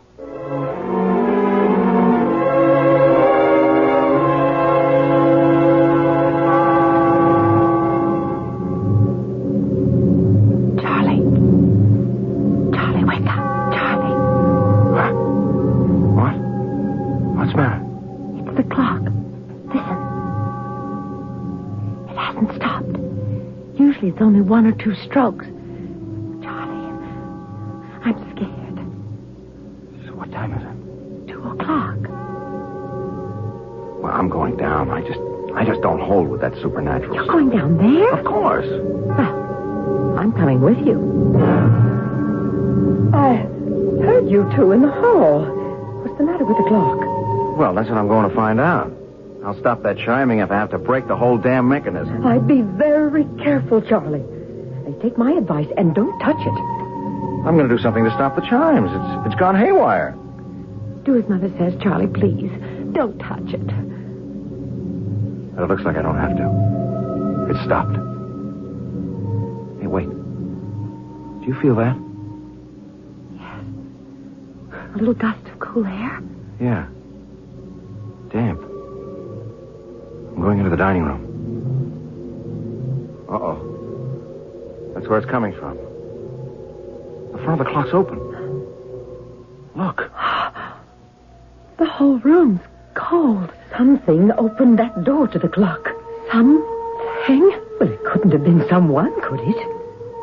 Charlotte, put on some coffee. It's time we faced facts.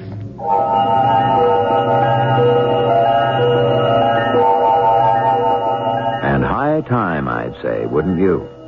Whether Charlotte and Charlie want to admit it or not, there's something strange going on in their home. Charlotte's mother realizes it, and realized it the moment she set foot in the house. So while the coffee's brewing in the Tucker household at 2:15 a.m., we'll take a short break ourselves.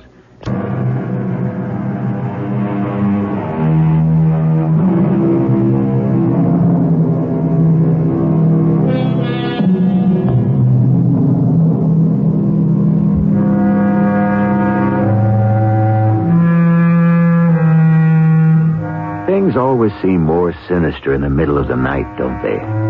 At 2 o'clock in the morning, our little fears are magnified many times.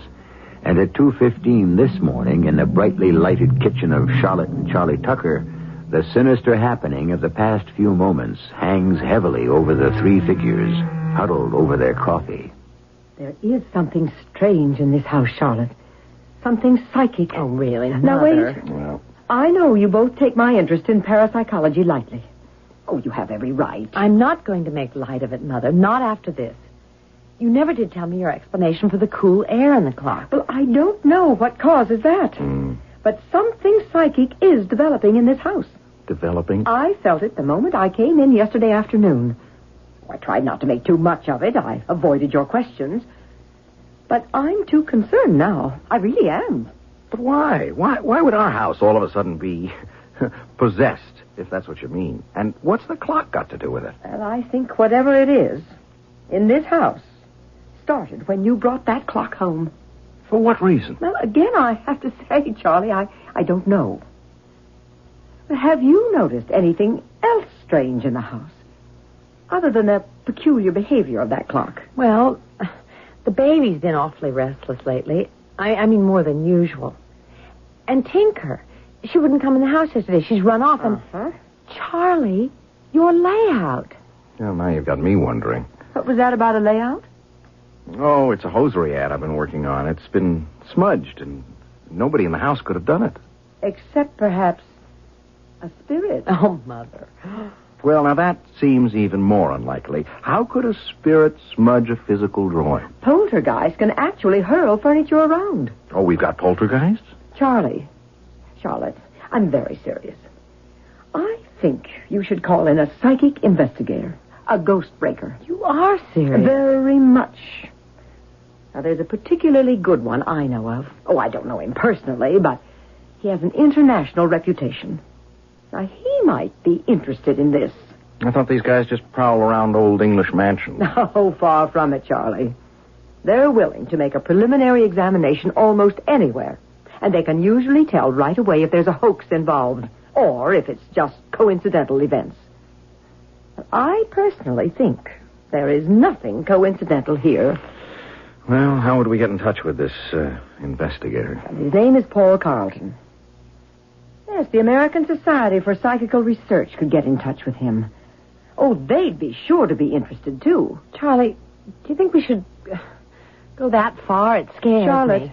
the sooner this thing is brought out in the open, the better. Well, I'm with you, Melody. I'm all for this Paul Carlton having a look, if he's willing to come. Would you like me to get in touch with him? Yes. All right. I'll call the society for you first thing in the morning.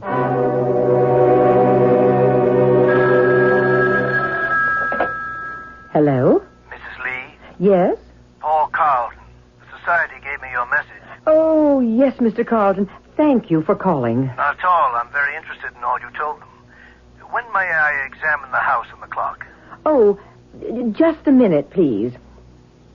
Charlotte, he wants to see the house. When can I tell him? Well, the sooner the better. Tomorrow, if you want. Mr. Carlton? Yes? Any time is fine with us. Well, I have a speaking engagement in Philadelphia tomorrow night. I could be there a day after tomorrow, say 10 in the morning. Yes, any time. And Mrs. Lee, today and tomorrow, be very alert to anything else that occurs in the house. The more details, the better. I understand. I'll see you Thursday morning.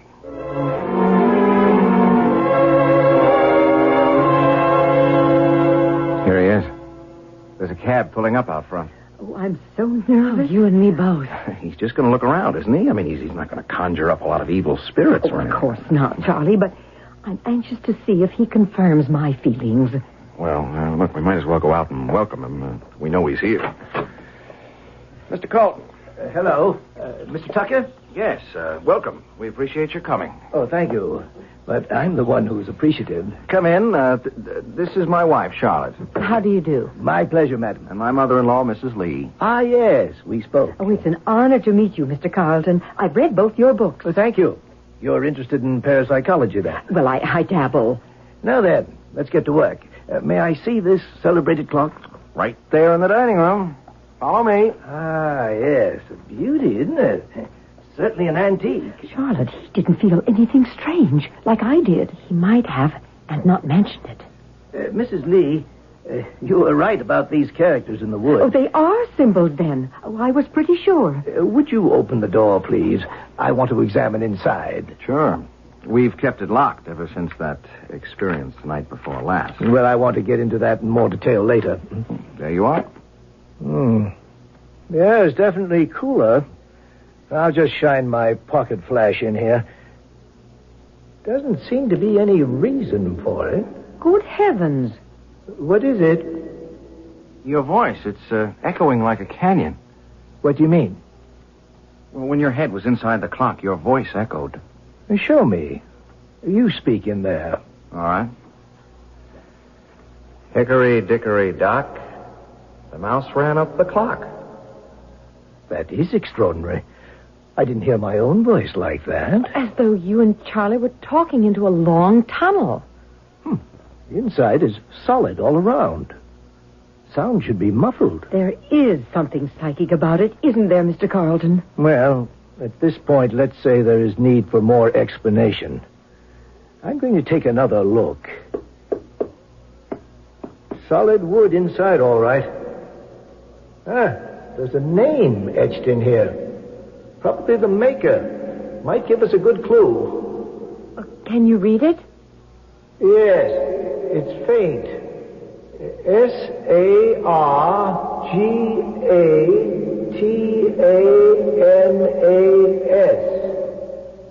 Saga something? It's either a wry joke or What is it? Sargatanas, Mrs. Lee. In witchcraft. Oh, yes. One of the devil's lieutenants. Brigadier, to be exact. Yes, Sargatanas, whose specialty is opening locks. Devil. Brigadier. Oh, really? You do have a curiosity here, Mrs. Tucker. There's much justification for further investigation. I thought so. With your permission, I want to return with a medium I work with frequently. She's gifted and brilliant. Enormous sensitivity. You mean a seance? Oh, well, not exactly, but if the strange qualities of the clock are the result of spiritual forces, Margaret Egan will know it. Charlotte? Well, we've gone this far. We might as well. Now, keep the door to the clock locked, as you have done. By the way, has the cat returned? No. That's a very definite sign.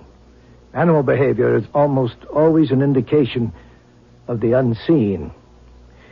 I'd like to go over the entire house now, and then I'll be in touch with you after I talk with the medium.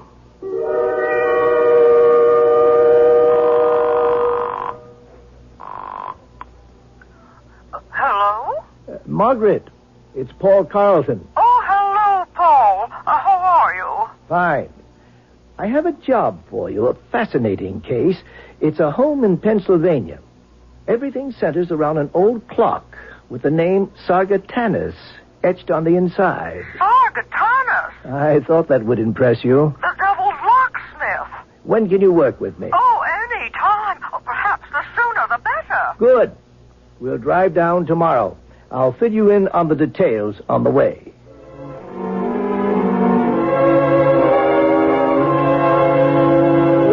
Anything special you'll need, Mrs. Egan? No, Mrs. Tucker, no. Just a comfortable chair. I might explain that hopefully through Margaret's trance, we'll be able to learn the nature of the spirit that inhabits the clock. Are you serious? Oh, very much so. Oh, there is a spiritual force at work in this house, Mrs. Tucker.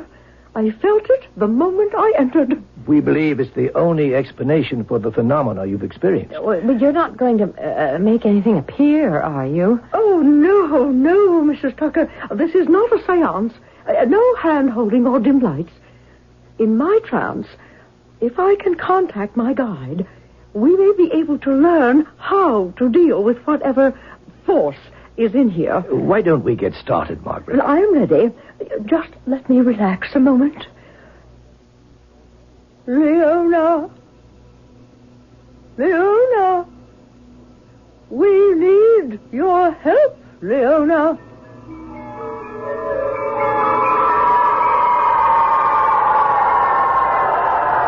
I am here. This is Leona. What can you tell us of Sargatanas? Why do you wish to know?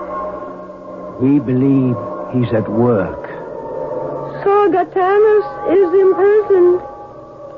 He has been imprisoned for 103 years. We have reason to think he's at work. Impossible. We have in our possession a clock with his name etched into the wood. Subrit, therefore Dundee. What? Speak again, Leona. Board to prom. Oh, she's losing contact. Leona, can you hear me? Sargatanas imprisoned. Charlie, look. The door to the clock. It's opening. All by itself. That cold air again, too. Look. Something floated out of the clock.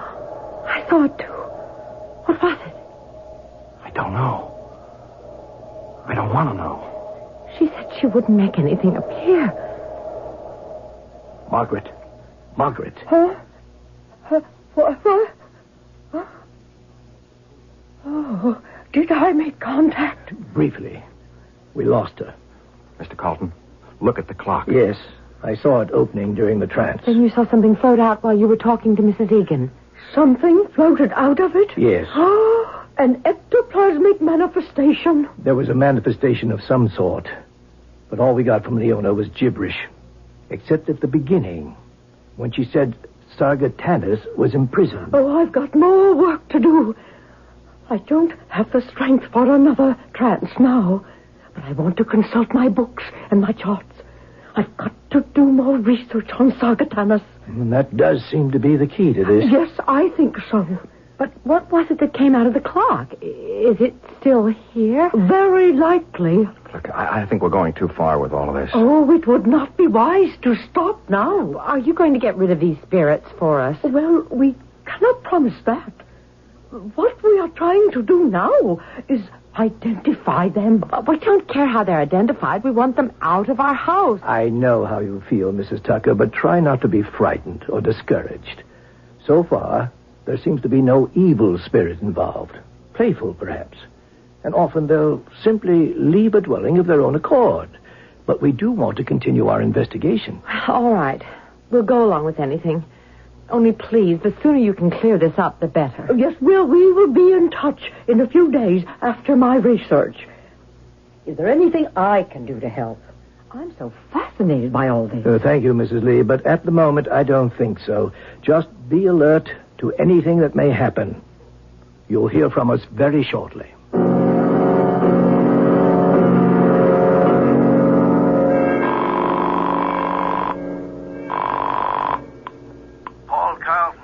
Paul, it's Margaret.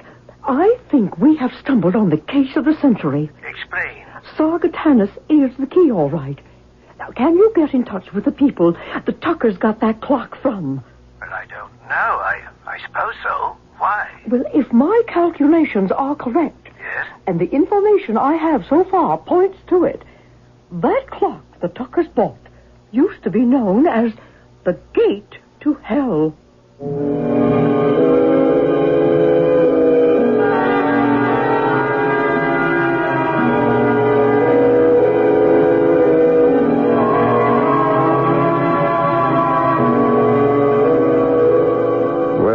Certainly glad she said used to be.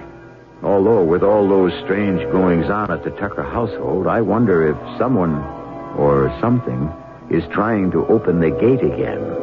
But why? Why now, all of a sudden? And why pick on the innocent Tuckers? I don't have the answers, but perhaps someone or something will when we return with Act 3.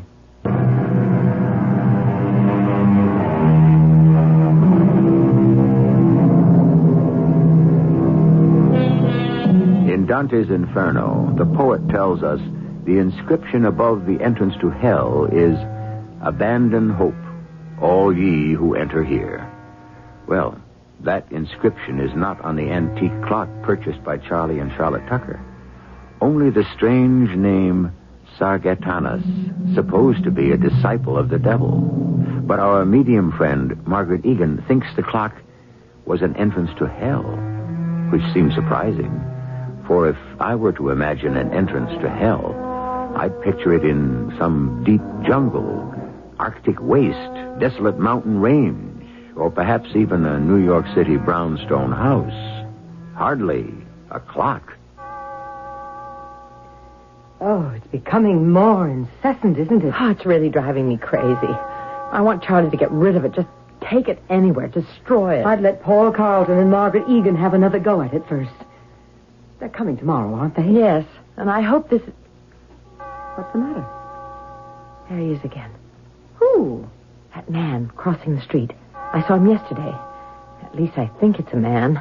Well, so? Look at him.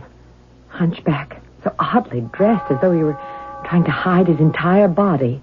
Now, why should you think anything of it? I had the feeling he was watching our house. Oh, now, Charlotte, I know we're unnerved by what's been happening, dear. I know. I'm imagining all sorts of things. Oh, I hope these people can solve something for us tomorrow. I can't go on like this. I know I suggested having them in. But maybe it's just intensified things. It's simple, really. If the clock is spooked, we get rid of the clock and the spooks along with it. I'm not sure it's as simple as that. Oh, you're sounding like them. I'm going to the village, dear. You want anything in particular? What about wolfbane and frankincense? I wish I could laugh at that. Oh, dear. Here he comes. Who? What? Yes, he's coming up the walk. That oddly dressed man. I saw him yesterday. He has been watching the house. Well, I'll see what he wants. Well, don't let him in. I have a strange feeling, that's all. Yes? I must see the clock. What? Who are you? What do you want? I must see the clock. How do you know about our clock? I must see it, please. If you take that scarf off your face, maybe I can understand you better. Get rid of him, Charlie, please. I know about your clock, which chimes. I have heard the chime. I must see it. You an antique dealer? No. Well, what do you mean you've heard the chime? Charlie, don't. May I just see it, then I'll leave. I'll leave. What do you know about it? Perhaps a great deal. Well, maybe you could answer some questions for us. About the clock. Perhaps. Well, just a look, then. It's in the dining room. Come in. Charlotte, look, he just may be able to shed some light on this. How do you know about the clock? That's what I want to know. I have heard it chime. Ah, yes, there it is. It's locked. Charlie, what is he doing? Hey, now, look, wait a minute. Look, you can't open that door. It's locked. Locked after all these years. He opened it. Hey, what the... Good heavens, he's stepping inside. Hey, get out of there. Lock him, Charlie. What the devil do you think you're doing? I'm going to summon the others. He disappeared. He just disappeared. Wait, it didn't happen. I can't believe it. It didn't happen. It's empty. The guy is gone. But, hey, look in here. I'm not staying in this house another minute. Charlotte, wait a minute. Charlie, we better call Paul Carlton at once. They can get a plane. We don't dare wait until tomorrow. Did you get a look at his face at all? No. No, he kept it wrapped up in a muffler type of a thing. Mm-hmm. And he vanished inside the clock. Yeah, like that. We'd better begin. Yes. I'll try harder. Paul, be sure to press Leona for details. I'll try for a deeper trance. You still haven't told us who you think that creature was. I'm sick with fear now. We understand, Mrs. Tucker. Believe me, this is the most unusual case Margaret and I have ever worked on. You have every right to be nervous. I think we'll have some of the answers in just a few minutes. But who or what was that creature that disappeared inside the clock? That wasn't possible. But we all saw it happen. Well, now, let's see what develops in Margaret's trance. You know what the creature was, and you won't tell us. We didn't see it, Mrs. Tucker. How can we know what it was? Please, let us get on with the work at hand. Yeah, I think we should, Charlotte. All right. I'm sorry. Go into your trance and tell us how to put an end to this evil thing.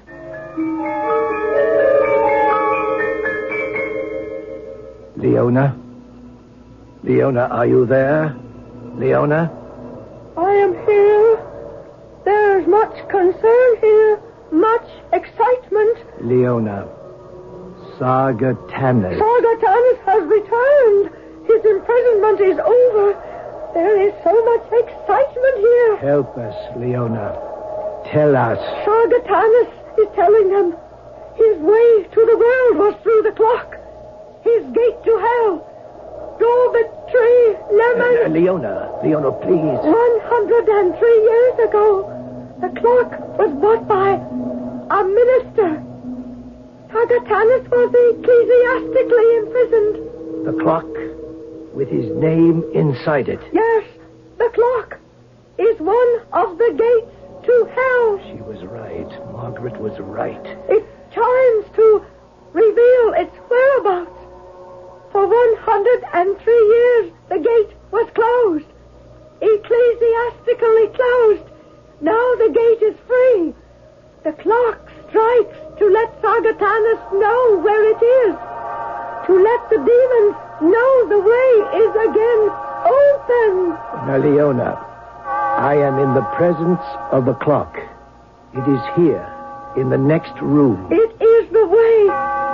Sargatanas has come to summon the others. The others? For what? What others? The way is now open from hell to earth. The clock strikes to lead the demons to the exit. When? How soon? The way is open now. Soon. Tobit, transit. Leona, when? When? Tobit.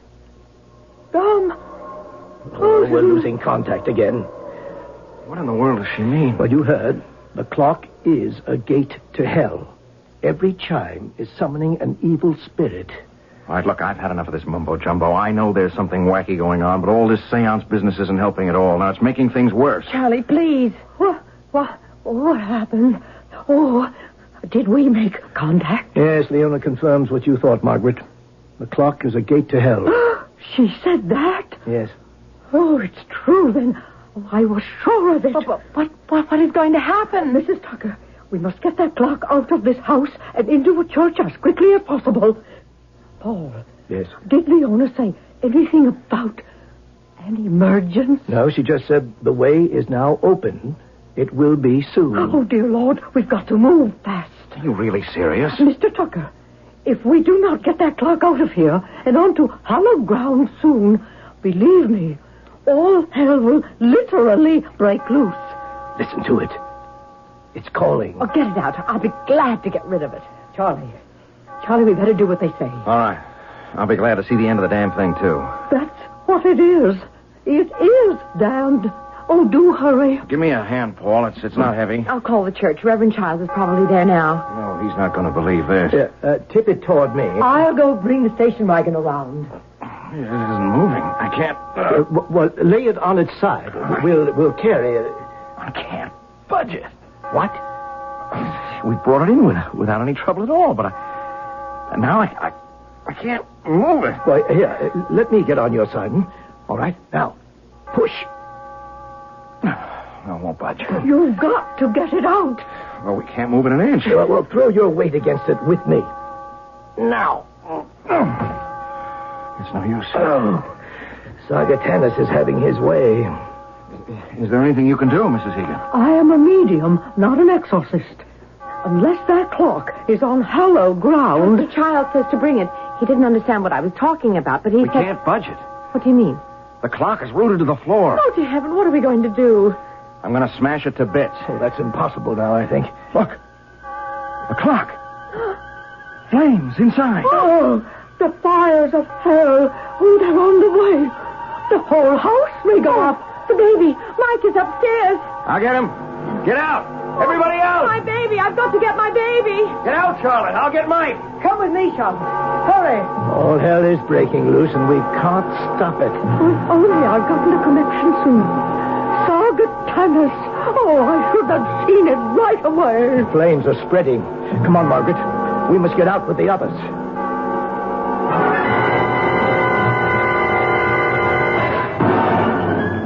Everything's gone. Everything. This is only the beginning, I'm afraid. My baby, we're safe now. Shh. We're safe, Mrs. Tucker. But I wonder for how long. What do you mean? This is not the end of it. Look! Oh, my. The Andersons' house is going up, too. There is no escape. It's too late. The world is doomed now. Hell hath triumphed.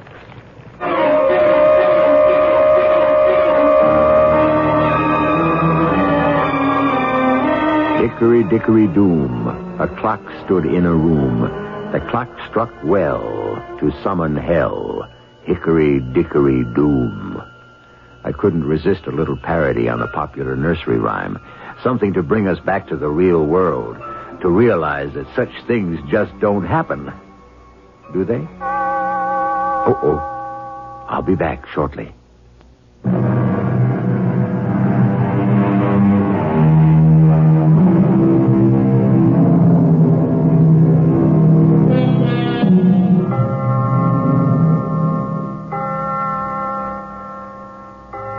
I see by the old clock in the corner that our time is up for now. The next time you happen on a grandfather clock, I hope you'll take a peek inside. If you feel cold, clammy air in there, I'd suggest you tell whoever owns it to get rid of it quickly, preferably to a nunnery. That is, if there's still time. Our cast included Tony Roberts, Patricia Elliott, Sam Gray, and Joan Shea. The entire production was under the direction of Hyman Brown. And now, a preview of our next tale. See, Carlo? There is no doubt. This is a Lucifer man. Lucifer? You mean the devil, Satan? It was not always so that Lucifer meant evil. In ancient Latin, Lucifer meant bringer of light, the morning star. But this animal groveling under the floor here, you're not saying he's a saintly man. He is a slave of Satan. See the way he looks at me. It knows I am its master. This creature is centuries old. Get up, demon soul. Stand up on your two real legs. I shall will you not answer me? Yes. Speak now of a later time in your existence. What are you? This is E.G. Marshall inviting you to return to our Mystery Theater for another adventure in the macabre. Until next time, pleasant dreams.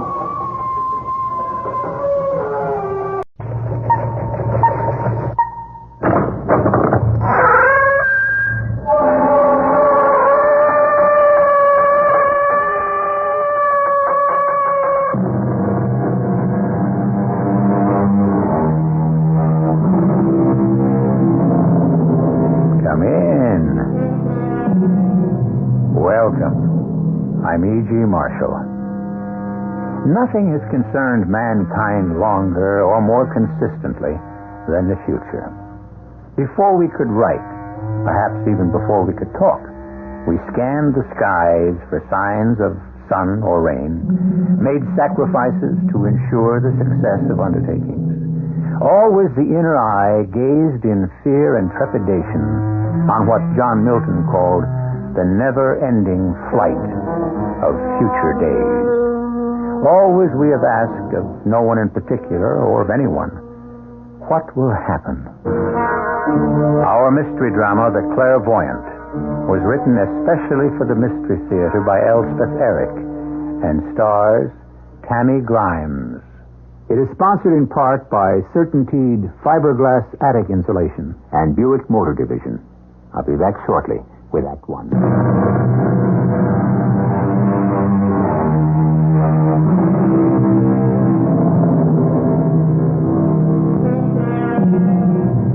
In Roman times, it was the oracle who read the future in the entrails of sacrificial animals. Nowadays, we're more refined, and we call the oracle a clairvoyant. But the idea is the same, and so is the purpose. To know what is coming tomorrow. The better to take the fear out of our eyes. Excuse me, please. I want to apologize. It is, after all, part of my job here to occasionally read tea leaves, if you want to call it that. But, look, may I sit down at the table with you? I'd like to explain, if I can, why I try to avoid. You don't mind? Thank you. You see, once upon a time, I was a clairvoyant. I had a crystal ball. I read palms. But all of that was really rubbish, just as the tea leaves are now. Absolute rubbish. They were only external things to aid my concentration, because without concentration, you can do nothing. Don't you agree? Everything requires a measure of concentration. You can imagine what is required to look into the future. Yes, thank you. I'll have some coffee. A small amount. I am Russian, you see. But I've lived here in London for better than half a century. My parents brought me here as a child when they fled from the Bolsheviks. Of course, once arrived in London, we spent most of our time with other refugees, all displaced, all frightened. Frightened all the time. And as I grew a little older, I took to telling their fortunes. Tarot cards were the rage then. It was almost a joke at first, but when I turned out to be right, invariably right, Then it was no joke, and I took to doing it seriously, for a living. All during the 30s and into the 40s, I was earning what they call a pretty penny with my crystal ball. I had become Madame Sonia. One day, my doorbell rang. Yes, coming. With you in a second. Yes? Madame Sonia. Yes? You don't remember me, do you? I don't think... Should I remember you? I see so many people, you know. It's difficult. So many clients. I was a client. Oh, indeed? Many years ago. One of your first, I believe. Well, in that case, come in. I'm not disturbing you. Not at all. It's been a slow day. You came for another reading? Oh, no, at least not today. Later on, perhaps. No, I simply wanted to tell you how all of your predictions came true. Oh. My husband and I did reconcile. Good. My husband's business did prosper. I'm very glad. And best of all, our baby daughter did survive her illness and now is a healthy, radiant girl of 19. Oh, wonderful. About to be married. Oh.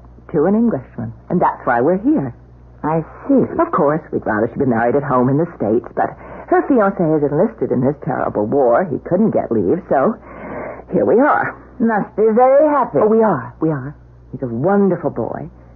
Well, man, I should say. It's not right to call a soldier a boy, I suppose. Well, they decided in a hurry, and he'll be off to France shortly, so they're to be married in his parents' house instead of in ours, back in Springfield, which makes me sad. However, all in all, it's very satisfactory, very gratifying. We have no complaints. We're staying with his parents. They have a house, a large house in Mayfair. Oh, Mayfair. Lowndes Square. Very posh, as the English say. But I wanted to ask a favor of you, Madame Sonia. And what is that? Will you do a reading for my daughter? Of course. She likes? Oh, she will. She's heard about you for years. My husband and I talked endlessly about you. So I'll tell her to phone you for an appointment? Do that. I'd be most happy. Her name is Laura. Laura? Yes. You know, I can't remember your name. I apologize. Oh, please. It was a long time ago. I'm Mrs. Jennings, Mrs. Matthew Jennings. And our daughter... Laura? Yes. And her fiancé is Anthony Craig. Oh, perhaps he'll have a reading, too. I'll suggest it. It was good to see you again, Mrs. Jennings. Oh, it was good seeing you, Madame Sonia. And you'll be hearing from my daughter. Yes. Very good, yes. Goodbye. Jennings? Mrs. Matthew Jennings? Do I remember anybody by that name? Jennings. I didn't really remember Mrs. Jennings at all. Or her husband. Or that they'd had a little girl.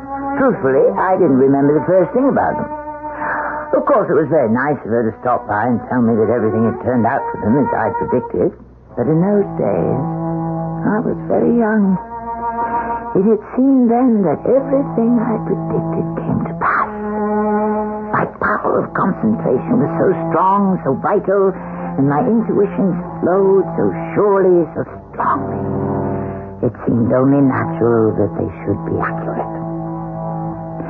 Young Laura Jennings did call me the very next day, and we made an appointment for a reading. I have to tell you, Madame Sonia, I'm mostly here to please my mother. She thinks you're so wonderful. She exaggerates. Now, shall it be the cards, the crystal, your palm, or what? Which is best? Dear girl, it doesn't make the slightest difference. I could employ the bumps on your head if you'd like. Oh, I don't think so. Or the print of your foot. Oh, no. Or you could peel an apple and throw the skin on the floor. I could read from that. All these things are merely tools. I center my attention upon them and then let my mind go foraging into the future, seeking out the secrets, hunting through time and space for happenings that never were, yet always were. Crises that never occurred, yet are bound to occur. Circumstances for which the stage was set centuries and eons ago, waiting for the actors to arrive. Eventualities which have not as yet transpired, but which are certain to transpire. Fortuities conceived in the dark past, waiting to see the light. Such was my gift, you understand. Where it came from, I never knew, nor did I ever care. This I do know. There are gifts from God, or from nature, if you'd rather put it that way. Well, to get on with my story. I went into a deep trance. I believe that is what they call it. I myself have no use for these descriptive labels. I see green things growing. A little boy. A small boy with a light step. Stepping lightly. Is he dancing? A boy? I will have a boy. Hard to say. But I feel upon the air, upon the gentle air, I feel the breath of love, of wonder and great joy. Oh, will it last? Oh, tell me, will it last? I feel it goes on. Yes, on and on. I see a little trouble, not much, not too much at the beginning, but then it seems to go on and on, further than I can see at this moment. It was the clearest intuition I had had up until that time. For there were times when the visions presented themselves in symbols, the way a dream does when the dreamer wants to express desire. But this time I actually saw the slim figure of this young girl skimming the grass, her hair glowing in the sun, her arms stretching out. I actually saw it. Oh, Madame Sonia. I am exhausted. You will forgive me. I'm very, very tired. Oh, of course. I'll leave you so that you can get some rest. Another client coming shortly. Yes, there's just one thing. What is that? I'm going to tell my fiancé to come and see you. May I? Of course, dear girl. Oh, Madame Sonia, you've made me so happy. Very glad. If I'd had any doubts about my future, well, you've driven them all away. Thank you. Goodbye, Madame Sonia.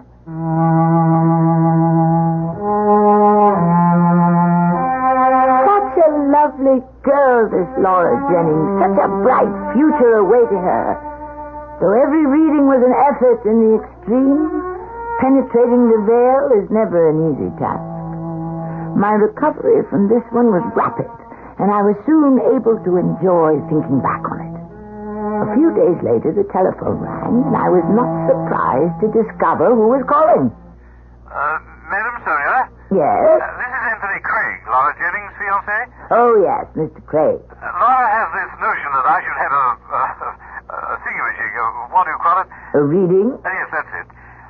But I have to tell you, Madam Sonia, I don't much believe in that sort of thing. Many persons don't, Mr. Craig. I've always considered it the most arrant rot. However, Laura can be very insistent and very persuasive, so if you could manage it tomorrow... 9 o'clock.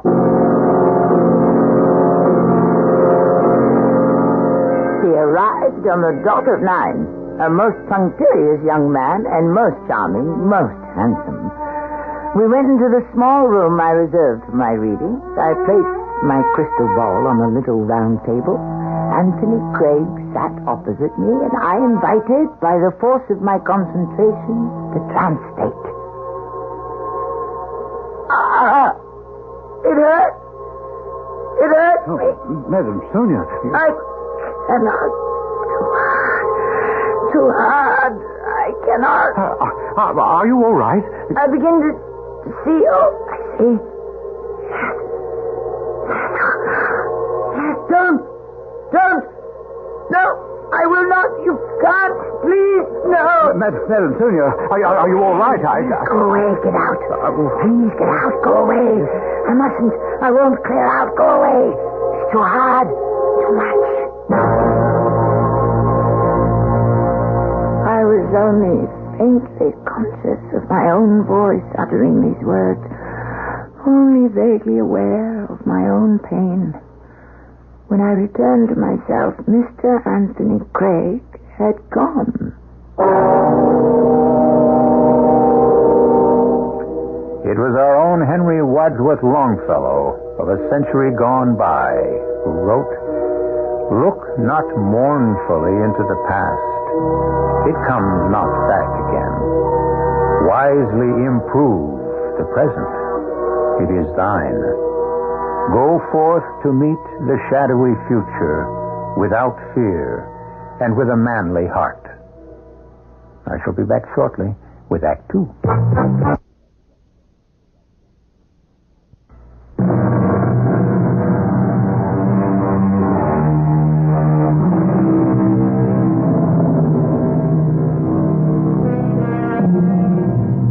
As our first act ended, Madame Sonia, Clairvoyant, had peered into her crystal ball to ascertain what the young Englishman Anthony Craig might expect from the future. Whatever she saw, or thought she saw, or might have seen, was so disturbing to her sensibilities that she became unable to continue the reading. With cries of, "No, no," and "I can't," she recoiled from whatever it was she saw and entreated the young man to leave. When I returned to myself, Mr. Anthony Craig had gone. So shaken was I by my encounter that I canceled all my sessions for the next few days in order to recuperate.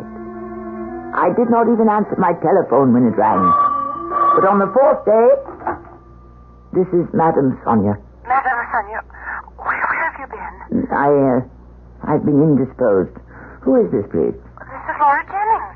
I've been trying to reach you. What is it, Laura? I must see you. I'm not feeling well, Laura. I'm not giving any readings at present. I must see you. It's terribly, terribly important. Laura, in my present state, I don't quite trust myself. Oh, Madame Sonia, please, as a friend. Very well. Come round this afternoon, 4 o'clock. 4 o'clock.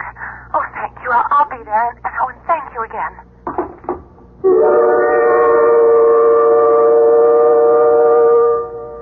It's awfully selfish of me to force myself on you this way, but something's happened.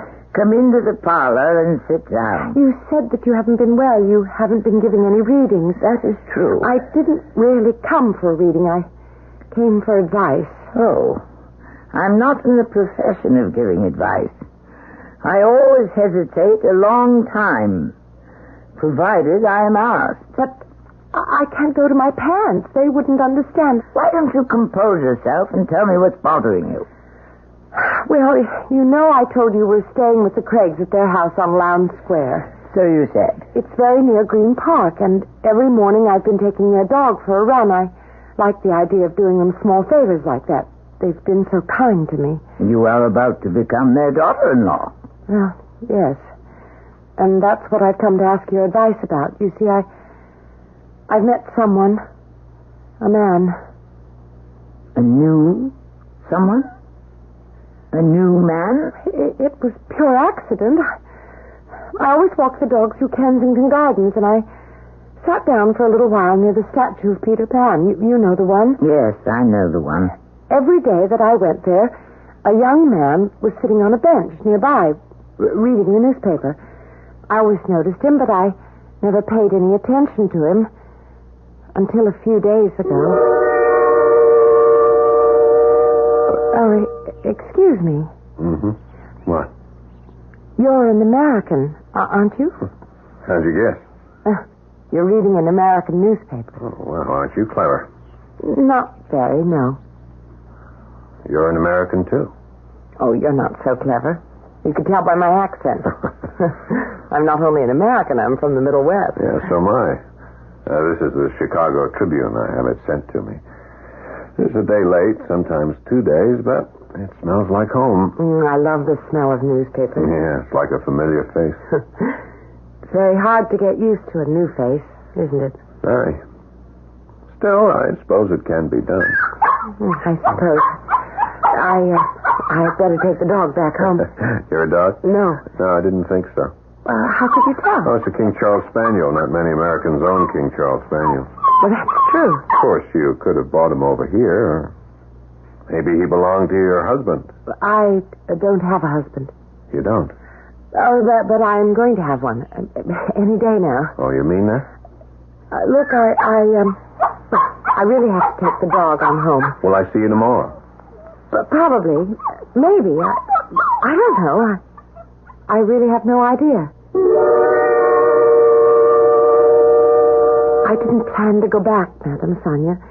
But no matter where I walked in Green Park, I always found myself sooner or later in Kensington Gardens near the statue of Peter Pan.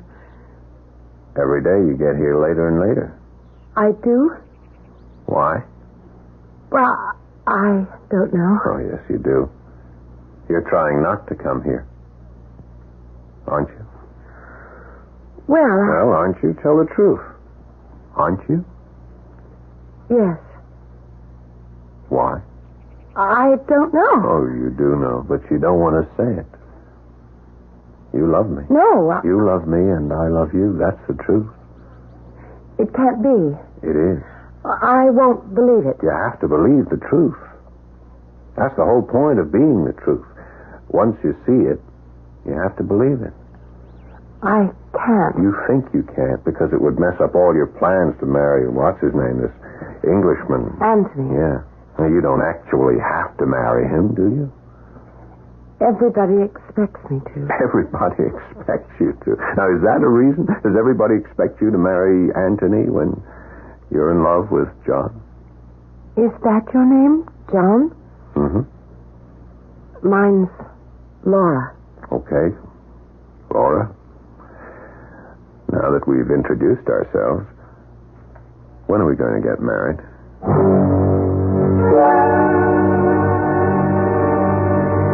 So you see, Madame Sonia, why I had to come to you. There's somebody else. Do you expect me to advise you on a thing like this? Oh, please, I'm so lost. I don't know what to do. You think you love this American? Yes. You no longer love Anthony Craig? Well, I don't know. Dear girl, what can I say? Except that you must follow your instincts in this matter. Go where your heart leads you. What more can I tell you? Nothing more. I'm sorry. Madame Sonia, do one other thing for me. Try to read my future again for me. Dear child, that's been done. But things have changed since then. Nothing's the same. I'm not the same. Oh, please. Please. She was so distressed. So appealing in her distress. I had become fond of the girl and had sympathy for her predicament. So weary as I was, shaken as was my faith in myself, once again I placed the crystal ball on the small round table, seated myself opposite to Laura, and invited the transect. Everything was the same as it had been before. I saw green things growing, spring melting into summer, a little boy dancing, love filling the soft air.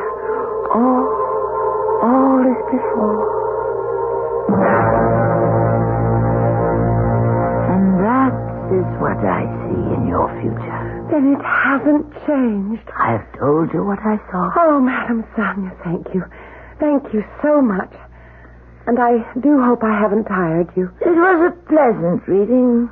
Not like some I have endured. Well, you must get some rest now. Yes, rest. All sessions are fatiguing. I'll leave you then. Oh, thank you. Thank you so much. To tell you the truth, I had had quite enough of the Jennings family, and likewise the Craigs. I wished them well, and I wished that I might never have to see any of them again. When Laura left, I retired to my private chambers and was about to run a hot bath when my door chime sounded. I groaned in protest. Was I to have no peace at all? No chance to restore my strength, renew my psychic powers? Whoever was at that door did not mean to go away. I went to the door. Madam Sonia? Yes. I am Horatio Craig. You said Craig? Anthony's father. May I, come in? Why, yes, I suppose you may. I can't spare much time, I'm afraid. Please come into the parlor. I came to see you about my son. Oh, do sit down. He's been behaving rather oddly of late. Oh? In what way? Well, he seems abstracted, remote, as though his thoughts were far away. For a young man about to be married, he is singularly distracted and, not altogether in possession of himself. Mr. Craig, what has all this to do with me? Anthony has been this way, locked within himself, as it were, since the day of his appointment here with you. Oh? Now, what could you have said to him to have effected such a transformation? I said very little. Yes, but what? I think you had best ask the young man what I said. I choose to ask you. And I refuse. No, you Mr. can't. Craig, there are ethics in my profession as well as in any other. The doctor, the analyst, the lawyer, the priest. All these protect what is revealed to them in private. So it is with the medium. Whatever transpires in that little room back there at that small round table, it remains privileged information. No one is privy to it except my clients and myself. Do I make myself understood? You won't change your mind? No. I'm quite willing to pay. This has nothing to do with money. Oh, you could use some money, it seems to me, the way you live here. I earn enough by my readings to support myself. Then do a reading for me. What? Read my future. I'm very tired. It has been an exhausting day. Oh, it's not even noontime. Even so, if you care to make an appointment... I want the reading now. Next week. In a few days. Perhaps tomorrow. No, now, right now. I can't. I insist. Oh, very well. Come, I'll do my best. Well, that's all I ask. Sit down there, please. Very well. What should it be? The tarot cards, the crystal ball, the palm. What is your pleasure? Well, why not read my palm? Very well. Your hand, if you please. No, not that one, the other one. Be very quiet. Don't speak. Be as quiet as possible. Very, very still.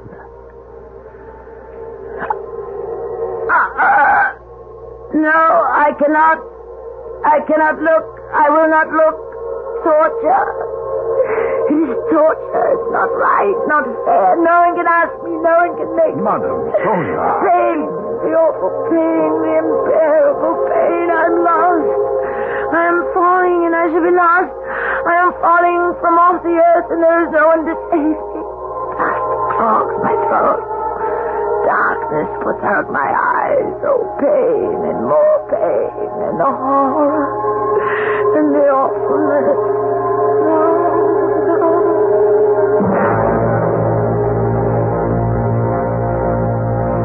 I suppose, as had happened before with his son, I fainted. When I was myself again, I was alone. Mr. Craig is gone.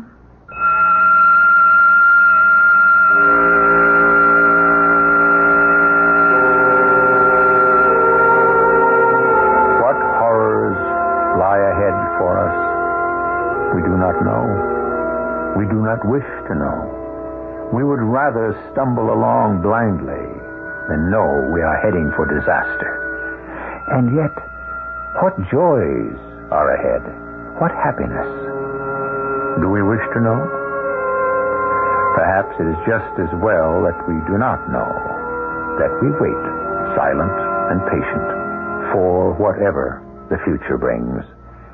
I shall be back shortly with Act 3. Do you have...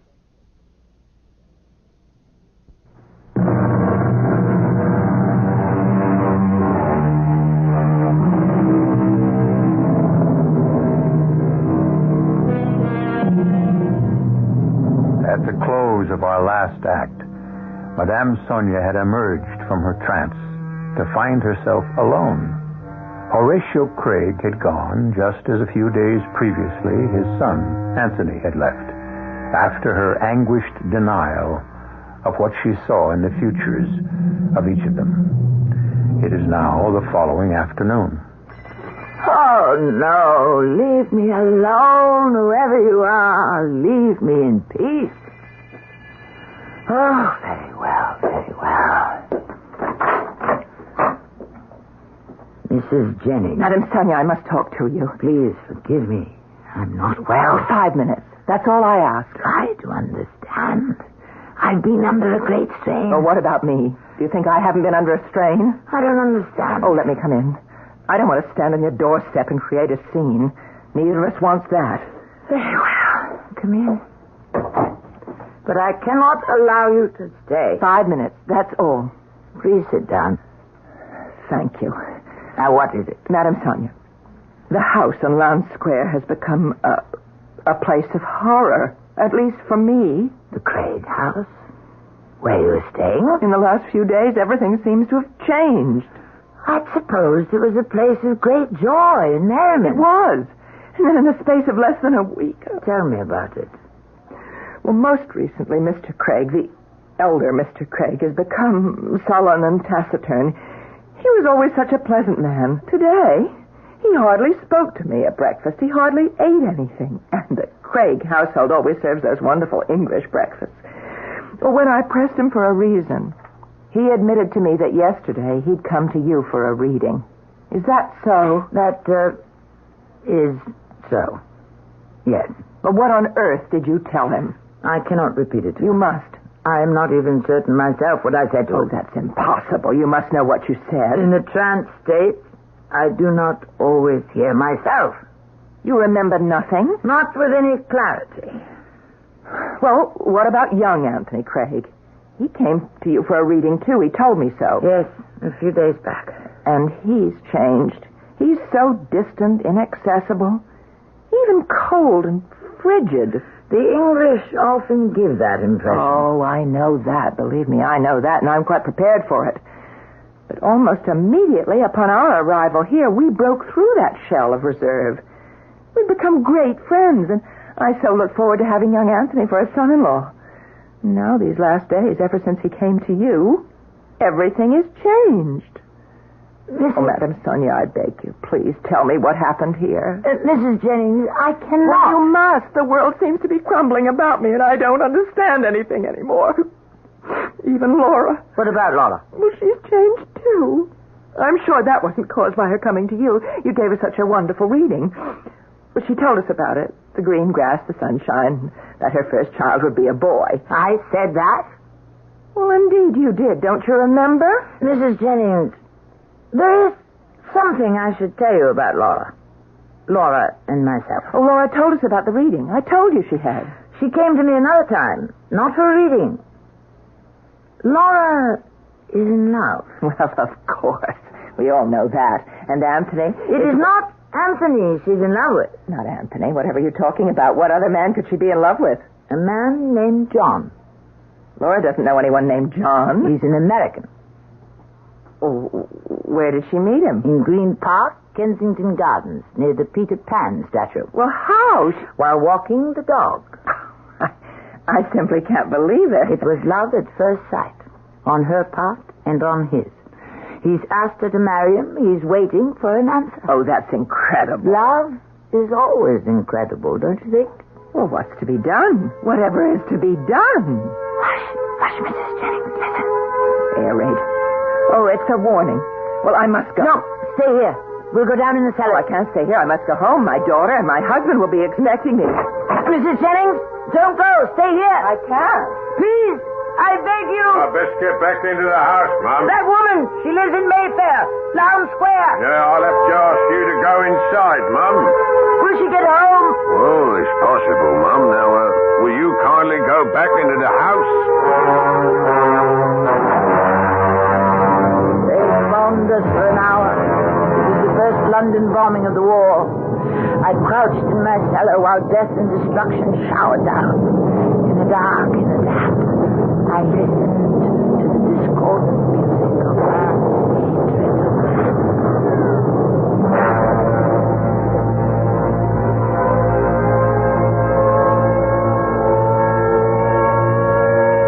Even after the all clear had sounded, the noise of the bombing stayed in my brain. There was something familiar about it. Yet I had never heard a bomb drop before. Or had I? I threw on a coat and went out. Without thinking, I walked. and I ran in the direction of Lowndes Square. When I reached it, I could hardly believe what I saw. Half a dozen houses had been completely demolished. Only the shells of chimneys still stood. Had one of these houses belonged to the Craigs? Had it sheltered them and the Jennings family too? Then I heard something. Tommy, hush up. Come along now. Come along with you. I turned sharply and saw a woman in a house dress leading a dog on a leash. Walk along now, my friend. Come with me. I beg your pardon. Yes, Mum. Do you live around here? I live in Bayswater, but I work in Lowndes Square. Did you by any chance know a family named Craig? Oh, Lord love us, I knew them. Which is their house? That one. That was their house. For heaven. Bombed out, complete. Terrible thing. Did you know the Craig family well? I worked for them time to time. Quite a lot of late. They were getting ready for a wedding in that very house. Did you know their house guests? The Jennings family. I knew them. Oh, yes, lovely people. Craigs, Jennings, all lovely people. Were they all killed? Well, they're still digging, of course. But it looks like all of them was killed, except maybe the girl. What about her? Well, she used to walk the Craigs' dog for them, morning and afternoon. This dog, right here. A King Charles Spaniel. She told me. Well, this afternoon, for some reason, she started off with the dog as per usual. And then she saw me out in front of number 17 where I was doing some polishing, and she asked me would I be kind enough to keep the dog for her, as she had an appointment. What sort of appointment, did she say? Well, it wasn't for the wedding.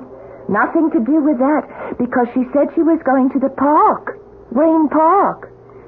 She said generally she took the dog with her, but she said this time it's different, and she'd like to go alone. So I said I'd be happy to keep the dog for her, and she ran off. She never came back for the dog. And whether she went back into the Craigs' house or not, I've no notion. Thank you. Thank you so much.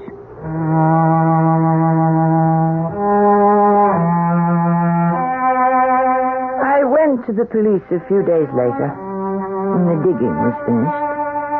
They'd found the bodies of the Craig family and those of Mr. and Mrs. Jennings. But the body of Laura Jennings was never found, and I never saw her or heard from her again.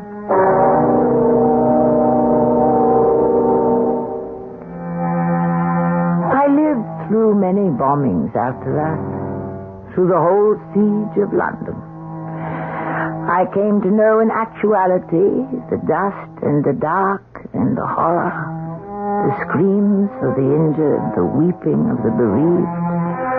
All these things had come to me in deep trance as I tried to peer into the futures of the two Craig men. All had come true for them, even as I had seen it. As for young Laura, I do not know. One can only pray that she reached Green Park, met her young American friend, and that together they lived through the bombings, or somehow escaped to the States.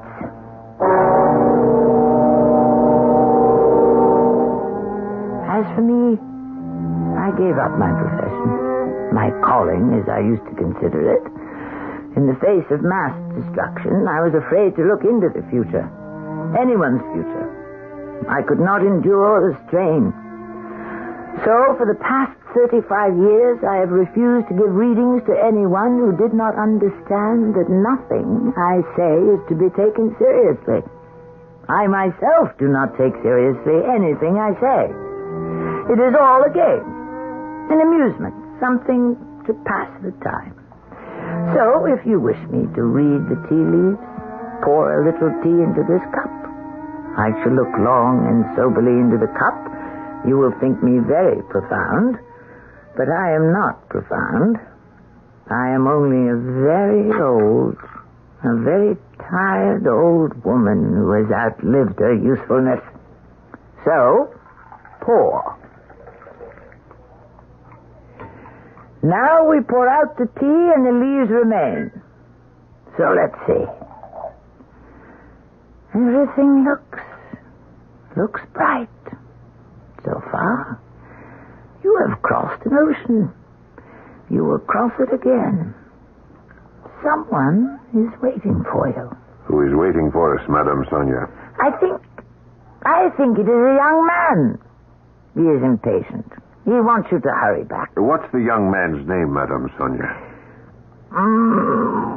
What do you expect from me? How am I to know the name of the young man? I tell you, my powers have faded. I can no longer... If you try, Madame Sonia. Yes, tell us the young man's name. Please try. What is it? The name of the young man waiting for us on the other side of the ocean. I could say a name. It would mean nothing. Not if you say it. So I will say it. I shall say the first name that comes into my head. Peter.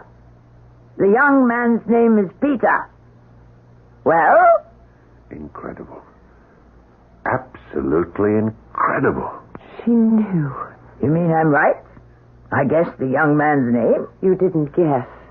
You knew. I assure you, I knew nothing. Madame Sonia, the young man is our son. He's about to graduate from medical school. And then he's getting married. He wants us to come home for both these great events. And his name is Peter. My congratulations to you both.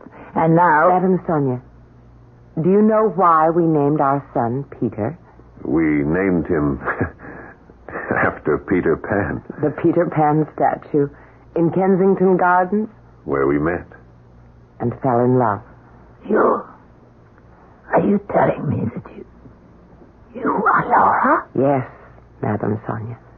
And this is John. You escaped? I never went back to Lowndes Square, Madame Sonia. I went to the park and met John and never went back. We married. We had a son. That dancing boy you told me about when you read my future. To be so right. I can't believe it. It is your gift, Madame Sonia. Your gift from God. Perhaps. Let's take another look at these tea leaves, shall we? Shall we?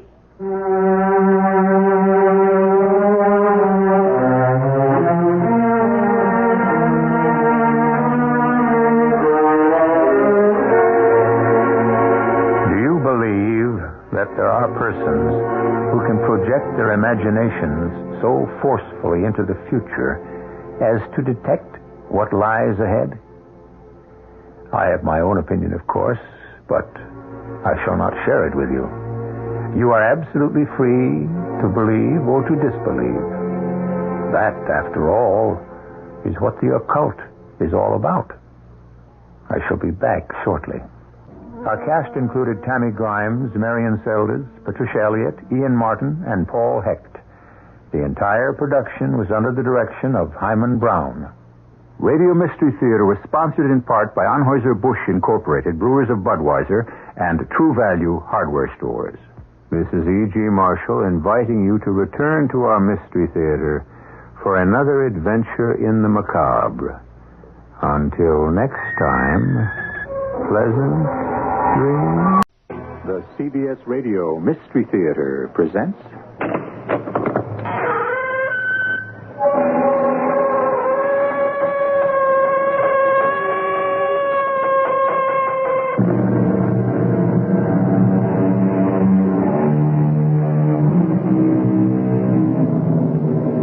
Come in. Welcome. I'm E.G. Marshall with another adventure in the macabre. I'm a collector of stories about experiences which are out of the ordinary and which most of us would prefer to avoid.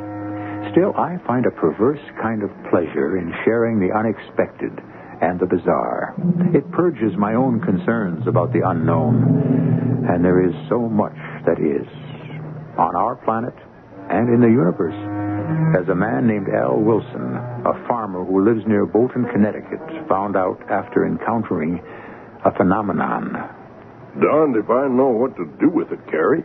You'll have to get rid of it. Well, thank your lucky stars it didn't destroy the barn. When's that astronomer going to be here? Dana, is that his name? Yeah, Charles Dana. He'll be here first thing in the morning. He was pretty excited. Then ask him to take it away. It makes me nervous. It might be radio whatever they say. Radioactive, and that's dangerous.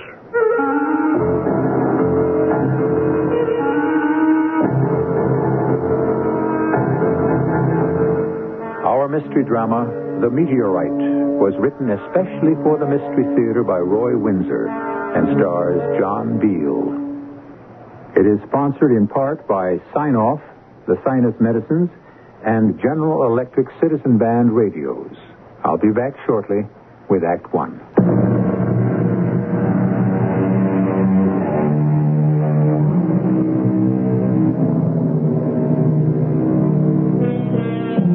I suppose that at one time or another you stood outside and looked up in wonder at the night sky and the endless panorama of the stars. We've landed men on the moon, and we've sent space rockets to circle Mars. But as we learn more about the universe, we learn how little we really know. It is infinite. Emerson wrote, "There is no chance, no anarchy in the universe. All is system and gradation. Every god is there sitting in his sphere." True? Al Wilson didn't know it when he and his wife returned from evening service at their church, but he is about to find out.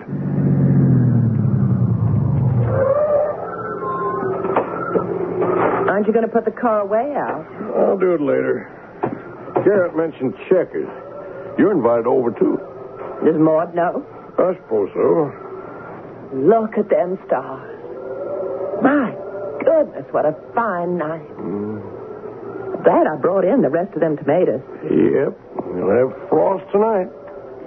Al, look left above the barn, way up in the sky. See? A big kind of cone of light. I've never seen anything like that this close. And listen. Wind's come up. Look at that thing. Must be traveling fast as lightning. Al, it's coming this way toward our farm. Better go inside. Let's get away from here. It's headed toward the house. We'll be blown up. Come on. Slanting down over the barn. Do you feel that heat? I've never seen anything like this. There goes the barn. Wow. Look.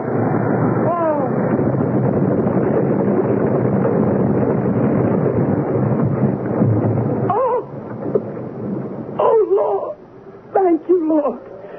It missed. Oh. Buried itself in the far pasture. Never in my life. Are you all right? I've never been so scared in my life. It could have destroyed everything else.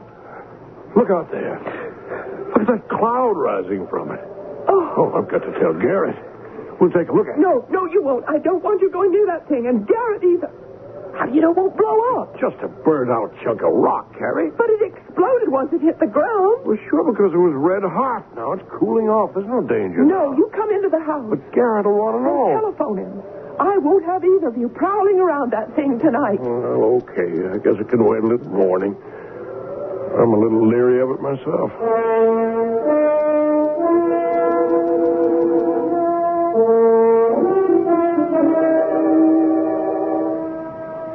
Everything all right, Garrett? Or is the washing machine upside down? Oh, no damage, darling. No cracks in the cellar. None of the preserves fell off the shelves. I gave the washing machine a reassuring pat and said goodnight. How can you be so calm, Garrett? We pay high enough taxes on this little house. Come on. Now, Maud, calm yourself, huh? It's over with. Oh, that's what you think. It's an outrage. And the mayor's going to hear about this. Ah, yes, but blast, they must if there's to be progress. Progress, my foot. They wreck a perfectly beautiful mountainside. For what? Another ribbon of concrete leading nowhere. Paid for out of our money. And what's the rush? Why do they have to shake my fillings loose on Sunday night? I find that a little too zealous. Oh, the mayor's going to get an earful when he strolls into his office tomorrow morning. Blasting to widen the road while people are sitting down to Sunday supper. Okay, but I refuse to have the big one over something over which I have no control. The big one? Yeah. That's school kid jargon. Cardiac arrest. No, sir, not for Garrett Smith. If you want to quarrel, honey, you just telephone the mayor. I will. Or calm down. Honey, there was no damage done, so put the experience behind you. Saved by the bell. If it's for me, tell them I'm gluing in my fillings. Hello, Garrett Smith. You hear the blast, old pal? Oh, yeah. It put Maud in space. Any damage to the farm? Just a trench in the far pasture. You know, where Tompkins cuts across the state road. Yeah, but that's a long way from where they're working, Al. Who? Who's working where? Well, you know, the crew that's blasting on the mountainside. What crew? I'm talking about the explosion. Well, so am I. Well, they don't blast on Sunday night, Garrett. You don't know what happened? No, I guess I don't. A shooting star landed 10 minutes ago in my far pasture. What? You kidding? You mean Come on over. Maybe we can persuade Carrie to let us investigate. You mean that a meteorite landed on your farm? Well, you tell me. You're the science teacher. Come on over. Oh, yeah, right away. What was that about? A meteorite? Don't blame the state, honey. Don't blame the mayor. Blame a phenomenon. Yeah, that explosion that shook the house, that was not from blasting. A meteorite landed on Al's farm and plowed up half his far pasture.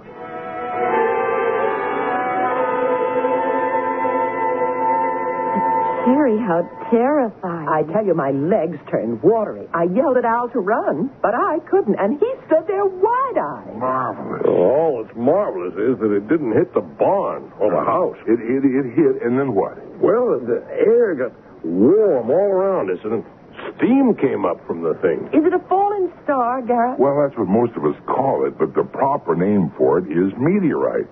It comes, from outer space. So do lots of funny things. At least some people think so. Yeah, including me. Mm-hmm. Yeah, no, really, I'm serious. Now, flying saucers, for instance, they are fact. No, but we won't argue about that You now. believe that stuff, Garrett? Absolutely. Well, I'm glad I don't. There's enough just around the farm to make me watch my step. I don't need funny little creatures that look like toadstools peeking in through the bedroom window. Just what is one of these meteorites? Well, it's burned out rock. See, it broke loose in outer space and out of the orbit of its own planet, and then it just kind of flew loose. See, once in a while, the gravity of Earth pulls down fragments, and they land here and there. Now, most of them burn out in the sky. They look like, streaks of light. On fire from friction. Yeah, exactly. So the chances of one reaching Earth are very small. Well, we've got one. And it's no rock. It's a big, long thing. Looked in the sky like a missile, like a torpedo. Incredible. I mean it. I don't know too much about meteorites, but I know who does. Professor Charles Dana at the State University. I studied under him. Al, you know what you ought to do? Well, all I want to do is get rid of the thing. No, Dana's your man. Now, why don't I try to reach him? He'll want the meteorite for the astronomy lab. He's welcome to it. Just tell him to haul it away. Right. First, now don't flip out, Carrie. First, I've got to see it. But if it explodes... Well, how can it explode if it's just a rock? Didn't I tell you so? Why don't you and Maud come along with us? No, thank you.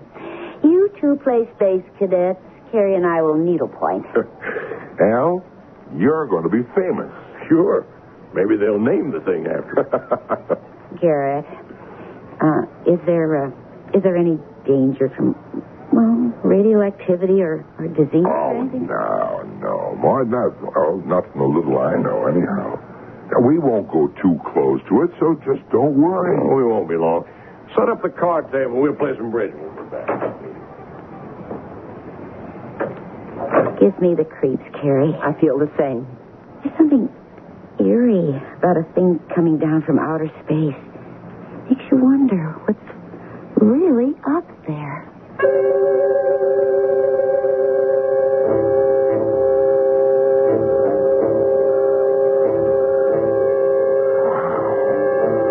That is incredible, Al. Yeah. I wonder where it came from. And the size of it must be Must be 12 feet long. Yeah. Oh, boy, it sure plowed up some trench there, eh? Yeah, the outside looks like slag. That's what it is. Who knows where it came from? Your guess is as good as mine, and I teach science. Well, I tell you, Al, it's beyond me. I can't explain why more of it wasn't burned up on its passage through our atmosphere. It was red hot. You should have seen the glow. Felt the heat. It's cold now. I'm eager to see it in the morning when the sun's up. Well, keep the news to yourself, Garrett, will you? I don't want people driving out and traipsing all over the farm. Right. I'll try to get in touch with Professor Dana. Oh, fine. If the university wants a thing, he'll need a lift and a truck. Right. I'm not going to pay to have the thing taken away. Clock to command ship. Clock to command ship. Clock.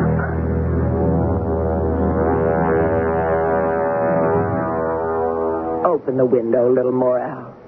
It's warm in here. Or get rid of this top blanket. What? Warm? Oh. Well, why'd you wake me up out of a sound sleep? Open the window. It is open. Open it more. It's stuffy in here. And come back to bed. Oh, boy. It's cold out there. The frost looks like a light covering of snow. I can see the meteorite real clear.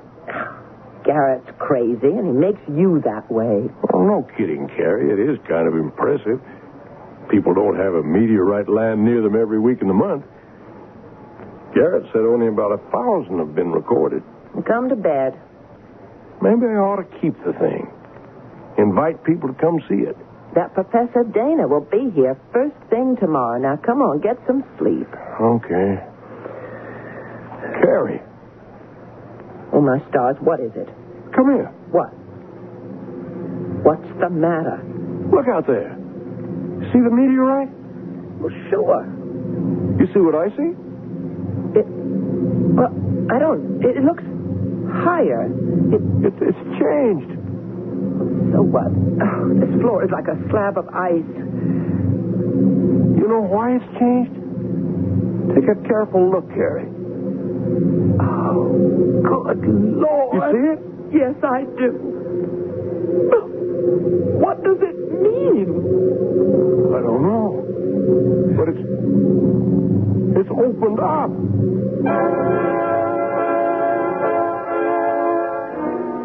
The meteorite did what? Opened up? The Wilsons are steady people, so we have to believe what they see. There is, however, no evidence that a meteorite is anything more than a burned-up piece of rock. Is what they have seen impossible to believe? Impossible is a slippery word, hard to pin down. More about this phenomenon when I return with Act 2.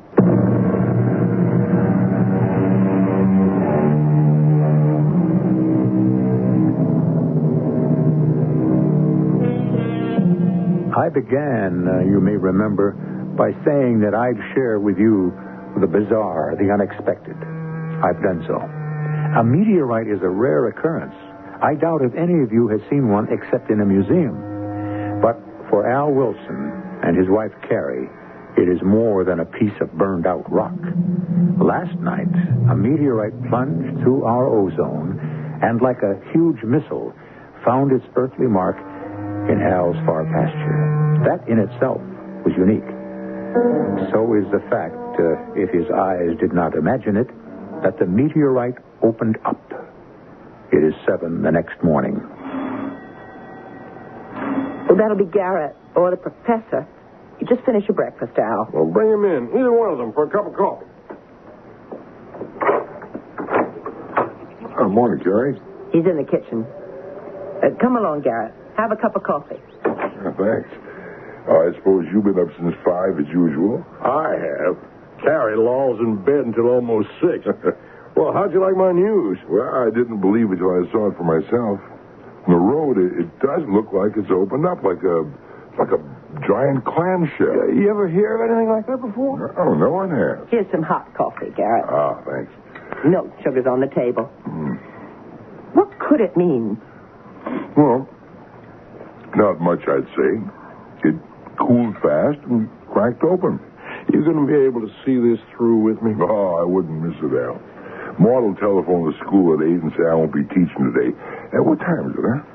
A little past 7. Well, Professor Dana You said... see it? A car's pulling into the driveway. I'll let him in, Carrie. You start some breakfast for him. Lots of smoked ham. That's great with fresh eggs. You took classes with Professor Dana? Mm-hmm. 2. I was a science major. Good morning, Mr. Wilson. I'm Professor Dana. Yes, Professor. Come right in. Yes, thank you. Just put your coat over here on the newel post. Come out to the kitchen. My wife, Carrie's stirring you up a real farmer's breakfast. Wonderful. Garrett Smith is with us. My neighbor, my best friend. Oh, and once a student of mine many years ago. Hello, Professor. You probably won't remember me. Oh, indeed I do, Garrett. It's good to see you again. Good morning, Mrs. Wilson. Good morning, sir. Have some coffee while the eggs are frying. I'll do that. Garrett, as I recall, you were going to become a research biologist, but love sweet song. That's right, Professor. I got married, and I've lived happily ever after.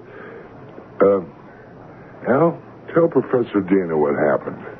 Well, sir, the thing, it opened up. The meteorite opened? Yes, sir.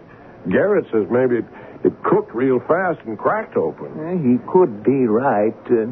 Still, a meteorite is fused by the tremendous heat it generates. So, offhand, I find it hard to believe that it cracked open. Well, the whole thing is hard to believe. You'll haul it away today, Professor? Oh, yes. The lifter and truck will be here later today. We'll have the meteorite on its way to stores before 6 o'clock. Here you are, Professor. Smoked ham. Wonderful. Everybody likes it. I'll be glad when the thing's off our property. It gives me a funny feeling. Yeah, I understand. It's rather awesome, isn't it? Oh, go see it. All three of you fidgeting. There'll still be coffee when you get back. Go along, all of you. Anything to carry, Professor? Yes. I have my cameras in the trunk of my car. At your service, sir. I'll get them for you. Now, don't you go be being brave, Al, like stepping into that thing. It could snap shut, and there you'd be. Now, don't be nervous, Mrs. Wilson. There's nothing to fear. But what if there was something in there that just had to get out?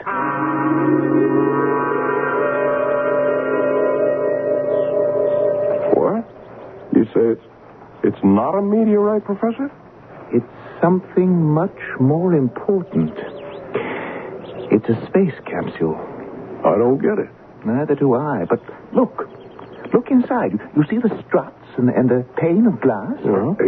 A space capsule, but from where? Let's take a look inside. Give me the camera with the strobe light, Garrett, please. Yes, sir. Al, this is a nightmare. You suppose some lunatic was experimenting with some kind of missile? That this thing was shot from somewhere and wobbled around and then just came down here? I don't know. Good Lord. There's something in there. Shine the flashlight into the interior, Garrett. I see it. Al, take a look. What? It's some kind of man. About the size of a 6-year-old boy. But with an old face. And elongated ears. It's a man from space. You think he's dangerous, Professor? He's dead or unconscious. Well, if he's alive and hurt, we got to get him out. Garrett, go tell Carrie. The professor and me'll get him out. Okay, wait till she hears about this. Looks safe enough.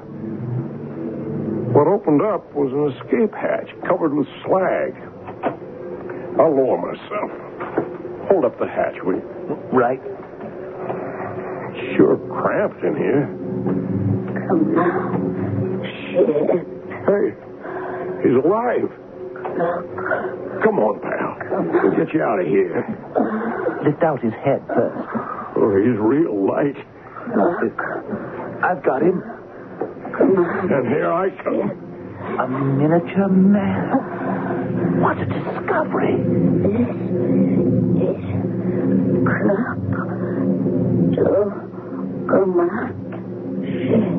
Did you catch that, Professor? Barely. It's some kind of signal. Well, how come it sounds like English? It's beyond me. Well, let's get him to the house and try to bring him around. Look. He's opening his eyes. I destroy you. I understood that all right. Take it easy, pal. We want to help you. Destroy. All right, now what you need is some warm food and a bed. You get well. Then you do what you please. Command ship comes for me. He could be dangerous, Mr. Wilson. Well, what do you want me to do? Shove him back into his capsule? The little man's hurt. Yes, I see. Well, let's carry him to the house. I hope we're doing the right thing. We are, Professor.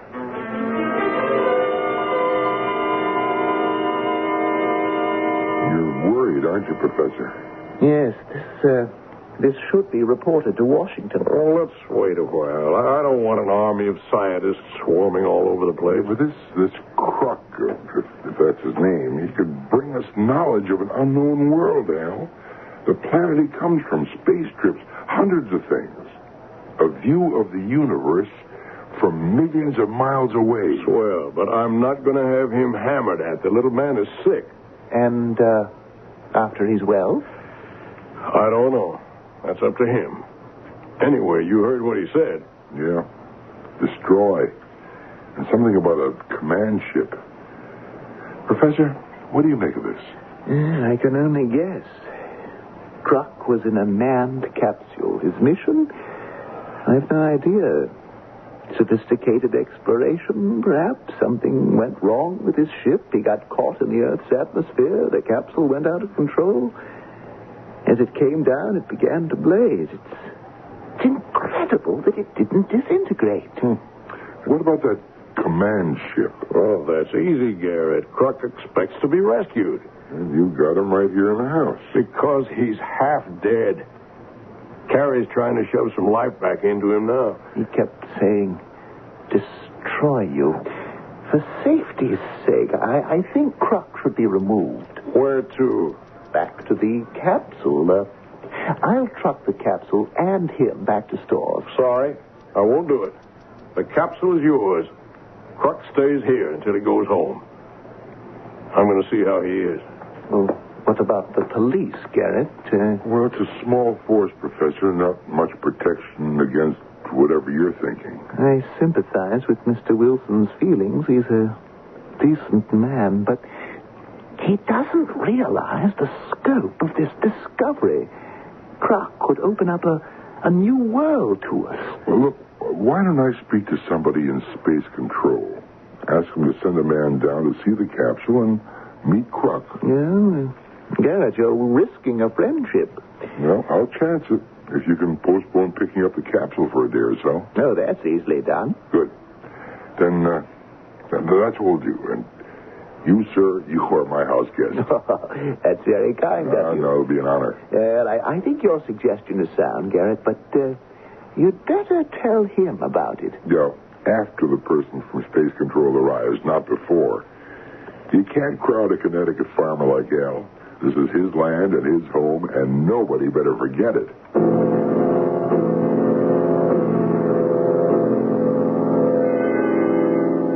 He sure looks better, Carrie. He's a nice little man. Like the hot bouillon. Didn't you, Mr. Crook? Yes, it was very good. You still out to destroy me? I do not know. Humans are enemies of my people. They are. We don't even know who your people are.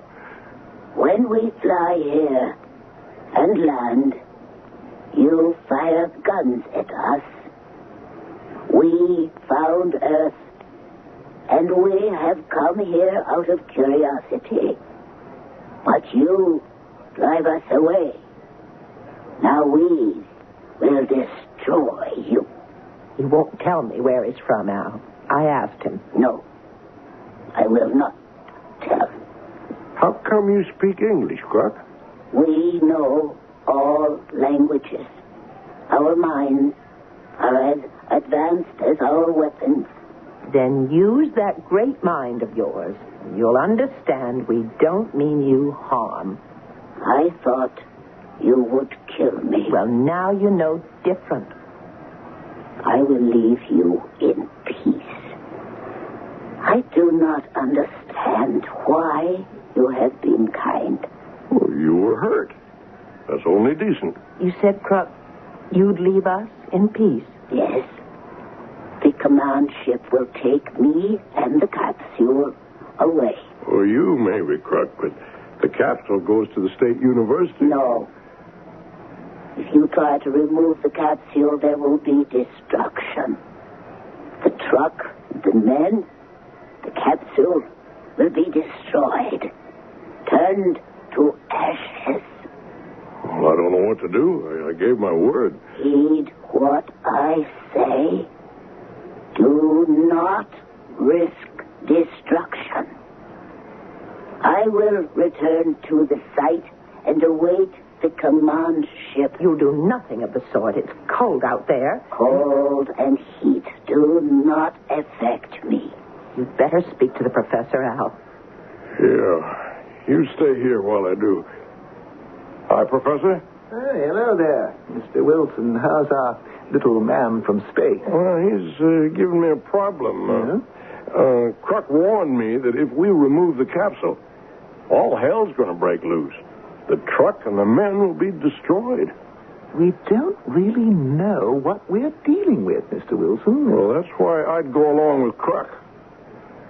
I know that means calling off the truck, but... Well, there's been a delay there anyway. Oh?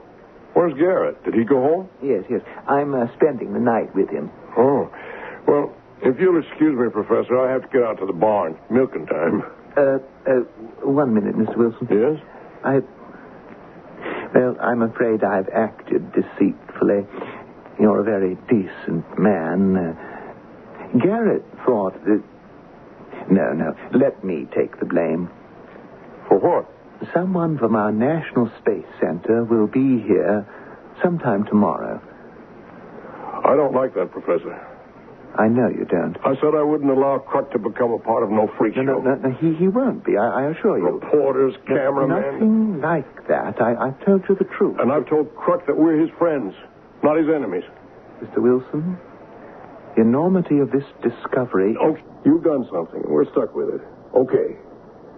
Let the man come. But understand this. I don't care if the man's the president.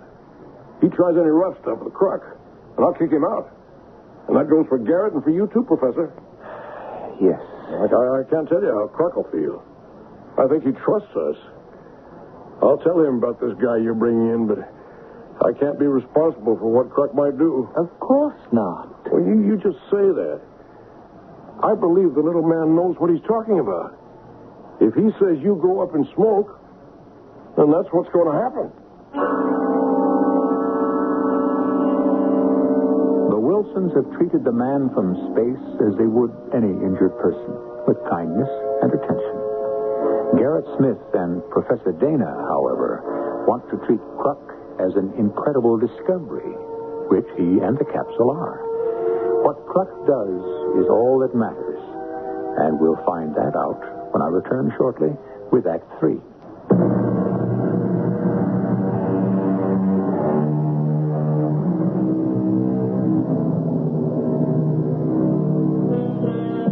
When our minds turn to the universe, we fantasize and give up. Reports of flying objects make news, but no one takes these science fiction occurrences too seriously. So it was with the Wilsons until, accidentally, they had a visitor from outer space. A small, man-like creature named Crook. Thank you for telling me, Mr. Wilson. Oh, it won't be so bad, Croc. The guy just wants to ask you some questions. And the man will arrive? In the afternoon, I'd say. The truck's supposed to arrive later. Why did your friends not have the truck arrive today? Guess they took you seriously. I told them what you'd said, that the truck would be destroyed. That will happen. You know that? Yes. I have given you the warning. It is arranged. Your men will try to remove the capsule, and the ray will reduce the truck to ashes. But not if they don't touch it.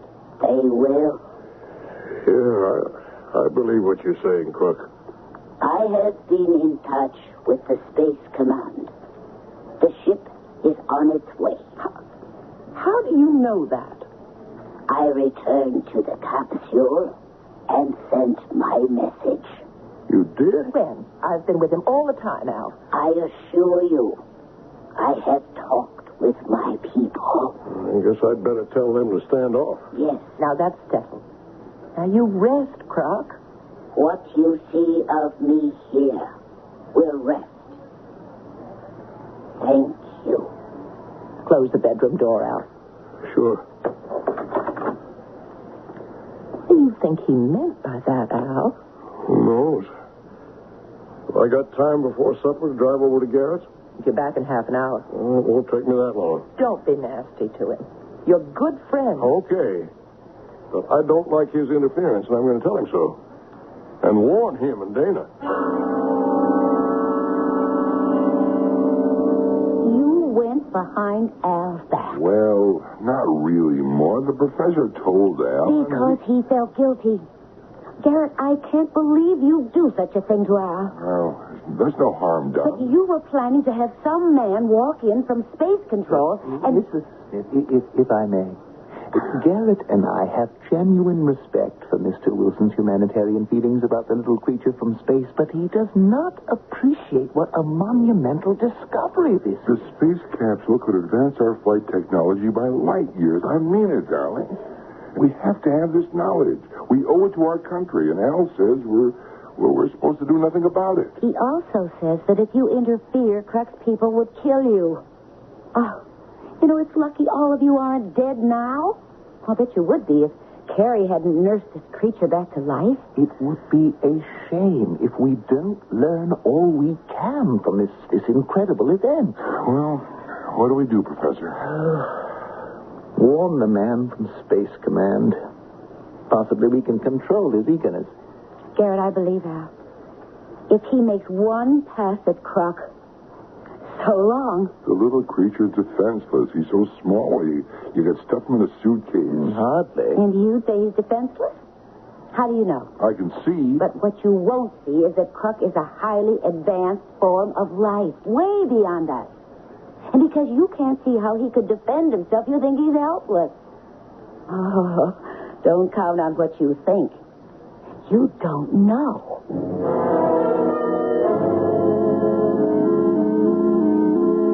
Mighty good supper, Carrie. Croc liked it, too. Took him a tray. It's funny. I don't think of him as a little man from outer space, but like a guest who's got sick and I'm taking care of. And he isn't even human. Well, he responded to kindness. Most living things do. Now, you're sure you weren't nasty to Garrett and the professor? Of course not. I did tell Garrett to learn to mind his own business, but mostly I warned them. They take you seriously? They thought I was talking through my hat. Well, Maud will pound some sense into Garrett's head. Maybe. The professor's got some feelings. Maybe. Well, I'm going to get to bed. Big day tomorrow. I sure hope that man from Space Control has some sense. Well, he's only one man.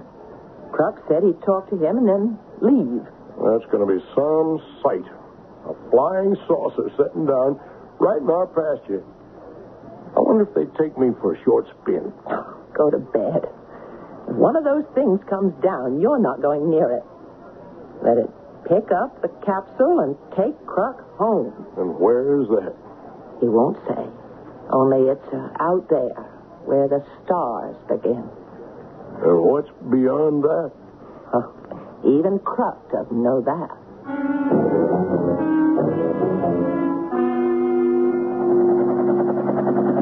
is, Professor? Right on time. It's just after 5. Oh, that's some big helicopter. Oh, the pilot sees us. Yeah, it's almost down. Come on. Hello? Hello there. Hello. Hi, I'm Guard Smith. Oh, how are you? Sanders, Space Control. Professor Dana, Mr. Wilson. How do you do? Pleased to meet you. You know about the spaceman's warnings? Yes, I've learned what he said. Mr. Wilson, you have him in your house? That's right. And he's willing to talk to you. Very sensible. He has no choice. He's a prisoner. Oh, no. No, sir. No, he's not. Begging your pardon, sir, but he's my guest. And he's been just fine. Well, that's how you may see him, Mr. Wilson, but he's my prisoner. I have orders to transfer him to the War College where... Well, that's just what I was afraid of. Now, if you try any rough stuff on Kruk, there'll be real trouble. Are you threatening me, Mr. Wilson? I could be. This is my property, and Kruk is my guest. Now, look. You can't set yourself above the government. This capsule and this creature belong to us. They do? Well, I'll throw all of you off my land. But that's not what I was getting at when I said rough stuff would bring trouble. You're playing with something from outer space, Sanders. I'm here to take possession of a space capsule and something that resembles a man. I mean to carry out my assignment. Well, all the luck in the world to you. Kruk said he'd talk to you. Maybe he can pound some sense into your thick skull. Now, see here. No, you see here. You watch your step with me. And you walk very carefully with my little friend Kruk.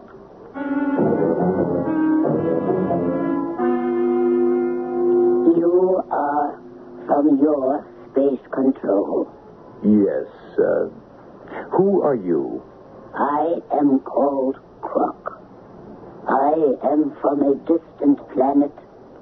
Its name is of no importance. It is to me. That may be. How did you reach Earth? In my capsule. Mm-hmm. What was your mission?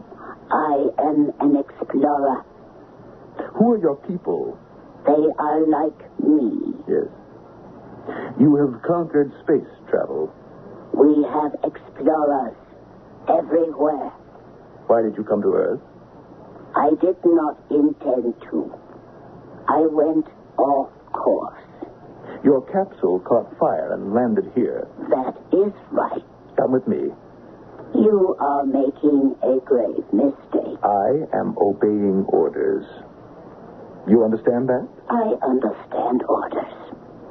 But I do not obey yours. Mm-hmm. This is a gun. If you resist, I'm instructed to immobilize you. Mr. Sanders, Stay out of this. Now get up, Kruk, and walk out. I warned Mr. Wilson. I don't believe in magic, spaceman. That is your weapon.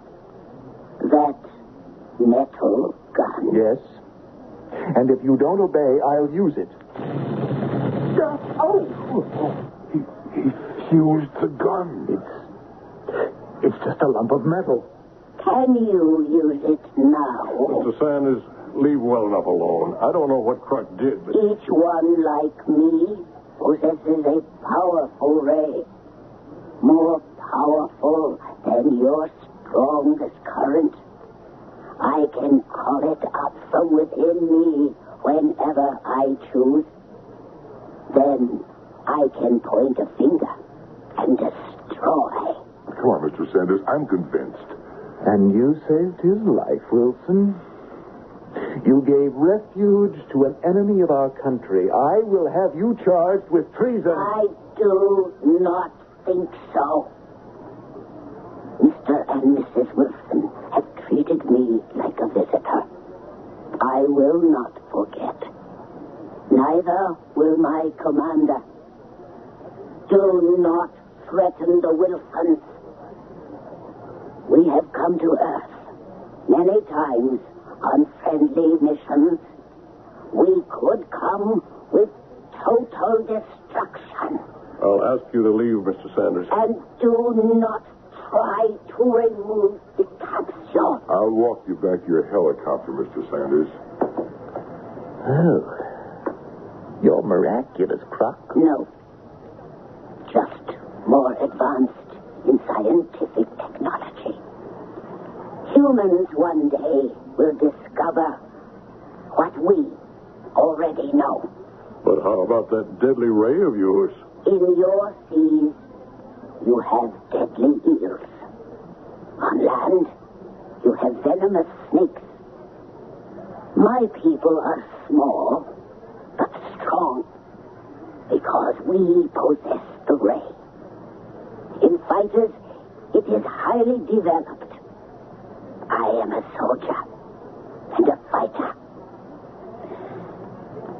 It is time now for me to go. Al, look outside. They got a truck backed into the pasture next to that big lift, and they're going to take it away. Oh, no, you know what Crutch said? Will now happen. Look toward the sky. The command ship. I will go and meet it. It looks like a big mushroom. I've got to see this. Al, Garrett could be killed. Garrett! Garrett! Come back, Garrett. He sees the command ship. Look at the truck. It's aflame.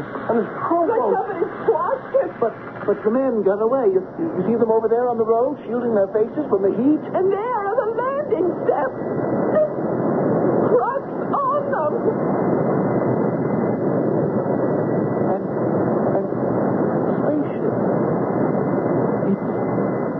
It's gone.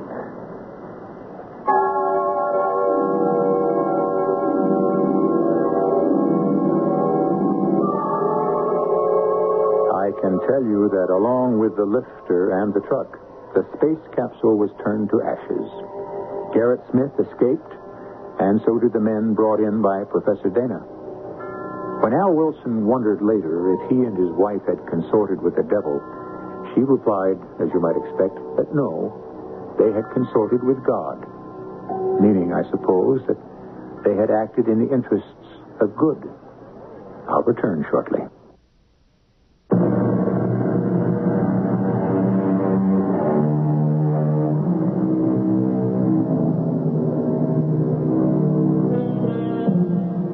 Maybe our real worlds are those we explore in our nightmares.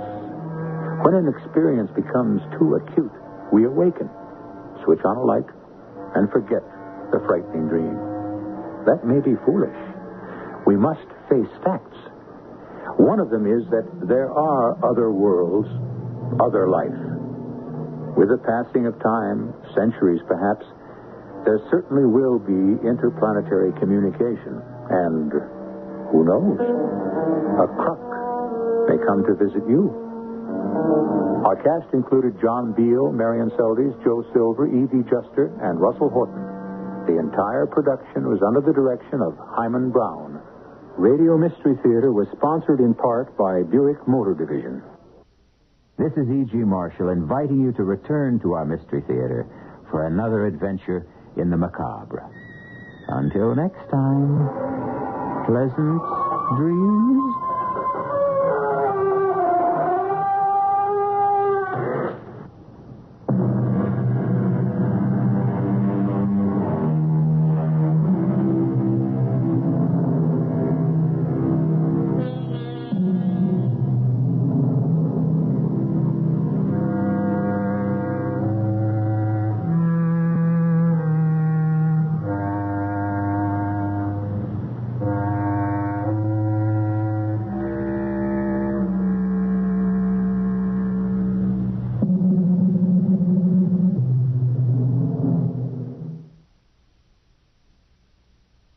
Come in. Welcome. I'm E.G. Marshall. What is your pleasure this time? How about a little murder with mystic overtones? Not to mention a most unusual motive. Why do men kill? In the ordinary way, for money, for power, for women. And then we have those who kill for revenge or out of jealousy. or because they are consumed with hatred, or driven insane by emotion. Moving along, we even have those idealistic spirits who will kill you for your own good, because you are too obstinate to accept their religion or their way of life, which they insist is better than yours. With all of these, we are more or less familiar. But did you ever hear of a man who was killed because the murderer wanted his talent? You're about to. Don't kill me. I'm sorry, Fred. I really don't want to. I have money. Take my money. I don't want your money. I'll resign. You can have my job. You can have a great career. I said I was sorry. I'll give you everything I own. It's not enough. It's not enough. But I'm rich. It's not enough. Well, what do you want? I want everything you are. Everything you are.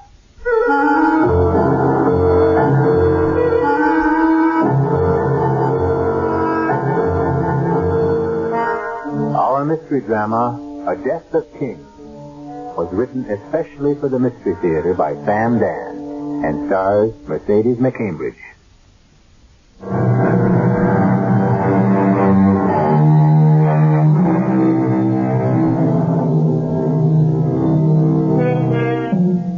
His name is Frederick Sparling, and you'd never notice him in the crowd. He's not much to look at, middle-aged, stoop-shouldered, nearsighted. He spends his days in a science laboratory at one of our great state universities, teaching serious, younger versions of himself, men and women who in 20 years will become what he is now. Of the estimated 3 billion people who inhabit this planet, less than 1,000 would possess even a glimmer of an understanding of what he's talking about. It's an almost metaphysical mixture of physics, chemistry, mathematics, and biology. Well, that's how he spends his days, lecturing. However, he spends his nights listening to a lecture. And it's usually a variation on the same theme. Well, the suspense is over. Not that there ever was any. We knew all along Clontarf would be made head of the department. Well, Emma, after all... After all what? The second time in 12 years you've been passed over. But that's you. Good old patient, plodding Frederick Sparling. Nobody ever has to worry about fearful Freddy. He won't get mad. He won't quit. Go ahead. Use him. Abuse him. Now, my dear, I'm not aware that I've been used or abused.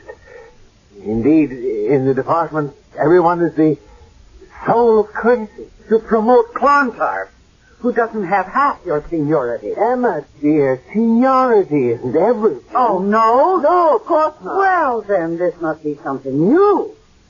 I see. In the early days, you said you were passed over because you had no seniority. And now that you have more than anybody else, suddenly seniority doesn't matter. Emma, it's complicated. No, it isn't. It's very simple. You know as well as I do that to be the department head, you have to be a full professor. Oh, let's not start rubbing salt in that wound. Yes, but Emma, you... The most brilliant man in the field, and you're only an associate professor. Emma, we go through this again and again, and really, you know why I'm not a full professor. Well, maybe you're satisfied being pushed around. His sudden, furious outbursts have been known to create such serious imbalance. Well, I'm right. You know I'm right. It's pure and plain and simple justice.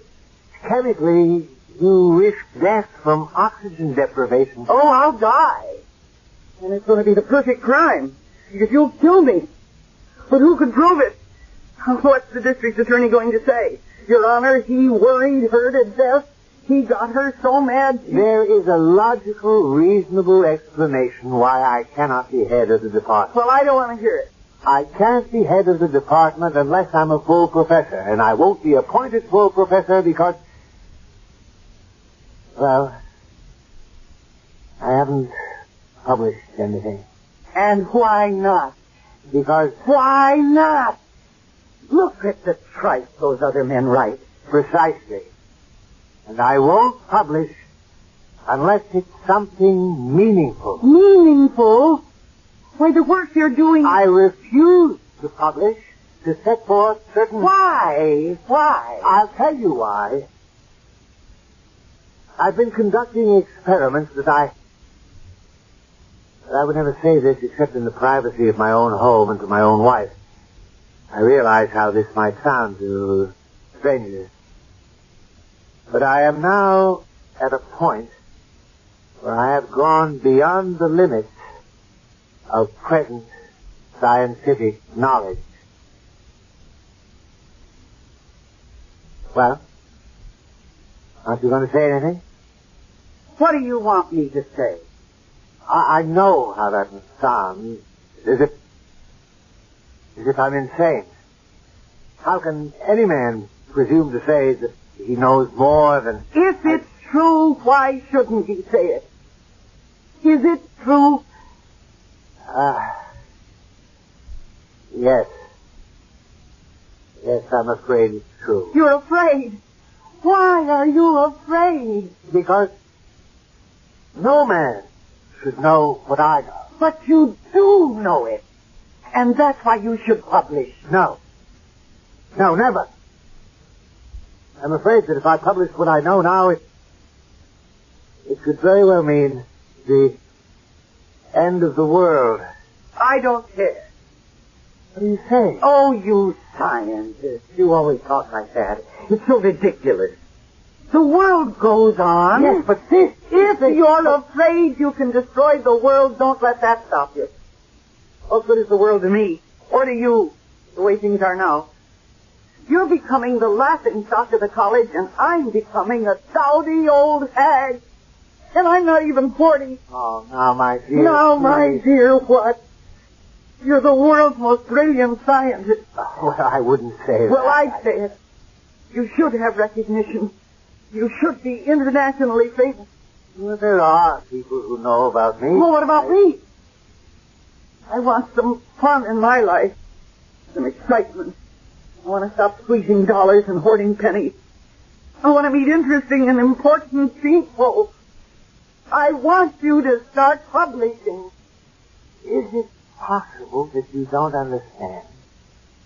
I told you, if I were to publish my findings, it could very well mean the end of the world. Who cares? As long as you get credit for it. What? What's this? Who's calling us? I mean, it isn't as if we were somebody. Now, Emma, we are important. Everyone thinks highly of us. Are you kidding? Well, aren't you even curious? About what? About who's at the door. Oh, yes, I know who's at the door. You do? It's Alex. Alex? Alexander Thornhill. I never heard of him. He's one of my students, one of my graduate students. Brilliant fellow, but he, Yes? But he's having some financial difficulties, so I told him he could, stay here for a while. You what? But we do have a spare room. Well, you just tell him. He said he has no place to stay. What am I running here? A hotel? He'll have to leave college. A brilliant mind will be lost to science. Science has too many brilliant minds now. You just tell him you made a mistake. Emma, you... Go ahead, make me the villain. Just tell him that your wife disapproves. But, Emma, this young man must have a place. You won't tell him. All right, I'll tell him. I'm coming. Wear out the bell. Look here. I'm Mrs. Sparling, and I want to tell you that it's... Good evening. I'm so happy to meet you. It's a pleasure. I thought Dr. Sparling had told me all about you, but I see now he's really told me nothing. Is that Alex Thornhill, Emma? Yes, it's Alex, Professor. Won't you come in? Oh, thank you. Thank you so much. Emma? Mr. Alex Thornhill. Alex? My wife? How do you do? Have you, had your supper? Frankly, no. Emma, we should have quite a bit of the roast left. Why don't you fix the hydraulics for lights into the spare room? Well, Alex, I thought you were bringing all of your things. I did. Everything I own in the world.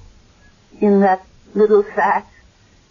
Well, let me get your room ready, and meanwhile, you two can get acquainted. Excuse me? He didn't ask you, did he? What do you mean? Oh, well, I can tell you're not overjoyed to have me stay here. Well, why do you say that? Are you sure I won't be in the way? Why would you be in the way? Oh, I had the feeling. No, actually, we have a big house here, and we should share it with, well, you must be hungry. I'm starved. I'm sorry, because I don't think you'll enjoy dinner. Oh, why not? Well, the professor has all kinds of quirky diet things. He has a peculiar nervous system. He can't have salt or spices or anything that's good. So we have a pretty tasteless cuisine around here. And besides, I'm a terrible cook. I admire women who can't cook. You do? Sure. Shows they've been putting their time to better use. I have the feeling that I've been standing in a peat bog for the past 15 years. Oh, why did I say that? Probably because it's true. Well, of course it's true, but that's no reason to blurt it out to a perfect stranger. Am I really a stranger? I don't know what's the matter with me. I met you just a couple of minutes ago, and here I am just about ready to tell you the story of my life. Oh, I'd love to hear it. You probably know it. Dating, aging wife of an obscure professor. Well, forget it. Do you take coffee or tea? May I call you Emma? If you can stand it. Emma happens to be my favorite name. How could Emma be anybody's favorite name? It has such a school teacher, maiden aunt sort of ring to it. Oh, no. Emma was the name of my favorite English queen. Emma? Yes. Forget Elizabeth and Victoria. Emma was the most spectacular of them all. Oh, what a woman. Wife to 2 kings, mother of 2 kings, seductive, brilliant, wanton. Emma, the last great Saxon queen of England. And you remind me of Emma. Honey, you speak as if she were a friend of yours. There are times when I actually feel close to her. Now, for instance, do you suppose that you could be the reincarnation of Emma? Oh, that's impossible. Why? Every one of us is the reincarnation of someone else. Well, that's ridiculous. You can't be serious. I'm always serious. Well, don't let Fred hear you talk like that. Why not? What do you think the good Professor Sparling is really talking about in his advanced seminar? Reincarnation. You can't be serious. Fred, a believer in reincarnation? Oh, he wouldn't call it that. He hides it behind formulae and equations, but it's a form of reincarnation. Oh, I don't believe it. And his purposeful reincarnation, instead of the hit-and-miss haphazard thing that exists in nature. And I could be the reincarnation of Queen Emma. Oh, yes. How would you know? Come here. No, don't. Because... Yes, because? Because he might come downstairs and... Really? Listen, I love my husband. Oh. And besides, I hardly even know you. You know me. You knew me. Think back. No, I don't believe a word of what you're saying. I need you, Emma. I always needed you. What are you talking about? I wished you last time. I didn't realize what you could do for me. You must be crazy. Are you listening to what you're saying? That was 1,000 years ago. I was ignorant. I was arrogant. I wanted to own the world, but I didn't know how. Then what do you want with me? You're hardly more than a boy. I'm older than I look. Oh, please. And you're not as old as you look. Thank you. But I have a secret magic formula that can make you look younger, years younger. What's that? Just come here. But You don't have to talk. Alex. Now, look at yourself. Look in the mirror. Look at your eyes, your face. If Fred finds out, It'll kill him. I know, my darling, but it's necessary for him to die in any event. Die? Fred has to die? Why? Why does he have to die? Because we shall be compelled to kill him. He has to kill Fred? Yes, my dearest Emma, but still. I see you two are getting along famously. Well, your room is ready for you, Alex. Thank you. You know, Emma, darling, I was sure you'd approve of Alex. I was convinced you'd like him.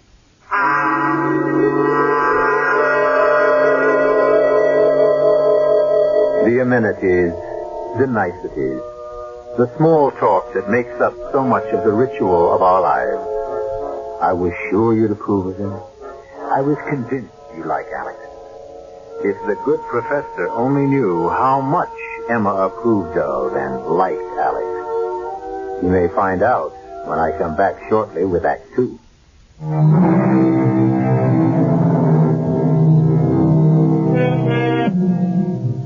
I suppose it's the story of the world. True genius is often overlooked and must labor in obscurity while sham and fraud receive the rewards of the genuine artful. However, as they say, virtue is its own reward, and it's usually enough for the truly virtuous. For Professor Frederick Sparling, enough is as good as a feast.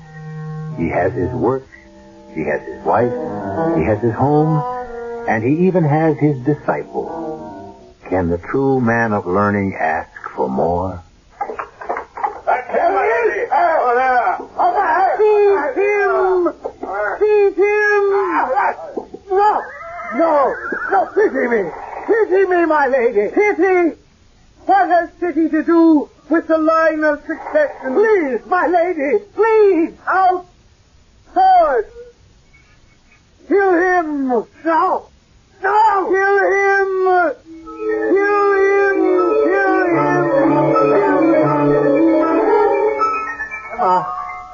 Emma, my dear, wake up.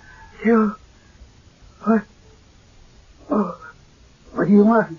Wake up. What do you want? What's the matter? You were having a nightmare. I was. Oh, yes, I was.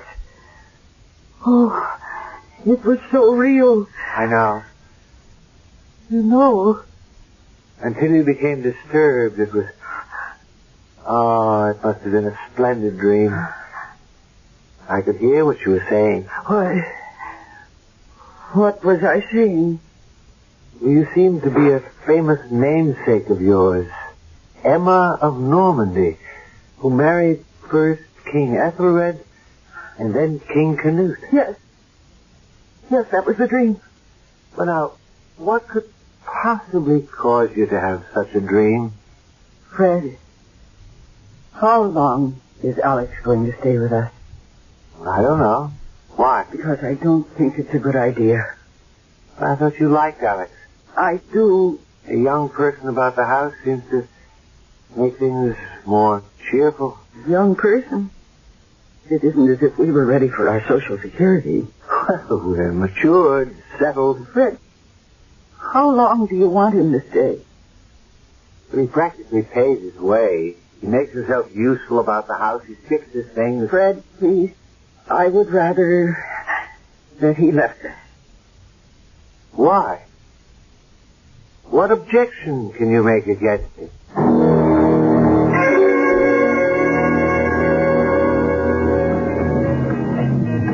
Alex, I don't think coming to a place like this is such a good idea. Why not? Well, really, we shouldn't be seen together. Who's going to see us? When is the last time you went out dancing? I don't remember. When is the last time you had any fun? I can't remember. Alex, I want to tell you something. Do you want me to leave the house? How did you know? Because you're being Emma. Queen Emma. Oh, please, Alex. Don't you see how your life runs parallel?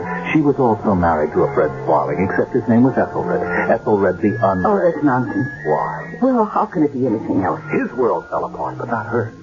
She knew what to do. She prepared for the future. And so when her husband died, providentially, they say she may have had a hand in it. Why are we talking about this? Is it painful? People don't die. Oh, now I know you're crazy. The outer shell, the hull, the husk, that wears out. But what's inside can never be destroyed. Please take me home. The genius of a Da Vinci, a Beethoven, the evil of a De Medici, what happens to it? It goes on living. It finds itself another shell, another husk, another covering, another temporary shelter. You can't prove that. Do I have to? Doesn't it make sense? You could have been Emma. Emma of Normandy. I am not the kind of woman who leaves her husband. Even if you're unhappy? I'm more than just unhappy. I'm frustrated and I'm bitter and Oh, what's the difference? I made a vow. So did Emma of Normandy. If I hear one more word about Emma of Normandy, I'll walk out of this place. All I'm asking you. Just look around you. Look at all these really attractive girls. Some of them are half my age. Look at how they're looking at you so boldly and invitingly. Why do you want me? Oh, I know your problem. You're afraid this is just a lark for me. And when it's over, I'll walk out on you. Well, won't you? No, I couldn't. Because after Fred is gone, I'll need you more than ever. Why do you keep saying after he's gone? Because he has to go.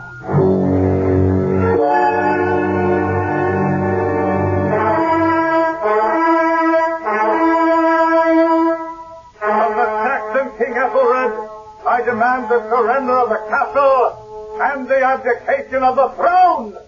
Well, give him your answer. Hurl down heavy boulders. Pour boiling pitch from the battlement. Emma, be silent. I will not be silent while this bloodthirsty Viking pirate... Emma, that's what he is. That's all he is. He will not take away my kingdom. You forget. I am the king. Then act like a king. Well, what am I to do? You mount your horse. Lead your troops through the gate in counterattack. Be the king.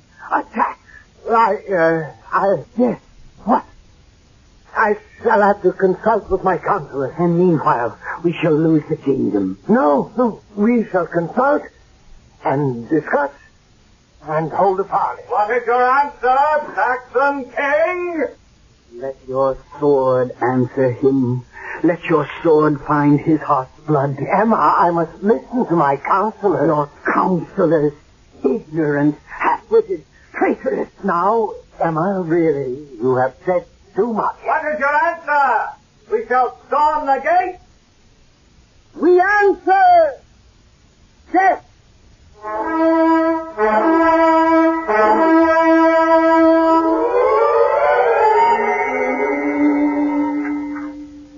But, my dear Emma, one simply does not make a sharp 180-degree turn and just change the direction of one's life.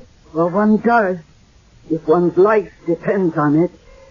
Emma, my dear, I think you've put some salt into the soup. Oh, Fred, we have to break out of here. This house. But this house is our home. It's our castle. Don't take castle. But we simply cannot pick up and leave. Why not? Well, for one thing, I would have to consult with some people. Consult? Why? Whose business is it but ours? And I want you to stop teaching. Stop teaching? How could I do that? It's very simple. Just resign. I'll type a letter for you. What would I do to earn a living? You could write. About what? About the things you know. Things no one else does. Those are dangerous things. Good. And the whole world will want to read them. What I know, in the hands of an unscrupulous man could... Well, he could own the world. How? He could simply say, obey me, or you will cease to exist. Then why don't you say it? Because I can't. Why can't you? Because I can't even explain it. Try. No, don't you see? A man isn't just what he knows. What he knows is a dynamic part of everything that combines to make his personality. This knowledge is only a part of me. There's the rest of me. And what I am prevents me from being ruthless. Well, I can do it for you, Fred. Oh, Fred, aren't you sick of being nobody? Well, I don't feel that I'm Well, you're a character at the college. Oh, sure, there's old Fred Sparling. Old? You're hardly 45. Harmless old Fred. Teaches our seminars. Way up in the clouds there. All that theoretical stuff. Has no practical application. Now, Emma, you're beginning to secrete adrenaline. I know that, Fred. Too much. What do you expect? You have to secrete enough for two. Yours never flows. Your heartbeat, your pulse, your respiration. Oh, damn it, Fred. Those are the vital signs of life. Don't you ever get mad. No. Well, I see no point to anger. Well, maybe this will make you mad. Your star pupil, Alex. Ah, brilliant lad. He's more than my star pupil. He's my disciple. So much the worse.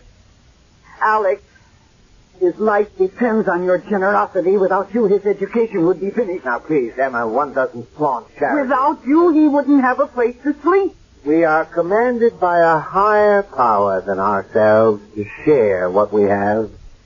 It's our duty to share. Is it? Of course. Everything? Yes, Emma. We must share everything we have. Even our wives? What?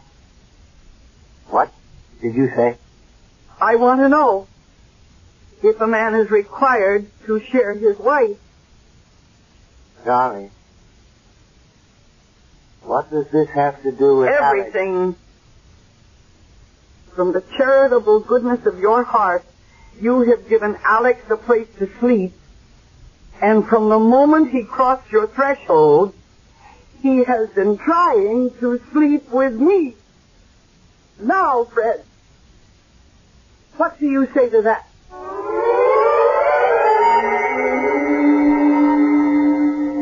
There are an infinite number of replies a man can make when his wife says what we just heard Emma say. I'll kill him. Or he could say, I'll congratulate him. He could say, well, that's gratitude. Or he could say, you must admit my friend has excellent taste. Who knows? We all will when I return shortly with Act 3.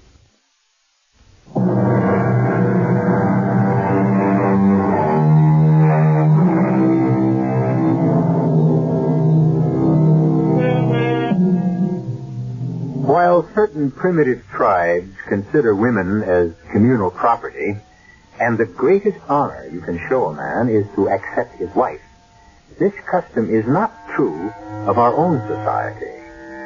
Or at least, we don't think so.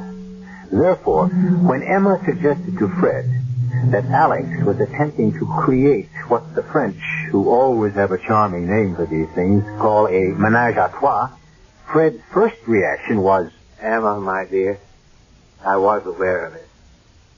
You were? You knew? But I'm a scientist. And what, after all, is science but observation? Observation and deduction. And you can just sit there and eat your soup? Well, why not? It's delicious soup. Alex is trying to get me to betray you. That's a charming old-fashioned term. Oh, I can't believe we're having this conversation. Why? Because you're incredible. Would you feel better if I commanded Alex to leave the house? Well, you should do something. No. You should do something. Me? You should either discourage him or... Or? What? Well, my dear, you lead him on. That's a lie. If you want him, does it matter where you have him? Here or somewhere else? I want to do something about us. You keep telling me you can be the most powerful man in the world. Well, how can I be satisfied just to be a dowdy, do-nothing, stay-at-home drudge? Emma, let me tell you that scientists labor in the darkness. Now and then, fate, providence, the higher power, gives us a sudden, searing flash of insight. For a brief, awful moment, the curtain is drawn and the brilliant light of knowledge is burned into the soul. Perhaps it was a joke. A joke. A celestial joke. To make that revelation to me. Perhaps it was known that I couldn't use it. You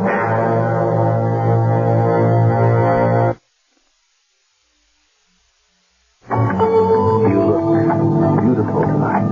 Keep saying it. You'll convince me. You know what a woman needs to make her beautiful? She has to be secure in the knowledge that a man loves her. I always knew that Fred loved me. He doesn't count. I said a man. I know what you're saying. And I know what you mean. And I believe you. You sure it isn't the wine talking? It's me talking. Emma Sparling, formerly Emma of Normandy. Ah, do you really believe you were Emma of Normandy? You were the one who convinced me of it originally. But does it matter? Is it true or not? I feel like Emma of Normandy. Then you know what we have to do with Fred. Leave him. Break out of here. That's right. We can go anywhere in the world. Anywhere you say. Wonderful. Now could I ask a question? Money. What do we do for money? Like the pirates of old, we will demand tribute. Pay or be destroyed. Now how can that be arranged? Fred can do that for us. Fred? That's part of Fred that knows how to do it. Listen, Fred told you. I know what Fred told you. I know Fred's problem. His moral, his ethical, his personal problem. He refuses to use the knowledge that would give him one favor. I seek, but I can't. How? How will you get it? Is it in a formula or something like that? Oh, no. No, it's nothing like that. It exists in his consciousness. I don't follow. It's his talent, Emma. His personality. I mean, to take those from him. I'm not hearing you right. Why?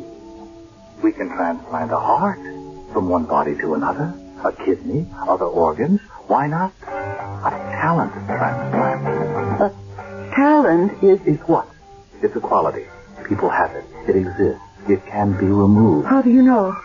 Fred told me. Fred showed me. He showed you? Yes, in the lab. On animals. Oh, I don't believe it. Listen. We have made vicious dogs out of calm dogs, smart dogs out of stupid dogs, and the other way around. But that's unbelievable. The mentality, the personality. He knows how to isolate those forces and transplant them. How? By surgery?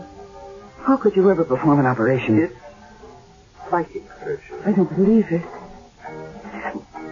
What will happen to Fred after you... He'll be dead. But that's murder. That's freedom. Freedom for you and me.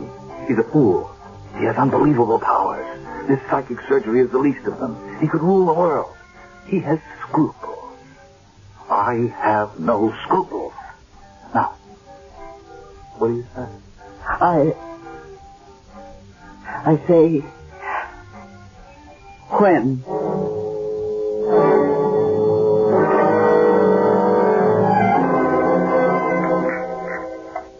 More coffee, darling?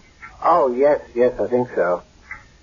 I don't understand why I should feel so drowsy. Maybe it'll wake me up. Here you are, Fred.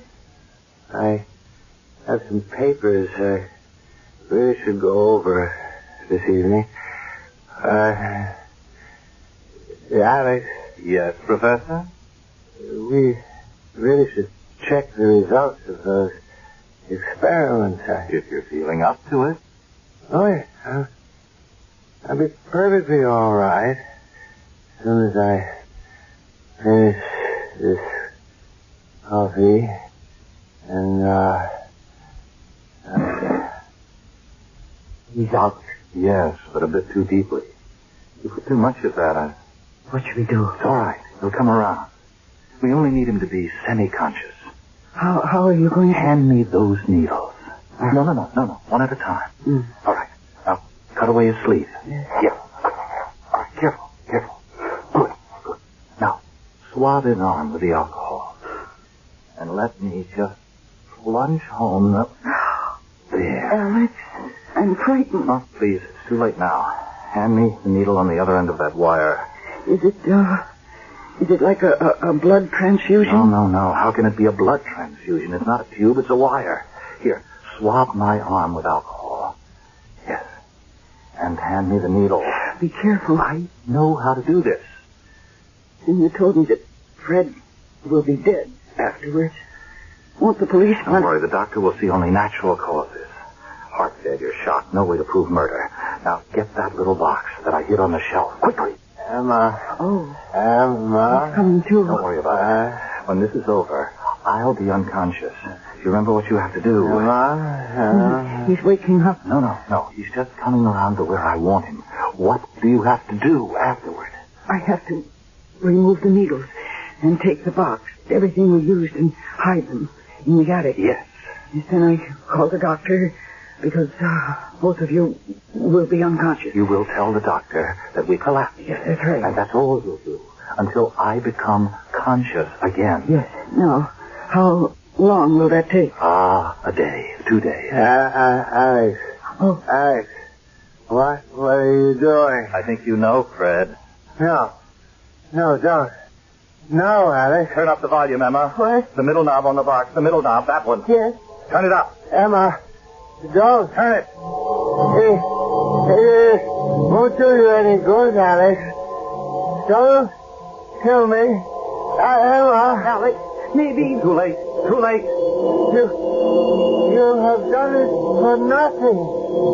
For nothing. Higher, Emma. Higher. Alex, I'm frightened. Oh, for nothing. You're killing me for nothing. It's working. Already I feel something. I see something. I know something. Oh, good Lord. What I see. What I know. Nothing. It's for nothing. You knew this, and you didn't use it. I'll rule the world. No.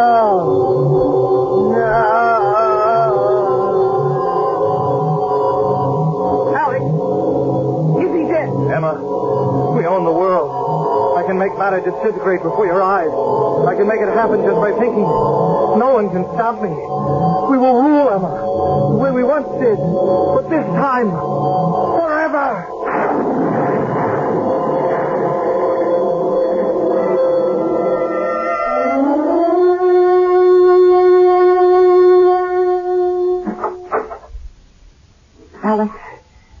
Alex, darling. What?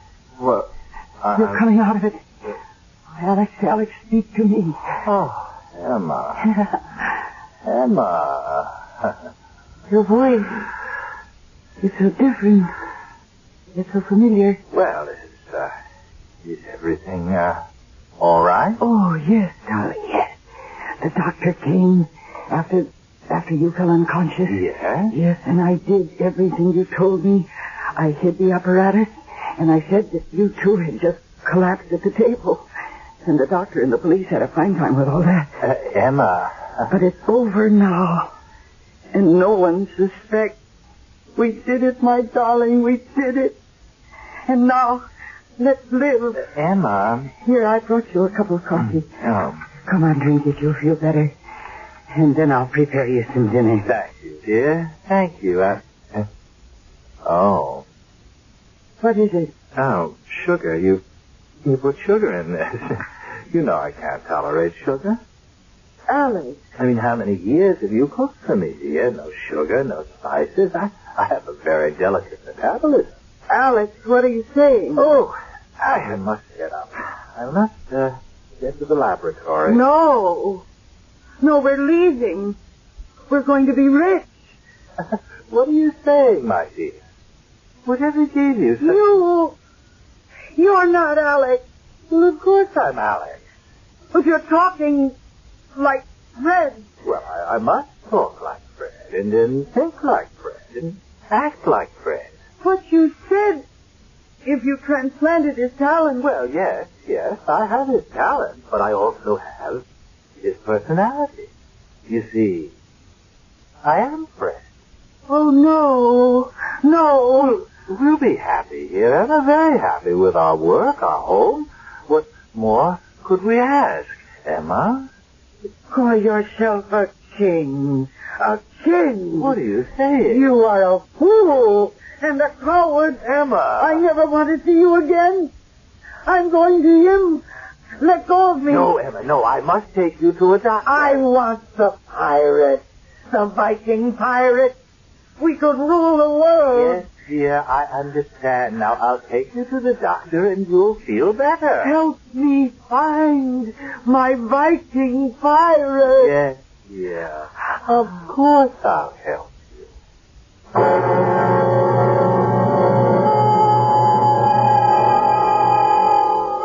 She started out 1,000 years ago as Emma of Normandy.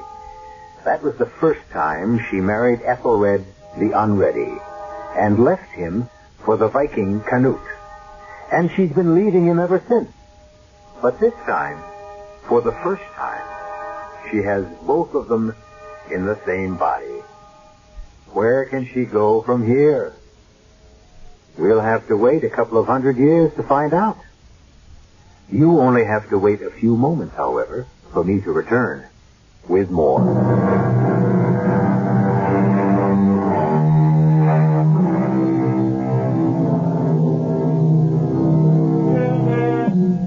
A poet says, inside us all faintly echo the softest notes of a forgotten melody. Where did we once hear it? And when did we sing it? Sometimes in the absolute loneliness of the darkest night, there is a whisper. Is it a vagrant breeze? Or someone calling out, reaching out from the bottomless well of the past and saying, remember me? Once I was you. But perhaps things are best left the way they are. Perhaps there are things best not remembered. Our cast included Mercedes McCambridge, William Redfield, and Robert Dryden. The entire production was under the direction of Hyman Brown. And now, a preview of our next tale. I'm sorry, son, I didn't understand. Those were the 6 words. Sorry for what? For remembering me. I wouldn't expect her to forget immediately, of course. That would be unreasonable. But as soon as possible, put me out of her mind. My life on earth was over. I'm sure she meant well, your mother. Now, if you're here.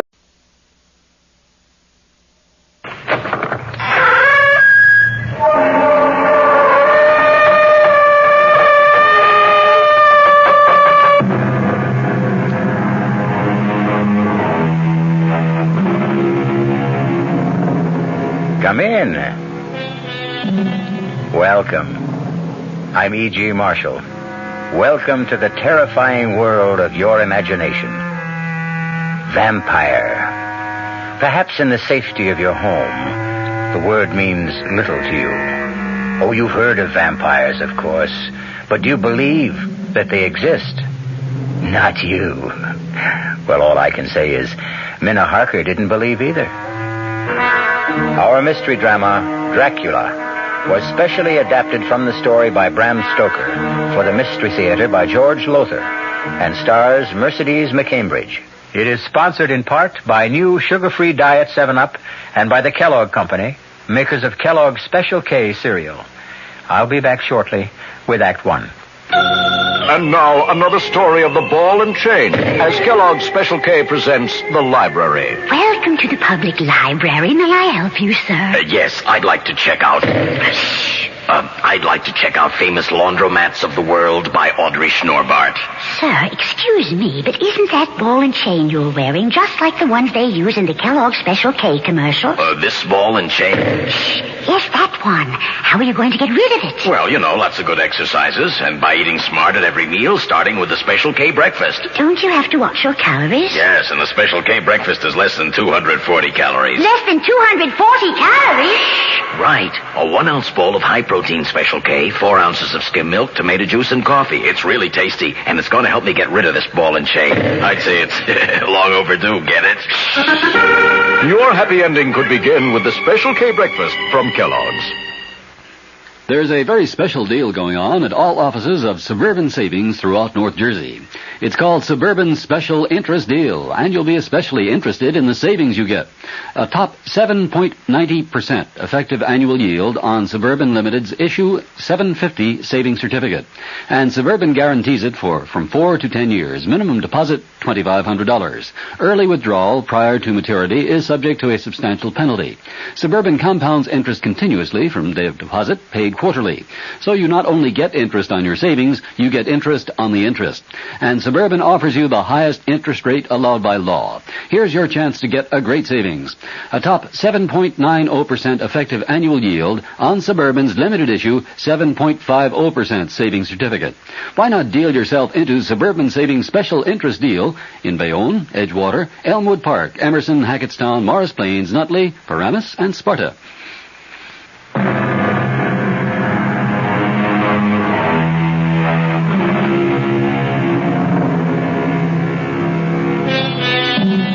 Horror, in its purest form, lies ahead for us. I would be remiss if I didn't warn you that if your nerves are not strong, it might be better for you not to listen. No, really now. Be warned. Because as Minna Harker tells us in the diary she kept, there awaits you an experience so loathsome, so horrifying, that I can hardly bring myself to write of it. If I'd known what lay ahead for me when I went to visit my dearest and closest friend, Lucy Westenra, at Hillingham, I could not have brought myself to go, much as I loved her. Looking back now, I realize I had plenty of warning, but I paid no attention. For example, as I drove to the Westenra estate through that lonely, isolated country and heard the wolves howling in the distance, it occurred to me that it was strange to hear wolves in this part of the country. As strange as the huge bat that flew alongside my car. I mentioned this to John, Dr. John Seward, Lucy's fiancé, as we sat having a drink in the living room. It's strange, Minna. I've seen that bat myself. The thing must have a wingspread of at least 4 feet. I haven't the faintest idea where it came from, or the wolves either. Even Lucy's letters seemed kind of strange to me, John. What is the matter with her? No, I don't know. I'm completely baffled. I've had 2 other doctors look at her, colleagues of mine, and they can't figure it out. I'm desperate, Minna. I'm so desperate I've called in my old friend and teacher, Professor Van Helsing. Van Helsing? Yes, he's one of the finest diagnosticians in the world, John. Yes, he'll be here from Amsterdam in a day or 2. Amsterdam, Holland? Yeah. All the way from Amsterdam? Oh, John, you must be desperate. Lucy is dying, Minna. I'll do anything I can to save her. We must find a way to stop her from losing blood. Losing blood? Well, it's this constant loss of blood that's killing her. Transfusions help for a time, but only a short time, and each transfusion is less effective. John, when can I see her? Oh, she's sleeping now. Her mother's with her, watching her. We take turns. As soon as Mrs. Westenra lets us know she's awake... Oh, listen, those wolves, they're at it again. John, hasn't anyone looked into this wolf thing? How they suddenly come to be in this part of the country? Well, according to the paper, the town police have looked into it. Well, that's peculiar, too. What? Well, they haven't been able to spot one single wolf. Oh, excuse me, we have a visitor. Oh, come in, Count, come in. Thank you, Doctor. I'm on my way to town. I have a dinner engagement, and I thought I would stop to ask after Miss Westenra. Oh, she's no better, I'm afraid. Oh, I'm sorry to hear that. Can you stay for a drink? Well, I'd like you to meet a friend of Lucy's who'll be staying with us for a while. Oh, in that case, of course. Minna, this is Count Dracula, our new neighbor. Count Miss Minna Harker. How do you do? How do you do? Count Dracula? Yes, but do not hold it against me, Miss Harker. I cannot help being of the blood royal. Well, why don't you two get acquainted while I go up and see if Lucy's awake yet? I shall do my best to entertain this charming young lady. I won't be a minute. You're a long way from home, Count. A very long way, Miss Harker. May I ask what brought you here? Business? Business? Good heavens, what kind of business could you have in this part of the country? I mean, it's so isolated. True, it does present difficulties, but I like living in the country. No, you must. Oh, forgive me, I'm forgetting my manners. Would you like a drink? Thank you. Scotch or bourbon? Is there perhaps some wine? Red wine. Now, let me see. I'm not very familiar with the supply here. Here we are. There's a bottle of Burgundy. That glass of that will be... Miss Harker, what's wrong? What is it? It's the bottle. I'm afraid it slipped. It slipped. That's all.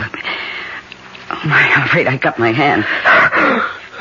No, don't, Count. Don't be upset. It's only a slight cut, see? No. Lucy's awake and we can... Count, what's wrong? Minna, your hand. I must leave at once, Doctor. Sorry, I cannot stay. Something I just remembered. No, it's all right. I will see myself out. What in the world? But, Count... Minna, what happened? Minna? I dropped the bottle of wine and cut my hand. Yes, I see you did, but... I dropped the bottle because I couldn't see him in the mirror. Couldn't see? What mirror? This mirror over the table. It reflects the whole room. Well, of course it does, but... John, I picked up the bottle to pour Count Dracula a drink, and I looked into the mirror, and he was standing where you are now, and I couldn't see him in the mirror. What? He was there where you're standing, but he wasn't reflected in the glass. Minna, you're not making sense. And you're trembling. John, I'm scared. Of what? How can you ask? I look in a mirror and didn't see someone who should have been reflected in it. Is something going wrong with my eyes or my brain, John? What? Minna, easy. I don't want another patient on my hands. But, John, An optical illusion, something like that. Our eyes play tricks on us sometimes. Now, come on. Let's get a bandage for that cut, and then we'll go up and see Lucy. I believe, John. It must have been. It had to be a trick my eyes had played. What else? Well, we got a bandage for the cut on my hand, and then John took me to Lucy's room. I can't find words to describe the shock I felt when I saw her.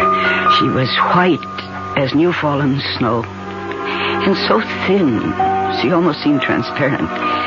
She's dying. That was my first thought. She's dying, and nothing can save her. And I know she read the thoughts in my face. I could see the sudden fear in her eyes. I am dying, Minna. Oh, you mustn't even think that, Lucy. You do. It was in your face when you looked at me. I read your thoughts. She's dying, you thought. And nothing can save her. I am. And nothing can save me. Oh, John can save you. And he will. He hasn't so far. You mustn't despair, Lucy. Despair, Minna? I don't have the strength to despair. You better go now, Minna. Go? Lucy, dear, I haven't seen you in nearly a year. We haven't even started to tell each other everything that's happened. Later. Not now. I'm tired. I want to sleep. Oh, well, in that case, I'll come back later. No, not till tomorrow. All right, whatever you say.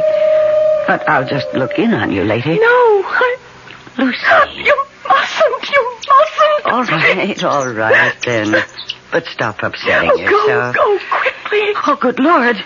At the window. It's nothing. Go, Minna. It's nothing. Nothing. It's that bat. That huge bat that followed my car. Oh, go, I beg of you. Lucy, the thing is trying to get in. Look, it's clawing at the window. Is that locked? Is that window locked? Yes, it's locked. But locks are useless against Count Dracula. Oh, good Lord. Mirrors do not reflect my image, Miss Harker. Nor do locks keep me out. You were that bat. As the wolves you hear are not wolves, but like myself, vampires. Vampires? The dead, who live by night, The dead, undead. No, this can't be happening. It's a dream. It's a nightmare. That's what it will seem like when you wake up. Huh? Yes, you're going to sleep now. And yet not sleep. You will remember all you've seen here, but when you waken, it will seem like a dream.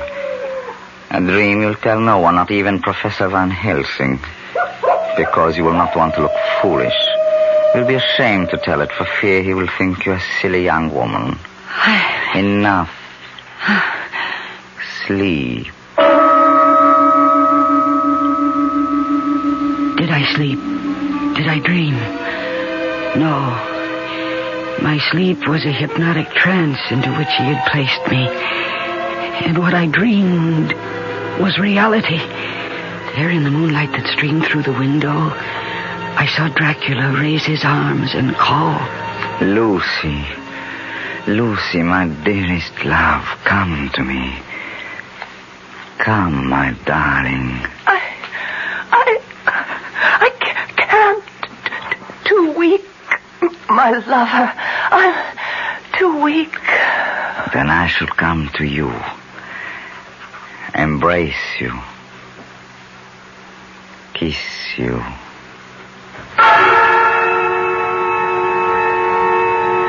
And now the strangest thing of all happened to me. As I watched what then took place, my love for my friend Lucy, my fears for her, made me feel as she must have felt, so poignantly, so deeply that, yes, I became Lucy. I watched Dracula as he approached my bed. There was a deliberate voluptuousness in him which I found both thrilling and repulsive. Lower and lower went his head as the lips went below the range of my mouth and chin and seemed about to fasten on my throat. I could feel the hot breath on my neck. Then the skin of my throat began to tingle. I could feel the soft, shivering touch of his lips on the supersensitive skin of my throat, and then two hard dents of two sharp teeth just touching and pausing there. I closed my eyes in a languorous ecstasy, and I waited. I waited with a beating heart. And then horror overcame me, and I sank into unconsciousness. I promise that the horror you have just experienced is nothing compared to what is to come. Think twice before you return with me shortly with Act 2. Hi, I'm Goldilocks, Ms. Goldilocks, if you please, and I'm a professional taste tester. Here at my taste test laboratory, that's TTL for short, I taste test everything from porridge to diet drinks. Actually, there's not that much taste testing in porridge these days. There used to be. Once upon a time. I mean, that's how this Ms. got into the biz. But lately it's been diet drinks. I mean, with so many diet drinks going sugar-free, I've been really busy conducting taste tests. A rather unbearable assignment, to be sure. But then I discovered sugar-free diet 7-Up. Fresh, natural, delicious. My only problem is that sugar-free diet 7-Up tastes so good that it broke my Goldilocks diet drink taste-o-meter. Well, sugar-free diet 7-Up certainly has my seal of approval. This one's just right. Hey, Mom, what's for dinner? Hey, Mom, what you got? It's time to get ready for the great outdoors, and your ShopRite supermarket has everything you'll need for cookout dinners and fun in the sun. And for this week's dinners, ShopRite is featuring whole grade A frying chickens, just 37 cents a pound. Roasting chickens up to 4 pounds, 47 cents a pound. Choice beef rib steaks, $1.19 a pound. ShopRite Franks, 89 cents a pound. Get all your outdoor cooking equipment and many great food values at your ShopRite supermarket. She loves the family. She wants the best. She does all that she can do. She lets ShopRite do the rest. Hey, Ma, what's for dinner? ShopRite has the answer. This is WOR New York, an RKO General Station, your station for Mystery Theater.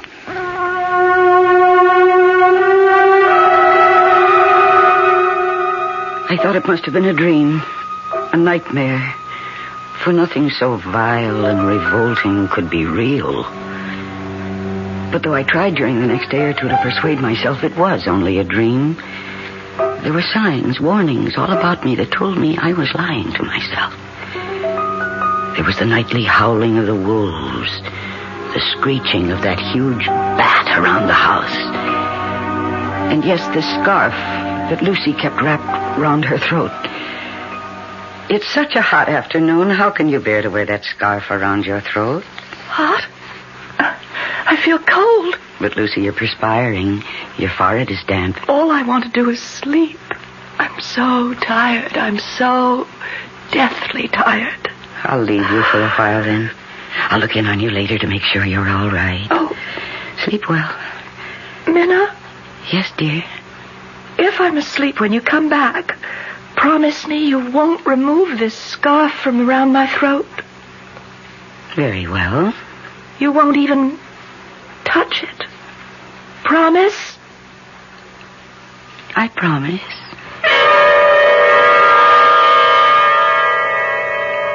Later that afternoon, toward evening, Professor Van Helsing arrived from Holland. When John introduced me to him, he stared at me suddenly and hard, his eyes boring into me from behind his thick lensed glasses. You are frightened, Miss Harker? Why? Frightened? Maybe she hasn't recovered from that optical illusion the other night. Optical illusion? Yes, you see that mirror over the table there? Yes. Well, we had a visitor, Count Dracula, a new neighbor at Carfax, a few miles from here, and Minna had the illusion that she couldn't see his reflection in the mirror. My eyes must have played a trick on me, Professor. Yes. This Count Dracula, John, he's new here, you say? Yes, he arrived from Hungary about 6 weeks ago. I see. Take me to see your fiancée, John. Oh, she's sleeping, Lucy, sleeping. We'd right now. better wake her up. What is it? You seem suddenly concerned. I am. Take me to Lucy at once.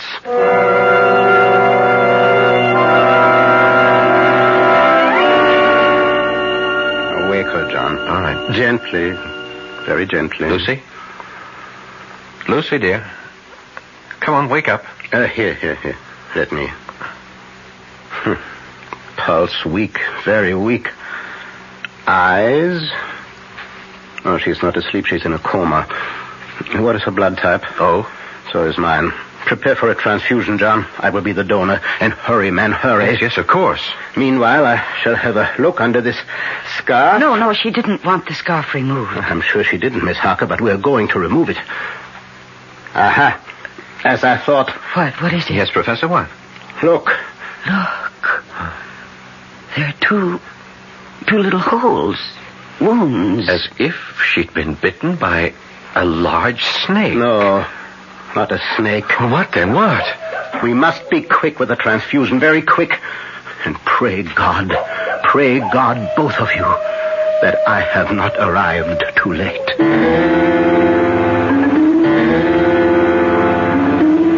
But he was too late. The transfusion revived Lucy a little. When we'd made her as comfortable as we could, the three of us, Professor Van Helsing, John, and I, went back down to the living room. And it was here that Professor Van Helsing told us the truth. The truth that made John Seward cry out. Vampire? You say we are dealing with a vampire? Professor, have you gone out of your mind? My dear John, I don't blame you. Blame me?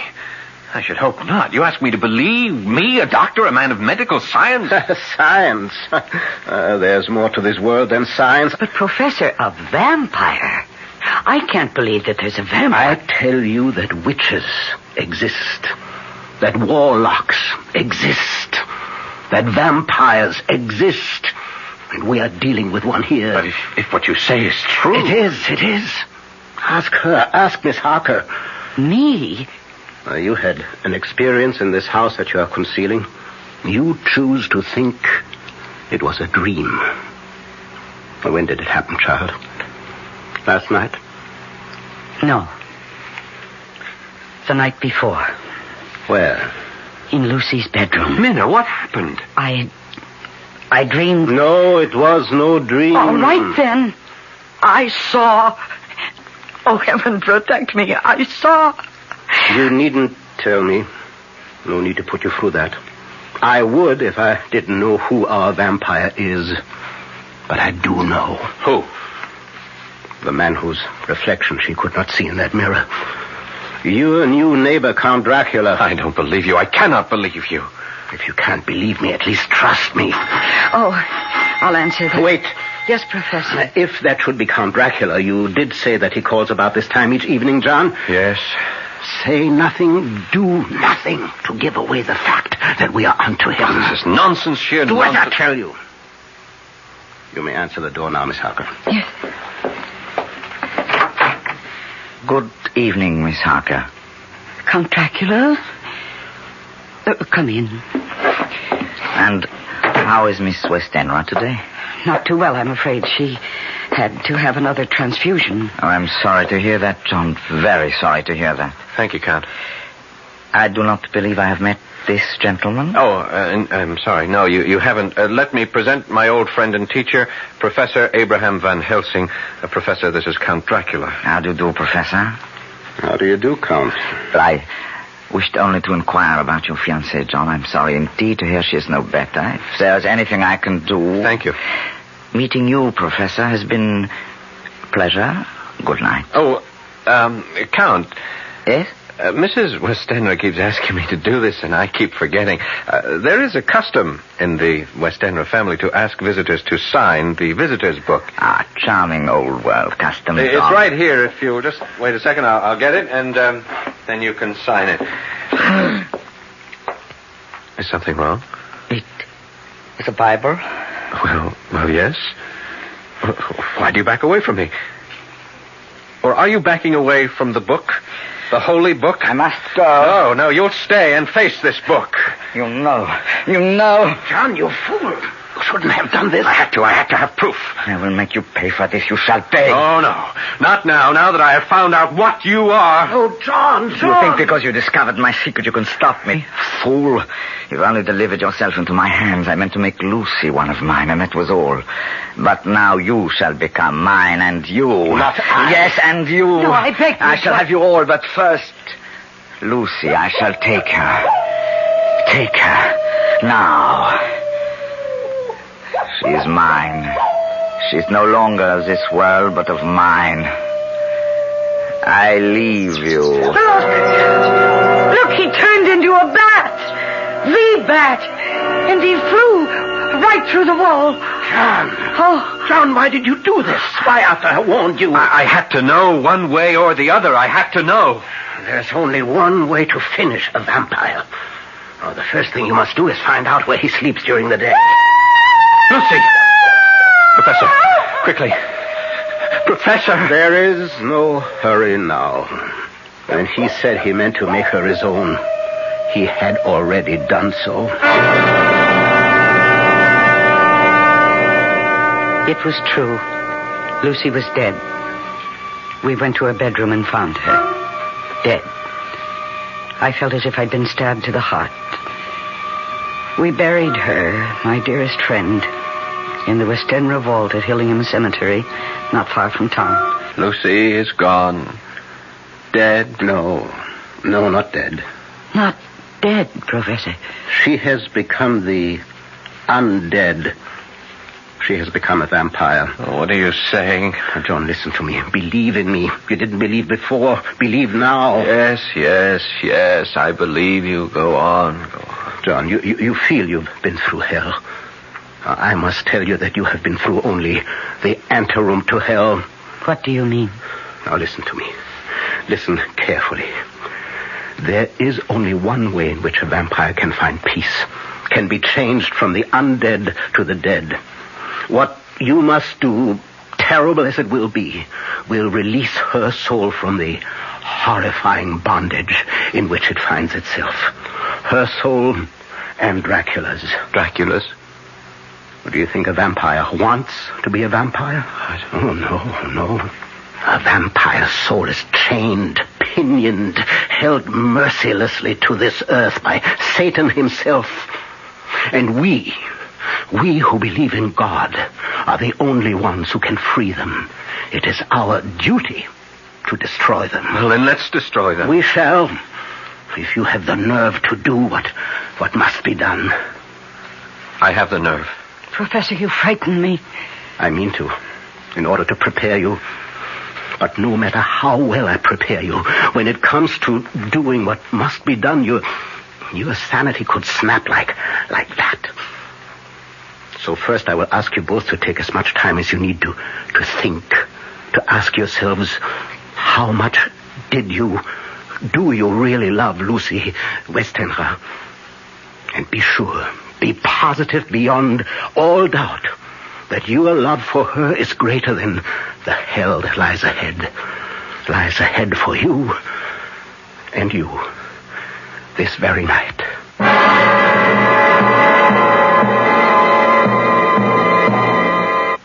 I'll be back shortly with Act 3. When you drink beer, do you tilt the glass for long, hearty swallows? Or just tip it and sip it? Well, sipping's the thing for wine. But Budweiser beer is a hearty drink, brewed for zest and character. The best way to enjoy Bud is to drink it. Not chug-a-lug, just man-sized beer drinker swallows. That's when that famous Budweiser taste, smoothness, and drinkability really come through.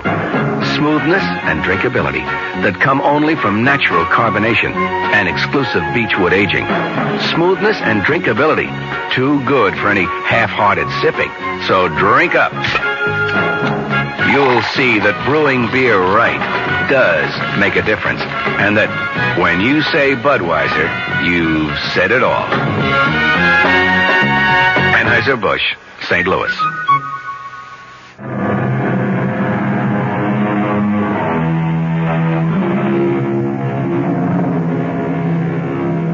I thought I knew what horror was until I read it. I changed my mind. You will, too. I'm ready, Professor. I knew you would be, John. We'll wait now for Miss Harker. No, there's no need to wait. I love Lucy enough. More than enough. She was my dearest friend. Is your dearest friend. For she is not yet dead. She is as yet the dead undead. It's nearly sundown. Let us go to the cemetery at once. The cemetery? It will be dark by the time we get there. She will have left her coffin. Left it? Now, like Count Dracula, she cannot go on living, or let me say, being the undead without drinking human blood. To find it, she must, of course, leave her coffin. The instant the sun goes down tonight, she will be on the prowl for little children. Children? Yes, children are innocent, gullible, naive, make easier victims. And the inexperienced vampire must practice. Yes, she will be seeking children. Oh, it's revolting. Revolting? Well, that is only a word to you at the moment. In a short time, it will be reality. Do you really think you can bear what is to come? I can. I must. Good. I have preparations to make. So do you, the two of you. Dress warmly. Warmly? But it's hot out. Child, there is no chill like a graveyard chill.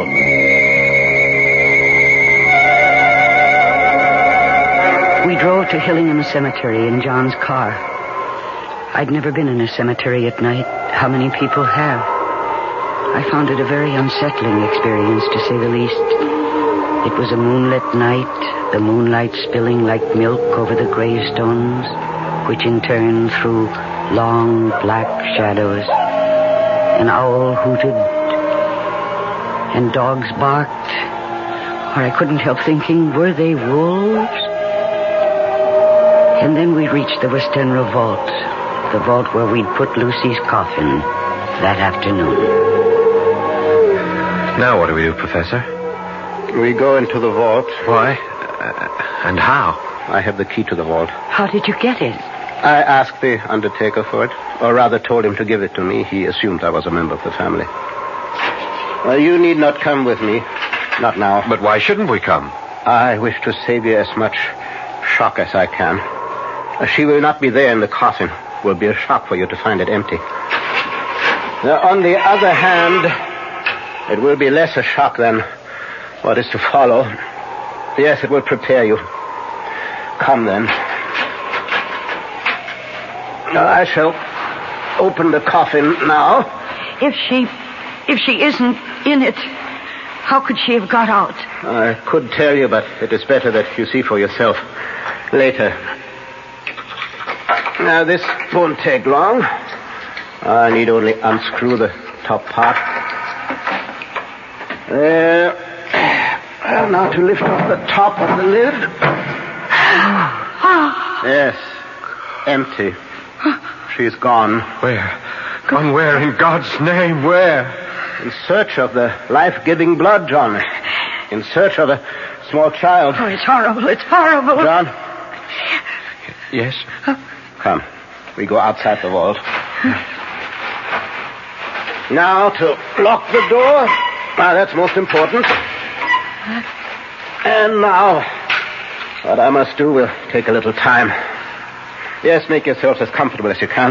Make ourselves comfortable. Professor, what must you do? Well, I have here a paste made of garlic, flour, and water. I must seal off every crevice with it. Seal all around the door so Lucy cannot get back into the vault, into her coffin. She could? Through the crevices, yes. How do you think she got out of the coffin? I can't believe... Yes. It is unbelievable. But it is so. Now, forgive me. I must get to work.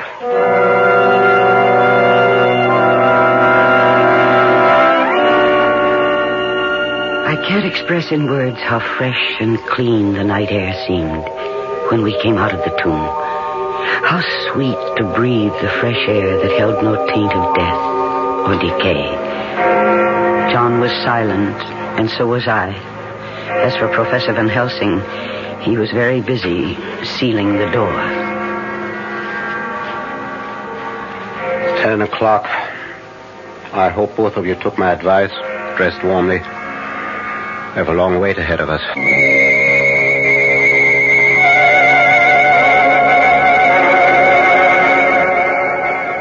How much longer, Professor?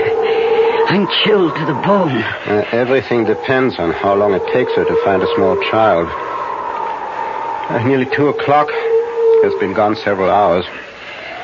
Soon now, I think... Shh. What? She comes. Where? See there?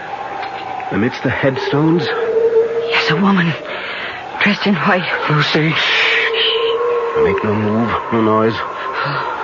See, she is carrying something in her arms. A child. I feel sick. Control yourself. Ah, there. Yes, she's coming toward the vault. See, she draws back. The mixture I used repels her. Why are we doing this? Why are you keeping her out of the vault, her coffin? Because I hope... Yes, she is leaving, hurrying away from among the headstones. Come, we must follow. Follow where? To Dracula, I hope. Unless I'm mistaken, she's going to him for help. Hurry. We must keep her in sight. No, wait. What is it? She is heading for that tomb. Dracula must be there. Good. Now watch. See, now she's putting the child down on the ground. And now... Where is she? Where's she? She's vanished. She simply slipped into the tomb through the crevice around the door. Now, wait here. Yes. What's he doing? He's picking up the child, I think.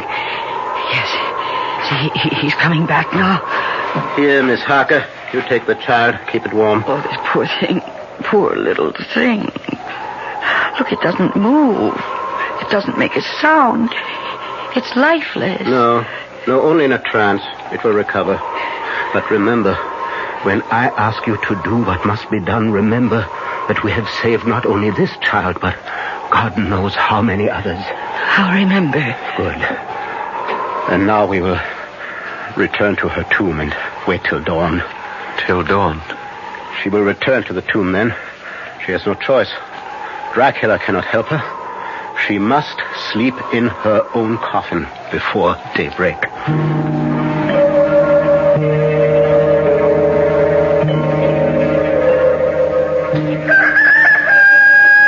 How do you feel, Miss Harker? I'm all right, thank you. John? I'm okay. It's almost dawn. Why doesn't she come? Soon now. How's the child? Still asleep, if it is only sleep. It is. It will not come to its senses until daybreak. Now, prepare yourselves for... In a very short time, now Lucy should... there. Yes, she's coming. And this time she'll be able to enter the tomb, because you removed the garlic mixture. This time I want her to enter the tomb and her coffin. It will be there that you will do what must be done. Oh, there she is. Oh, heaven help me, she is as beautiful as she always was. Now, hold on to yourself. She isn't dead. She can't be dead. Lucy, my darling. John, no, come back. Lucy! John, my dearest, come to me, John. Come to me. I have never seen anything so horrible. And God save me from ever seeing it again.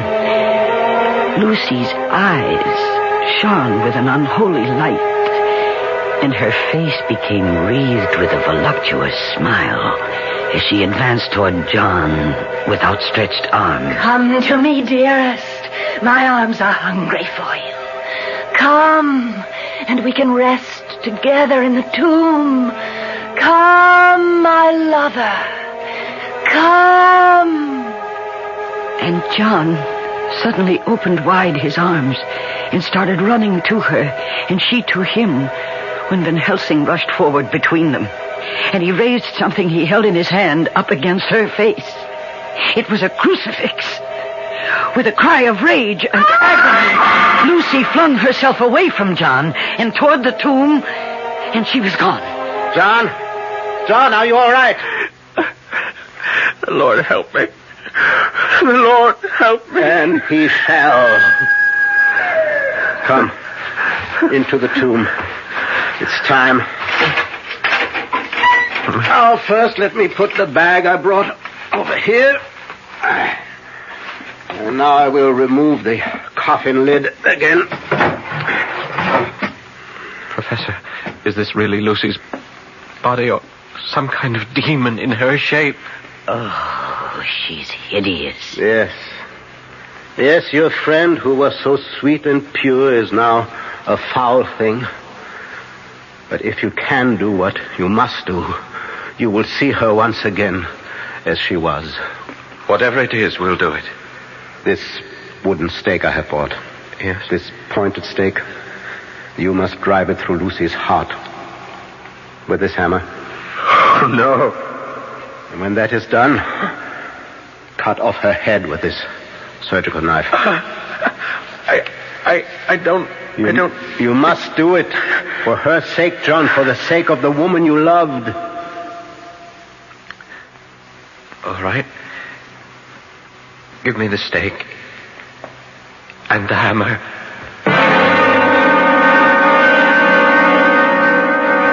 John took the stake in his left hand, the hammer in his right. I saw him tremble as he placed the point of the stake over Lucy's heart, saw the point dig into her white flesh, and then I could see him gather all his strength, all his self-control. He raised the hammer high above his head and looked at Van Helsing. Yes. Now! John struck with all his might. The thing in the coffin writhed, and a hideous blood-curdling screech came from the opened lips. The body shook and twisted in wild contortions. John never faltered. He struck, and he struck again, driving the stake deeper, deeper, as blood from the pierced heart welled and spurted up around it. And then the writhing and quivering of the body became less. The teeth stopped champing, and the thing lay still. It was over. Is that enough, Professor? Enough. I think I'm going to... I've got you. There. Now go outside, get some air. No. Both of you go. You look faint, too, Miss Parker. I must still her head. No. I have... You have done all that can be asked of you. No more. I will sever the head. Now go now, but before you do, look at your beloved Lucy for the last time.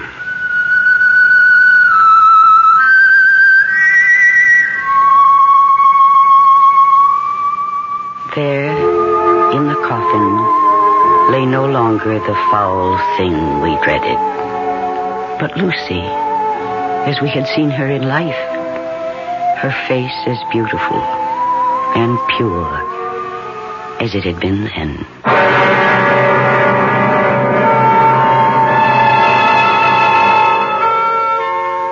You will want to know that later on, Professor Van Helsing freed Count Dracula from his earthly bondage, and in so doing, brought his bloody career to an end.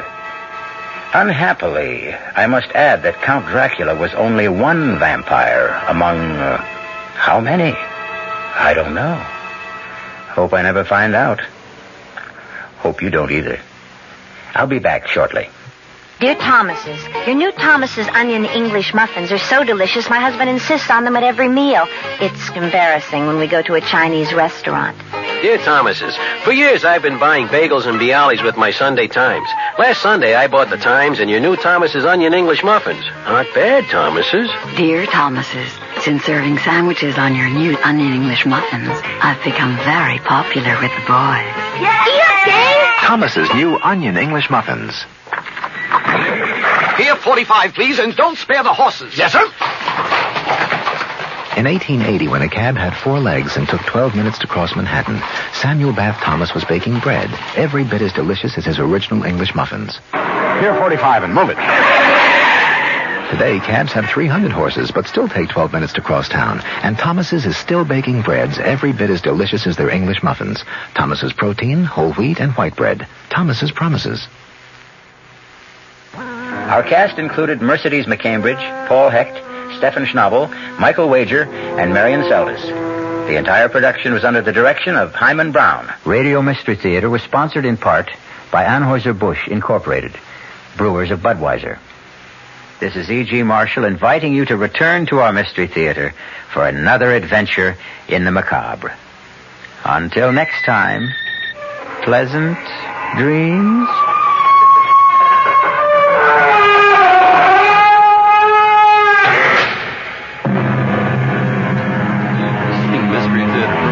Furnished by the CBS Radio Network. CBS Radio Mystery Theater presents...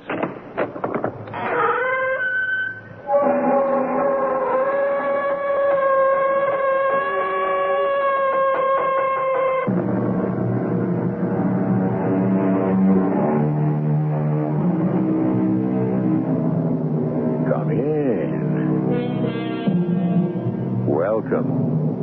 I'm E.G. Marshall. Give a man a pipe he can smoke. Give a man a book he can read. And his home is bright with a calm delight, though the room be poor indeed. That was a fine poetic sentiment when it was first written about 100 years ago, but it may not have stood the test of time. For one thing, smoking has fallen into disfavor. And not too many books written today are designed to brighten and delight. These are grim times, my friends. And don't just take my word for it. Read some of the recent books, especially the one we're about to consider. With this book, we can do justice. With this book, we can get rich. Do you know what this book can mean to the world?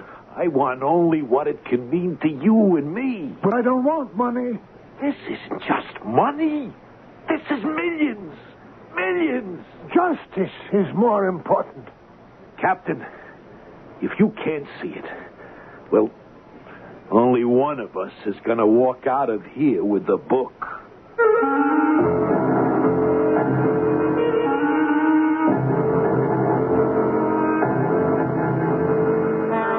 Our mystery drama, The Book of Abaca, was written especially for the Mystery Theater by Sam Dan and stars Alan Swift. It is sponsored in part by X-Lax and Buick Motor Division. I'll be back shortly with Act One.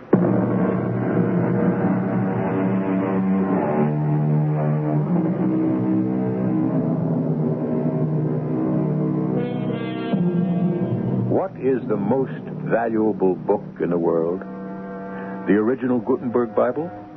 A first folio Shakespeare? The answer is no. To them. Or to any other famous first editions you could think of.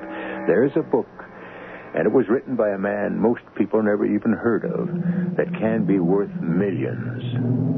The Book of Abaca. The Abaca was a 20,000-ton tanker that flew the Silanian flag. On June 3rd at 2300 hours, or 11 o'clock p.m., she was approximately 100 miles east of Cape May, New Jersey. Her captain was on the bridge when he heard a frantic voice from the engine room. Captain Bauer. Captain! What is it, engineer? We're sinking. Sinking? The water's rushing into the engine room. Well, man the pumps. The plates have sprung. I said man the pumps. What pumps? I switched them on and the motors blew. We're sinking. I can't stop the water. Well, we can't sink. We've got 3 million gallons of oil on board. I'm hip deep in water now. You know what that means? I only know we're sinking. I'm coming below. What for? You want to drown down here?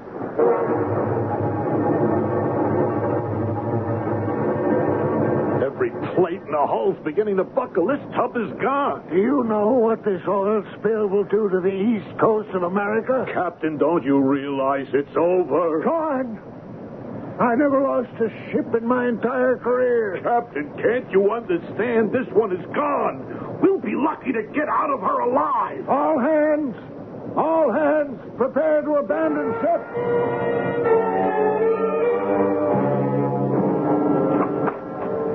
Captain, what are you doing in the cabin? Captain, are you all right? No, I'm not all right. The crew is away. That's good. Come on, Captain. Where? Well, there's a life raft left for you and me. Let's go. We don't have 5 minutes. You go ahead, Carn. What do you mean I should go ahead? Just what I said. Hey, wait a minute. You're not going to do what I think you're going to do. I am. I'll go down with my ship. Oh, no. Oh, that's for books, for movies. I cannot leave this ship with a good conscience. Can't we argue later? 3 million gallons of crude oil. You know what this will do to the coastline, to the fish, to the birds? It'll destroy the livelihood of thousands, the enjoyment of millions. How can I face people? But it isn't your fault. Yes, it is my fault. I should never have sailed on the Abaca. I knew she was unseaworthy. But I let myself be convinced. I still say it isn't your fault. Vanity, my vanity. I'm old. I'm too old to command a ship. Why didn't I accept it gracefully? Captain, before it's too late. But they flattered me. They said, Captain Bauer, you're the best there is. Take the Abaca. Vanity. I was so happy for a command, a ship. Didn't I know she was little more than a heap of scrap metal? Well, everybody knows that. Everybody does not know that. This phony flag, this two-bit monarchy of Solania. It's all a dodge to register rotten ships and crooked corporations. Captain, there's nothing we can do about it. Oh, you're wrong. There's plenty we can do about it. But I cannot do it if I drown here like a rat in this death trap. Hell, good. Let's go. Yes. Yes.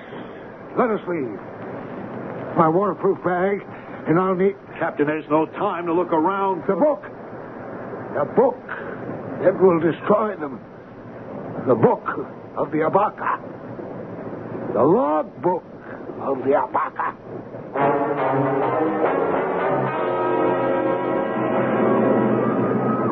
You all right, Captain? I'm all right. Well, the seas aren't too bad. We can stay afloat on this raft. We're bound to be picked up as soon as it gets light. Carn, listen to me. Hey, sure, Captain. In this book. In this book. Captain, something wrong? I'm dying. Well, what's the matter? I don't know. I'm dying. You wrap yourself in this blanket. Won't help. Hold on, Captain. In a couple of hours, we're bound to be picked up. Can't. Now listen. Don't say anything. Just listen. The Terry Corporation. Yeah? The Terry Corporation, yeah. Okay, they own the Abaca. Yes, and 25 or 50 or who knows how many other rotten, unseaworthy tubs. Don't get yourself excited. The Terrier Corporation. Bartholomew Terrier. Captain, you're just getting excited for nothing. No. It's for something. Bartholomew Terrier buys these unseaworthy hulks, and he... Captain, just take it easy, please. No, I don't have time. The Abaca should have been scrapped 20 years ago. Bartholomew Terrier will go down with the Abaca.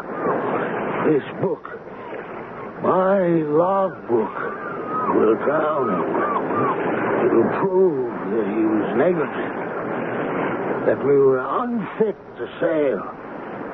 But I'm going to die. Don't say that. I am going to die of shame.